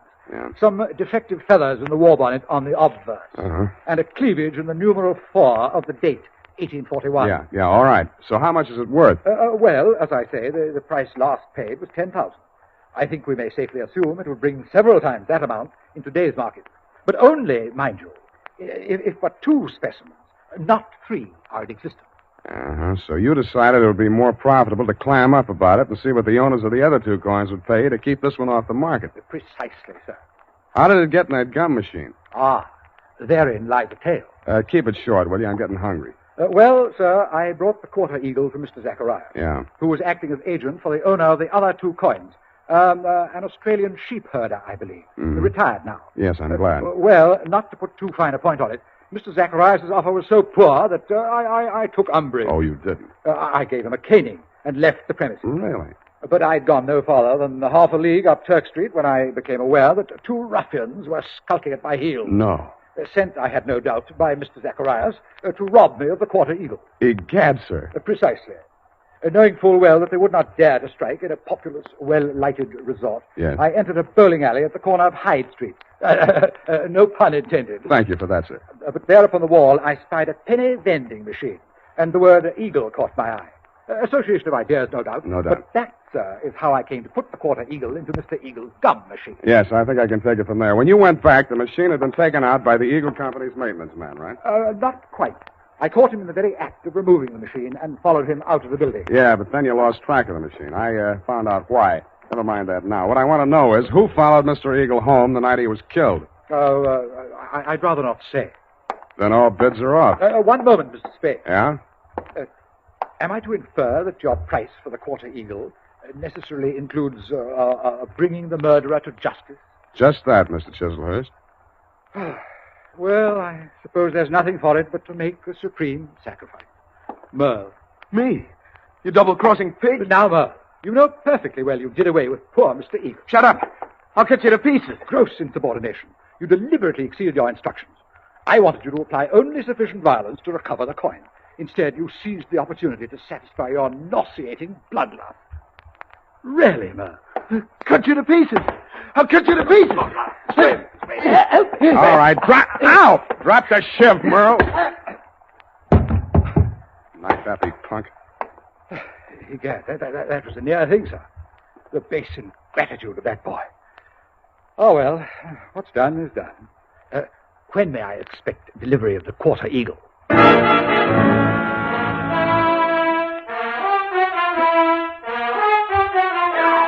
I didn't answer him. To cover my embarrassment, I gagged him, manacled him to Merle, and delivered the package marked one murderer, one accessory to the dumbfounded minions of the law. And that, Thelma, darling, I regret to inform you, is still the crop. After I'd sprung you from the pokey, I got hold of Higgins, and we went through every coin out of every Eagle gumball machine in the city of San Francisco. It couldn't happen, but it did. Your Quarter Eagle is, shall we say, no place. Period. End of report. Sam, I'm disappointed in you. Well, so am I, sweetheart. But I'll forgive you if you found even one Indian head penny from my penny card. Yeah, just one from that machine on Drum Street. Oh, Sam. There you are, sweetheart. Oh, thank you. And it's an old one. And no older than I feel. Go type that up. Sam,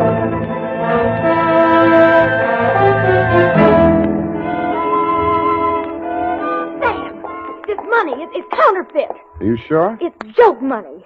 It says $2.50. Hmm? You see where it should say 1 cent? $2.50. Let me see that. $2.50. If an eagle is a $10 gold piece, what is a $2.50 gold piece? Oh, now, let me see. $5 would be half. Sam. Right. A quarter eagle. Yeah, that's just dirt on it, see? It's gold, really. Oh, look at it shine. Like the stars in your eyes, sweetheart. Oh, you darling. Mhm. Good night, Sam. Good night, sweetheart.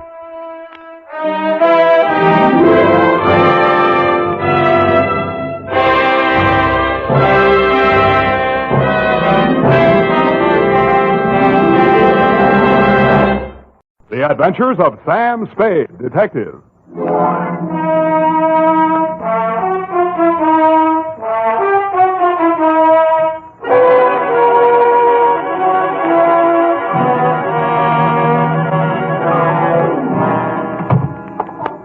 I just talked to Mabel on the phone. She works in the sleep shop, you know, next to the knobby knit. Yeah. And she says they advise their nightmare customers to put a heating pad under the kidneys. Oh. And instead of milk toast, just a little beef broth and some warm wine. And pine oil. In the wine? No, in the broth. I mean the brass. That, Sam. Oh, Sam, look at you. Black eyes and scratches. Your lips cut. You didn't go home at all. I did so. When you promised me you were going straight home for that much-needed rest. And all the time you knew you were going straight to some sordid bar and get into a brawl. I even bought these things from the sleep shop. Next door to the knobby net. To Detective Lieutenant Dundee, Homicide Detail, San Francisco Police. Medical authorities agree that lost sleep can never be made up. From Samuel Spade, license number... 17596. Fatigue is cumulative. Subject, the Insomnia caper. Dear Dundee. Honest, Lieutenant, this is how I got into that mess last night. Honest. I've been feeling a little rocky for 2 or 3 days. There was nothing much wrong with me, but as my secretary, the ineffable Miss Perrine, said... Sam, what you need is a good night's sleep. Which, Lieutenant, is how I happen to be at home, in bed, at 10:30 in the p.m., wearing a sleep shade, earplugs, and quiet pajamas. At 10:45, my right arm went to sleep. I turned over. That's when one of the earplugs fell out. I tore off the sleep shade, dug the plug out of my other ear, stuck my head under the pillow, and was just beginning to drowse off, but...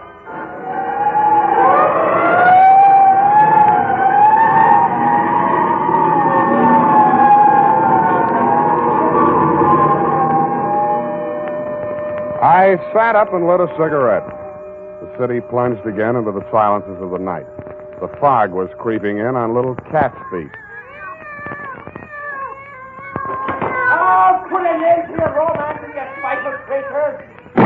That'll take you, you bluffer. Like you.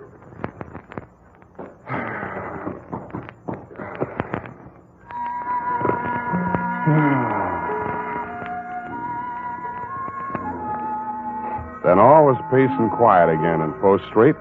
Nothing but the sound of foghorns way out on the bay and the rhythmic throb of the cable car mechanism under the California Street incline. This time I almost made it, and then... Go on, bring your guts out. See what it gets you. Get over here. You dirty...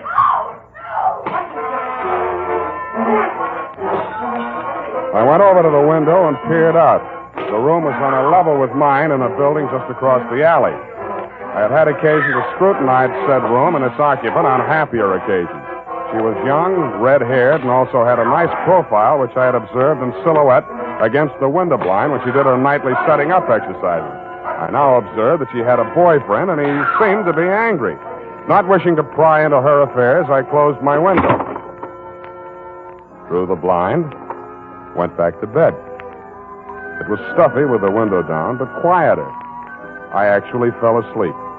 I dreamed I was home in bed and somebody was knocking on my door. How true.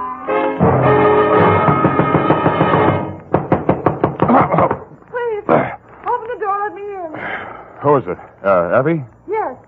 Okay.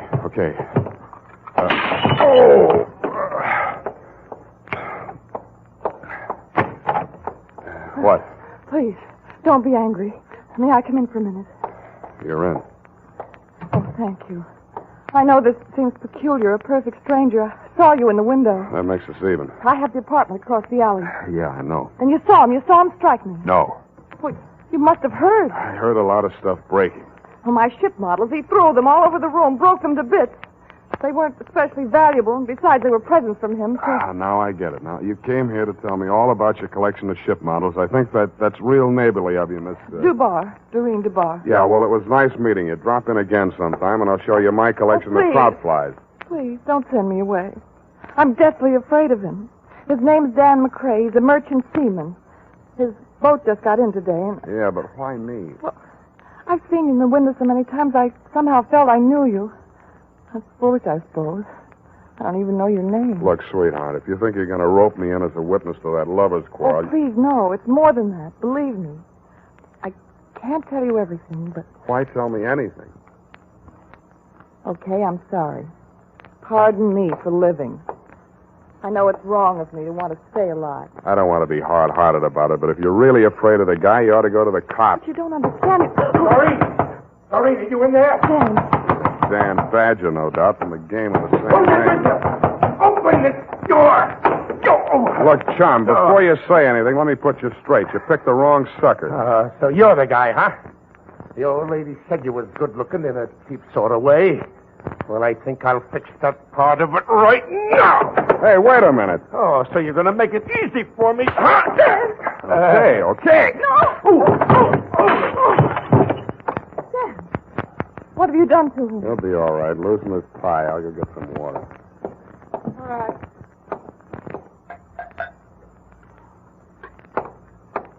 Is he coming around? Oh, where'd she go?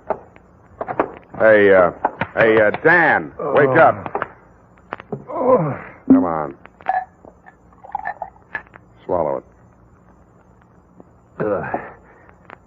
What'd you hit me with? Where's Doreen? She dissolved. Come on, get up. Okay, Shepard. This is your round. Who? Not that it matters, Danny boy, but who? You're Frank Shepard, ain't you? You stupid. Can't you read? The name's on the door. Spade. Here's my card. Huh? A detective. What was she doing here? Her story was that she was running away from you. Now beat it, will you? It can't be too fast for me. I'm sorry, Spade. I've been at sea too long, I guess. The old lady over there told me Doreen was seeing the sky every night. Channel fever or something. I blew my top. Yeah.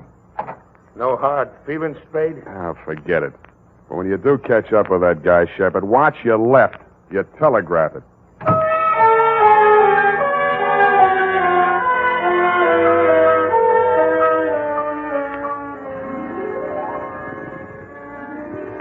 Homicide. Shepard's pile. Reach. Up to pick the halls of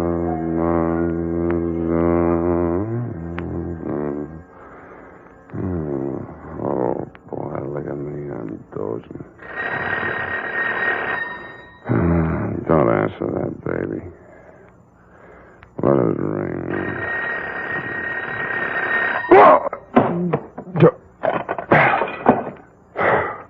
Huh? Spade, this is Dan McCrae. Who? The guy you beat up on. Look, I just got to sleep. Call back tomorrow. Better yet, don't call. Listen, you gotta listen to me. I found Shepard. Not much of a fighter. I marked him up a little anyhow, just to scare him. Go on back to the bar. Have one for me. Listen, I'm okay now. I sobered up like a shot. I only came back here to phone. Makes sense, will you? When I got back to the ship, he was there in my cabin. What? He's dead. Who? Shepard? Yeah, he's dead. Hit him too hard? I don't think so, but I've got to know. You're a detective. Now, look, I haven't got much money, but... Then start earning some. This is going to cost you.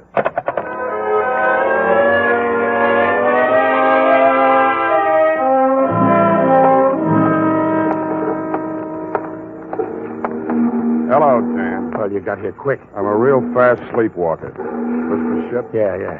Come on, I'll take you aboard. Give me the rundown. Shepard took your girl while you were away at sea. You slapped her around a little, broke her toy boats, and generally behaved like a bad boy. We'll skip that little exhibition match in my apartment. Then what? Come on, up this ladder. About those ship models. One was missing. She acted funny about it, and guess where it was? In Shepard's hotel room. Yeah? The Boston Hotel up on Broadway. Crumb dump. I shook the address out of that old lady. Never mind that now. So you went there, went up to his room, worked him over. But he was alive when I left there, that's clear. Then I had drinks in a lot of different places. I think I was in some other fights. Yeah, you look it. I don't know who with, just faces, a lot of blurs. I don't even know where all I went. Then I don't remember anything till I'm in an all-night beanery down here on the Embarcadero, and a cab driver's holding me up on the stool pouring coffee to me. Then I came aboard. Yeah? Come on in my cabin. I'll show you.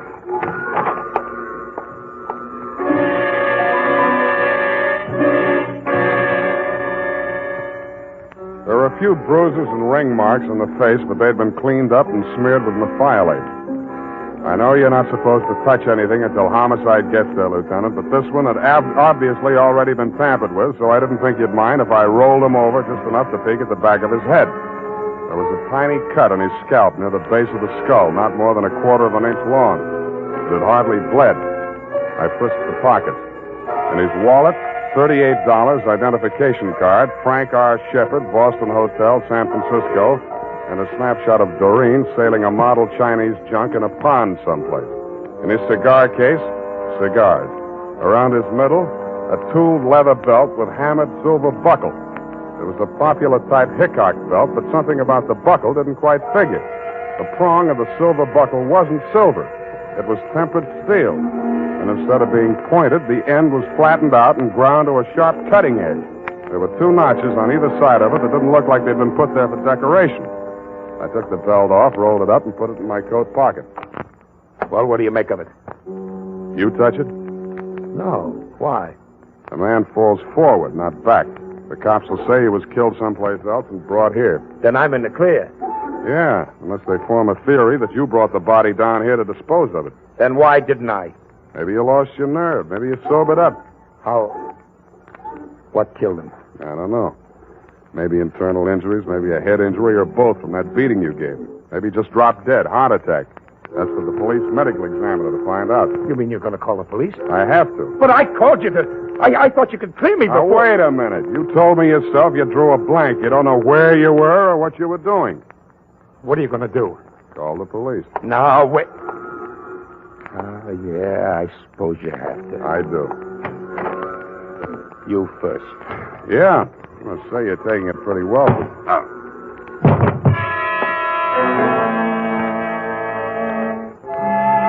I had a small dream. Abstractions, you know, cubes and circles. Nothing worth describing. But after I'd given homicide the rumble and crawled home to my own trundle, I did better. I dreamed I was Wild Bill Hickok, the belt tycoon. I was working on a promotion scheme for a new combination belt buckle, toothpick, and murder weapon. Sam Spade, Sleepyhead.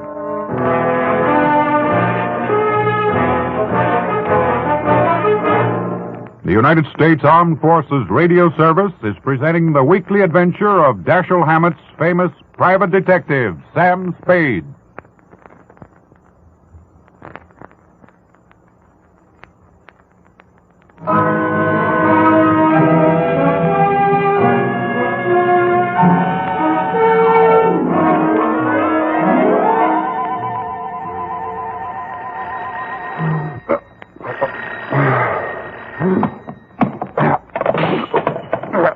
Nuts.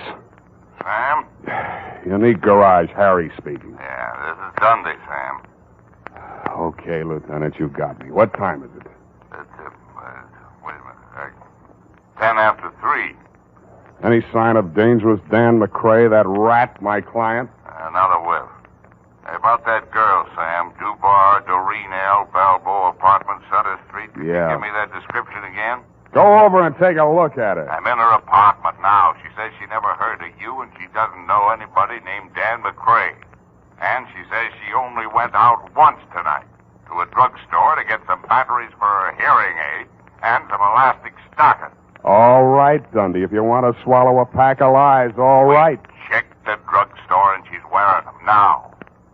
I'd bring her over there, Sam, but she's a little feeble. Okay, Dundee. I'll be right over.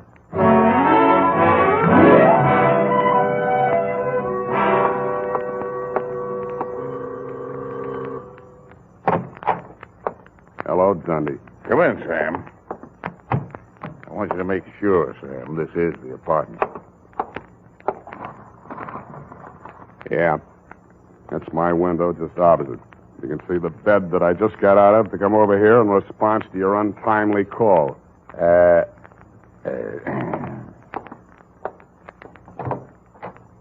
Will you come in here, Miss Dubar?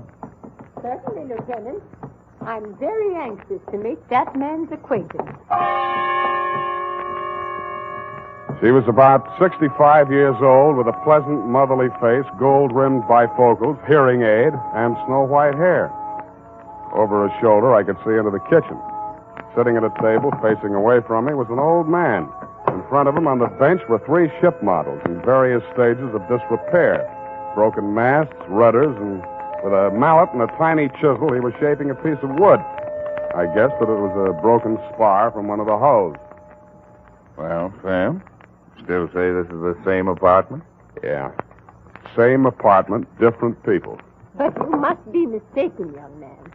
My brother and I have lived in this same apartment for nearly 20 years. She's lying, Dundee. Have you checked the janitor, the building manager, anybody? Janitor says she's been living here since he took the job in 41. We're trying to locate the building manager now. According to your story, Sam, the girl and McCrae had a big row in here, busted up a lot of furniture stuff. I don't see any sign of it. They could have cleaned it up. It doesn't make sense, Sam. Okay, I dreamed the whole thing, but those ship models, I didn't dream them. McCrae mentioned them, the girl mentioned them. Busted ship models. There they are on the table in the kitchen. Snake, good enough. What seems to be the trouble now, Dory? Just why is this young man so excited about my models? I declare, Ben, I can't make head or tail of it. Something about a girl with the same name as mine and a young man, I forget his name, who seems to have killed somebody named Shepard, I believe it was. Oh, just what was it about the ship models, young man? Dory, could it be the girl who brought these over to me to repair? What was her name? It's just on the tip of my tongue. Who did she say sent her then? Wasn't that Shepard? There, no. With all due respect to your age, nuts. I'm getting out of here, Dundee, while I can still remember my own name. I gotta get some sleep.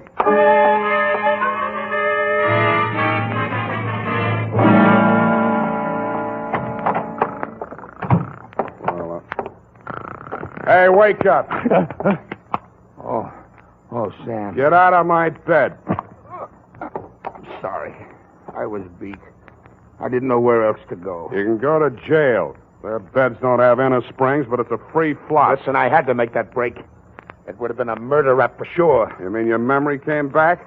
I had a funny feeling I'd seen that guy Shepard somewhere before. And just before I slugged you while we were standing there in the companionway, it came back to me. That guy Shepard, he came aboard ship yesterday when we docked.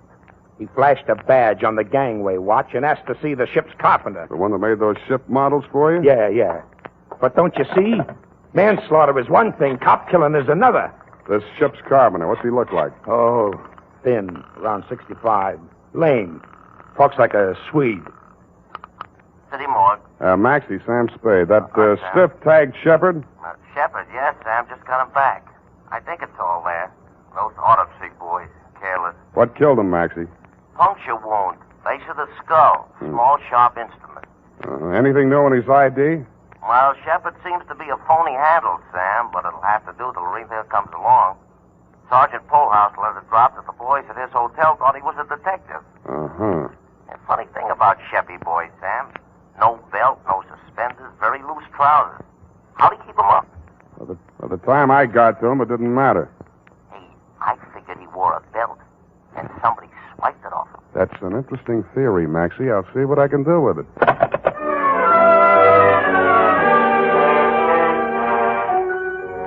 I tucked Danny boy back into my bed, locked him in, and gumshoed around the block to the Balboa apartment. Just to be mean, I woke up the janitor and checked his statement on the old couple in Doreen's apartment. He worked 3 buildings, was sure of the old woman, but backed down a little on the man, which is what I expected. Was sure of the floor, but not of the apartment number. Didn't know any tenants by name, which goes to show, Lieutenant, what police statements are sometimes worth. I thanked him, stole his passkey, and went upstairs. I didn't expect to find anybody home in Doreen's apartment. I was half right. Sven, the old carpenter, was sitting in a chair, staring straight ahead of him. He looked as though he were in a daze. I walked over to him. Even close up, he didn't look dead. But he was. Body still warm, no visible wounds. But he was wearing a tooled leather belt with a hammered silver buckle. The prong of the buckle was tempered steel and had the same peculiar shape as the one in my pocket, the one I had taken off a shepherd's body. The ship models were gone. What was left of them I found in the fireplace. And in the charred remnants of what had once been the hull of the toy Chinese junk, I found something that hadn't burned. It was a small metal cylinder with 2 pins projecting from it on either side, about the middle of it. It looked like a miniature lock mechanism, which it was exactly. The key, you guessed it, was the prong of that belt buckle. The cylinder was empty, except for a few white grains that looked like sugar. I tasted them. It was not sugar, but in the dope traffic, they sometimes call it that. About then, I heard footsteps outside in the hall. I ducked into the closet, leaving the door cracked enough to see out. Stand over there, Doreen. Don't try anything. I won't shoot you unless I'm forced to. No, you didn't shoot Frank Shepard, did you? Don't ever mention that name again. All right. Well, Sven, don't just sit there staring. We've just time to catch the boat. Then, answer me. I don't think he can answer you, Mrs. Brownrigg. Oh, what are you talking about? Sven! Sven! He's dead. He's dead! Oh, careful, she's got a gun. Hand it over. Hand it over, Grandma. You won't need it anymore. You killed him! Yes, I'm a desperate character. Hand it over. Come and get it. It should be easy for you. Such a strong young man, and I'm such a weak old woman. Now, look, you don't have your glasses on, and this 45 is too heavy for an elderly type criminal. Now, sit down and keep quiet. Oh, Sam, I thought you'd forgotten all about me. I've been trying to all night. Where were you? They locked me in a closet in her apartment. Next door? They were going to take me with them, get rid of me on the boat. After what they did to Frank, they had to get out fast. Shepard. Who was Shepard, anyway? I can't tell you that. He was a federal narcotics agent, wasn't he? How did you know? You just told me. Now tell me the rest of it. Well, honestly, I didn't know anything about it till about a month ago. I was dusting the ship models and knocked one off the shelf. It broke and something spilled out of it. Mrs. Brownrigg was here when it happened. She rushed for it and ran out of the room with it. She said she'd take it and get it repaired for me. And then this girlfriend of mine came by while I was sweeping that white powder up. She's a nurse. She tasted it, told me it was dope. Well, I didn't want to do anything till I talked to Danny, but she reported it. And that's when Frank Shepard came to see me from the narcotics squad. He told you to play along with them? Yes. They arrested the man Mrs. Brownrigg was selling it to, and Shepard told her he was taking the man's place so he could spy and get evidence, you see. She believed him because of the belt. This the belt? Yes. That thing on the belt, it's really a little key that fits in a little... Yeah. Now, that fits in a little lock that releases the little mechanism that makes the false bottom fall out of a little boat. When did she find out that Shepard was a narcotics agent? I didn't. I saw them together so much that I began to think they might double-cross me. Then I thought about that sailor, Dan, that roughneck boyfriend of hers. So I went to Dan and told him I thought his girl had taken up with Shepard while he was away at sea. And I had to let Dan think the worst because I was sworn to secrecy. But Dan's so violent and jealous, he said he'd kill Shepard, so I came to you. You were a witness that Dan hit me, and I thought we might have him arrested so nobody else would get hurt. But I guess you were too sleepy to care. What? Sorry. I must have dropped off. To sleep.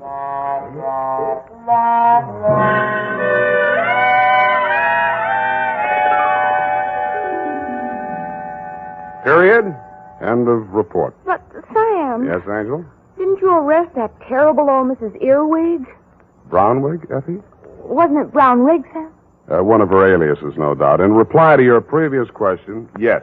Who killed Mr. Shepard, Sam? And how? Look, Eff, you'll recall that Sven was shaping a piece of wood with a small chisel and a mallet. The fatal wound, you recall. Oh, and who killed Sven? Sit down. I want to have a serious talk with you. Oh. No, over here. Yes, Sam. Stop twisting your handkerchief. Yes, Sam. Effie, sometimes I think you've been a detective secretary too long. Warps the outlook.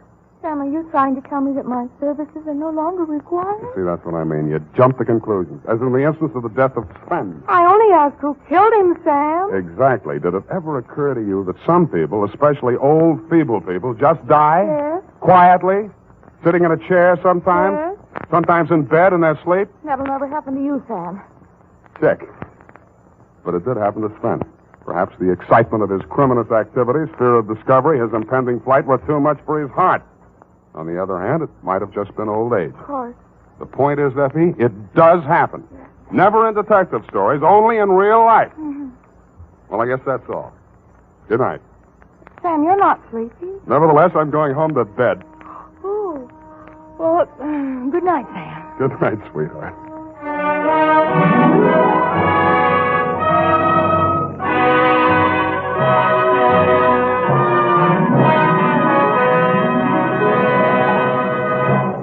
The Adventures of Sam Spade, Detective. Brought to you by Wild Root Cream Oil Hair Tonic, the non-alcoholic hair tonic that contains lanolin. Wild Root Cream Oil. Again and again, the choice of men who put good grooming first.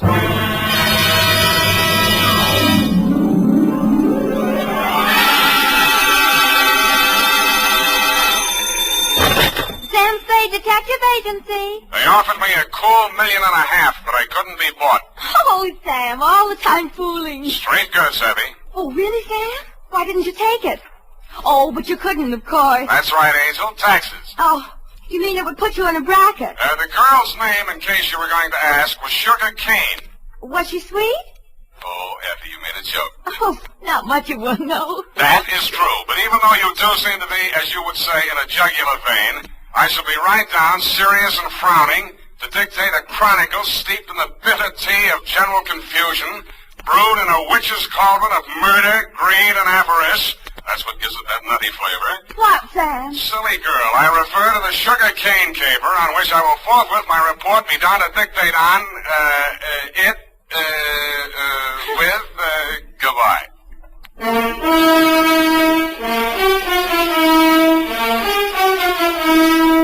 Dashiell Hammett, America's leading detective fiction writer and creator of Sam Spade, the hard-boiled private eye, and William Spear, radio's outstanding producer-director of mystery and crime drama, join their talents to make your hair stand on end with the Adventures of Sam Spade. Presented by the makers of Wild Root Cream Oil for the hair. Want to look better on the job?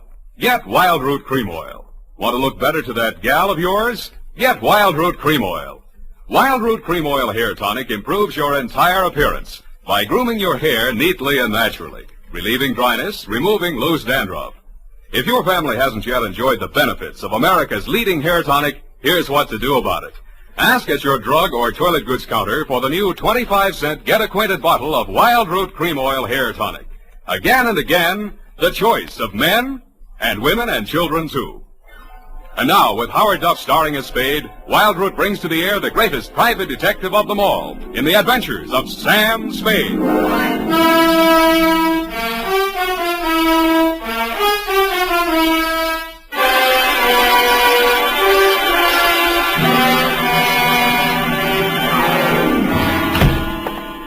Hello, Sam. How are you, Sam? You were so lugubrious over the phone. Sometimes you're so bucolic, but tonight... What am I? When? Lugubrious tonight. Just bubbling over. Do you possibly mean I'm being lush with my verbiage? There, you see? Well, that's because I've been at work in the environs of Snob Hill, where they never use one word if 12 will do. Are you ready for the dictation, I guess it is? I plan to be most amusing tonight. Already I am yet. Look, I haven't even started. Oh. Really, I haven't. All right. Now, pencil. Date. Alan should ask us an audience. Date. October 3rd, 1948, to Clifton Cavanaugh, Esquire. Down, Effie. From Samuel Spade, license number 137596. Subject, the Sugar Cane Caper. On Thursday last, at 11 a.m., as I waited for the traffic signal so that I might legally cross Powell Street in order to board a cable car, a cat rubbed up against my leg. I leaned over to stroke it and noticed that it had 6 toes. I wondered if that meant anything. It didn't. Most Nob Hill addresses don't mean much anymore, but yours still does. The house was big, hideous, and reassuring. Oh. Are you from Peppersnell? No, I'm in business for myself. Mr. Cavanaugh in? Oh. Well, come on in. I can't understand what happened to that boy from Peppersnell. Oh, pardon me if I seem a little hungover. Gladly, but can you ever forgive yourself? I like you. You got a sense of humor. You'll need it. You trying to tell me you don't approve of Mr. Cavanaugh? That perfumed pothead. What did he do to you? He married my mother. Oh. Stepfather? Yeah. I'm Fred Blair. Spade's my name. Where do I find him? Detective? Check.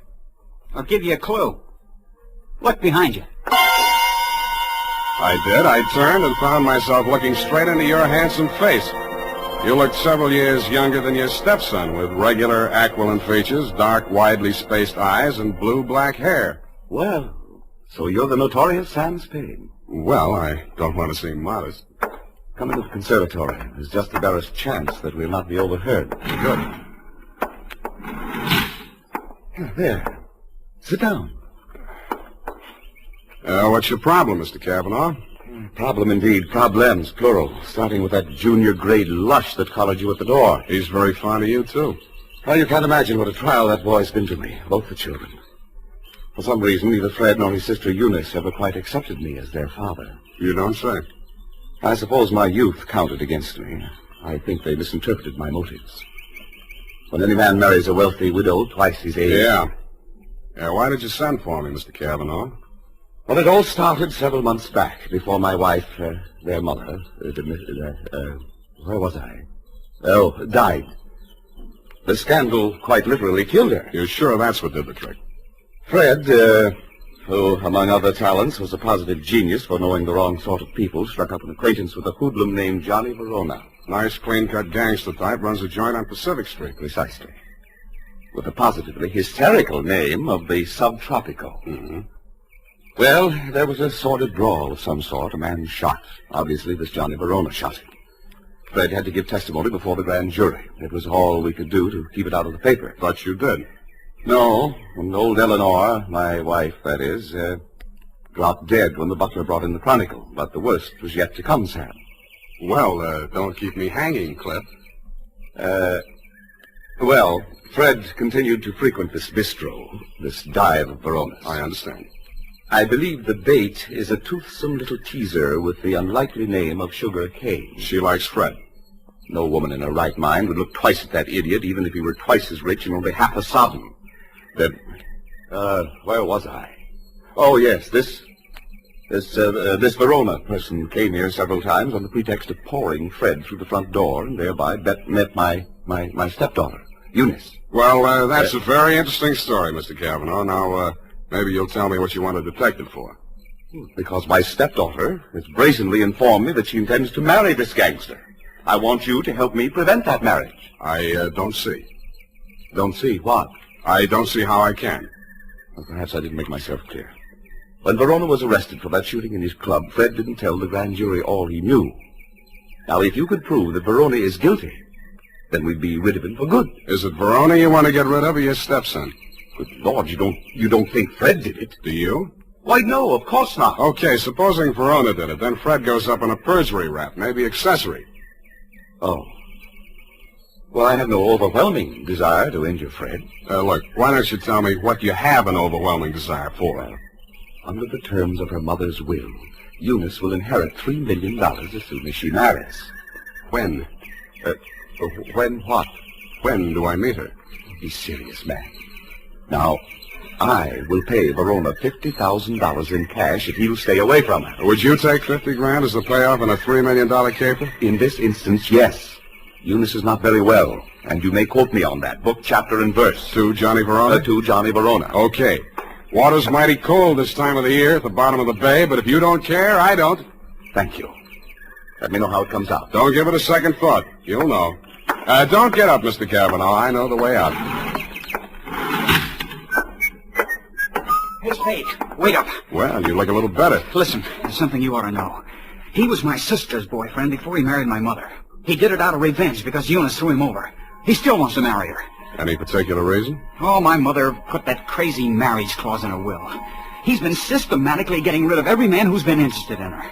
Bought him off, threatened him off any way he could. Why? He thinks Eunice will eventually marry him to get her inheritance. But she won't. She'll kill him first, and if she doesn't, I'll do it for her. Fred. Huh? Oh, yeah? Fred, what on earth are you saying?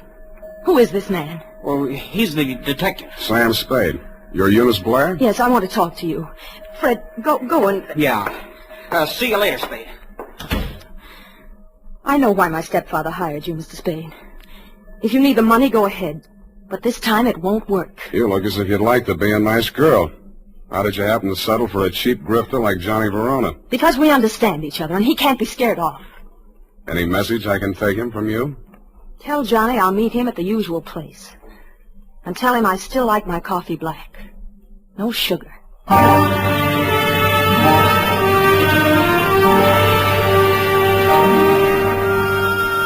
I didn't ask her what kind of sugar she didn't want any of. I thought I knew.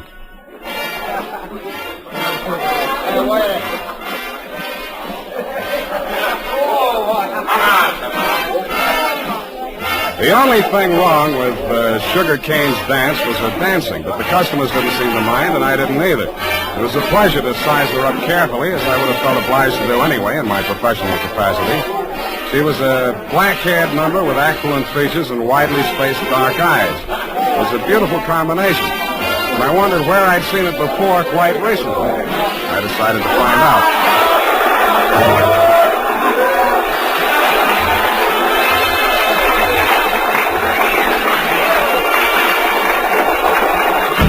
Hey, what's the idea of barging in here after me? Can't you see the sign on the door? No customers in the dressing room. Then let's go someplace else. I want to talk to you. Beat it. Take it easy. This is on business. Good. I'll fix it up with the ball. Johnny! Yeah, Sugar? What's the matter? Is Joe giving you trouble? He trailed in here after me, the cheap masher, on the pretext of discussing business affairs. Okay, out you go. Wait a minute. Come on, move. And don't come back. Well? Sorry, I had to give that bum's rush routine. I don't want to get her excited. She's a nice kid, and she doesn't know why you're here. I take it you do. Yeah. Eunice called me and told me you'd be down. Okay, Johnny, I'll give it to you fast and get out. Clifton Cavanaugh will pay you $50,000 to leave Eunice alone. He also made a few idle or not-so-idle threats about what might happen to her if you don't take his money. For example? He said she hasn't been feeling well, might not live long enough to get married. I don't have to tell you what I think about that kind of talk, and I wouldn't be peddling it if my office rent wasn't due. That's why when you started giving me that bum's rush, I made only, shall we say, a token resistance? Yeah. Now, about me marrying Eunice, you can tell Clifton to stop worrying. Hmm? Yeah, Eunice and I got married 3 weeks ago. You what? Married. You want to see the papers? Why the secrecy? I don't want her to get hurt. You're scared of Clifton? Nah. Sugar. She's got a very low boiling point. She's a... Oh, pardon me. Yeah. Yeah, Nick. What is? Go ahead. Yeah, I heard you. No, don't touch anything. Don't let anybody in. I'll be right over. Bad news? Yeah, Eunice. She's dead. How? One of my boys found her in my apartment. She was supposed to wait for me there. How did it happen? He's not sure. He thinks she took poison. I had to give Johnny Verona one thing. He didn't make any pretense about being grief-stricken. And after all, he just inherited $3 million. Sugar Kane took it standing up, too, but she just lost a rival and got her man back $3 million richer. I wasn't with you when you got the news, Mr. Cavanaugh. But the one I really wondered about was Eunice's brother, Fred. What brought that on was something I picked up in Johnny Verona's apartment where we found Eunice's body sprawled out over a tray of coffee things. It was a medicine bottle with a doctor's prescription number on the label. The name of the druggist that had put it up was Pfefferschnell. I remembered what Fred had said to me when he admitted me to your house that afternoon. Quote, "Are you the man from Pfefferschnell's?" I wondered if I'd answered yes, would Eunice still be alive?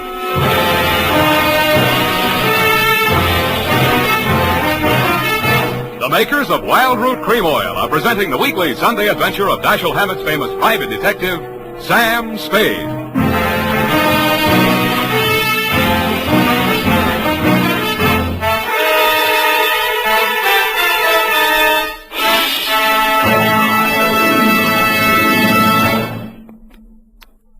Now, here's important news on good grooming.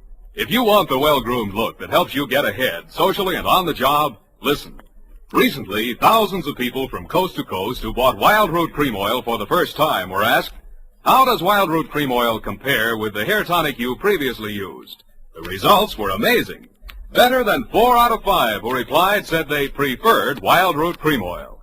Remember, non-alcoholic Wild Root Cream Oil contains lanolin. It grooms the hair naturally, relieves dryness, and removes loose, ugly dandruff. So if you want your hair to be more attractive than ever before, get the generous new 25-cent size of Wild Root Cream Oil, America's leading hair tonic, on sale at all drug and toilet goods counters. It's also available in larger economy bottles and the handy new tube. Get Wild Root Cream Oil. Again and again, the choice of men who put good grooming first. By the way, smart girls use Wild Root Cream Oil too, and mothers say it's grand for training children's hair.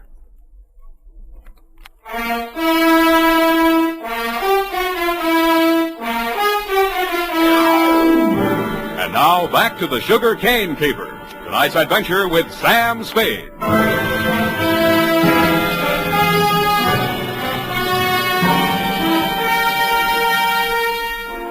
The morning papers didn't carry anything new on Eunice's death. Cause was put down to an overdose of a toxic drug. The doctor who prescribed it said she'd requested it for migraine headaches, which he suggested might have driven her to suicide. He did not explain why she had taken 4 doses in capsule form and dissolved the rest of it in a decanter of coffee. I thought somebody else had dosed the coffee, and so did you, Mr. Cavanaugh. Verona did it, of course. We knew she was taking those pills and dosed the coffee just enough to be fatal when added to what she took voluntarily. You knew all that, too. Well, so did Fred. But you had more reasons, 3 million more. But they were already married. You know that when you hired me? Yes. Then how come? I knew she was planning to do away with herself. I thought if we could pin it on Verona, after all, he's guilty of that old murder, Fred's a witness to that. Well, if he were convicted, the money would revert to me. Nuts. You don't believe me? She wasn't planning suicide, and you know it. Well, then? I don't care who takes the fall, but I got less on Verona than I got on you. And I'll give you something. Here. Take a look. Verona's lawyer sent this around before her body was cold. A claim for $3 million, notarized yesterday while Eunice was still alive. Well, Mr. Spade? Pardon me while I drop dead. You did and waited hopefully, but I managed to stay on my feet. I even managed to make it down the hall to the bar where I found your stepson ambushed behind a row of empty bottles. Fine detective you turn out to be. I warned you. Stand up like a man. That's all right. I'll take on both of you. Come on, sober up. Makes sense. Where's my drink? Who took my glass? Here it is. Give me it. Sure. Give me. You spill it. Who's ice on my shirt? Listen to me. This is very important. Important? You were expecting a delivery from a drugstore when I arrived there yesterday morning. Who ordered it? She did. Eunice, she told me to watch for it and bring it to her. Did you do that? No, she wasn't here. What did you do with that bottle of medicine? I'm sleepy. I gotta get some rest. Wake up! Help! I said wake up! Leave me alone! Now listen. You took that bottle with you when you went out. Where did you take it? I tell you when you let me go to sleep. You took that bottle with you, didn't you? You're guessing. I know you're third degree. You went to Verona's apartment, didn't you? 2 gentlemen of Verona. Willie Shakespeare. You doped that coffee, didn't you, with the poison that killed your sister? I didn't mean it for her. I didn't know she was going there. Go on talking. I want a lawyer. I know my rights. Listen, I'm not a cop. I'm not taking a statement. You're too drunk for us to hold anyway, so you can tell me. Okay. Here's how it happened. She took her 4 pills and went to bed. Yeah? I sneaked a bottle out of the medicine chest and I went over to his place. His boy Nick was there making coffee for the boss, he said, when he got home. I hung around talking for a while and I stripped some of the stuff in the percolator while he was getting out the cups. And that's all. Why did you want to kill Johnny Verona? So Eunice wouldn't have to marry him. What do you mean, have to? She was doing it for me, so he'd keep quiet. About that brawl in the club, that old killing they tried to nail Johnny for? Yeah, that's it. The gun that did it. He got rid of it before the cops arrived. That was my gun. Fred, straighten up. Look. Yeah. Johnny dictated the story you told the grand jury. How do I know he didn't dictate the one you're telling me now? Who are you covering for? I didn't say anything. I didn't tell you anything. Get out of here! What's the matter with you? Get out the window! The revolver barrel that crashed through the darkened window pane behind the bar spoke twice. I answered it. I looked out into the darkness, making myself a good enough target to draw some fire. I fired back at the flashes. I was depending more on luck than aim, and luck was what I wasn't having much of. I went back to the place where Fred had fallen. The shots that had dropped him were luckier. He'd been dead before he hit the floor. What is it? What's happened here? See for yourself. Who? Shot through the window, couldn't see anything but the gun muzzle. Looked like a .45. Johnny Verona, he packs a .45. Who told you that? It came out of that investigation. One of the reasons they couldn't indict for that old shooting. There were a lot of reasons they couldn't get that indictment. What are you driving at? Neither one of the leading suspects was guilty. I don't follow you. Sugar Kane did that job. Well, that's wild. What if I told you Fred made a statement to that effect before he was shot? You're lying. He confessed. Did I tell you that? Well, he must have. He always talked about it when he was drunk. All right, I was bluffing. Why? Just a crazy hunch. I thought there might be something between you and Sugar. Now I'm sure there isn't. Of course not. Should have spotted it before. You're too much the same type. Even look alike. I can't make you out. Well, don't try. It's not worth it. You better call homicide about Fred here. Tell Lieutenant Dundee if he wants my statement, I'll be at my apartment.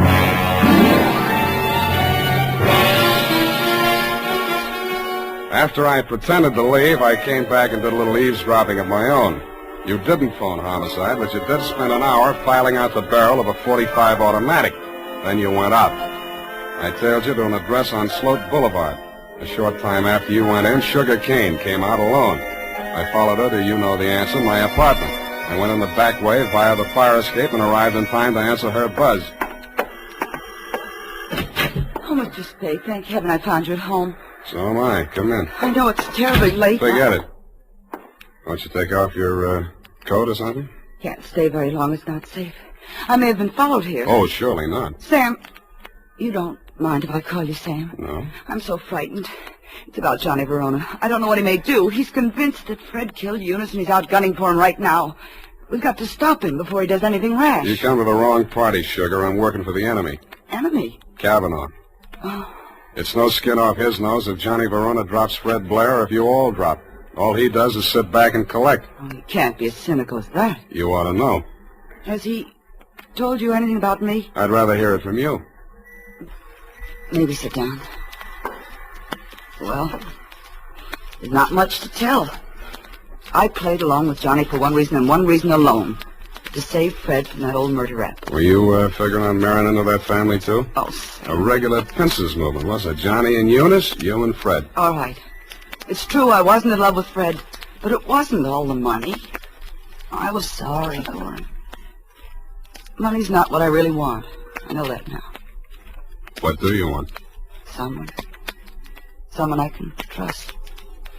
Me too, Sugar. Oh, Sam, you're what I want. Say you want me to. Please say it.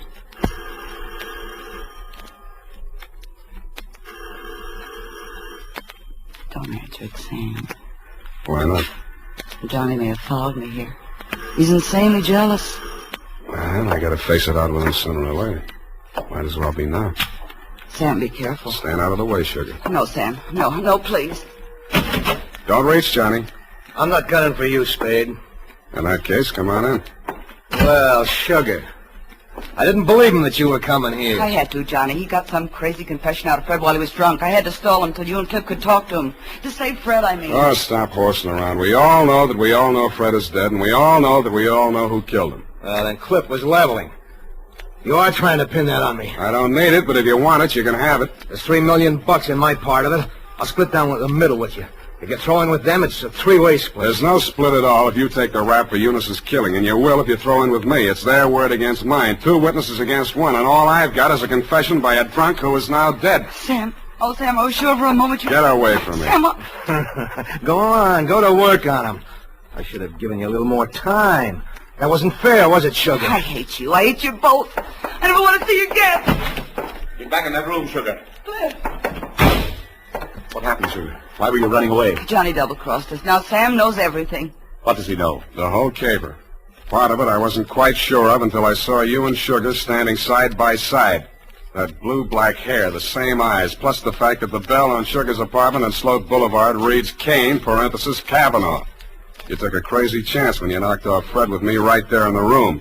The kind of a crazy chance a brother would take to keep his sister clear. I could have told you that. It would have helped a lot, Johnny, but you didn't.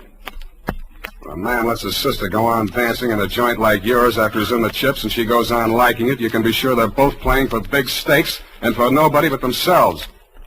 Where do you think you were supposed to wind up, Johnny? I'll tell you. Drinking that poison coffee that Eunice got hold of by mistake. That isn't true, Johnny. I never told Fred a thing. He thought you really loved Eunice. I don't know how he found out you were forcing her into that marriage. Did you also neglect to tell him that he was innocent? That you pulled the trigger in that old killing and shoved a gun into his hand when he was too drunk to know what he was doing? I've heard enough. Watch it, Johnny. No!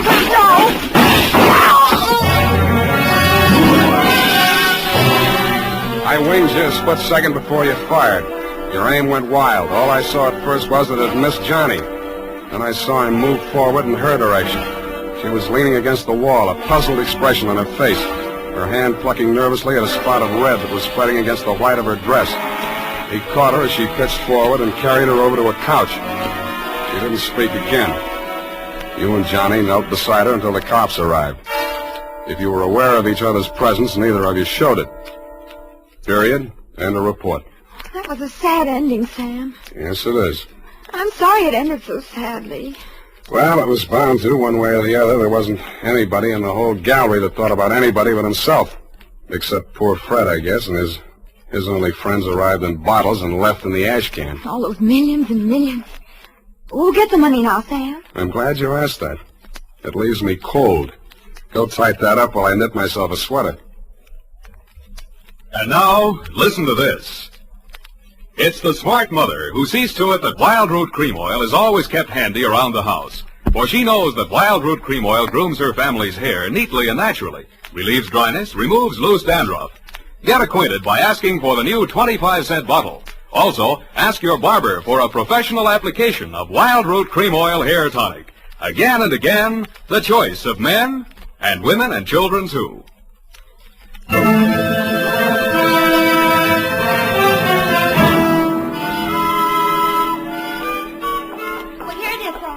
Goodness, what a terrible group of unfortunates.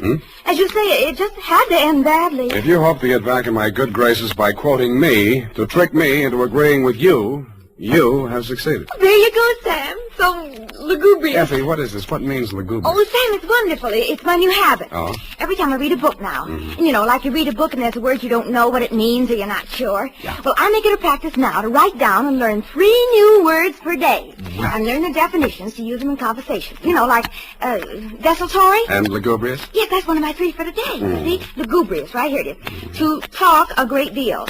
Bucolic, state of being sorrowful. And verbose, to be out in the country. I see. Very praiseworthy. Enlarging your vocabulary. Love it. I am. But I don't expect to be really lugubrious for the nuns. Look, Effie, why don't you go verbose for the weekend? It's the best cure for the bucolic. Oh, Sam, look what I've done. What have you done? I've clipped the wrong definitions to the right words. Well. For instance, lugubrious, well, it isn't that at all. And bucolic, oh, Sam, I've learned them wrong. I wasn't going to tell you, Effie. It's better to find out for yourself. It's more efficacious. My new habit. Oh. Good night, Sam. Good night, sweetheart.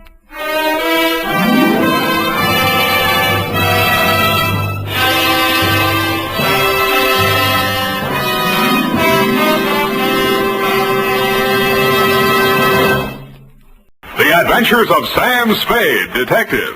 Brought to you by Wild Root Cream Oil Hair Tonic, the non-alcoholic hair tonic that contains lanolin. Wild Root Cream Oil. Again and again, the choice of men who put good grooming first.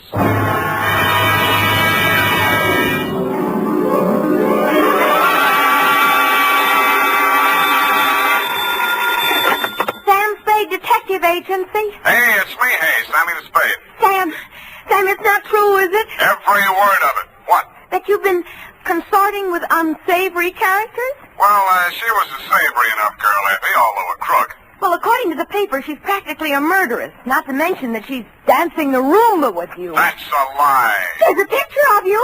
Virginia Vale, gangland glamour girl, caught at the Club Iberia in barefoot Roomba with private eye. It was not a Roomba, it was a bambuco. Oh, Sam, not over the phone. I can't stop it. Stay where you are. I'll be right down to dictate my report on the Lawless capers.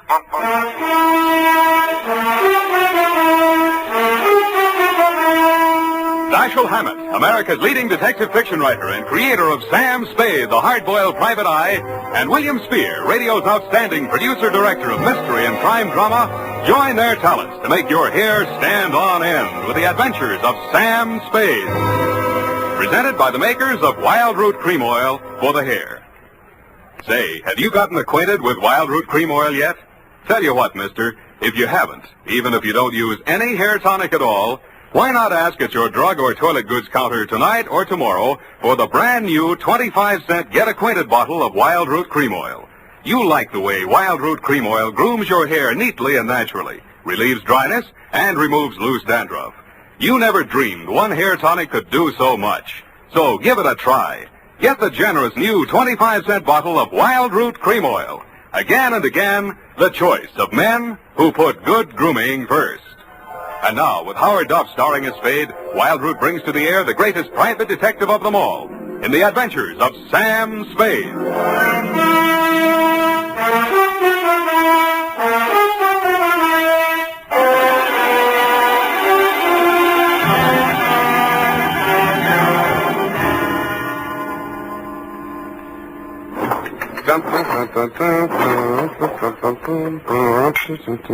I think I'm getting it now.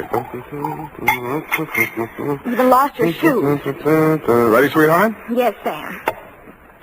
No questions? No, Sam. That picture in the paper doesn't mean a thing, Effie. There was nothing between Virginia and me. Just wasn't room. Well, that bambuco, you know, that's the way we dance it. Authentic. Sam, I troubled to call my girlfriend, Edna Mae Schwartz, who is an instructor at Arthur Murray's. I quote, "The partners exchange graceful nods in the center of the dance floor and then separate. Well, As the senorita provocatively leads the pursuing caballero through a series of gay whirls, turns, and figures." There you see, provocative. But he never catches her, Sam. Well, I have my shoes off. That gave me the advantage. You know best, Sam. Well, that clears that up. Date? August 29th. I will give the date. Fill it in. That still doesn't explain your operating on the wrong side of the law. Down, Effie. This goes to John M. Lawless. A known gangster. What else? From Samuel Spade, license number 137596. Dun, dun, dun, dun, dun. Boom. Well, thank you, Effie. Subject, Joe Morales. Dear Johnny, you hired me yesterday morning, but the real start of it was back in 45. Flashback. San Francisco was just recovering from VJ Day, and crime was practically at a standstill because your number one competitor in the West Coast mobs had just been rubbed out, and you were on trial for same.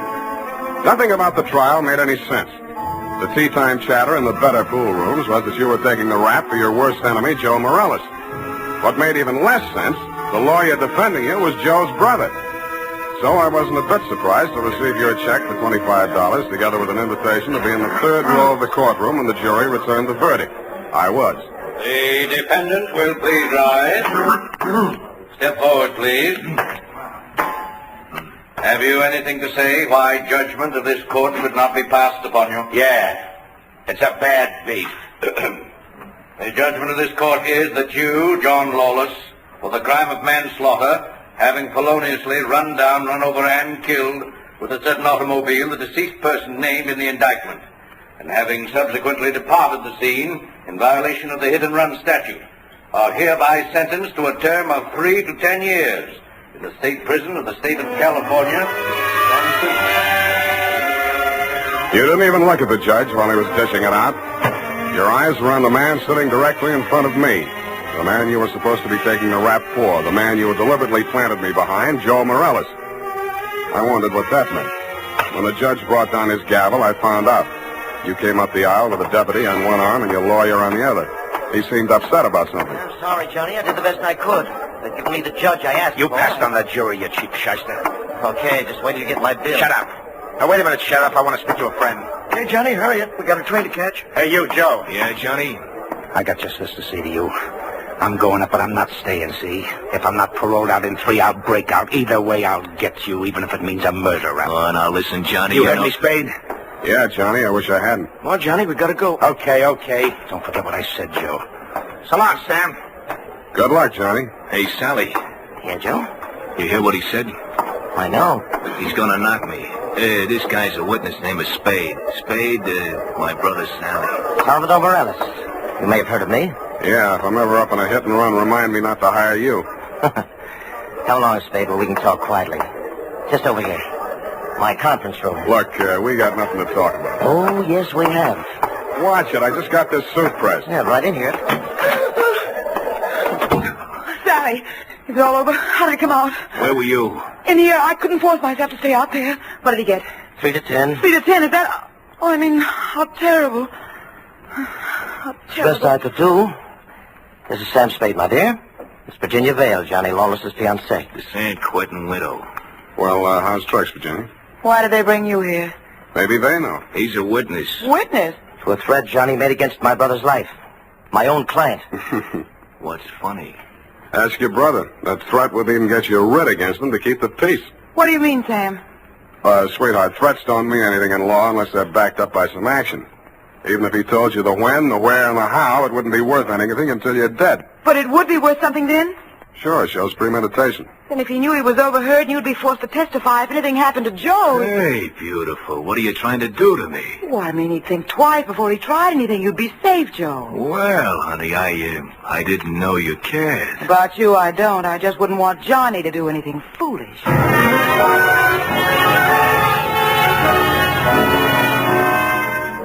End of flashback. That was 3 years ago.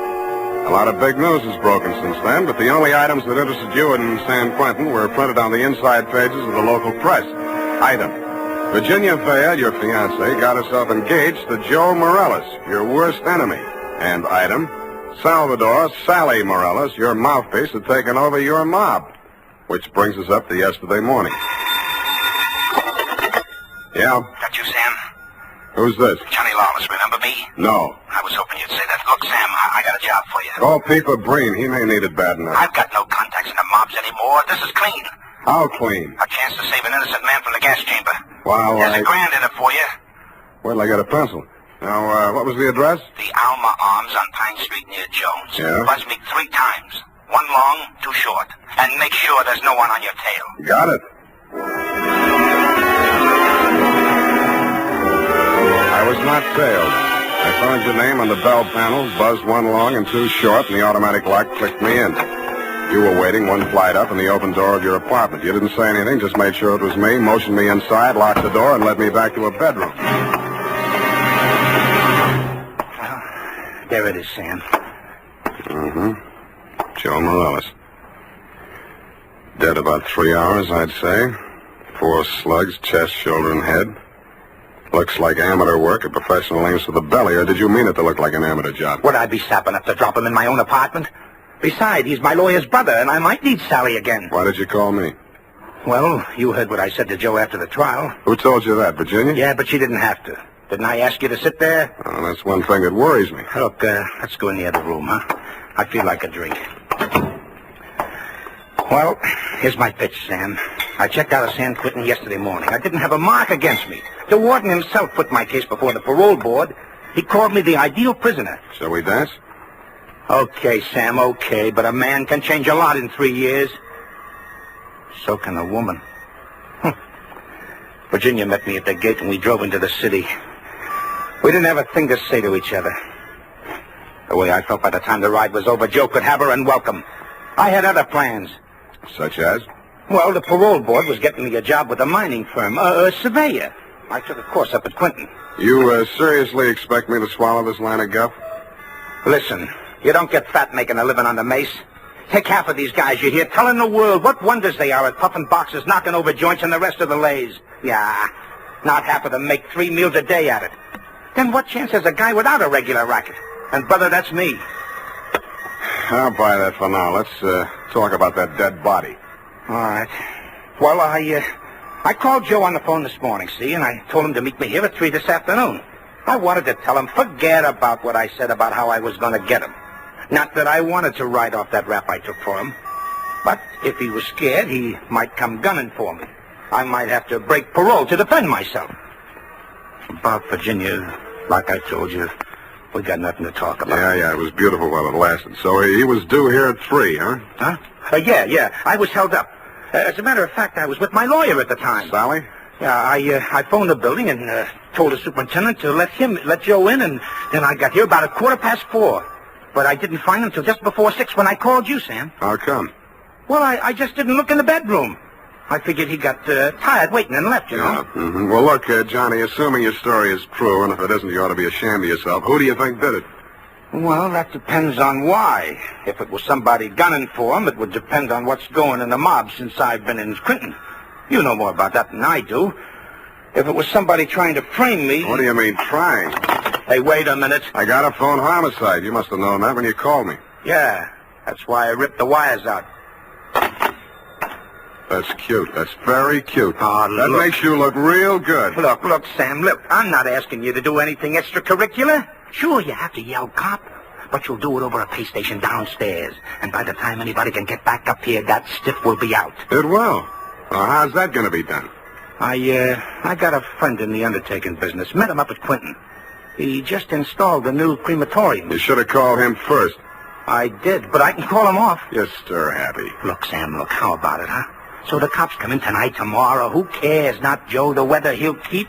What do you say, Sam? What do you say? I say you're probably bluffing, that you got no way of getting rid of the stiff, but on the outside chance that you might not be bluffing, I'll swing along with you for a couple of hours. If I don't turn up anything by then, the deal is off. Okay, that's fair enough. Yeah, but this isn't... Hey! Sorry, I gotta do it!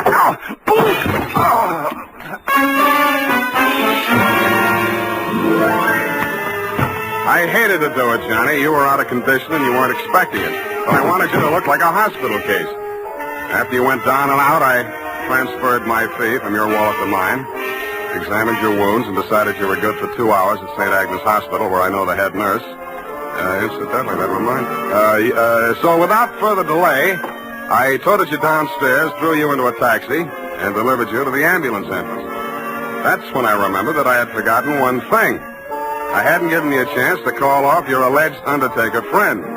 I was sure that part of your story was bluff, but just to make sure, I rushed back to your apartment in less time than it takes the average undertaker to back his hearse out of the garage, I thought. When I got there, I wasn't so sure. The apartment had been tidied up, ashtrays emptied, glasses put away. They'd even vacuumed the rug. The blood-stained bedspread had been removed, and with it, the corpus delicti. I found myself humming an old tune. I ain't got no body.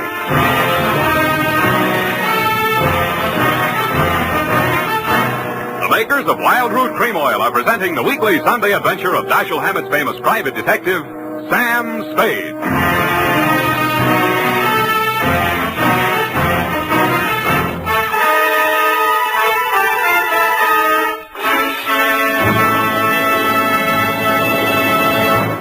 Now, here's important news on good grooming. If you want the well-groomed look that helps you get ahead, socially and on the job, listen.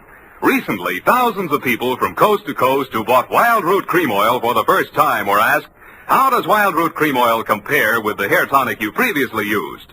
The results were amazing. Better than 4 out of 5 who replied said they preferred Wild Root Cream Oil. Remember, non-alcoholic Wild Root Cream Oil contains lanolin. It grooms the hair naturally, relieves dryness, and removes loose, ugly dandruff. So if you want your hair to be more attractive than ever before, get the generous new 25-cent size of Wild Root Cream Oil, America's leading hair tonic, on sale at all drug and toilet goods counters. It's also available in larger economy bottles and the handy new tube. Get Wild Root Cream Oil. Again and again, the choice of men who put good grooming first. By the way, smart girls use Wild Root Cream Oil, too, and mothers say it's grand for training children's hair.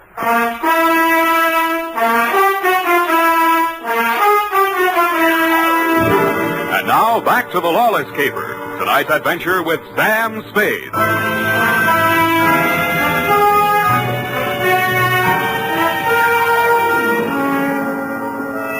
In most murder cases, there are too many suspects, too many motives, and too many clues from the very beginning. I've been on this one 3 hours, and I succeeded in turning up no suspects, no clues, and the most shameful thing of all, I had lost the body of the victim. I consoled myself with the thought that he was in no condition to tell me anything anyway. But then neither were you, Johnny. You'd checked out of the hospital, no forwarding address. But in a gin mill down on the Mission, I found a character with the unlikely name of Porky Grout. Porky is theoretically alive and will tell all he knows about anybody, which is plenty, for 2 fingers a bribe. I gave him a handful. Easy. The Joe Morales mob. Yeah. They dusted this town. They moved to Las Vegas 5-6 months ago. How come Joe stayed in San Francisco? Oh, him and his brother had a beef with each other. That's Sally Morales, the lawyer? Yeah, the mouthpiece. Not too close. What was it all about? Oh, that dame, Virginia Vale. After she and Joe framed Johnny Lawless on that hit-and-run job, well, they disagreed on methods of administration. Not so close. No. So she and Sally team up. And Sally uses his business connections to pull off this big combine, you see? Yeah, I heard of it, Las Vegas. How do I get to Sally? My throat's dry. I can't hardly talk. Hey, Riley, put out the bottle. And bring an air wick.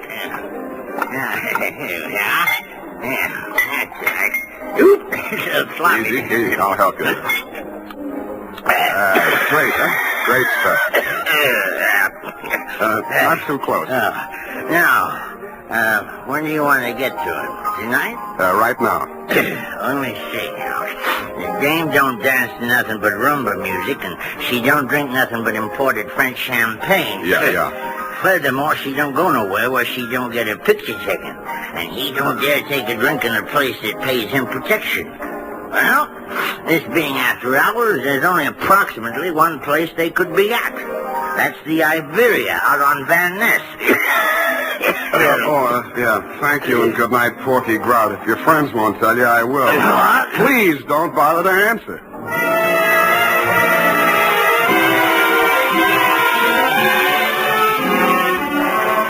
I didn't have any trouble picking out their table.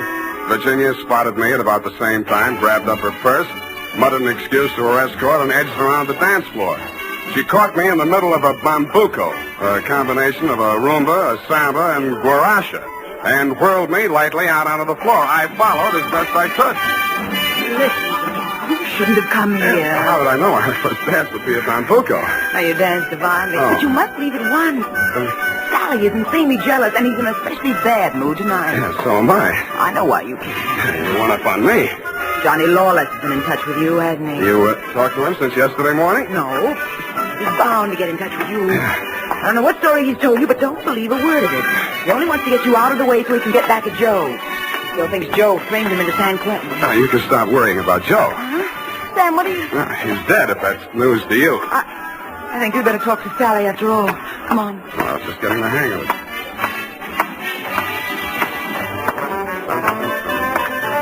Well, my dear, so you've met another old friend. Hello, Sally. Hello? Sit down, Spade. Thanks. Sally. Huh? Sam says Joe is dead. Joe? Murdered? Yeah. Well, it was bound to happen. A I want him to get out of town before Johnny Lawless came back. Johnny says he was with you when it happened. Juries don't go for alibis, Spade. Best defense I could give him would be that I defend him despite the fact he's accused of killing my own brother. But look here. As his attorney, I have the right to know what he retained you for. To find out who did kill Joe. That's what he said. Have you found out? Not yet. Any leads? Not many. Now, what's the difficulty? The corpse.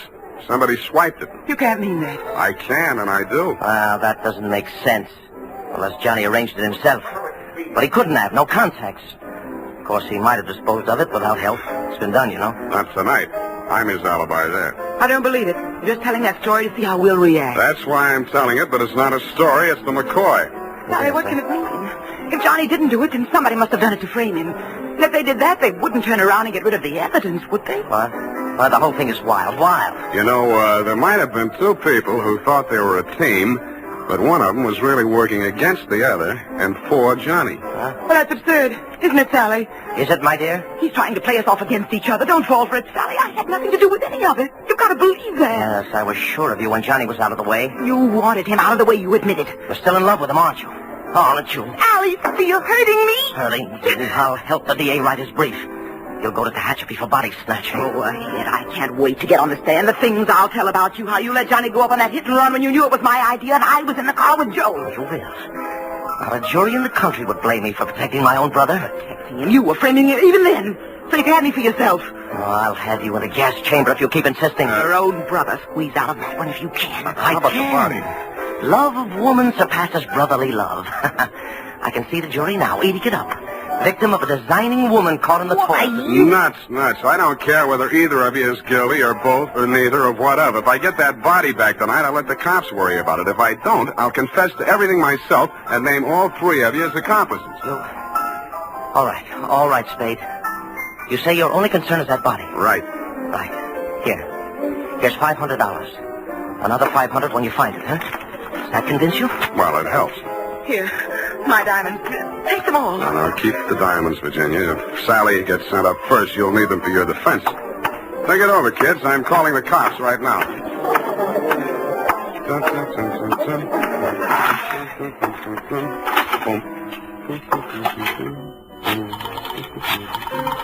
guess 1 foot back.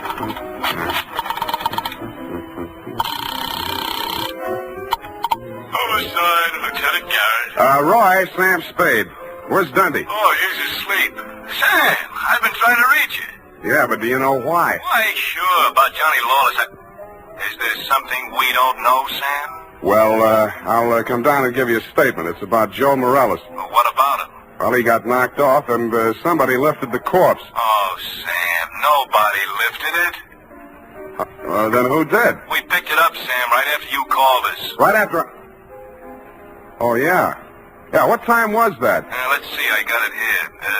20 minutes past 6. Lose your watch? That ain't all. What's that, Sam? Call you back. What's up, Sally? Come on. Come out of there. Well, I wasn't planning to spend the night in a phone booth. Why the heater? It's for you, Sam. You must be nuts pulling a gun in a crowded joint like this. Hey, stop looking at it. Come on. Up those stairs. Now, look, Sally. In there. Easy. Where's your girlfriend? Well, I sent her home, Sam. She can't stand the sight of blood. You clown. Oh. You were pretty funny, too, when you made that phone call. I didn't believe you'd go through with it. What makes you think I'm interested in that old rap? Johnny's already done the time for it. Joe can't talk, and I don't want to. I don't care what you want. It's what I want. That's what counts. Does it? You wanted Virginia? You got it. Oh, not the point. Just doesn't sound good. Salvador Morella's sweetheart going up on a murder rap. Well, you trimmed it down to manslaughter for Johnny Lawless, and she's enough prettier to rate an acquittal, or are we talking about the same killing? You think Virginia killed Joe Morales, don't you? Why? Because she seems so anxious to pin it on Johnny Lawless. Well? Well, nothing. Only I've got a score to settle with Johnny Lawless myself, you see. He left me out in a limb with that body snatch. If I can pin the killing on him, I got a story for the cops. Now, show how smart you are. Shoot me. I fully intend to. Now, look. Hold it, sorry. Hello, Johnny. Hey, you can do it yourself, Johnny. I was going to do it for you, but you can do it I don't get it. He's trying to pin that murder on you, Johnny. Like you pinned that old hit and run on me? It's not the same, Johnny. Joe's killing is worth life if you're lucky. I never had much luck. Let him have it, Johnny. What have you got to lose? Well, you want me to? No. Step back, Sally. Okay. He dead? Yeah. You planned it different, didn't you, Johnny? Yeah, but I might as well get two for the price of one. Yeah, I planned it different, but I don't seem to care anymore. Well, then you won't need that. Huh? Sorry, Johnny. By the way, I'd like to thank you for keeping me in the clear. How come? That phone call you made the homicide using my name. Without that, I might be going up with you. How'd you figure it? Nobody but you had anything to gain by making that body seem to disappear. You knew I wouldn't check with the police till I'd made a try at locating it on my own. You knew I'd use the disappearance as a handle to shake what I could out of Sally and Virginia. You knew they'd suspect each other because I had you alibied at the time of the body snatch, and that would start them screaming accusations at each other. Did they say enough to send them up? Yeah, I don't know how much will stick, but enough. They both admit Joe did that hit-and-run job I was sent up for? He and Virginia together. So she was with him. 3 years ago, I wouldn't have wanted to know that. Now it sounds good.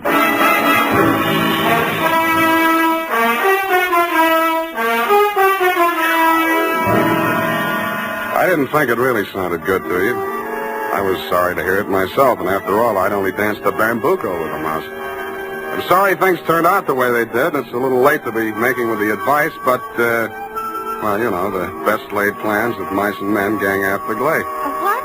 And as you say, what chance has a man got without a regular racket? Period. End of report. Well, heavens to Betsy. Oh. How can you be so sympathetic with a girl who did all those terrible things? Oh, I know, F, I know. It's a silly dance, but she looked cute while she was doing it. I don't mean the dance. You mean the best laid plans? What does that mean, Sam? That gang after Glade? I'll give you a hint, sweetheart. It's something you never need worry about. No.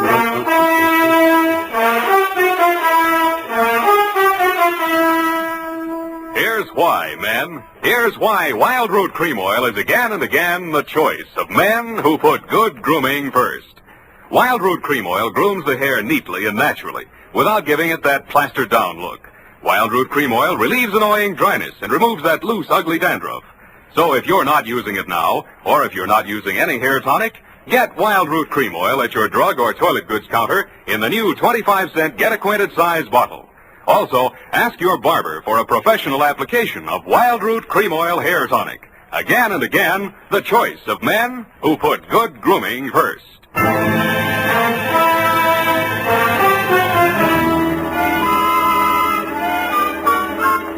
here it is, Sam. My, terribly confusing. I sensed that somehow. Who was that hit-and-run victim? Well, they named that dance after him, George L. Bambuco. I don't believe it.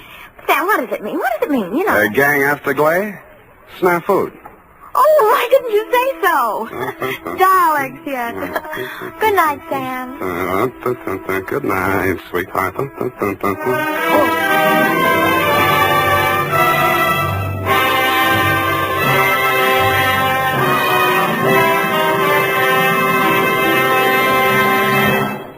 The Adventures of Sam Spade, Detective. Brought to you by Wild Root Cream Oil Hair Tonic, the non-alcoholic hair tonic that contains lanolin. Wild Root Cream Oil. Again and again, the choice of men who put good grooming first.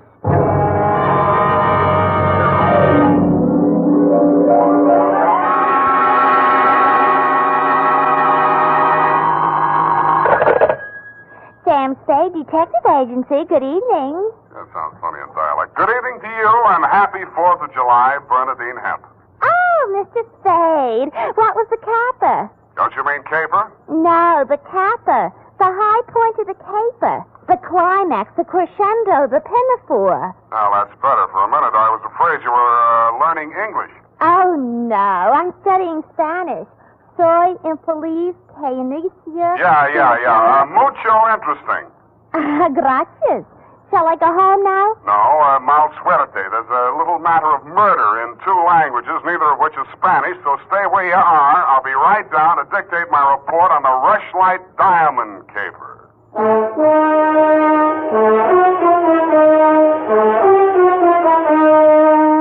Dashiell Hammett, America's leading detective fiction writer and creator of Sam Spade, the hard-boiled private eye, and William Spear, radio's outstanding producer-director of mystery and crime drama, join their talents to make your hair stand on end with the Adventures of Sam Spade. Presented by the makers of Wild Root Cream Oil for the hair. Listen, men, to this holiday tip on good grooming. To help spark up your whole appearance, first be sure that your hair is well groomed. Be sure it's groomed with popular Wild Root Cream Oil Hair Tonic. Wild Root Cream Oil grooms your hair neatly and naturally, the way you like it, the way she likes it. Wild Root Cream Oil also relieves annoying dryness, removes loose, ugly dandruff. So look your best all the time by sprucing up right with Wild Root Cream Oil Hair Tonic. Again and again, the choice of men who put good grooming first. And now, with Howard Duff starring as Spade, Wild Root brings to the air the greatest private detective of them all in the Adventures of Sam Spade.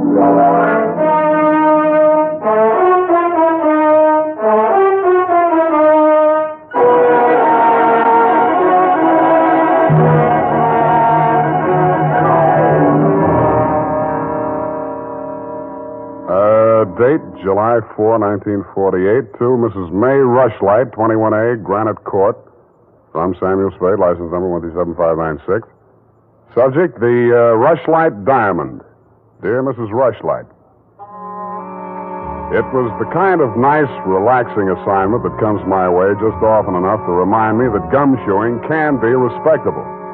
There was an air of quiet elegance about 21A, Granite Court, and about the butler who answered the door.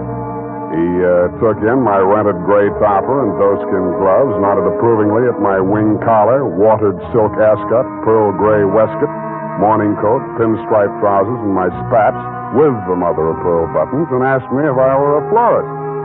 I set him to rights, and he led me up a flight of stairs to the early A.M. annex of your morning room. Mr. Samuel Spade. You're just on time, Mr. Spade. Mrs. Rushlight will be pleased. I'm Nancy Ward, Mrs. Rushlight's social secretary, and if you don't think that's tough to say, try it. Mrs. Rushlight's social... what's tough about that? You'll do. Definitely you'll do. Shall we dance? I will dance at her wedding. But don't get me wrong, I'm not secretly in love with Ralph Rushlight, and the bride is lovely. Just hate to see all that money going down the drain. Is there anything else you think I should know? You know what your job is. You're supposed to guard the wedding presents. That's simple because it's nothing but a lot of cheap silver. And stay away from the champagne. It's non-vintage. The food will be foul. The guests are the most dismal aggregation ever assembled. Sounds like a lovely party. I arranged the whole thing. I told you she's a lovely bride. What'd she ever do to you? I'd rather not say. I don't want to sound bitter. This way, Mr. Spade. The old hat. Mrs. Rushlight will see you now. Thank you, Florence Nightingale. Nancy? Oh. This is it, darling. Mr. Spade, come over here, young man, so I can get a better look at you. How's this? It's good. Turn around. Yes, you'll do. That'll be all, Nancy. Couldn't I be finishing up these place cards while you talk? Take them with you. Do them outside. Very well. Nosy girl. But nice. Nice nose. Oh, you too, eh? Well, I agree. That's why I'm marrying off my nephew to that wretched girl, Lotta Van Eyck. Have you ever seen Bugs Bunny, Mr. Spade? You don't mean the... They protrude. The ears? No, the teeth. Oh. As my late husband used to say of her mother, she could eat a tomato through a tennis racket. Oh. There's only one thing that'll prevent this wedding from being an utter disaster. She doesn't understand much English. Uh-huh. What's the matter with your nephew? A great deal, but it doesn't show. Suffice it to say, he has criminal tendencies and the mentality of a snail. Mrs. Rushlight, I don't like to seem forward, but why are you telling me all this? Oh, you're supposed to mingle with the guests. You'll need some conversation. Now, as to your assignment. The bride, being what she is, the wedding presents are hardly worth guarding except for one. Ironically enough, it's from me. What is it, a machine gun? Oh, that's good. Oh, excuse me, I must write that down. And then tear it up immediately. Oh, dear. No, Mr. Spade. But it's bad luck, the Rushlight Diamond. You've heard of it?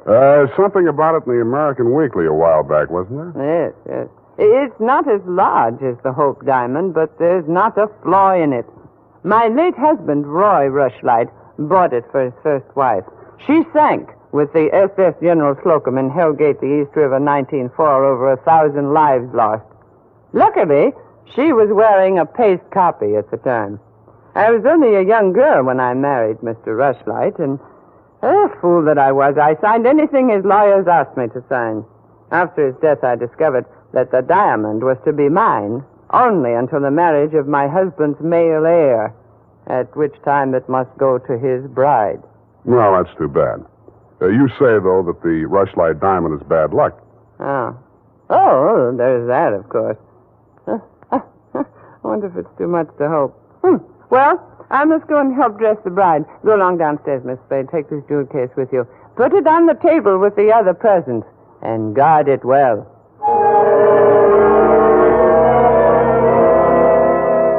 So I took the old velvet-covered case you held out to me and checked the contents. It was an old-fashioned lavalier with a clear stone pendant only slightly smaller than an 8-ball. Didn't look like a diamond, but smooth-cut diamonds hardly ever do. It didn't look like bad luck either, but a mirror broke in the hall as I passed it, then I fell all the way down the stairs, and as I entered the ballroom, I knocked over a punch bowl.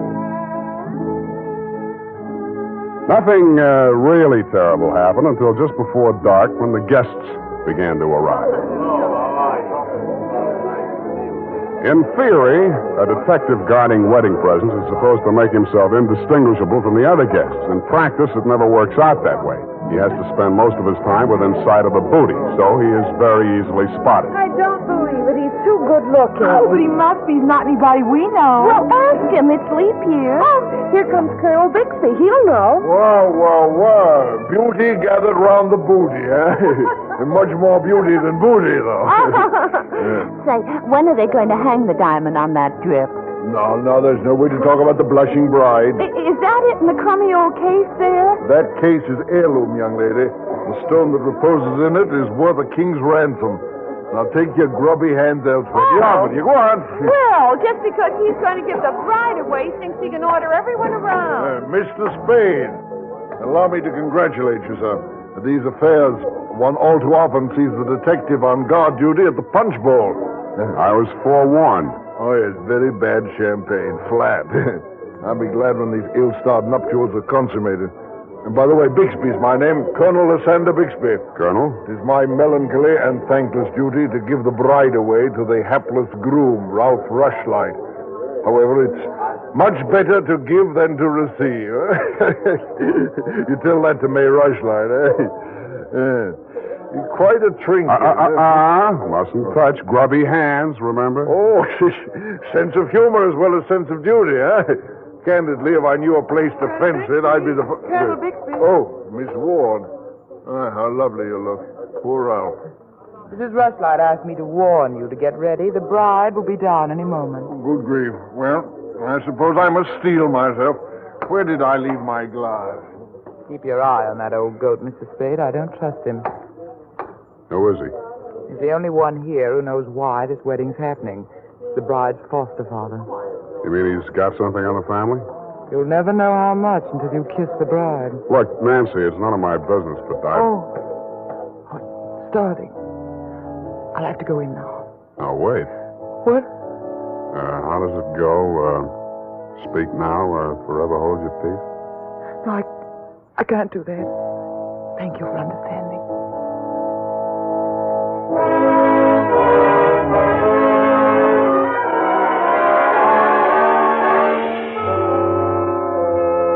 I didn't witness the ceremony, but judging from the mood of those who had, it was just as well I didn't. They shuffled back into the ballroom looking as if they'd witnessed an execution, and nobody seemed to be in a hurry to join the receiving line. After a few half-hearted handshakes, the groom left the bride standing alone, looking kind of bewildered, and came over to take inventory of the presents. Look at that junk. I'm Ralph Rushlight. Who are you? Spade. I was hired to guard this junk, as you call it. Sorry I'm wasting my time. The Rushlight dime. It's bad luck. Look at what it did to me. Look at it. Did you ever say anything? Keep it to yourself. Why should I? Because I'm liable to slap you clear across this room. Haven't I been punished enough? Go on, scram. Keep your hooks off that necklace. That's mine. I heard it's your wife's. Come along, you my heard dear. Come wrong. along over here. Oh, Mr. Spade, you haven't met the bride yet, have you? No. Thank you. I wish you a lot of luck, Mrs. Rushlight. You're going to need it. Thank you. Well, I suppose now, as well as any time, Colonel. Oh, very well, my dear. Quiet, please. Quiet, everyone. Mrs. Rushlight, the elder Mrs. Rushlight, that is, has something to say to you. Mr. Spade, Yes? the necklace, will you please hand it to me? With pleasure. I'm tired of looking at it. Oh, you're not done yet. Stay close by my side. Dear friends, at this solemn moment, I want, first of all, to welcome this dear little girl into the Rushlight family. Thank you. Yes. And now, dear Lotta, I will place around your neck the gem which was my heritage when I became a Rushlight and which is now yours. Thank you. Oh, what's wrong? Lotta, come back here. Lotta! I'll go out to the carport and hit her off. You leave her alone. I'll take care of her. Whose wife is she, anyhow? Lotta, come back here. Lotta, bring it back!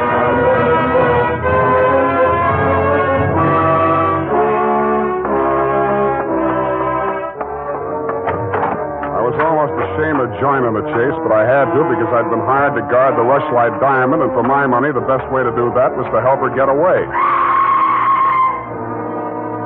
Somebody got to her before I did. A strip of wedding gown satin marked the spot. The body lay crumpled under a hedge, but it wasn't the bride's body. It was the groom.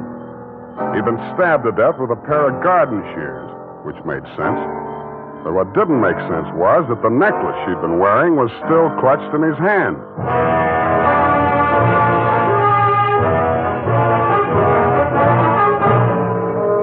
The makers of Wild Root Cream Oil are presenting the weekly Sunday adventure of Dashiell Hammett's famous private detective, Sam Spade.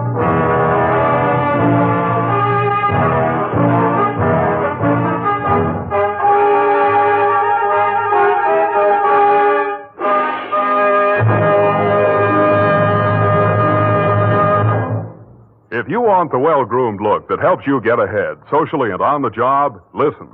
Recently, thousands of people from coast to coast who bought Wild Root Cream Oil for the first time were asked, how does Wild Root Cream Oil compare with the hair tonic you previously used?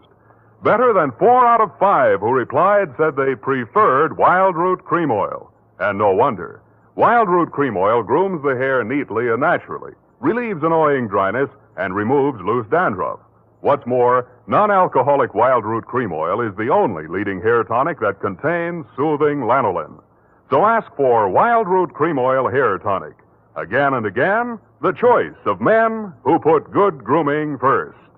By the way, smart girls use Wild Root Cream Oil too, and mothers say it's grand for training children's hair.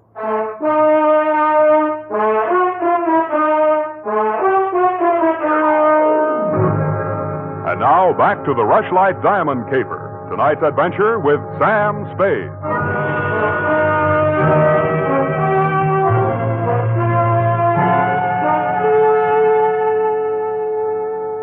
Number 21A Granite Court was teeming with motives and suspects. But the police were primarily interested in locating Lotta, the missing bride and widow of Ralph Rushlight. So was I. She looked like less work than the rest of you because if she had killed him, it was self-defense, if she knew enough English. By 10 in the a.m., when I checked in at my office, she was still successfully eluding the police dragnet. That was because nobody, including me, had thought of looking in my office. Wow. Good morning. Thank you. Is that all the English you know? Thank you. No. I want my necklace. The police have it. You go with me. Tell them who I am. Okay, but first I have to know who you are. Where you came from, what your connection with Colonel Bixby is. I am in Macassar being born.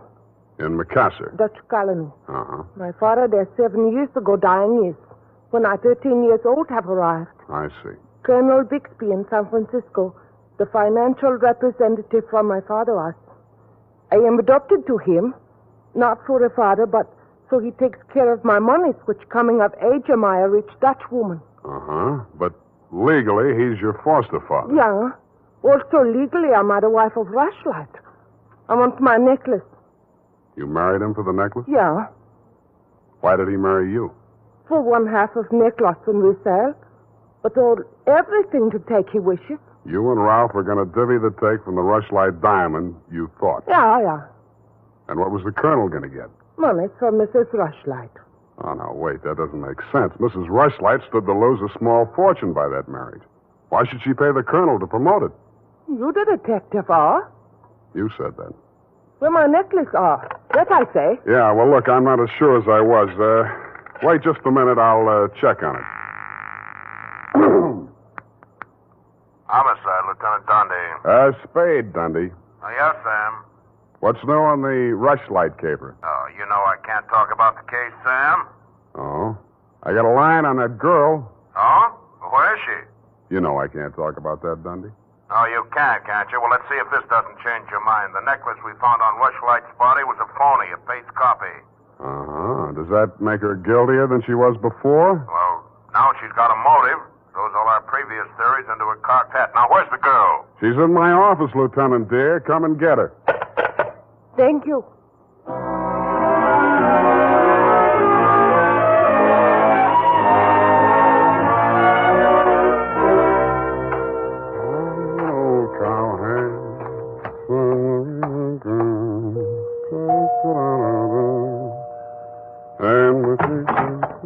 Oh, it's you, Sam. Back again? Yeah, do you mind?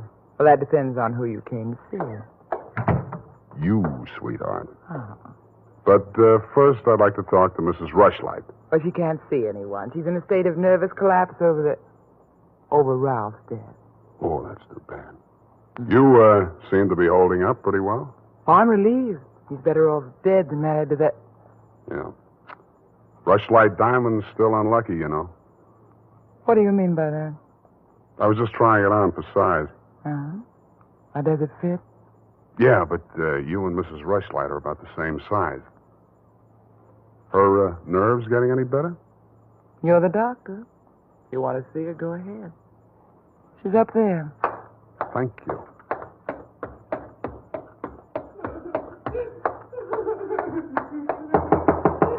Mrs. Rushlight. Go away, I'm ill.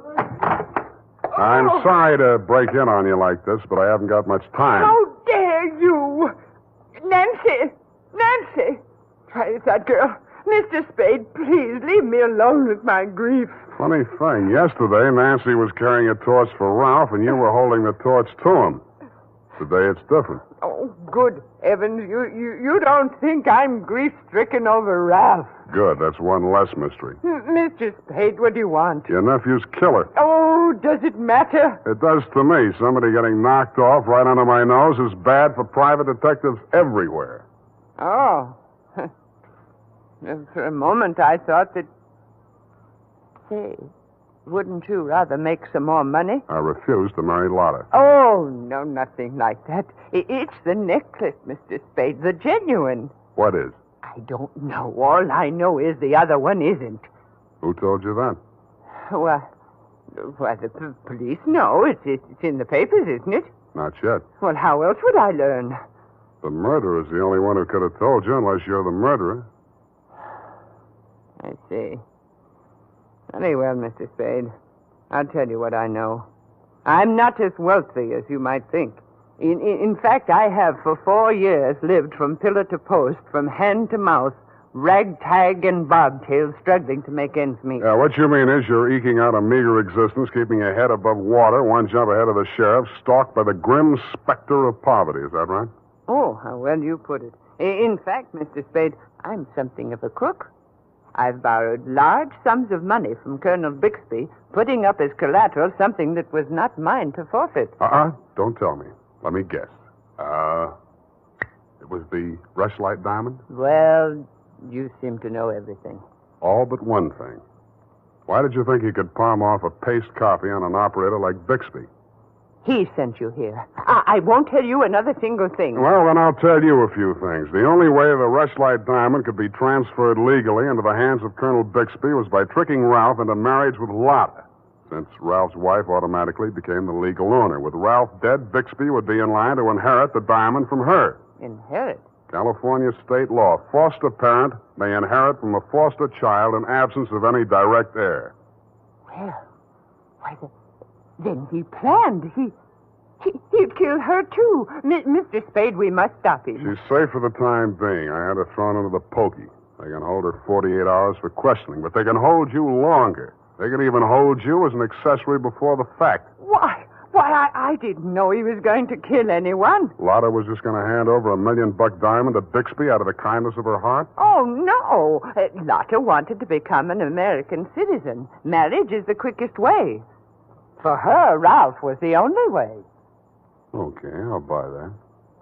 Now, tell me honestly, Mrs. Rushlight, what happened to the genuine stone? I honestly didn't know. I wasn't sure. But now there can be only one answer. After the ceremony. Uh-huh. She looked after all my jewels, including the paste copy that I habitually wore.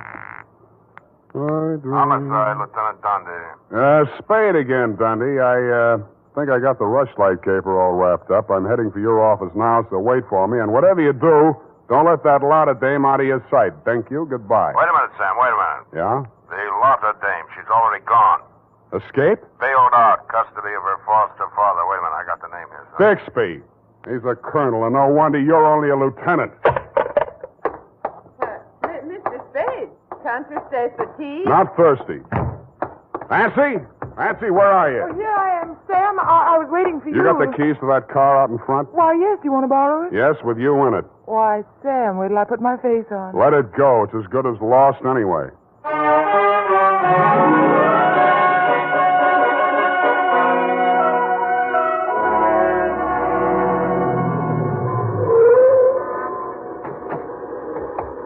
Come on. What is this place? Where are you taking me? Never mind. Just hang on. I'll fly you up to the second floor. Sam, that was a shot that sounded like Lotta. You stay here. Don't come in until I call you.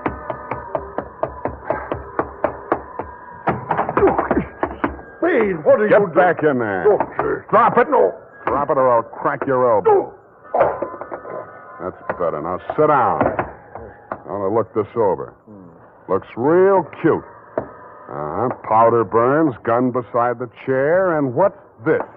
Well, a note in Dutch. It's a suicide note. She killed herself. I could almost believe that. You've handled this very well, considering the bad breaks you've had. Only one thing wrong.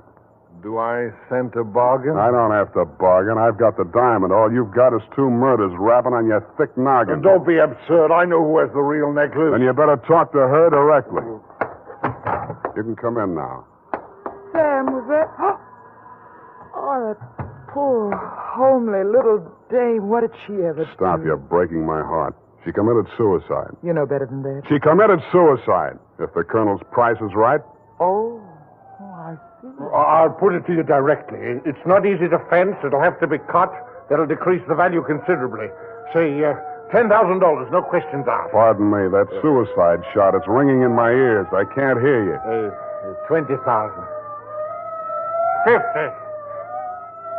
All right, 100,000. Sam, don't be a fool. Take it. I'll give you a real break, Colonel. That's the cops coming after you. No, anything, Spade. What do you want me to do? I want you to try and get out of here. What are you going to do? There's the door. Go ahead. All right. Thank you, Colonel.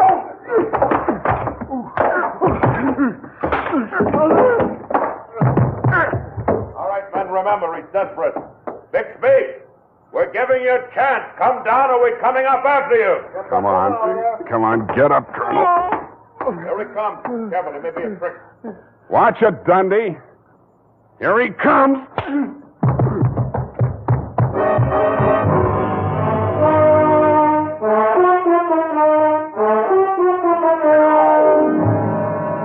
And that, Mrs. Rushlight, is the crop. For a man that went down fighting, Colonel Bixby didn't need much persuading once they got him under the lights down at headquarters. He confessed to everything, and the murders weren't the worst of it, the way I figure. The worst of it was the cruel way he victimized the poor little ugly duckling, Lotta Van Eyck. It's tough enough to be whipped before you start. Period. End of report. My goodness, that was muy triste. I mean, I'm beginning to see why Effie gets so repressed sometimes. Effie, depressed? That little doll told you that? Only between she and I and the lamppost. She's so sensitive, you know. Not like I, of course. I invariably cry at weddings. You don't say, Bernadine. You attend weddings often? With high frequency, Mr. Spade. You mean frequently? No. The last time it was FM. You know, frequency moderation. Oh, yes. Moderation in all things, I always say. You mean you attend radio weddings? Oh, yeah. I've been married 6 times. My next date is television. You've been married 6 times? Well, to each his own, Mr. Spade. You mean 6 men have... Oh, no. I only marry my husband. Repetition is the spice of variety, I always say. Is that legal? If it's not after 6 weddings, what isn't? To each his own, you say. Well, we don't presume to make a career out of it. As soon as we get the mangler and the deep freeze, we're going on our honeymoon. Well, congratulations, and type this up when you have the time. Mrs. Bernadine Hemp.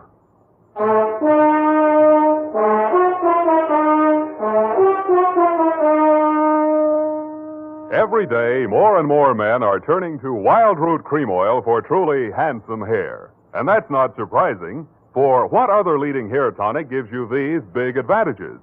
It grooms the hair neatly and naturally, relieves dryness, removes loose dandruff. What's more, Wild Root Cream Oil is non-alcoholic and contains soothing lanolin.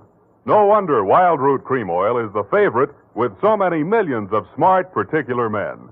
Get Wild Root Cream Oil. Again and again, the choice of men who put good grooming first.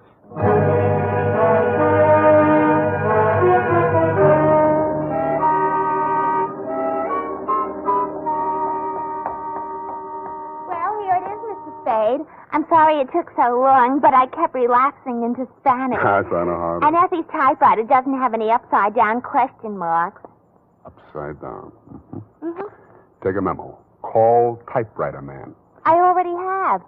Oh, I almost forgot. You received a telegramic commutation. A telegramic what? A wire. Oh, a wire. Well, open it and read it. In English, por favor. It says, Dear Sam. Figures. In the haste of my departure, I neglected to warn you about Well, when I do that one another favor, she'll have silver threads. Who?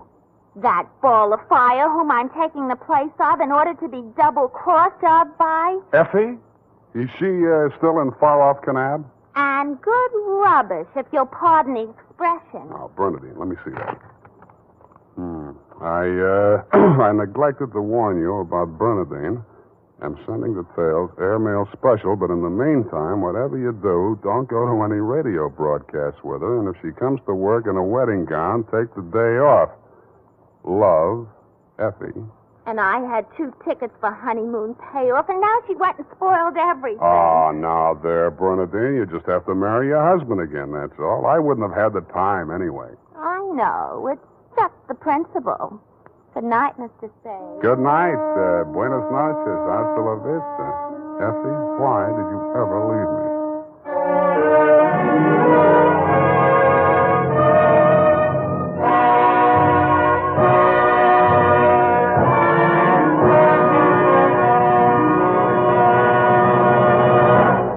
The Adventures of Sam Spade, Detective. Brought to you by Wild Root Cream Oil Hair Tonic, the non-alcoholic hair tonic that contains lanolin. Wild Root Cream Oil. Again and again, the choice of men who put good grooming first.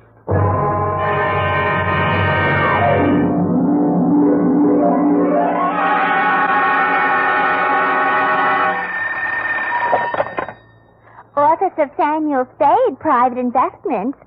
Investigations. Good morning. Evening. Effie? Miss Perrina's on a vacation. Perhaps I may be of assistance, no doubt. I don't know. To whom am I speaking to? I am sorry. I cannot divulge that information to an entire stranger. May I take a message? Look, Miss Whoever you are, I don't want to discommode you, but I am sorry, but I will have to ask you in no certain terms to resist from this line you are handing me. I am not the type secretary. Forget it.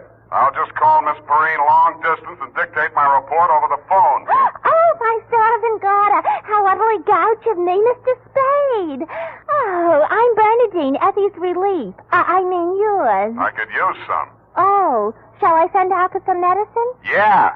The phone number's on the wall behind the water cooler. Tell them the 100 proof bonded and hang the expense. I'll be right down to dictate my report on the bail bond caper.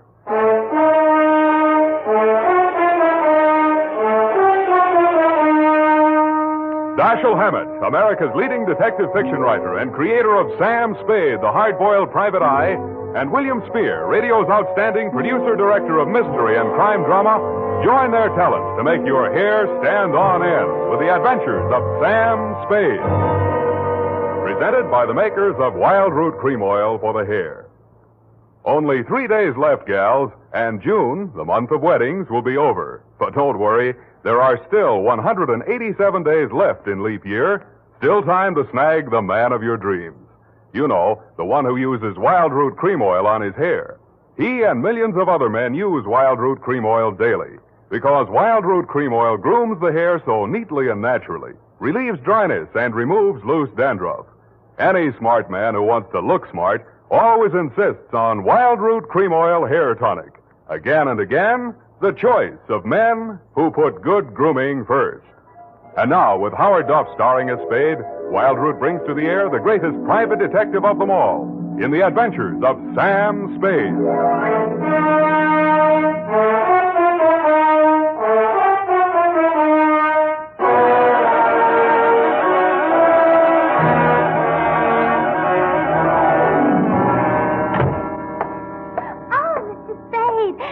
Mr. Spade, you just gotta be.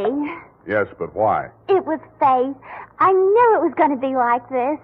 I have my qualms, too, Bernadine. Oh, that's good. I sent the other back. The other what? I called that number, but it was euphonious. They said whiskey. Is something the matter? No, nothing at all. I'm perfectly calm. Well, I'm glad. My previous employer was very nervous, which is why I just happened to be tentatively at large when Effie reproached me about being a relief to her. Figures. Bernadine, now I'm not being fresh. Honestly, I'm not. But do you take shorthand? Yeah, but I don't speak it. What is that you speak? Don't answer. Ready? Rodney. I mean Roger. Date. I'll have to ask my mother. Down, Bernadine. Date, June 27, 1948, to Miss Effie Perrine, care of Perry's Lodge, Kanab, the Pearl of the West, Utah. What? Oh, wrong letter. I'll get to that later. Date, June 27, 1948, to Leo M. Scarlett, care of Leaf Branch, Root, Knox and Wood, attorneys at law, 333 Pine Street, San Francisco, from Samuel Spade, license number 127596. Subject, the bail bond caper. Dear Leo, I'm sorry things turned out the way they did, Leo, and I'd like you to know how I got into it. It wasn't for the reward. I don't take rewards. I'm not in love with your wife, no matter what she says, and I wasn't sore at you about anything. I was just sitting in my office, minding my own business, when the door opened, and Vivian walked in.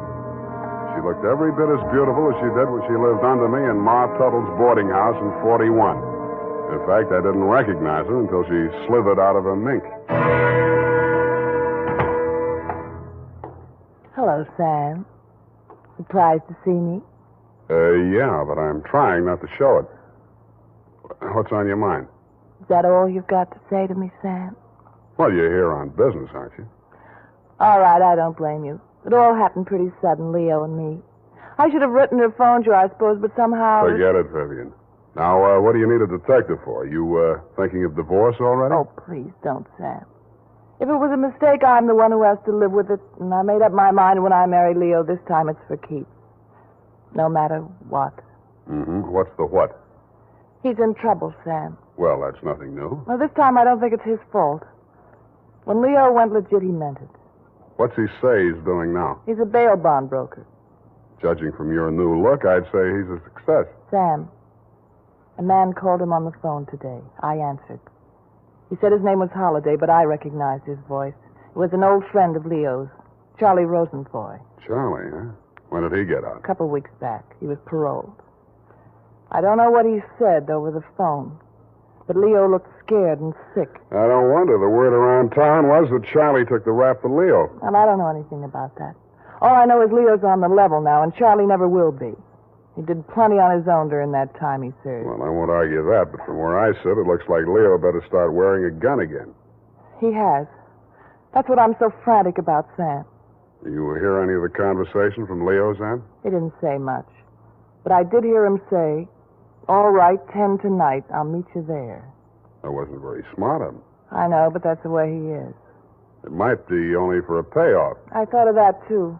But Leo hasn't got that kind of money. He's been dropping a lot at the racetracks lately. And even if he had it, he's not the type to pay blackmail. I don't like it. Why should I stick my neck out? Why did you have to come to me anyway? 'Cause I trust you, Sam. I know you were jealous of Leo. I was? Sam, if we ever meant anything... If you meant half the things you said to me when we... Stop it. That's blackmail. Oh, I feel so lost and alone. I don't know where to turn. Okay.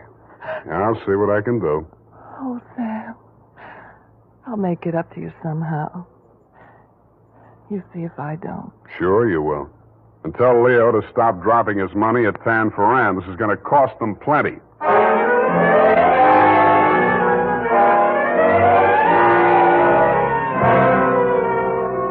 Vivian had said that your rendezvous with Charlie was scheduled for 10 in the p.m. and that you were too upset to go to work that day, so you'd be at home, 1246 Dunbar.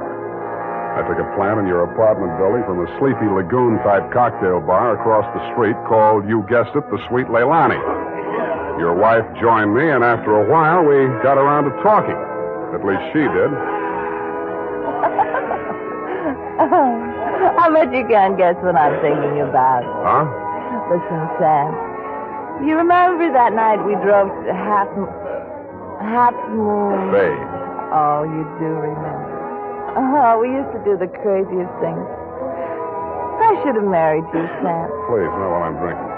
You know what? The trouble with crooks, they have to work day and night. Yeah. Hey, you're not listening. No, but everybody else in the place is. Let's talk about you, Sam. Did I ever tell you how I met Leo? No, and please don't. And then he opened a bucket shop. You know what a bucket shop is? Yeah. It's stockbrokerage. Brokerage. Yeah, that's right. Only it's crooked. That was the first business Leo started when he went legit. Mm-hmm. He had to shut it down on account of those securities. Somebody was always stealing out of the safe. Were they insured? Yeah, but they wouldn't renew his policy. So after the second nightclub burned down and he couldn't get any insurance at all, even on his own life. That's why I'm so frantic, Sam. Hey, give me a nickel. I want to play Sweet Little Annie.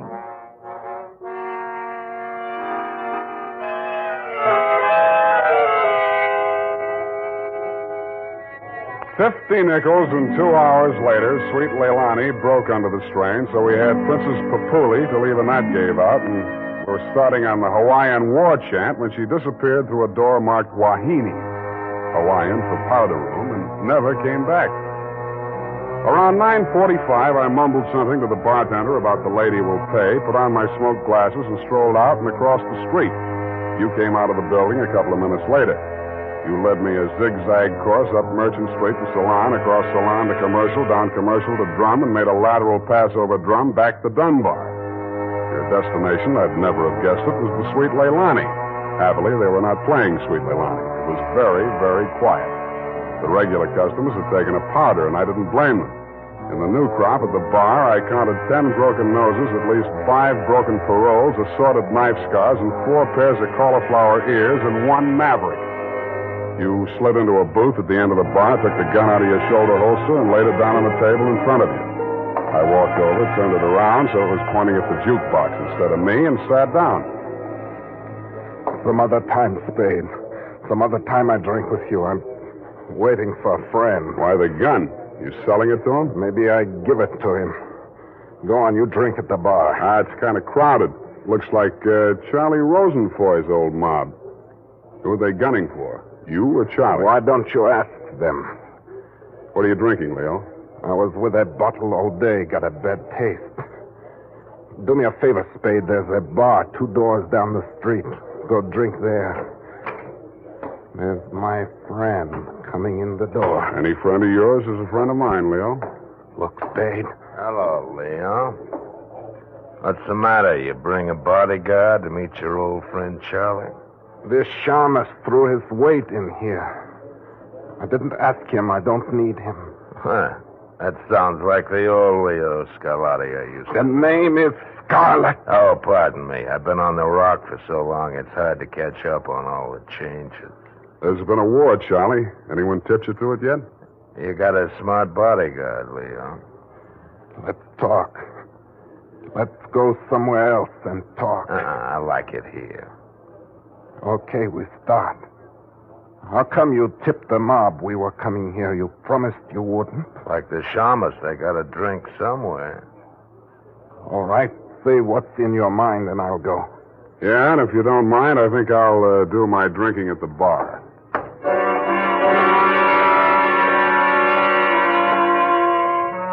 Both of your guns were on the table. It didn't look as though you were going to use them on one another, and I figured that neither of you was going to do much talking in front of me anyway, so I strolled back to the end of the bar to look at the television.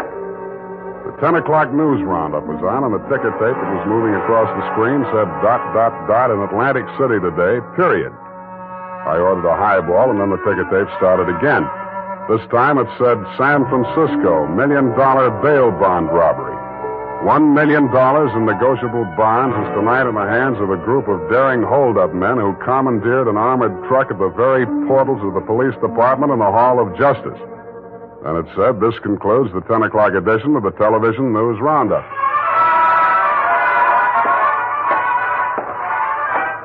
I had a slight hunch that if the television boys had had their cameras on the big bail bond robbery, that at least some of the characters would have been played by at least some of the bad actors that were foregathered in the Sweet Leilani. In fact, what you and Charlie were saying and doing when I walked back to your booth was almost too much to the point. You let me see the bulky portfolio Charlie shoved across the table at you. It looked like a carrying case for bonds, bank messenger type. But it was sealed with wax blobs bearing the imprint of the Great Seal of the state of California. I was impressed. Where'd you get this? You can read about it in the papers, and if I was you, I'd get this out of sight before them papers hit the street. One thing more. Don't try to clip none of them coupons. And one thing more in addition. Don't open it at all. Sure. Spade? Yeah, Leo? I think I hire you after all.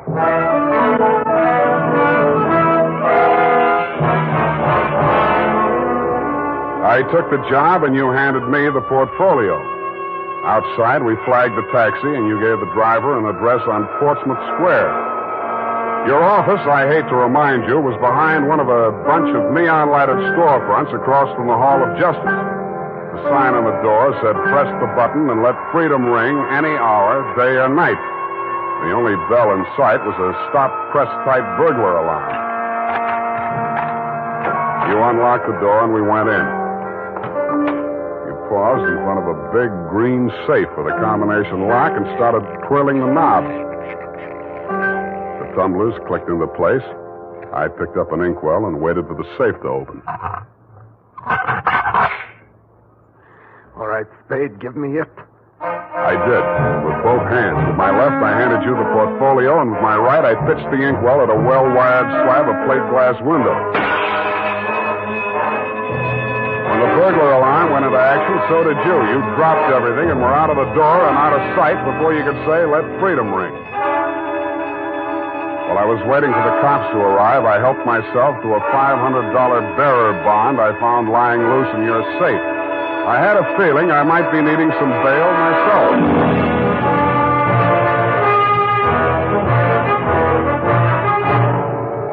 The makers of Wild Root Cream Oil are presenting the weekly weekly Sunday adventure of Dashiell Hammett's famous private detective, Sam Spade.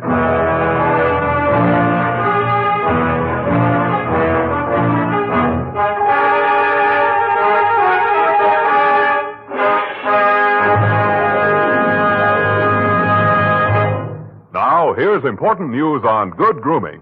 If you want the well-groomed look that helps you get ahead, socially and on the job, listen. Recently, thousands of people from coast to coast who bought Wild Root Cream Oil for the first time were asked, how does Wild Root Cream Oil compare with the hair tonic you previously used? The results were amazing. Better than 4 out of 5 who replied said they preferred Wild Root Cream Oil. And no wonder. It gives you the advantages that men consider most important. Wild Root Cream Oil grooms your hair neatly and naturally, relieves annoying dryness, and removes loose dandruff. What's more, non-alcoholic Wild Root Cream Oil is the only leading hair tonic that contains soothing lanolin that's like the oil of your skin. So ask for Wild Root Cream Oil Hair Tonic. Again and again, the choice of men who put good grooming first. By the way, smart girls use Wild Root Cream Oil too, and mothers say it's grand for training children's hair.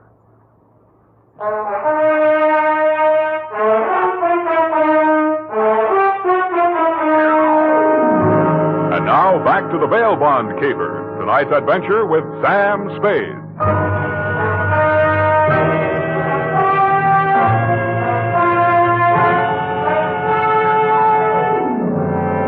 I had hoped, Leo, when I made my spectacular move in your bail bond office and set the bells to ringing, that I'd get the caper off my neck and onto the capable shoulders of the police, where it now belonged. Then I told myself I could go home and get some sleep. I had never been that fond of Vivian anyway. I was holding the $1 million portfolio, complete with its big official seal still unbroken, ready to hand it over with a flourish to the first boy in blue that rushed in. But then I saw something that dashed my hopes. There was a strip of Scotch tape across the bottom of it. It wasn't up to me to tamper with important evidence, but I didn't have to. It was only a question of what magazine had been cut up to replace the $1 million in bearer bonds. That question was answered at headquarters 20 minutes later. It turned out to be the last 52 issues of Radio Life, which even Captain Walsh of the robbery detail admitted was no help. Neither was Captain Walsh.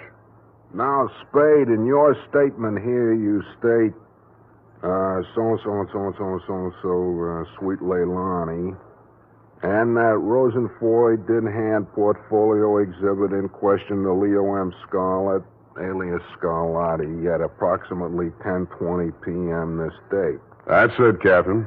Now, you sure you want to stick with this? You don't want to change any part of the statement? No, I just want to go home and go to bed. I'm afraid you're going to stay with us for a while. Who, me? Statement of Jordan Joyce, M.D. Statements of Hilda Sackwriter, R.N. and Mildred DeVille, R.N. Day and night nurses, respectfully. Who's sick? Rosenfoy. He's been quarantined in his home in Daly City since his release from Alcatraz 4 days ago. Chicken pox. Sorry, Sam, I'll have to book you. You sure you don't want to add anything to that statement? Only this.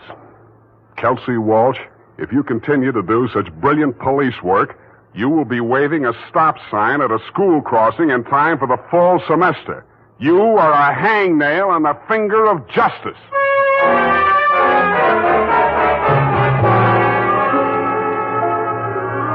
I thought I had been courteous and cooperative, but even so, it was the middle of the afternoon by the time they set my bail. $1,500. That made it light. But I hadn't had time to hang the curtains in my cell when I got even worse news. My bail had been posted by who? Vivian, a banana peel in the steps of progress. She met me outside. Well, aren't you going to thank me? What for? Getting me in jail or getting me out? Getting you out, of course. It was all the money I had in all the world. Leo's money was impounded, you know. But, Sam, when I thought of what you and I once meant to each other, and maybe we still... Yeah. Well, you'll get your money back. I'm not really guilty. Oh, I know that. What else do you know? I guess it's safe to talk. Leo phoned me today. Where is he? He wouldn't say. Some pay station. He kept putting in nickels. Sam, you've got to talk to him. You've got to convince him it's best to give himself up. Now you're beginning to make sense, sweetheart. But how can I get to talk to him? I've arranged it.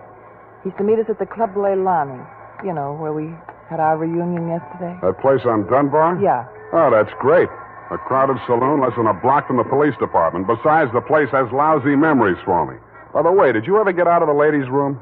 If you don't mind, I'd rather talk about something else. Okay, let's talk about how do we bring this big secret meeting off in a crowded cafe. Is Leo coming in a false beard? You really think I'm stupid, don't you? I didn't say so. Well, it so happens that the place is closed on Tuesday. See that sign in the window? Closed Tuesday? Mm-hmm. Now, how do we break in? I was counting on you. You're a detective. Can't you use a glass key or something? Did you say that bail bond you bought for me was all the money you had in the world? That's the truth. Then get ready to forfeit it. It's a risk I've got to take. You've got to take. Sam, please, if we ever meant anything... Yeah, I know. Half Moon Bay. But sometimes I wish we hadn't been childhood sweethearts. Wait here. I'll case the alley.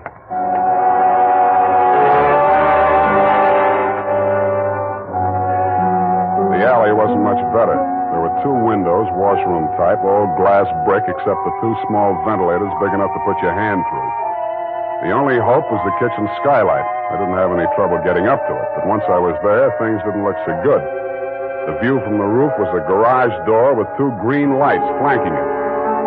Then it struck me where I was and why I was there.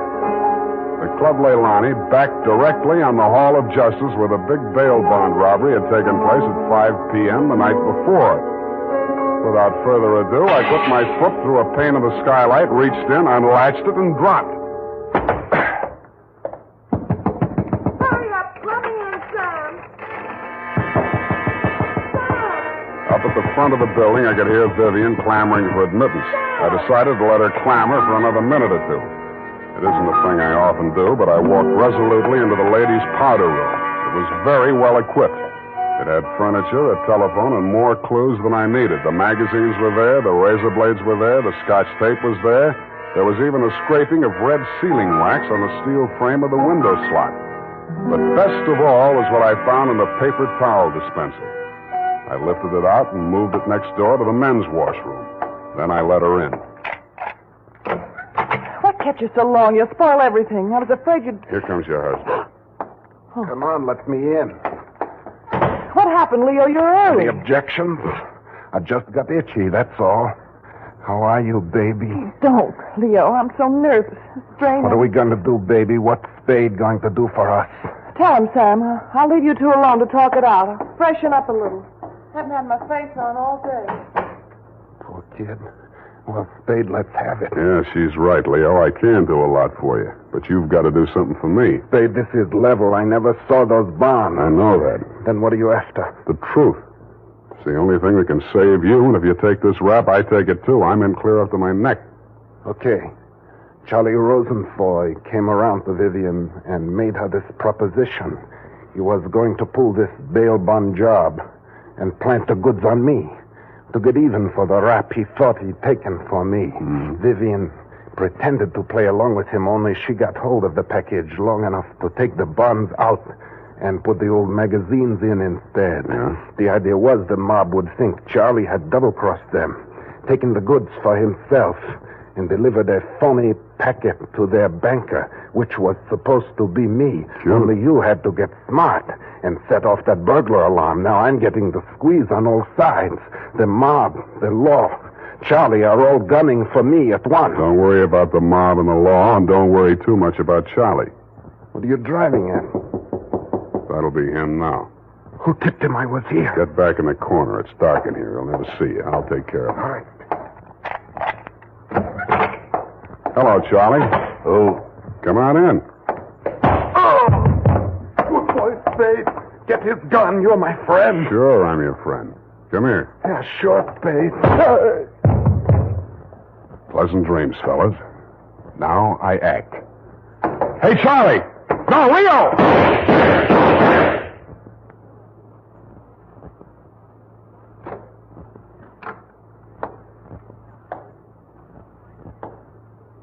Vivian? Sam? Is that you? Yeah. The last of your boyfriends. You mean Leo? Charlie? Yeah. They just knocked each other off. Oh, Sam. I can't see. It's dark. Where are you? Right here in front of the jukebox. You sure? Hope to die.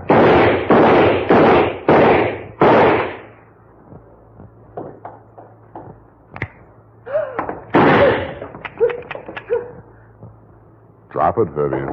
It's empty. Sam,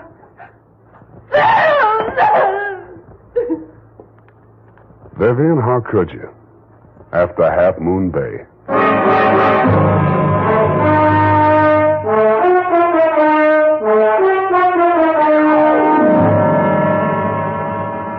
I'm sorry I had to knock you boys out, Leo, but better lumps than bullet holes, eh? After she started wrapping up the caper, it wasn't too hard to figure what she was up to, providing you could keep her smoke out of your eyes. She told Charlie how to operate on you and told you how to operate on Charlie. $1 million for her and 2 dead gangsters lying on the floor of an empty joint where they'd shot it out.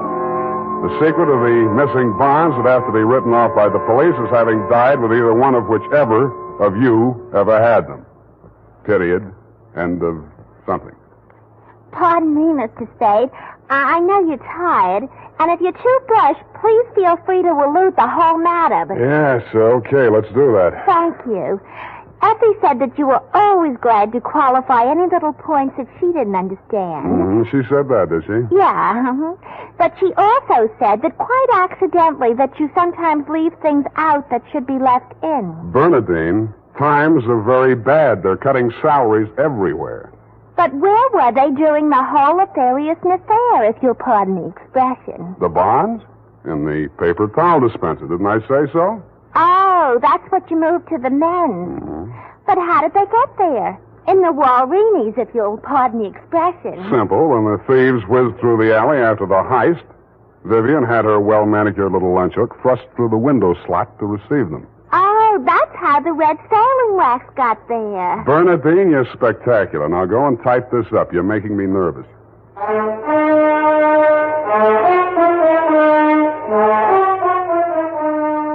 You know what they say about people who like mysteries? Once a mystery fan, always a mystery fan. And that goes for hair tonics, too. Once a Wild Root Cream Oil fan, always a Wild Root Cream Oil fan. Just try it and you'll see what I mean. Wild Root Cream Oil grooms the hair neatly and naturally, relieves annoying dryness, and removes loose, ugly dandruff. So tonight, or first thing tomorrow, step up to your drug or toilet goods counter and ask for Wild Root Cream Oil. Get the big economy bottle and the handy new tube that's easy to pack when you travel. Also, ask your barber for a professional application of Wild Root Cream Oil Hair Tonic. Again and again, the choice of men who put good grooming first. Well, here it is, Mr. Spade. I hope it's not too erroneous. Oh, I'm sure it's quite offensive. Don't you mean inoffensive, Mr. Spade? Have it your way. I don't want to sound imprudent, Mr. Spade, but I must say that your conduct through the whole thing was very brave and outrageous. Don't you mean courageous? Oh, now I've got you doing it. You're going to be just like Mr. Cummel. Your previous employer, no doubt. Yeah, poor man. You know, he finally became completely erasable. They had to take him away. What were his symptoms? Well, when he ordered the puppy biscuits, I thought he was just being concentric. But after a while, he wouldn't answer to anything but Rover. I had to sprinkle his flea powder in the morning, you know? And then he had his little tricks. He always wanted to show off, you know, sitting up and rolling over. He could shake hands, too. What's so great about that? Any dog can shake hands. Yeah, but can you scratch your ear with your foot? If I set my mind to it. Now go home, Bernadine, or I'll report you to the SPCA. You can't frighten me. Effie told me that your bark is worse than your bite. Good night, Mr. Spade. Effie, in far-off Kanab, come home, sweetheart.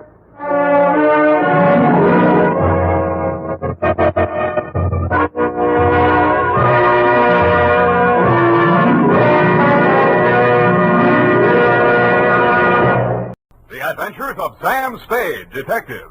Brought to you by Wild Root Cream Oil Hair Tonic, the non-alcoholic hair tonic that contains lanolin. Wild Root Cream Oil. Again and again, the choice of men who put good grooming first.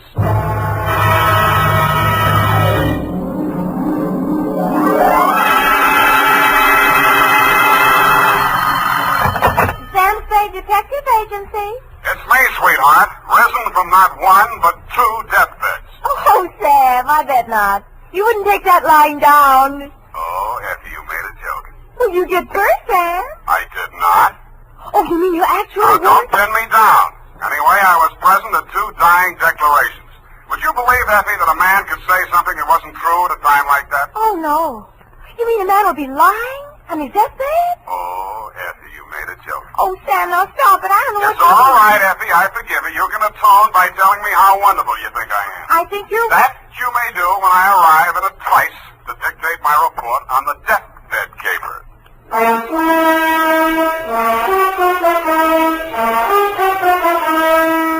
Dashiell Hammett, America's leading detective fiction writer and creator of Sam Spade, the hard-boiled private eye, and William Spear, radio's outstanding producer-director of mystery and crime drama, join their talents to make your hair stand on end with the Adventures of Sam Spade. Presented by the makers of Wild Root Cream Oil for the hair. Tell me, mister, how many times a day do you have to comb your hair? Not many, I'll bet, if you groom it right first thing every morning with Wild Root Cream Oil. For this famous hair tonic grooms your hair neatly and naturally and helps it to stay that way throughout the day. Wild Root Cream Oil also relieves dryness and removes loose dandruff. With Wild Root Cream Oil, you don't have to keep combing your hair every 2 minutes. That is, unless your gal can't resist running her hands through it. Get Wild Root Cream Oil Hair Tonic. Again and again, the choice of men who put good grooming first. And now, with Howard Duff starring as Spade, Wild Root brings to the air the greatest private detective of them all in the Adventures of Sam Spade.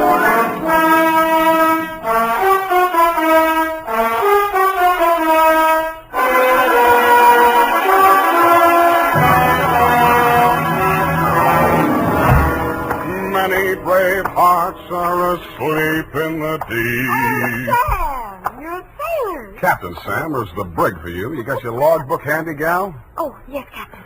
So beware. That's awful deep.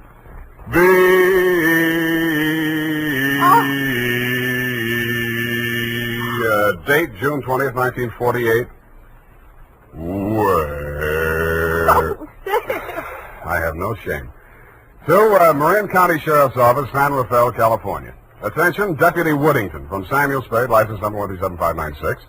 Subject, the deathbed caper. Dear Bill, the dawn came up like thunder out of Chinatown across the bay. In San Francisco, all we could see was fog. But on your side, it must have lifted briefly because somebody named Dan Starbuck managed to find his way to a phone booth, call me, and ask me to meet him at the 3rd Street Pier in Sausalito.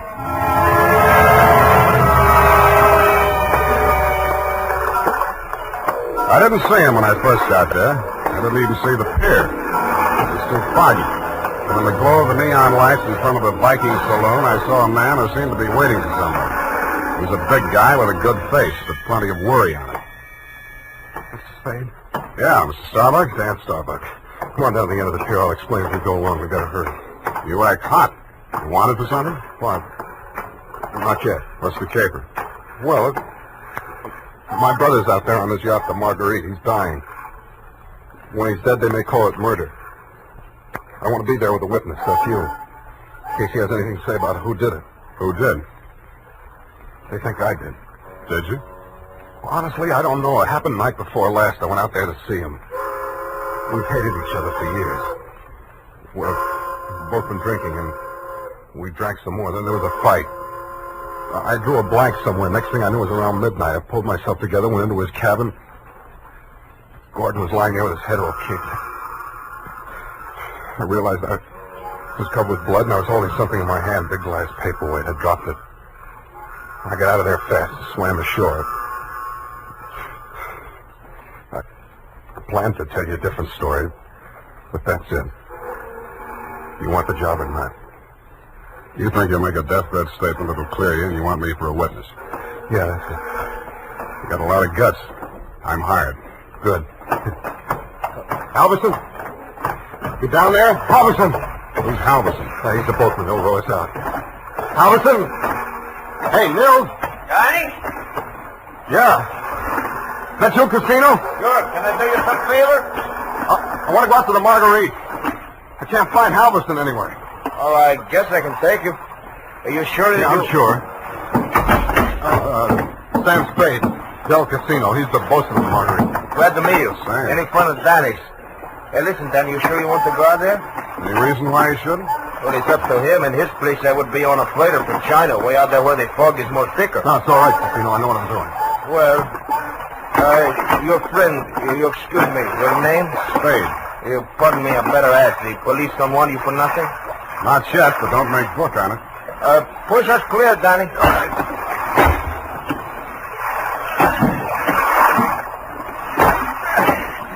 This fog is closing in, but I can still see the light from the Marguerite. I wish we don't find her.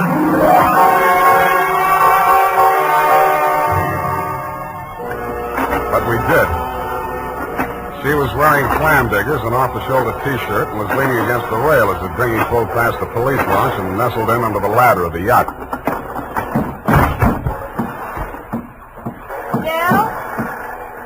Del, is that you? Yes, Miss Starbuck. Who is that with you? Keep quiet.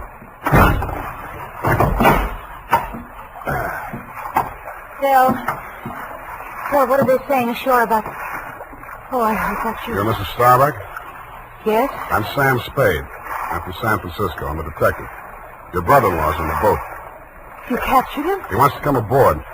He wants to die. He's hoping your husband will say something to clear him before he dies. Is there any reason why he shouldn't come aboard? Oh, there's every reason in the world why he shouldn't. The police are in there with my husband right now. Yeah? The doctor says there's a possibility that he may regain consciousness long enough to make a dying declaration. Mm-hmm. If he's face to face with Dan, there's no telling what he'll say. I wish Dan wouldn't... My husband has died. Dan? Yeah. What's he say? I don't know, but I think you'd better come aboard.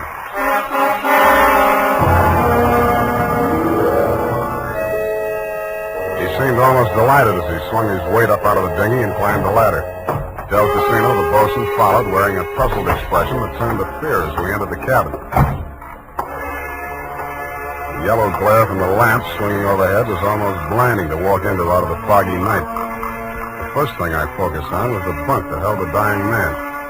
His head was heavily bandaged, his skin was chalk white, and his lips were beginning to turn blue. The room was tense with waiting. Ranged around him in a semicircle were the supporting players. 2 doctors, 1 family type with a nurse, 1 police medic without, 1 sheriff with cigar, 1 police stenographer, female with pencil and notebook poised, 9/10 of a widow, and us. At 18 minutes past 7, somebody moved. The dying man. The 2 doctors rushed forward, took his pulse and blood pressure. Let's go. Adrenaline 3cc, chlorine 1, so all right, Sheriff, he's conscious now, but you'd better hurry. Mr. Starbuck, you can hear me all right? Take that down. Can you hear me? Affirmative answer. Now, Mr. Starbuck, we have to ask these questions. 1, what is your name? Please try to answer. What is your name? Gordon M. Starr. You got that? What is your name? Gordon M. Starr. That's close enough. Fill it in later. Now, Mr. Starbuck, where do you live? Where do you live? I'm dead. You got that? 1277 Marymount, Pasadena. Hey. Now, Mr. Starbuck, let's try a little harder. This is a long one. Have you been injured, and what was the cause of your injury? Yes. Hurts my... You got that? Affirmative. Now, the second part. What was the cause of your injury? Head. Head on head. Do you believe that you're about to die as a result of your injuries, or have you no hope of recovery? I know. Now let's get to the point. Who inflicted said injuries? Hey, Mr. Starbuck, please, you haven't much time, you know. Go away. Doc, is there anything you can do? I'm afraid not. This is ghastly. Can't you leave him alone? Can't you let him die in peace? What are you afraid of, Maggie? What are you afraid he'll say? All right. All right, tell them, Gordon. It was Dan that struck you, wasn't it? He was jealous. He always hated you for marrying me. It was Dan. Now, Mrs. Starbuck, I know how you feel, but we can't allow this sort of thing. Please step aside so we can finish up here. Mr. Starbuck. Doctor? Very low pulse. I'm not sure whether... Is Dan here? Here I am, Gordon. Tell him the truth. Do you identify this man, Mr. Starbuck? Yes. It's my brother. Dan. Yeah. You got that, brother Dan? He's lying. He's lying. Gordon, you know who did it. Why don't you tell the truth? What do you got to lose now? Nothing. I'm finished. You finished me. Gordon! Gordon, not yet. I'll come back. Doctor, cancer. He's dead. Well... Okay, Doc. Dennis Starbuck, it is my duty as sheriff of this county to take you into custody on suspicion of murder. I must tell you that anything you say may be held against you. You better come along too, Spade. Routine questioning, you know. Okay, Sheriff. Well, I don't think we'll need the handcuffs, will we, son? No, I'll go with you.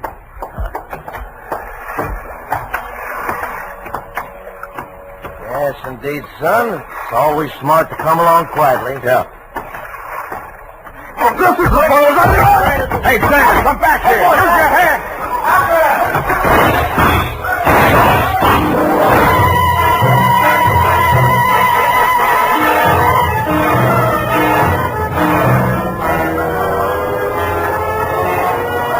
He only had one friend. The best friend in the world for a man on the land. The fog. The searchlights and the police launch spun frantically as the craft heeled around in a half circle to head him off. Instead of cutting the fog, the beams from the powerful lights bounced back from it and blinded the men behind them. After 10 minutes of that, they gave up. The sheriff had a theory. Don't worry. Between the fog and the currents, I doubt if we'll make it. We'll probably recover the body in the morning. And they did. But it wasn't Dan Starbuck's body. It was the bosun, Del Casino. And he was found in Richardson Bay, adrift in the dinghy from the Marguerite. Somebody had creased the skull with the same type blunt instrument that had been used on Gordon Starbuck. But Del hadn't lived long enough to make a dying declaration.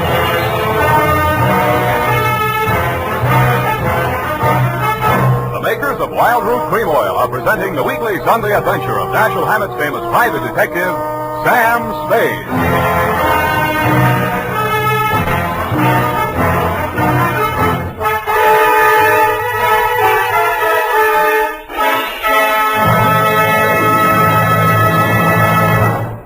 Now, here's important news on good grooming.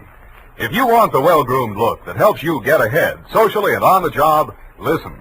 Recently, thousands of people from coast to coast who bought Wild Root Cream Oil for the first time were asked, how does Wild Root Cream Oil compare with the hair tonic you previously used? The results were amazing. Better than 4 out of 5 who replied said they preferred Wild Root Cream Oil. And no wonder.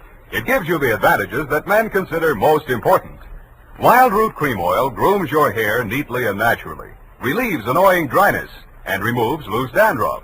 What's more, non-alcoholic Wild Root Cream Oil is the only leading hair tonic that contains soothing lanolin, that's like the oil of your skin. So ask for Wild Root Cream Oil Hair Tonic. Again and again, the choice of men who put good grooming first. By the way, smart girls use Wild Root Cream Oil too, and mothers say it's grand for training children's hair.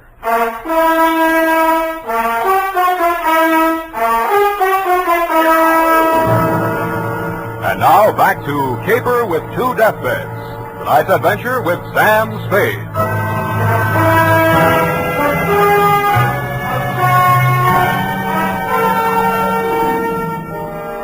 The police theory of the Del Casino killing went something like this. casino had shoved off in a dinghy to join in the search for Dan Starbuck, had rescued him and been maced for his pains. Also found in the dinghy, but not as yet worked into the police theory, were 2 items. 1, a waterproof wallet containing the seaman's papers of one Nils Halverson. 2, a tattoo mark on the right bicep of the deceased. A small heart with a name in it, Maggie. The brand new widow of the same name was waiting in my office when I got there the following afternoon. Hello. Hello to you, Mrs. Starbuck. What can I do for you? Mr. Spade, I know very little about the ethics of your profession, and... Well, are you still working for Danny? If you mean do I know where he is, the answer's no. Oh. I hoped you'd say that. Why? Because I want you to work for me. Need a new bosun? You needn't have put it quite so crudely. No, I needn't. Since your work is confidential, I'll admit I've done a few things that... Well, it's all too true. My first mistake was marrying Gordon Starbuck when I didn't love him.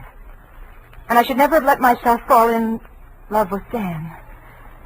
I certainly should have known better than to let Dell fall in love with me.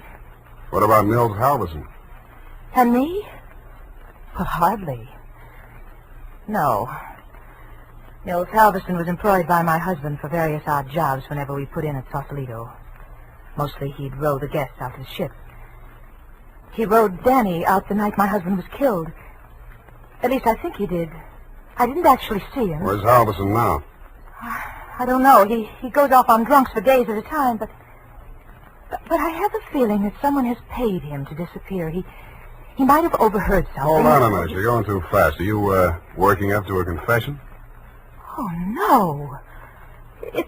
It's just that I'm afraid a great injustice may have been done to Danny. After all, Mr. Spade, a man who's dying, I don't see how he could be altogether in his right mind. Do you? The law says he is if he knows his name and address. A deathbed accusation is as strong as evidence a lawyer can shove at a jury. You can't cross-examine a dead man, and most people have the quaint idea that a man on his deathbed is a lot more truthful than he was when he was hale and hearty. Then you think Gordon may have been lying? Could be, or wool gathering, or picking up some of the lines you were feeding him. Oh, I was just afraid he might die before he...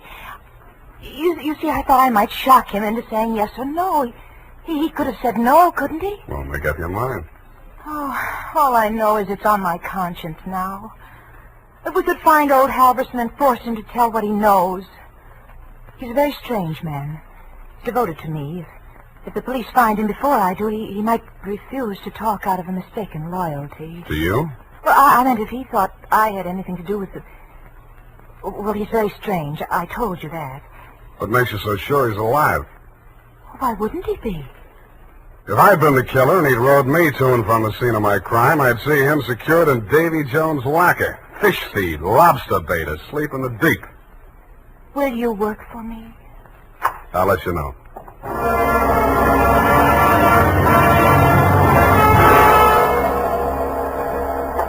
I didn't have time to get tattooed, but the rest of me was marinated enough. On my head, I was wearing a dirtied-up yachting cap. And the rest of me, I was wearing a pea jacket, dungarees, and sea boots. I was also wearing clamshell number 5 as I rolled up to the Viking saloon. Well, what did it be, mate? Akavit and Vodka. Have you seen my cousin? Your cousin? Who's your cousin, Prince Valiant? No, my cousin Niels Halverson. Niels Halverson. Oh, no. You're Neil's cousin, are you? Yeah. Well, coming from the old country? Yeah, Minnesota. By you, Minnie. Well, no, he'll be right glad to see you there. Where is he? I don't want to say this too loud. Yeah. Bend over there. Yeah? He's in trouble, you know. Oh, yes. I got him holed up down below. Oh, yeah, come on. Well, by golly, I sure been glad to be going to see my cousin Niels. Niels Halverson. Drop the axe and get Jones. Hey! Okay, Joe, I'll take over from here. Easy. Okay, Danny, my boy. I got his gun. But watch him now, watch him. He's full of smorgasbord. Well, Spade, you're the one person I didn't expect to see. But I'm very glad to. Yeah, I wish I hadn't found you. I wanted to find somebody else first. Halverson? Yeah, he's here. Want to see him? That's what I came for. And under here. Watch your head, low bridge. Yeah, here we are. Where? The boathouse under the pier. Howard used to hole in here to sleep off his schnapp. Where's he now? Over here. Uh-huh. Yeah, he's going to be a long time sleeping this one off. He's been missing since that night. Nobody knew he was here till last night. I headed for the saloon when I swam ashore. Joe hid me out here. He could still talk then. What'd he say? I wrote it down here. But it's no help. Let's see it. That's just a jumbled word. Marguerite. Merry Christmas drink. My beautiful Helga. Row, row your boat. Now throw me back. Row me back. $20 good and drunk. Fog rolling in. Good and drunk. Gonna be 5 days, no business. Oh, my head. Paint the boat. All crazy stuff. $20. You give him $20 to row you out? I didn't even see him. I swam out. My loving brother wouldn't have let me on board if he'd heard me arriving like a gentleman. $20. Did you frisk him? No. I'll have a look. Oh, I don't... Hey, wait. Huh. Real soggy, but a 20. Now, look here. I'm sticking to my story. I swam out there. I didn't give him that 20. Maybe you didn't. Maybe you didn't. You gotta believe me. I didn't even have $20. That's why I got... Shut up. What's the matter with you? What are you going to do? Come over here, Dan. What? I don't believe a word of your story, and even if I did, it wouldn't make any difference. Well, what are you... Shut up. You're going to stop talking and listen for a while. I stuffed a gag into his mouth and muscled him over to a piling and handcuffed him to it. He didn't even look surprised. He just stood there staring at me as if he'd lost his last friend in the world. But I wasn't looking at him as much as I was listening to those footsteps on the boards overhead. I waited for them to come back. They did. I walked across the soggy planks to where Nils Halverson lay in the shadows. Nils, I want you to answer these questions again. Now, this time I'm going to take them down. You get lots of $20 and lots of drink. Now then, I know you don't feel so good. You don't have to talk if you don't feel like it. Just nod your head for yes and shake it for no. Okay, Nils? That counts in a court of law as long as there's a witness. Okay. Now, your name is Nils Halverson. Your address is 213 Bayview, Sausalito. That's correct, is it? Nod your head. Good. Good. That proves you're in your right mind. You know you were injured. Yeah. You know the cause of your injury. Hit on the head and thrown over the side of your boat. What? Huh? Not from... Oh, dinghy. Well, it's the same thing. All right. Now, you know you're dying. You have no hope of recovery. That's obvious, but nod your head. That's the boy. Now, Nils, on the night of the 18th, around 10 o'clock, after your usual working hours, you rowed somebody out to the yacht Marguerite in return for which this person gave you a $20 bill. This person is also the person who killed, who inflicted your fatal injuries. It is. Now, the name of that person, if you can possibly speak even in a whisper, so there can be no mistake. Can you hear me? Just say it close to my ear. Yeah? Yes. Yes, I got it. That's all. Now, I know you don't write, Nils, but make your mark here. Come on, I'll guide your hand. There. Now we're going to take... Nils. Nils. Well, anyway. All right, Maggie. Come on in and join the party. Don't try anything. The light's on you. I'm a better shot than you, and if there's a ruckus, the whole saloon will be down on us. They're all friends of Danny's, too. Stop there. Toss the gun. Okay. What's the matter, Angel? You look kind of scared. No. Just disappointed, that's all. Don't give up so easy, sweetheart. I always wanted to take a trip around the world. We might go on the Marguerite together. Yeah, sailing into the sunset, sleeping with our deathbed statements under each other's pillows. Yeah, I see what you mean. I guess it wouldn't work. How much for yours, and what do we do about him? Dan? I'll take care of that. Throw it in with a deal. Okay. But I want it in writing. A little statement to the effect that I can keep under my pillow. Fair enough. Now, all I want from you is a little statement from you to this effect. That you, Marguerite Starbuck, employed Nils Halverson to row you out to the yacht on the night of the 18th, that you there overheard a quarrel between your husband and brother-in-law, and that taking advantage of said brother-in-law's inebriated condition, you sneaked up behind your husband, hit him with a paperweight, and decamped, leaving the murder weapon in Dan's hand. You then started back to shore in the dinghy, and realizing that the only witness who could testify you were aboard that night... All right. All right, I'll sign it. Okay. We'll have plenty of time to put in all the legal decorations later. I'm afraid we won't, baby. You're going to be spending all your available time at the Tehachapi and points west. What are you talking about? You just made a full confession in front of a witness. You heard it, didn't you, Dan? Every word. Oh, it's Figg. Honest. An honest man. Well, I did tell a fib. Now, this is really going to hurt, I'm afraid, Maggie. You see, we didn't actually have any deathbed statement to match yours. No? No. Nils Halverson was a good deal too dead to have made a deathbed statement just now. He's been stiff for 12 hours.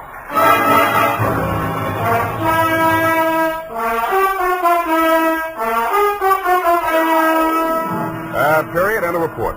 Well, Sam, I'll type this right up because then I'm leaving. Wait a minute, Effie. I had to do it that way. Don't you understand? Of course, Sam, I quite understand. But you object, huh? A cruel, ruthless, murdering, though beautiful woman, foiled by a clever ruse, a great acting performance by the greatest private detective of them all. Is that all? You're still leaving. Yes, Sam, my bags are packed. Well, pardon me for having feet.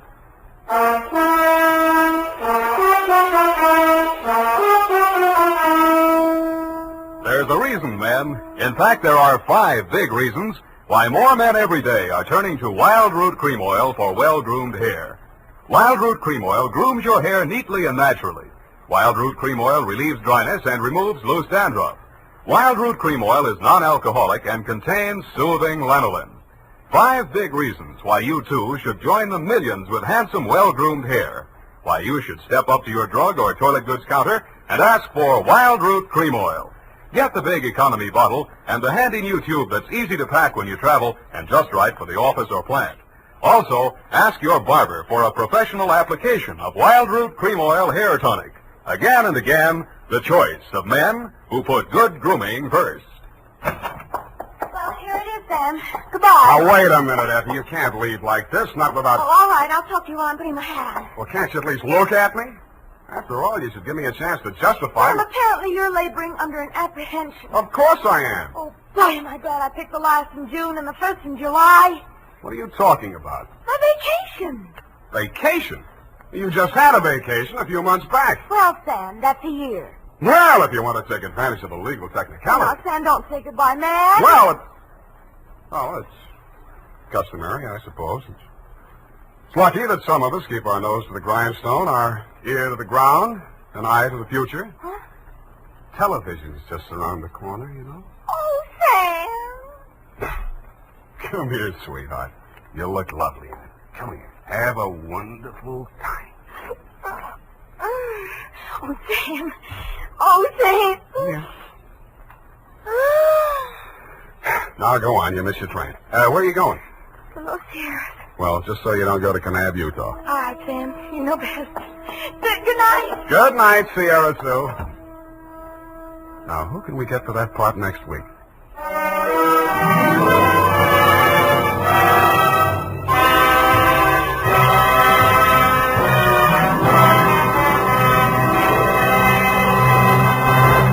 The Adventures of Sam Spade, Detective. Brought to you by Wild Root Cream Oil Hair Tonic, the non-alcoholic hair tonic that contains lanolin. Wild Root Cream Oil. Again and again, the choice of men who put good grooming first.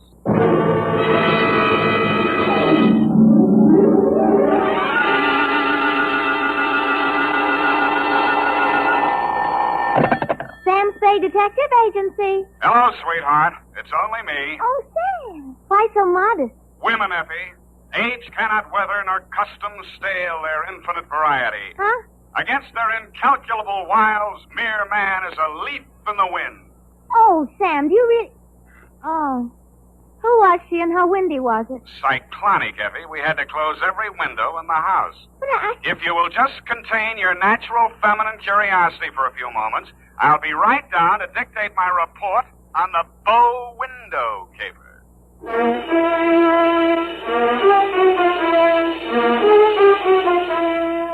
Dashiell Hammett, America's leading detective fiction writer and creator of Sam Spade, the hard-boiled private eye, and William Spear, radio's outstanding producer-director of mystery and crime drama, join their talents to make your hair stand on end with the Adventures of Sam Spade.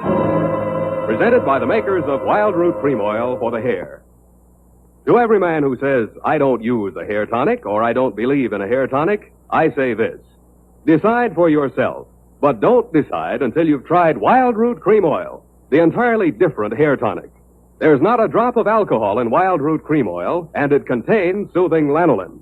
What's more, it grooms your hair the right way, neatly and naturally. So get the big economy-size bottle and the handy new tube at your drug or toilet goods counter. Wild Root Cream Oil Hair Tonic. Again and again, the choice of men who put good grooming first. And now, with Howard Duff starring as Spade, Wild Root brings to the air the greatest private detective of them all in The Adventures of Sam Spade.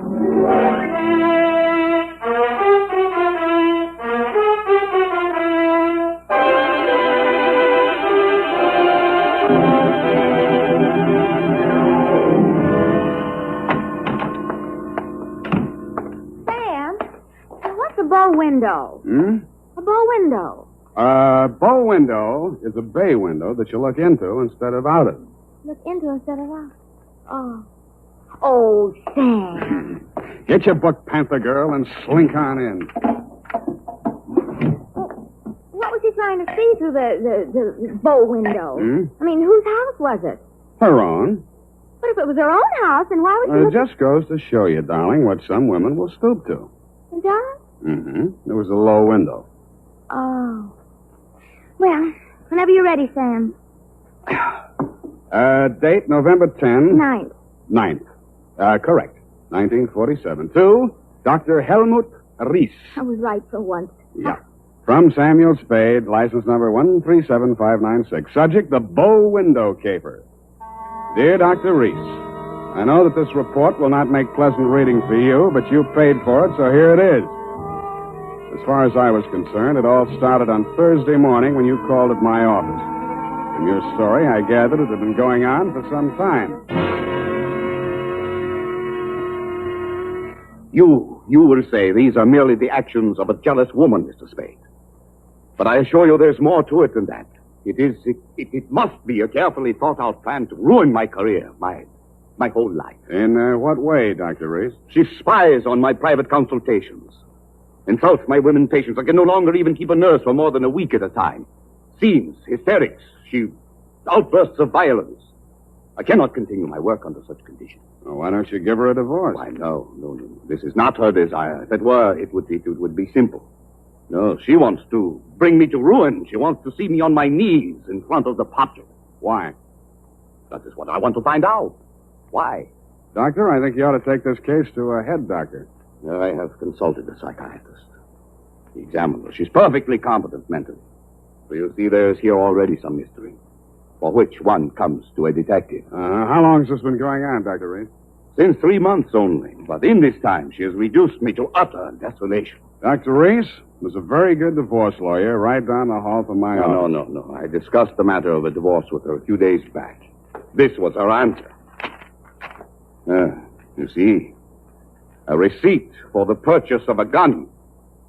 And this note in her handwriting. I hope you will not force me to use this. Esther. Yes. What do you think she has in mind? Murder or suicide? She refused to discuss it. But one thing I have noticed. Since she has bought this gun, a new development. A strange man watches my house. Several times I have caught him following me. Well, she might have hired a detective to check on whether you visit a lawyer. Perhaps it is very simple, but it is all too strange to be harmed. I half-heartedly agreed that it might be, Dr. Reese, and when your check for $100 didn't bounce, I went to work wholeheartedly. I reached your house on Pacific Avenue just as the street lights were going on. It's a quiet neighborhood, so I could hear it before I got close enough to read the number on the door. This is nasty. Get out. Get out of this house. Get out. You have no.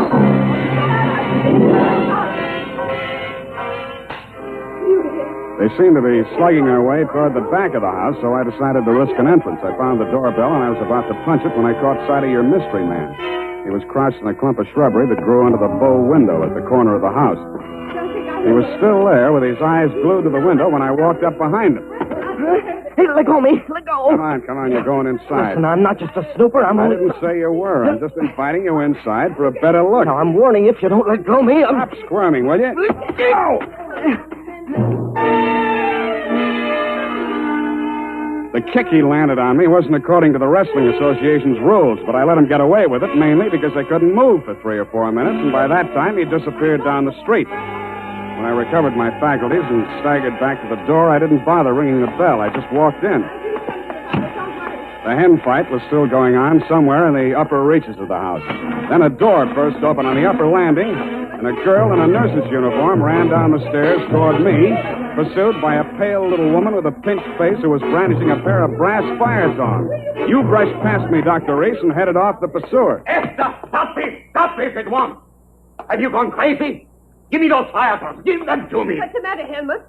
Afraid I'll mar your light of love's beauty? What started this? I caught her creeping about the kitchen. She's going to poison my food. Explain to you, Mrs. Reese. The doctor... Oh, don't bother explaining, Miss Robbins. These morbid fancies of hers. Don't think I don't know what goes on in that office. That office where I'm not allowed anymore. That's only because you make the patient so nervous, Esther. I know what goes on. You and those women. That will do, Esther. Go to your room. Very well. But I won't have that woman in this house another day, Helmut. Is that understood? Go to your room, Esther. I'm going. But remember what I said. I warned you both. I can't. There, Miss Robbins. Now don't. There. I can't stand anymore, Doctor. I tell you, it's making me a nervous wreck. I just... Dr. Reese. Huh? Oh, Mr. Spade. You saw, you heard? Yeah. Come into my office. We'll talk. I think we'd better. Doctor, there's still one more patient waiting to see you, Doctor. Well, have her wait a little longer. This way, Mr. Spade. Nurse, how much longer? Well, the doctor will see you just as soon as he possibly can. Have you been feeling any better, Mrs. Prodigal? Sit down, Mr. Spade. Thanks, but I can say what I have to say standing. Your wife's a very tragic woman, Doctor. I wish I could help her. I wish I could help you, too. But I can't. You heard her threat against Miss Robbins. Was that a joke? There's nothing funny about jealousy. But there is this man who watches the house. And the gun she bought. I collared him outside just now. Oh, well, did you get him to talk? No, but I wouldn't worry about him if I were you. And about that gun. The Constitution says every citizen shall have the right to bear arms. Even Parnell Thomas can't do that. Mr. Spade, I've not yet told you all. If I... Oh, Doctor, I'm sorry Yes? to interrupt, but this patient, she's been waiting for more than an hour. Well, who is she? Mrs. Kavanaugh. Kavanaugh, who? Well, has she been here before? Of course, last week. Here's her card. Oh, yes. I'd better get it over. Send her in. Yes, Doctor, and Doctor, I'm resigning. I'll finish today, of course, and then I'm through. I'm sorry. Yes, well, very well, Miss Robbins. I can't say that I blame you. Good luck. Goodbye, Doctor. Well, I'll be going along myself now, Doctor. No. You must hear me out, Mrs. Spade. I've not yet told all. If you'll just wait until I have seen this patient, please, Mr. Spade, please. Okay, I'll wait outside. Oh, I beg your pardon. I beg yours. Come on in. So, you're leaving the doctor's employ, nurse? I am. Well, Mr. Spade, how does it look from the grandstand? Messy? Mm-hmm. You don't mind if I finish cleaning out his desk? Go right ahead. Thank you. What's the matter with Esther, anyway? I could sum the whole thing up in a single 5-letter word, shall I? You have. Are you going to walk out on him? Aren't you? Yes. Yes, I am. Oh, but Esther isn't jealous of your type. If you don't mind my mentioning it. I feel heartened to think that you noticed I was different. Oh, I did, Mr. Spade. I really did. You don't seem particularly nursey to me, either. I'm not. My, you have a fast pulse, Mr. Spade. Yes, I've been feeling very weak the last few minutes. I need care. Oh, you know, you don't eat enough apples, Mr. Spade. Well, I guess I finished. Oh, there's that old contact. I wonder... Mr. Spade, will you tell the doctor I've left and thank him for me again? Aren't you going to see him before you go? No, I'm not. He'd only begged me to stay, and it's simply out of the question. Oh, the poor guy. I just don't know what I'd do if I were in his place. For you, Mr. Spade.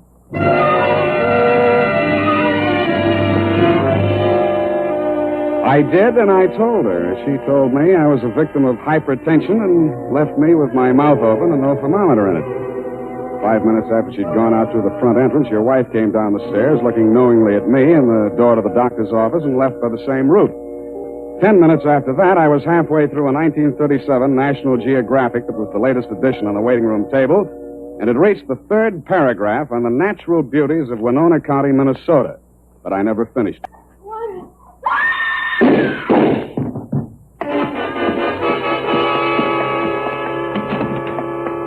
The first thing I saw when I entered the room was Mrs. Cavanaugh, your patient. Why did he do it? You, Doctor, were standing over her, nervously twitching off the rubber glove from your right hand. You tested her throat for pulse, then listened to a stethoscope. It was purely a formality. One of the .38 caliber slugs had entered the right temple. The other had torn through the base of the skull. How did it happen? I don't know. I had completed the examination and walked over there to put my instruments away. When I turned back, she had a gun in her hand. Before I could stop her, she pulled the trigger. Suicide, of course. Why? Well, I just told her the truth, that there was nothing I or any other doctor could do for her. That she had perhaps a month, perhaps less. She had suffered great pain, of course, for some time. Uh-huh. You saw her shoot herself, you say? Yes. The gun, she took it out of my desk drawer. I'd removed it from my wife's room earlier today. I see. Well, Doctor, this is the neatest suicide I ever saw. No powder burns, and from the way she's lying, she must have shot herself from the direction of that window, at least 10 feet away. She screamed before the shots were fired and had time to fire a second bullet into her head and throw the gun across the room before she fell. Well, Helmut, at last it's happened, hasn't it? Esther, leave this room. I told Helmut one of the husbands would catch up with him. Pretty, wasn't she? I don't remember this one.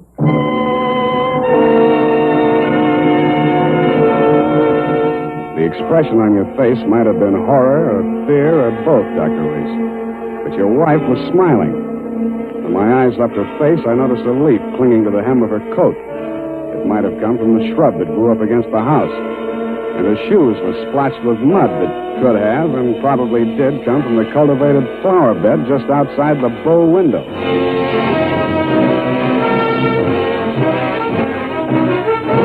The makers of Wild Root Cream Oil are presenting the weekly Sunday adventure of Dashiell Hammett's famous private detective, Sam Spade.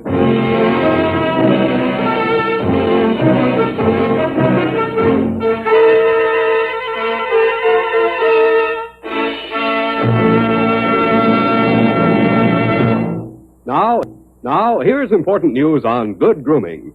Better than 4 out of 5 users of Wild Root Cream Oil say they prefer Wild Root Cream Oil to all other hair tonics. Here is new and even more conclusive evidence that Wild Root Cream Oil is again and again the choice of men who put good grooming first. So if you want the well-groomed look that helps you get ahead socially and on the job, listen. Recently, thousands of people from coast to coast who bought Wild Root Cream Oil for the first time were asked, how does Wild Root Cream Oil compare with the hair tonic you previously used? The results were amazing. Better than 4 out of 5 who replied said they preferred Wild Root Cream Oil.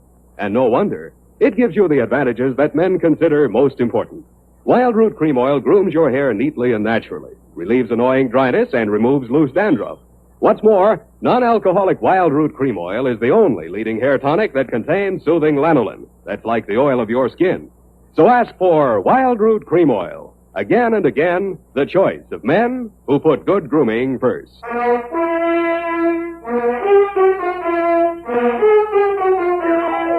And now back to the bow window caper. Tonight's adventure with Sam Spade.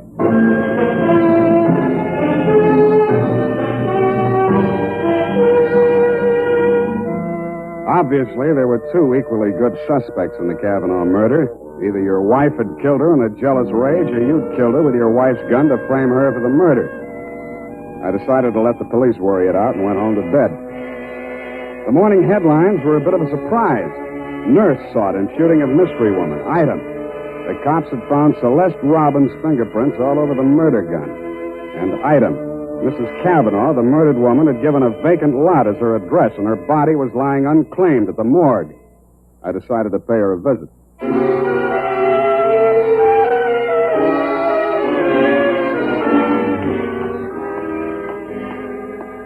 Maxie, hey, Maxie. What? Oh, Sam. Sammy, my boy. Hey, it's good to look on you. How are you, Maxwell? Oh, fine, fine. What brings you here, Sam? The Kavanaugh woman. The Kavanaugh, huh? Let's see who's with us today. Stiftel, Milton, Schwartz, Kelly. I knew him. Nice guy. Figg.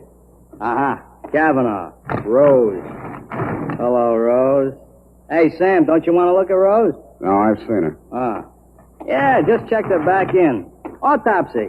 Say, you do collect queer ones, Sam. Now, you take her. Why would anybody in the world knock her off? In her condition, all he needed to do was wait. A month. Couple of weeks. Bad as that, huh? Worse. Anybody claim her yet? Well, Hello. Something we can do for you?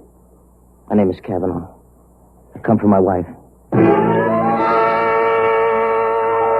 was standing with his back to me, and I didn't get a good look at his face until he walked over to the desk with Master. The voice tipped me even before I saw the face. It was the man I'd caught outside your office window less than half an hour before the murder. If he recognized me, he didn't let it show. I waited while he went in with Maxie. When he came out, there were tears streaming down his face. I'd been waiting for two reasons. I had some questions to ask him, and I had wanted to pay back that jolt he'd given me the night before. I left without doing either.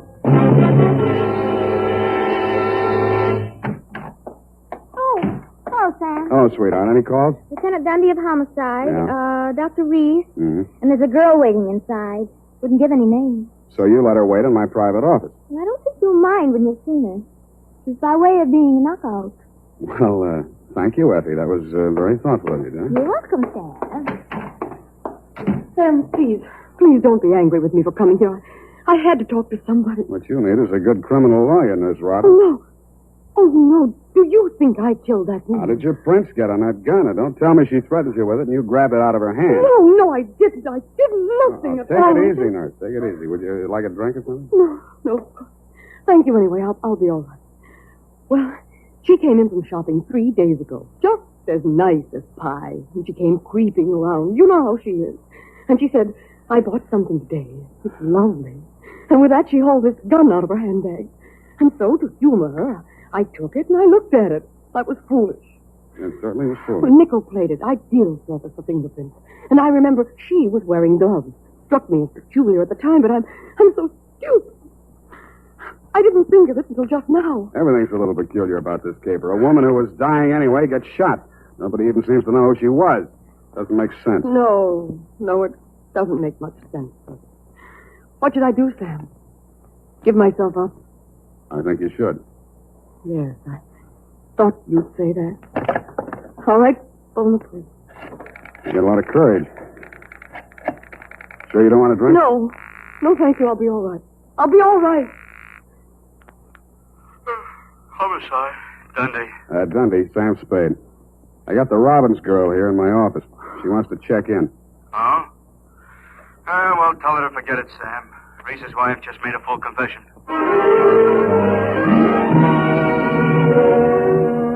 That tore it.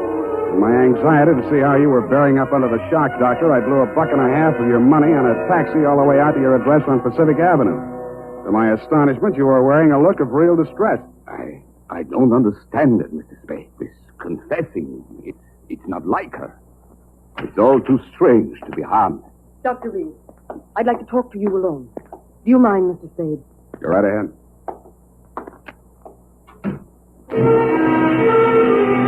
I strained my ears outside your consulting room, but all I could hear was a few vague murmurs. Then, for no good reason, I decided to have a look at your wife's bedroom upstairs. The cops had been there before me, so I didn't expect to find much, and I didn't. I was tapping the woodwork for secret panels or something when I heard a heavy tread on the stairway. I wheeled around, my hands inside my coat. A jolly-looking character in coveralls was standing in the doorway. Home electronics. I beg your pardon? Daggett, home electronics. I come to take the equipment.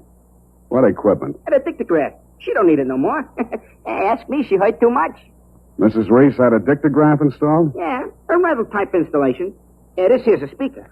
Yeah, my own design. Looks like a portable radio, don't it? Now, where's the other end? Where's the microphone? It's in the doc's private office. You interested, eh? Yeah, turn it on, will you? Oh, sure. Yeah, we'll get it tuned in a minute there. And...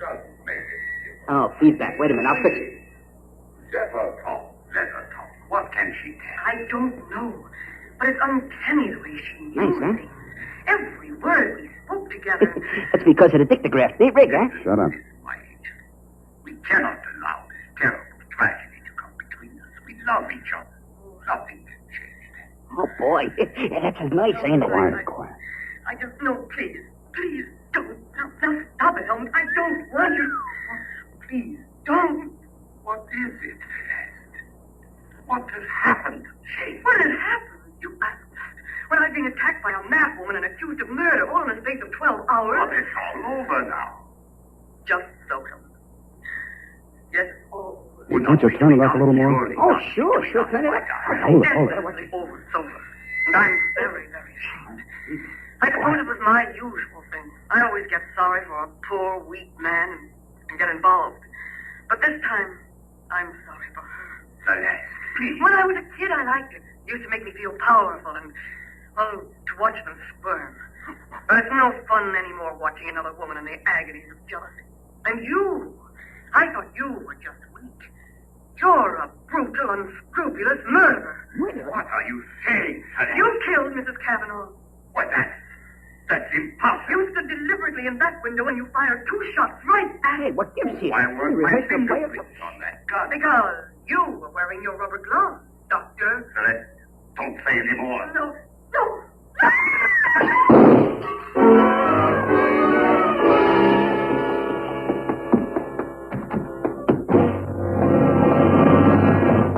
Here, help me. Help me get his shirt off, Mr. Spade. He's been shot. Who shot him, you? Through the window, the same man, the one who watched the house. Hold this tourniquet tight, please. Nothing. A flesh wound. His aim was bad. Yeah, too bad. Cavanaugh, you still out there? You got nothing to worry about. He's still alive. I missed him. Give me a hand. Come on. That's it. I missed him. That was lucky. You're taking the rap for your wife's murder, too, if you're a better shot. He did it. He killed my wife. I was at the window. I saw him. What I don't understand is why his wife confessed. She loves him, Mr. Cavanaugh. You should understand that. I guess that's what happens to love when it gets crossed up. Why didn't you tell the police what you saw? They'd have hung it on me. She was a stranger to everyone else. I'd been quarreling with her, suspicious, acting like a maniac. She never told me. She must have been going to one doctor after another, trying to find one that would give her one ray of hope. In pain all the time, still, and never letting on. Never. Even after that first visit she made to Reese's office, I didn't tumble. I thought she was meeting him on the sly. And I followed her both times. That last time I carried a gun. I might have killed her if what I suspected had been true. I'm very sorry, Mr. Cavanaugh. I didn't realize. You're pretty late with your regrets, Doctor.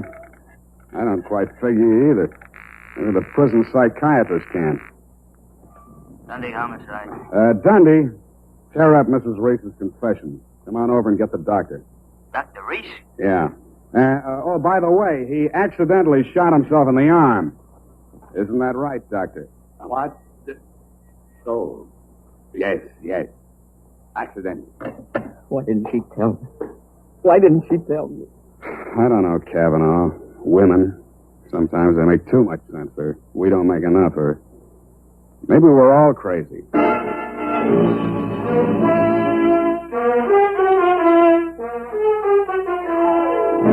And that, Dr. Reese, is the crop. The risk of laboring a point. There's also the mystery of why a nice girl like Celeste Robbins ever fell for a guy like you. You'll have plenty of free time to think it over between now and the trial. If you find the answer, drop me a line. Period. End of report. You know, Sam, that's Celeste. I like her. I wish we could do something for her. Well, I've already thought of that, Effie. Oh? What are you going to do, Sam? Write that up, sweetheart, and I'll write you a happy ending. Here's how you can find out whether the hair tonic you're using today is giving you what you ought to get in good grooming. Ask yourself, does my present hair tonic groom my hair neatly and naturally, or does it leave my hair sticky or greasy? And does it relieve dryness and remove loose dandruff too, or does it do just a halfway job? Unless you can honestly say that your present hair tonic does all that for your hair, you owe it to yourself to try Wild Root Cream Oil right away. Try Wild Root Cream Oil and see for yourself how it improves your appearance, grooms your hair neatly and naturally, relieves dryness, and removes loose dandruff. It's non-alcoholic and contains soothing lanolin. Get the big economy-size bottle and the handy new tube that's easy to pack when you travel and grand for the bathroom cabinet. Don't delay. Get it today. Wild Root Cream Oil Hair Tonic. Again and again, the choice of men who put good grooming first. Oh, here's the report, Sam. You want to read it over? I do not. File it under F for forget. About that poor Celeste, Sam. Oh, yeah. Well, I made a date with Celeste to take her dancing tomorrow night. She needs cheering up, you know. Oh, what for? Well, you said she needed help. Well, that isn't exactly the kind of help I had in mind. Oh. I don't see why it's necessary Effie, to take... we must each of us give a particular kind of help each of us is particularly equipped to give. Very well. She wished to... She used to make over men just to get the other women jealous. That she did.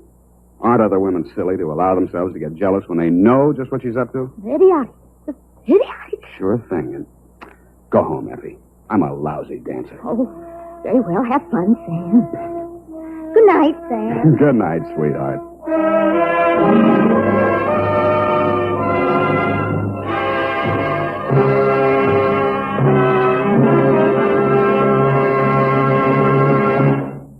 The Adventures of Sam Spade, Detective, brought to you by Wild Root Cream Oil Hair Tonic, the non-alcoholic hair tonic that contains lanolin.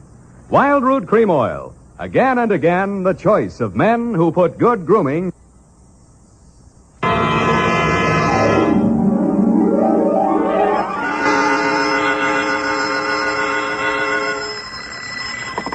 Sam Spade Detective Agency. Me, sweetheart. Oh, Sam, I got it.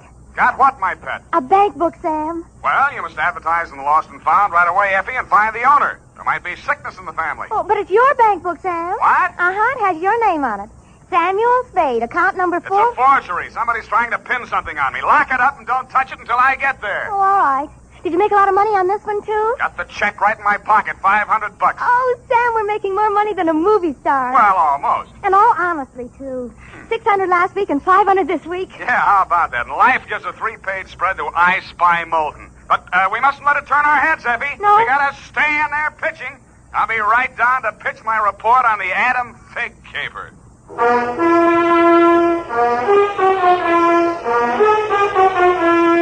Dashiell Hammett, America's leading detective fiction writer and creator of Sam Spade, the hard-boiled private eye, and William Spear, radio's outstanding producer-director of mystery and crime drama, join their talents to make your hair stand on end with the Adventures of Sam Spade. Presented by the makers of Wild Root Cream Oil for the hair. You've heard the saying, you never know until you try. Well, you'll never know how handsome your hair can look until you try Wild Root Cream Oil. See for yourself how neatly and naturally Wild Root Cream Oil grooms your hair. Note how effectively it relieves annoying dryness and removes loose, ugly dandruff. You can get Wild Root Cream Oil Hair Tonic in either the big economy-size bottle or the handy tube. Or you can ask your barber to use it on your hair. But by all means, try it. Don't delay. Get it today. Wild Root Cream Oil. Again and again, the choice of men who put good grooming first. And now, with Howard Duff starring as Spade, Wild Root brings to the air the greatest private detective of them all in The Adventures of Sam Spade.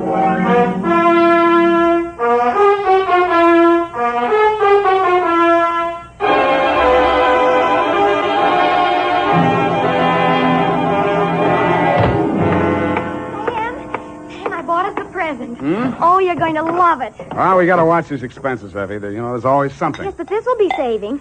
It saves confusion. It saves fretting. Mm-hmm. Now, this gadget here, what is it? It's a minute robot. A what about? It's for busy men like yourself, Sam, so you don't have to burden your mind with petty details. You see, it has this dial on it, right here. And you drop these little cards in this slot. Mm-hmm. You don't have to worry about that. That's for me to take care of. Oh, good. Then, when you come into the office, and supposing you have an appointment with Mr. Jones at 2 o'clock, and you forgot about it, you just dial 2 o'clock, and the little card pops out. And it says Mr. Jones on it. How do I remember to dial 2 o'clock? Oh, Well, maybe it's in the instruction book. But anyway, now go ahead, Sam, please. The card's right in there. Now, dial 2 o'clock. Go on, Sam. Let's see. Just like a telephone, Sam. Now what do I do? Well, give it time, Sam. It's thinking. You must have forgotten. Jones. Mr. Jones. Effie, do you think it's dead? Oh, Sam, I don't understand it. It was working perfectly.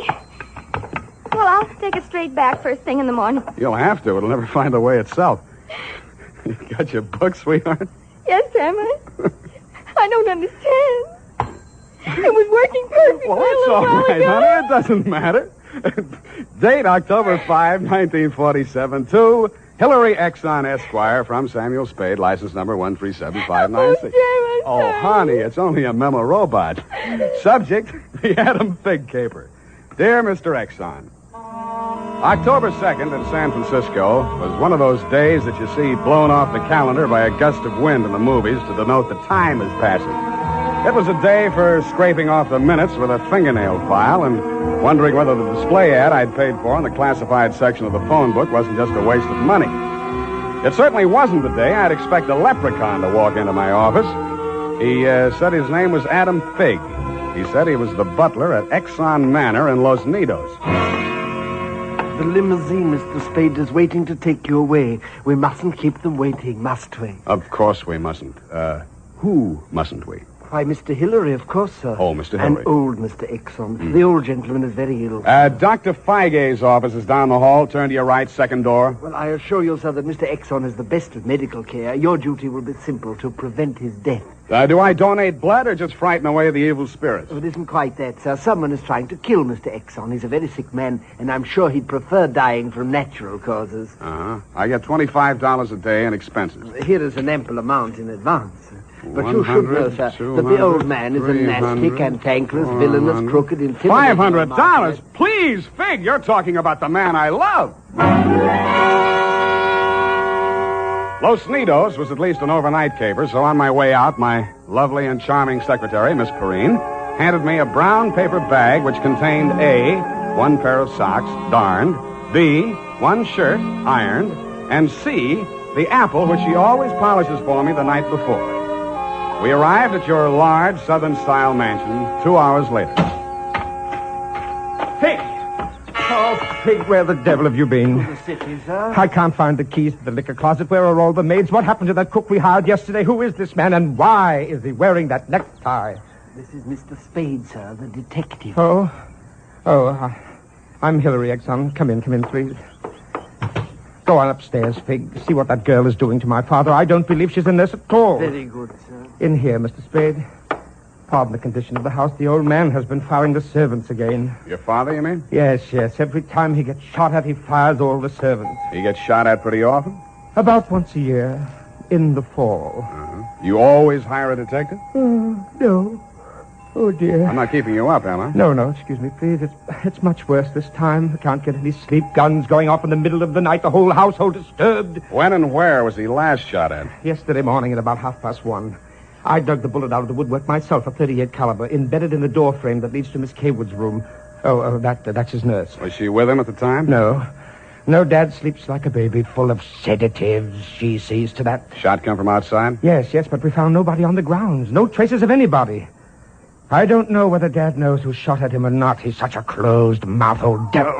You don't care very much for your father, do you? To be frank, Mr. Spade, if hating weren't such an effort, I would despise him. He is without a doubt... Well, listen.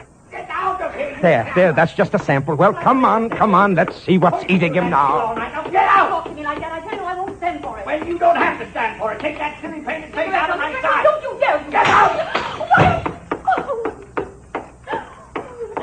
I'm quitting, Mr. Exxon. I can't stand it another minute. Yelling, screaming, throwing things at him. You must have done something to set him off. I didn't, I tell you, I didn't. This is Mr. Spade, Miss Kaywood. A detective? Will it make you happier to know that I'm a private detective, Miss Kaywood? Well, Mr. Spade, I only hope you can prevent a murder. If there's any way at all that I can help, Thanks. I'll see you downstairs after I've talked to the old man. You'd better go in alone. Of the great Lord Buddha himself. That remained in the temple of... Do you have a throat spray downstairs? I seem to be congested. Go away. Go away. Go away. Oh. Well, wasting ammunition. Who are you? If you're a total stranger, come on in. Well, don't be afraid, son. Come on over where I can look at you. It's hard to keep my eyes open. Oh, I mustn't do that. Oh, so you're the detective, eh? That's right, Pop. If you want to take a little nap or something, I'll come back later. What did I say just now? Come back later? No. There's no reason for you to come back later. I'll say everything I have to say right now. The shot woke me. I didn't see anything. I don't know anything. I've got a million enemies. I can't remember the names of any of them. Why don't you try to remember? I could have them checked. You're wasting your time, Sonny.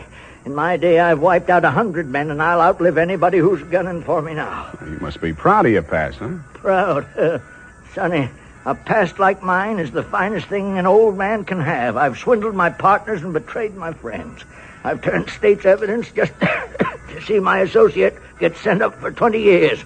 And they say my wife died under peculiar circumstances, and I got rich off her insurance. Now I'm done talking. Do me a favor, son, please. I've got to get a half hour, 20 minutes sleep alone. You'll keep them out, everybody. Please, will you? Sure, Pop. Go ahead. Go on, sleep. Oh, thank you.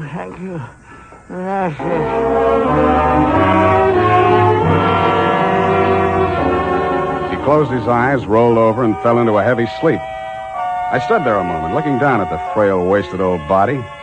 Then I cased the room. In digging the bullet out of the door, Hillary had done a good job of ruining any chance there might have been of proving the direction it had come from. I strolled out on the balcony. It was a pretty night. I lit a cigarette and took it in. Then I heard a door open and close softly behind me. Nurse Kaywood was at your father's bedside. She was filling a hypodermic from a small vial of bluish liquid. He didn't awaken when she jabbed it into his arm. Then she saw me standing in the doorway. She hastily dropped the medicine vial into her uniform pocket and came around the bed to meet me. Oh, Mr. Spade, thank heaven. Why, when I saw you standing there in the half night, I thought you might be... Thought I was who? Why, the man who fired the shot. There was a man? I don't know. I didn't see it happen. I just assumed that... You shouldn't have done it. I warned you, Eleanor. Oh, we're disturbing him. Let's talk outside. Okay. Oh, it's good to breathe something besides sick room air. I thought you got used to things like that in your profession. Why are you so unfriendly, Mr. Spade? Nurses are humans, aren't detectives. Try me, sweetheart. Oh, I know what you're thinking of me. But after a week in this horrible house, that poor old man, he's frightened. He's really frightened. What of? Why, the shots. 38 caliber or hypodermic? Surely you don't think that He's supposed to be under sedatives. The doctor's orders. Sorry, sweetheart. It's my job to suspect everybody. Oh, can't you forget your job, even for a moment? Sure. If you don't mind the fact that I know you're a liar, that I'd make book you didn't come here primarily as a nurse, and what's worse, your act's not even convincing. Oh. Is it that bad, Sam? Yeah. Almost bad enough to be good. Come here. Oh, I hate you.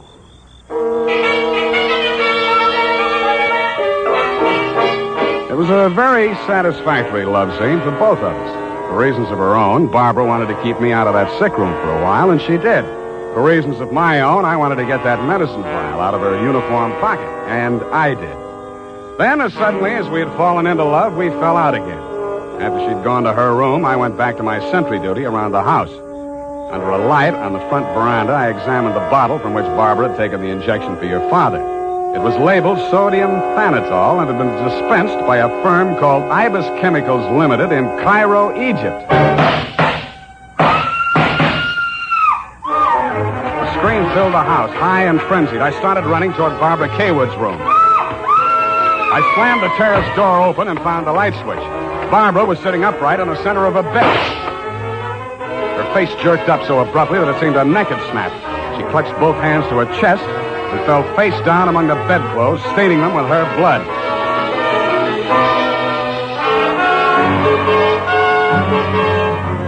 I don't know whether I went through, over, or around the screen that stood between her room and the old man's. I circled Exxon's bed. He lay on the floor on his side facing the window. I went outside. A A .38 automatic lay on the ground a few yards away from the building. I put that into my pocket and listened. No shadows moving. Nothing. Then he was on me before I could be sure he wasn't a medium-sized tree. Break your back, see the light.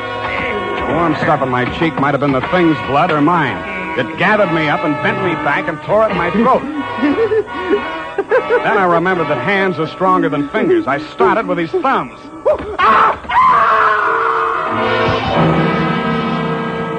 He lay there for a moment, then his huge body began to twitch. He was holding his fingers and sobbing like a baby. I pulled him up to his feet, poked him in the back with the flat of my hand. I followed him through an opening in the hedges and down a long, pitch-dark lane toward the lights of a squat brick house set on the top of a slight rise. As we approached it, a door opened and light streamed out onto the porch.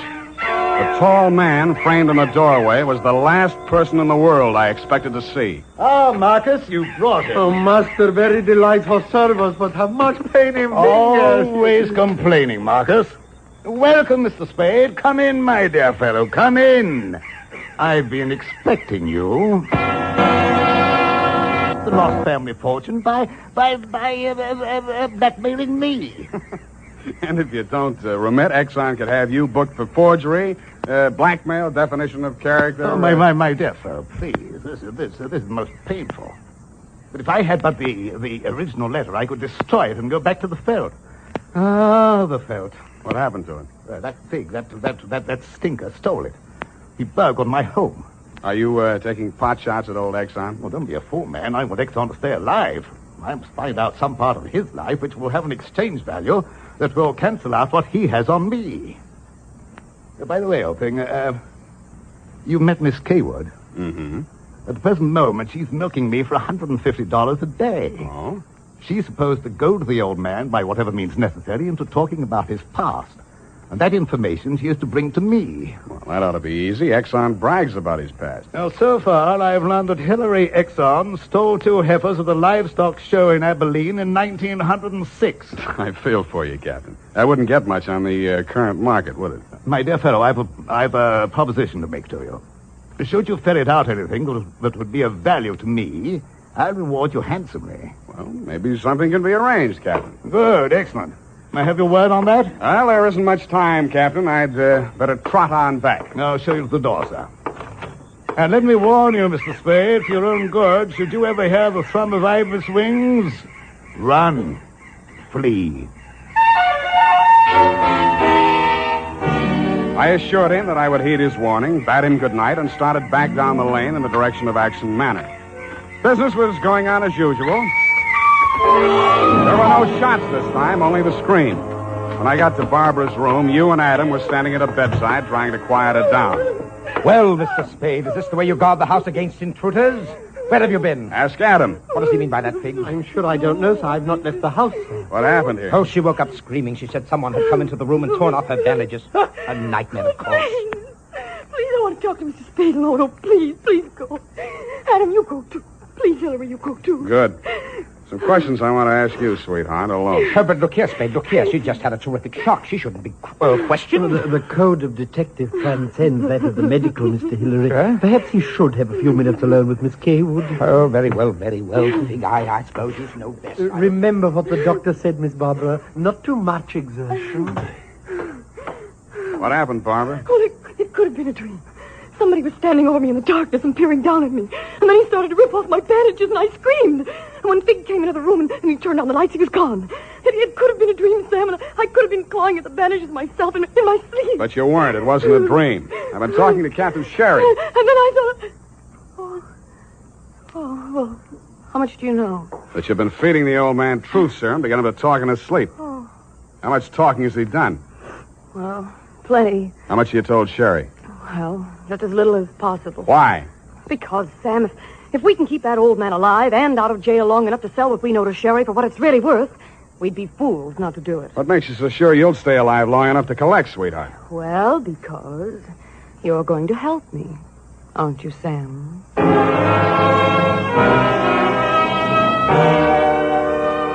So I helped her, but not for the reason she thought.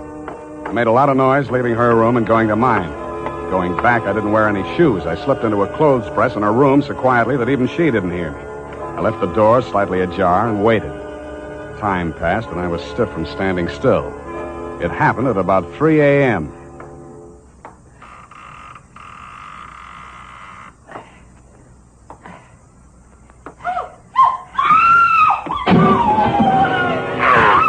The crazy, feverish glare of his eyes told me that the threat of the gun in my hands meant nothing to him.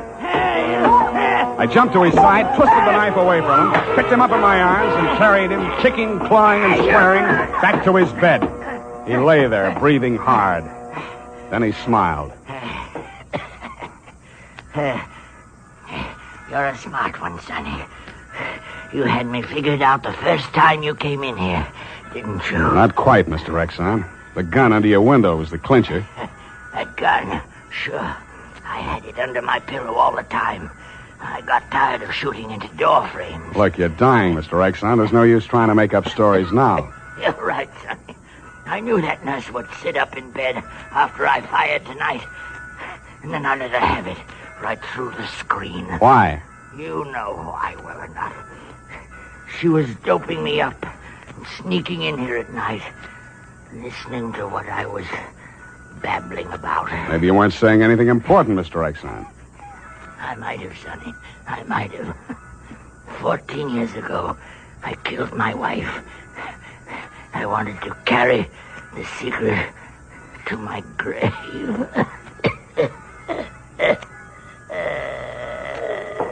You nearly made it at that.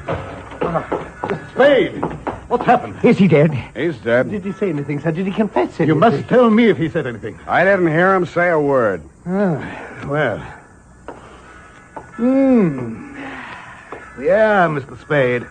Charged with a certain texture, a significant quality. There's a certain smell, yes. An omen. You can inhale it, sir. Journey thou to Nairobi on the veldt. Tarry 7 days, and you will collect the fabulous golden skull of Wizami, king of the Bojamas. Aha! Marcus! Yes, master. Unhook the hooker. Pack the marmalade. We are off to the veldt.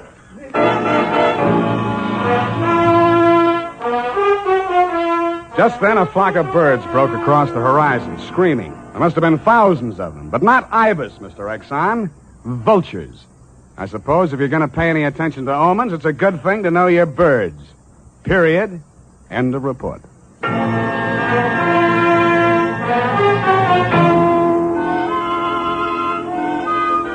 Right now, I have something to say to every man who doesn't use a hair tonic, to every man who says I don't believe in it or I don't need it. That all depends on what you mean when you say hair tonic. If you mean the old-fashioned greasy kind that leaves your hair smelling like a perfume factory, you're absolutely right. But remember, Wild Root Cream Oil Hair Tonic is nothing like that. Wild Root Cream Oil is an entirely new kind of hair grooming preparation. There's not a drop of alcohol in Wild Root Cream Oil, and it contains soothing lanolin that's like the oil of your skin. Most important, Wild Root Cream Oil grooms your hair the right way, neatly and naturally. Never leaves your hair sticky or greasy. Get the big economy-size bottle and the handy new tube that's economical, easy to pack when you travel, and grand for the bathroom cabinet.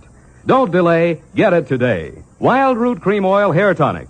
Again and again, the choice of men who put good grooming first.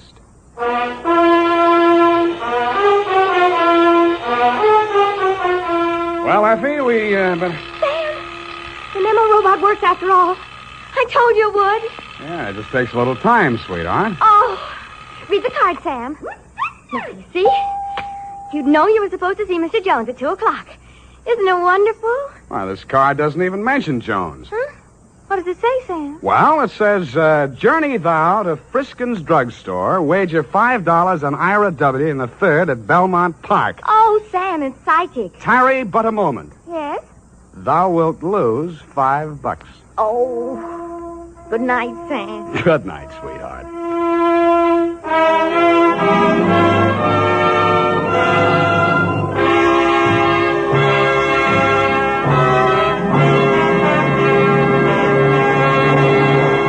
Listen now to The Adventures of Sam Spade, starring Howard Duff in The Convertible Caper.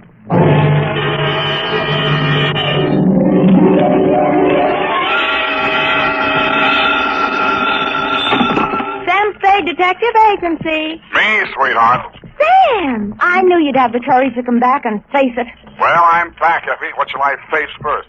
You didn't do something else, did you, Sam? Besides what? Besides running away with that woman in a stolen car. You're a little mixed up, Effie. The car was stolen from her.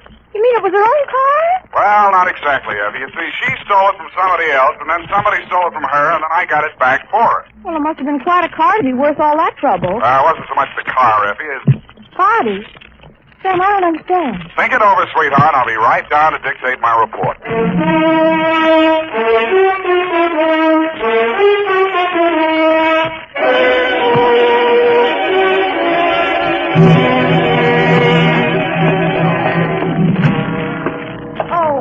Sam, look at you. Can't you take no for an answer? And just what do you mean by that, Miss Perrine? Claw marks on your face. Wrong again, sweetheart. She said yes, I said no, hence the scratches. I knew she was that type the minute she walked into this office. That ankle bracelet and green nail polish. Green nail polish. Well, puce colors. This one goes to homicide, Effie. Oh, not another murder, Sam. What else? To Detective Lieutenant Dundee from Samuel Spade with license number 127-596. Subject, the convertible caper. Dear Dundee, it had been a dull morning, but just before lunchtime, things began to brighten up. Her clothes looked like money, and what they were wrapped around looked even better. She eased herself into the chair I pushed up for her, rattled about $1,000 worth of charm bracelet at me, and after she'd arranged her legs, mouth, and eyes to our mutual satisfaction, she allowed me to hear the sound of her beautiful voice. I do not know whether you will be interested in my case or not, Mr. Spade. Put your mind at rest, Miss Estrada. Estrada. Who knows? Perhaps I am merely a waste of time. My time is your time, as we say in the States, Mrs. Estrada. Oh, you are very simpático, very kind. Entonces, my automobile has been stolen. When and from where? Last night, after midnight, while I was checking in at the Hotel San Rafael, where I am staying, I foolishly left it parked outside with the keys in it. Have you reported this to the police? No. I suggest you do. No. No? No. Well, why not? Because I stole it from another. Oh, I see. No, but you do not yet know all. If the police find the car and notify the one from whom I stole it, then that one will know that I am in San Francisco. And that's bad. He won't do that. If he finds out I am in San Francisco, then he will come here and kill me. That is why I must recover the car rapidly and without the police. You will be glad to help me. Be very pleasant, Mrs. Estrada, but hot cars are not exactly in my line. You wish that I don't think anybody would murder you just for stealing his car. Oh, not for the car, no. Already he tried to kill me once, twice, 3 times. So I take the car and drive away rapidly. Away from where? Mexico, state of Chihuahua, where this pig resides who wishes to murder me. Why? Oh, he drinks. He becomes a beast. He accuses me of... Look here on my shoulder, the scar. Where already he cuts me with a knife. Uh-huh. Now you have seen something that changes your mind about me, huh? You see that I am sincere. Why, Mrs. Estrada, I never had any doubts. Oh, please. I am without friends. You will call me Nietzsche, yes? Yes, indeed, Nietzsche. Bueno, now we are friends. In the car is sitting the pig. Hey, what's this pig's name? Pig is the only name I will honor him with. Pig. Hey, what make a car, Joe? Leonza. You know this kind of car? Yeah, it's a foreign car. I've seen a few around. This must have set the pig back several $1,000. Huh, he steals everything. Listen, my darling, please notice. Around here is pink with blue fenders. Not anymore. That's the first thing a car thief changes, the paint job. Any other distinguishing marks? Distinguishing marks? Yes. I would think. It has a radio. You don't say. And it has 2 windshield wipers. Well, I'll buzz around, meet you. If I find anything, I'll let you know. My fee is... Yes. Yes, that is something else. I have no money. Oh, that's great. That's just great. But I am sincere. You said so. Look, my darling, take this. It is worth very much. See? This little charm alone. Platinum set with diamonds. Worth very much. You will keep it until I pay you, eh? Adios, guapo. Hasta la vista. She thrust the charm bracelet into my hand, bit me on the ear, and departed. I put a Band-Aid on it, ran some cold water over my head, poured myself a stiff slug of bourbon, and examined the bracelet. The dangle she pointed out was a white metal disc with a monogram in diamonds, 2 vertical bars with a horizontal one on top. It was the Greek letter pi or the initials TT, depending on who had stolen it from whom. I knew it was at least worth my fee. I dropped it into my pocket and went out. My first stop was over on Mission. The sign on the building says, Masterpiece Auto Painting, Joe Rembrandt, proprietor. Sam, long time no see. Hello, Joe. Got something you want painted? No, but I think you may have painted something I want. Sam, you know me. They drive them in the front. We spray the paint on them and push them out the back. No questions asked. That's quite a turnover, Joe. Yeah, we're going big time. Got the exclusive now for the syndicate work in the hill. Is that right? Yeah. What are you looking for, Sam? A murder car? Could be. It's a custom job, foreign car, Dowser. Hey, here's what it looks like. Yeah, convertible. Sure, come in this morning. 2-color job. Which 2 colors? Canary yellow body, baby blue fenders. Yeah, quite a car, Sam. Quite a snazzy heap. Heap, huh? Yeah. Is that what you want to know? It was. Happy Herman Heath was one of the biggest used car thieves in the city.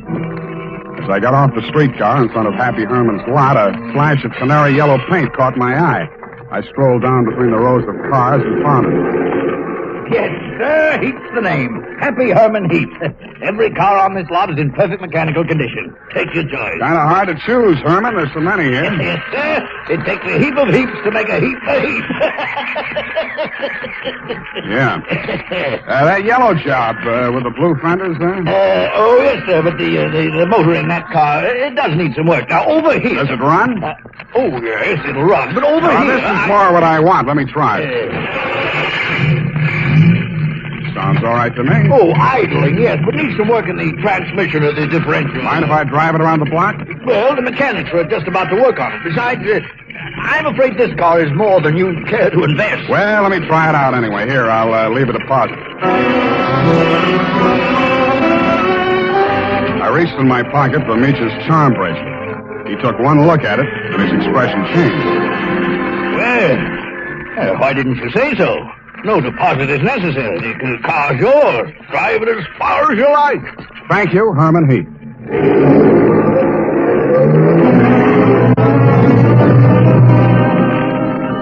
I took him at his word. I put the magic bracelet in my pocket, drove back to O'Farrell Street, parked in front of the San Rafael Hotel, slipped the doorman a buck to wash it for me, and went on into the lobby. The desk clerk said that Senorita Estrada had checked out 30 minutes before, leaving no address. I found the house dick in the bar and asked him for a rundown. Yeah, I remember her, Sam. Very nice dish. Any callers, Tiny? Yeah, 2 guys. Yeah? Went out when they came, ain't been back since. Who were they? You won't believe it, Sam. One of them was Tom Carey. What's he doing in San Francisco? He's wanted for murder. And I don't know, but there must be plenty in it if he brought him back across the border. He's staying here? Yeah, room 613. Do me a favor, will you, Tiny? Anything at all, Sam. There's a car parked outside in the loading zone here. Stow it in the hotel garage for me, will you? Upstairs, as far out of sight as you can get it. I went upstairs and rang the buzzer at room 613. The door was opened by a little dark-complected man with hard eyes and Indian features. There was a mean-looking knife in his hand, but he put it away at a nod from Tom Carey. How'd you find out I was in town? Not from Meecha. I don't know how much she told you, Sam, but if she told you this much, she was 11. It's $1 million caper. And you know some of the things I've done for less. What's in it for me? What'd she pay you? Nothing. She left this charm bracelet in Hawk. Now, boss, I caught him now. Shut up, Hawkins. Give me that bracelet. Mine. Watch it, Tom.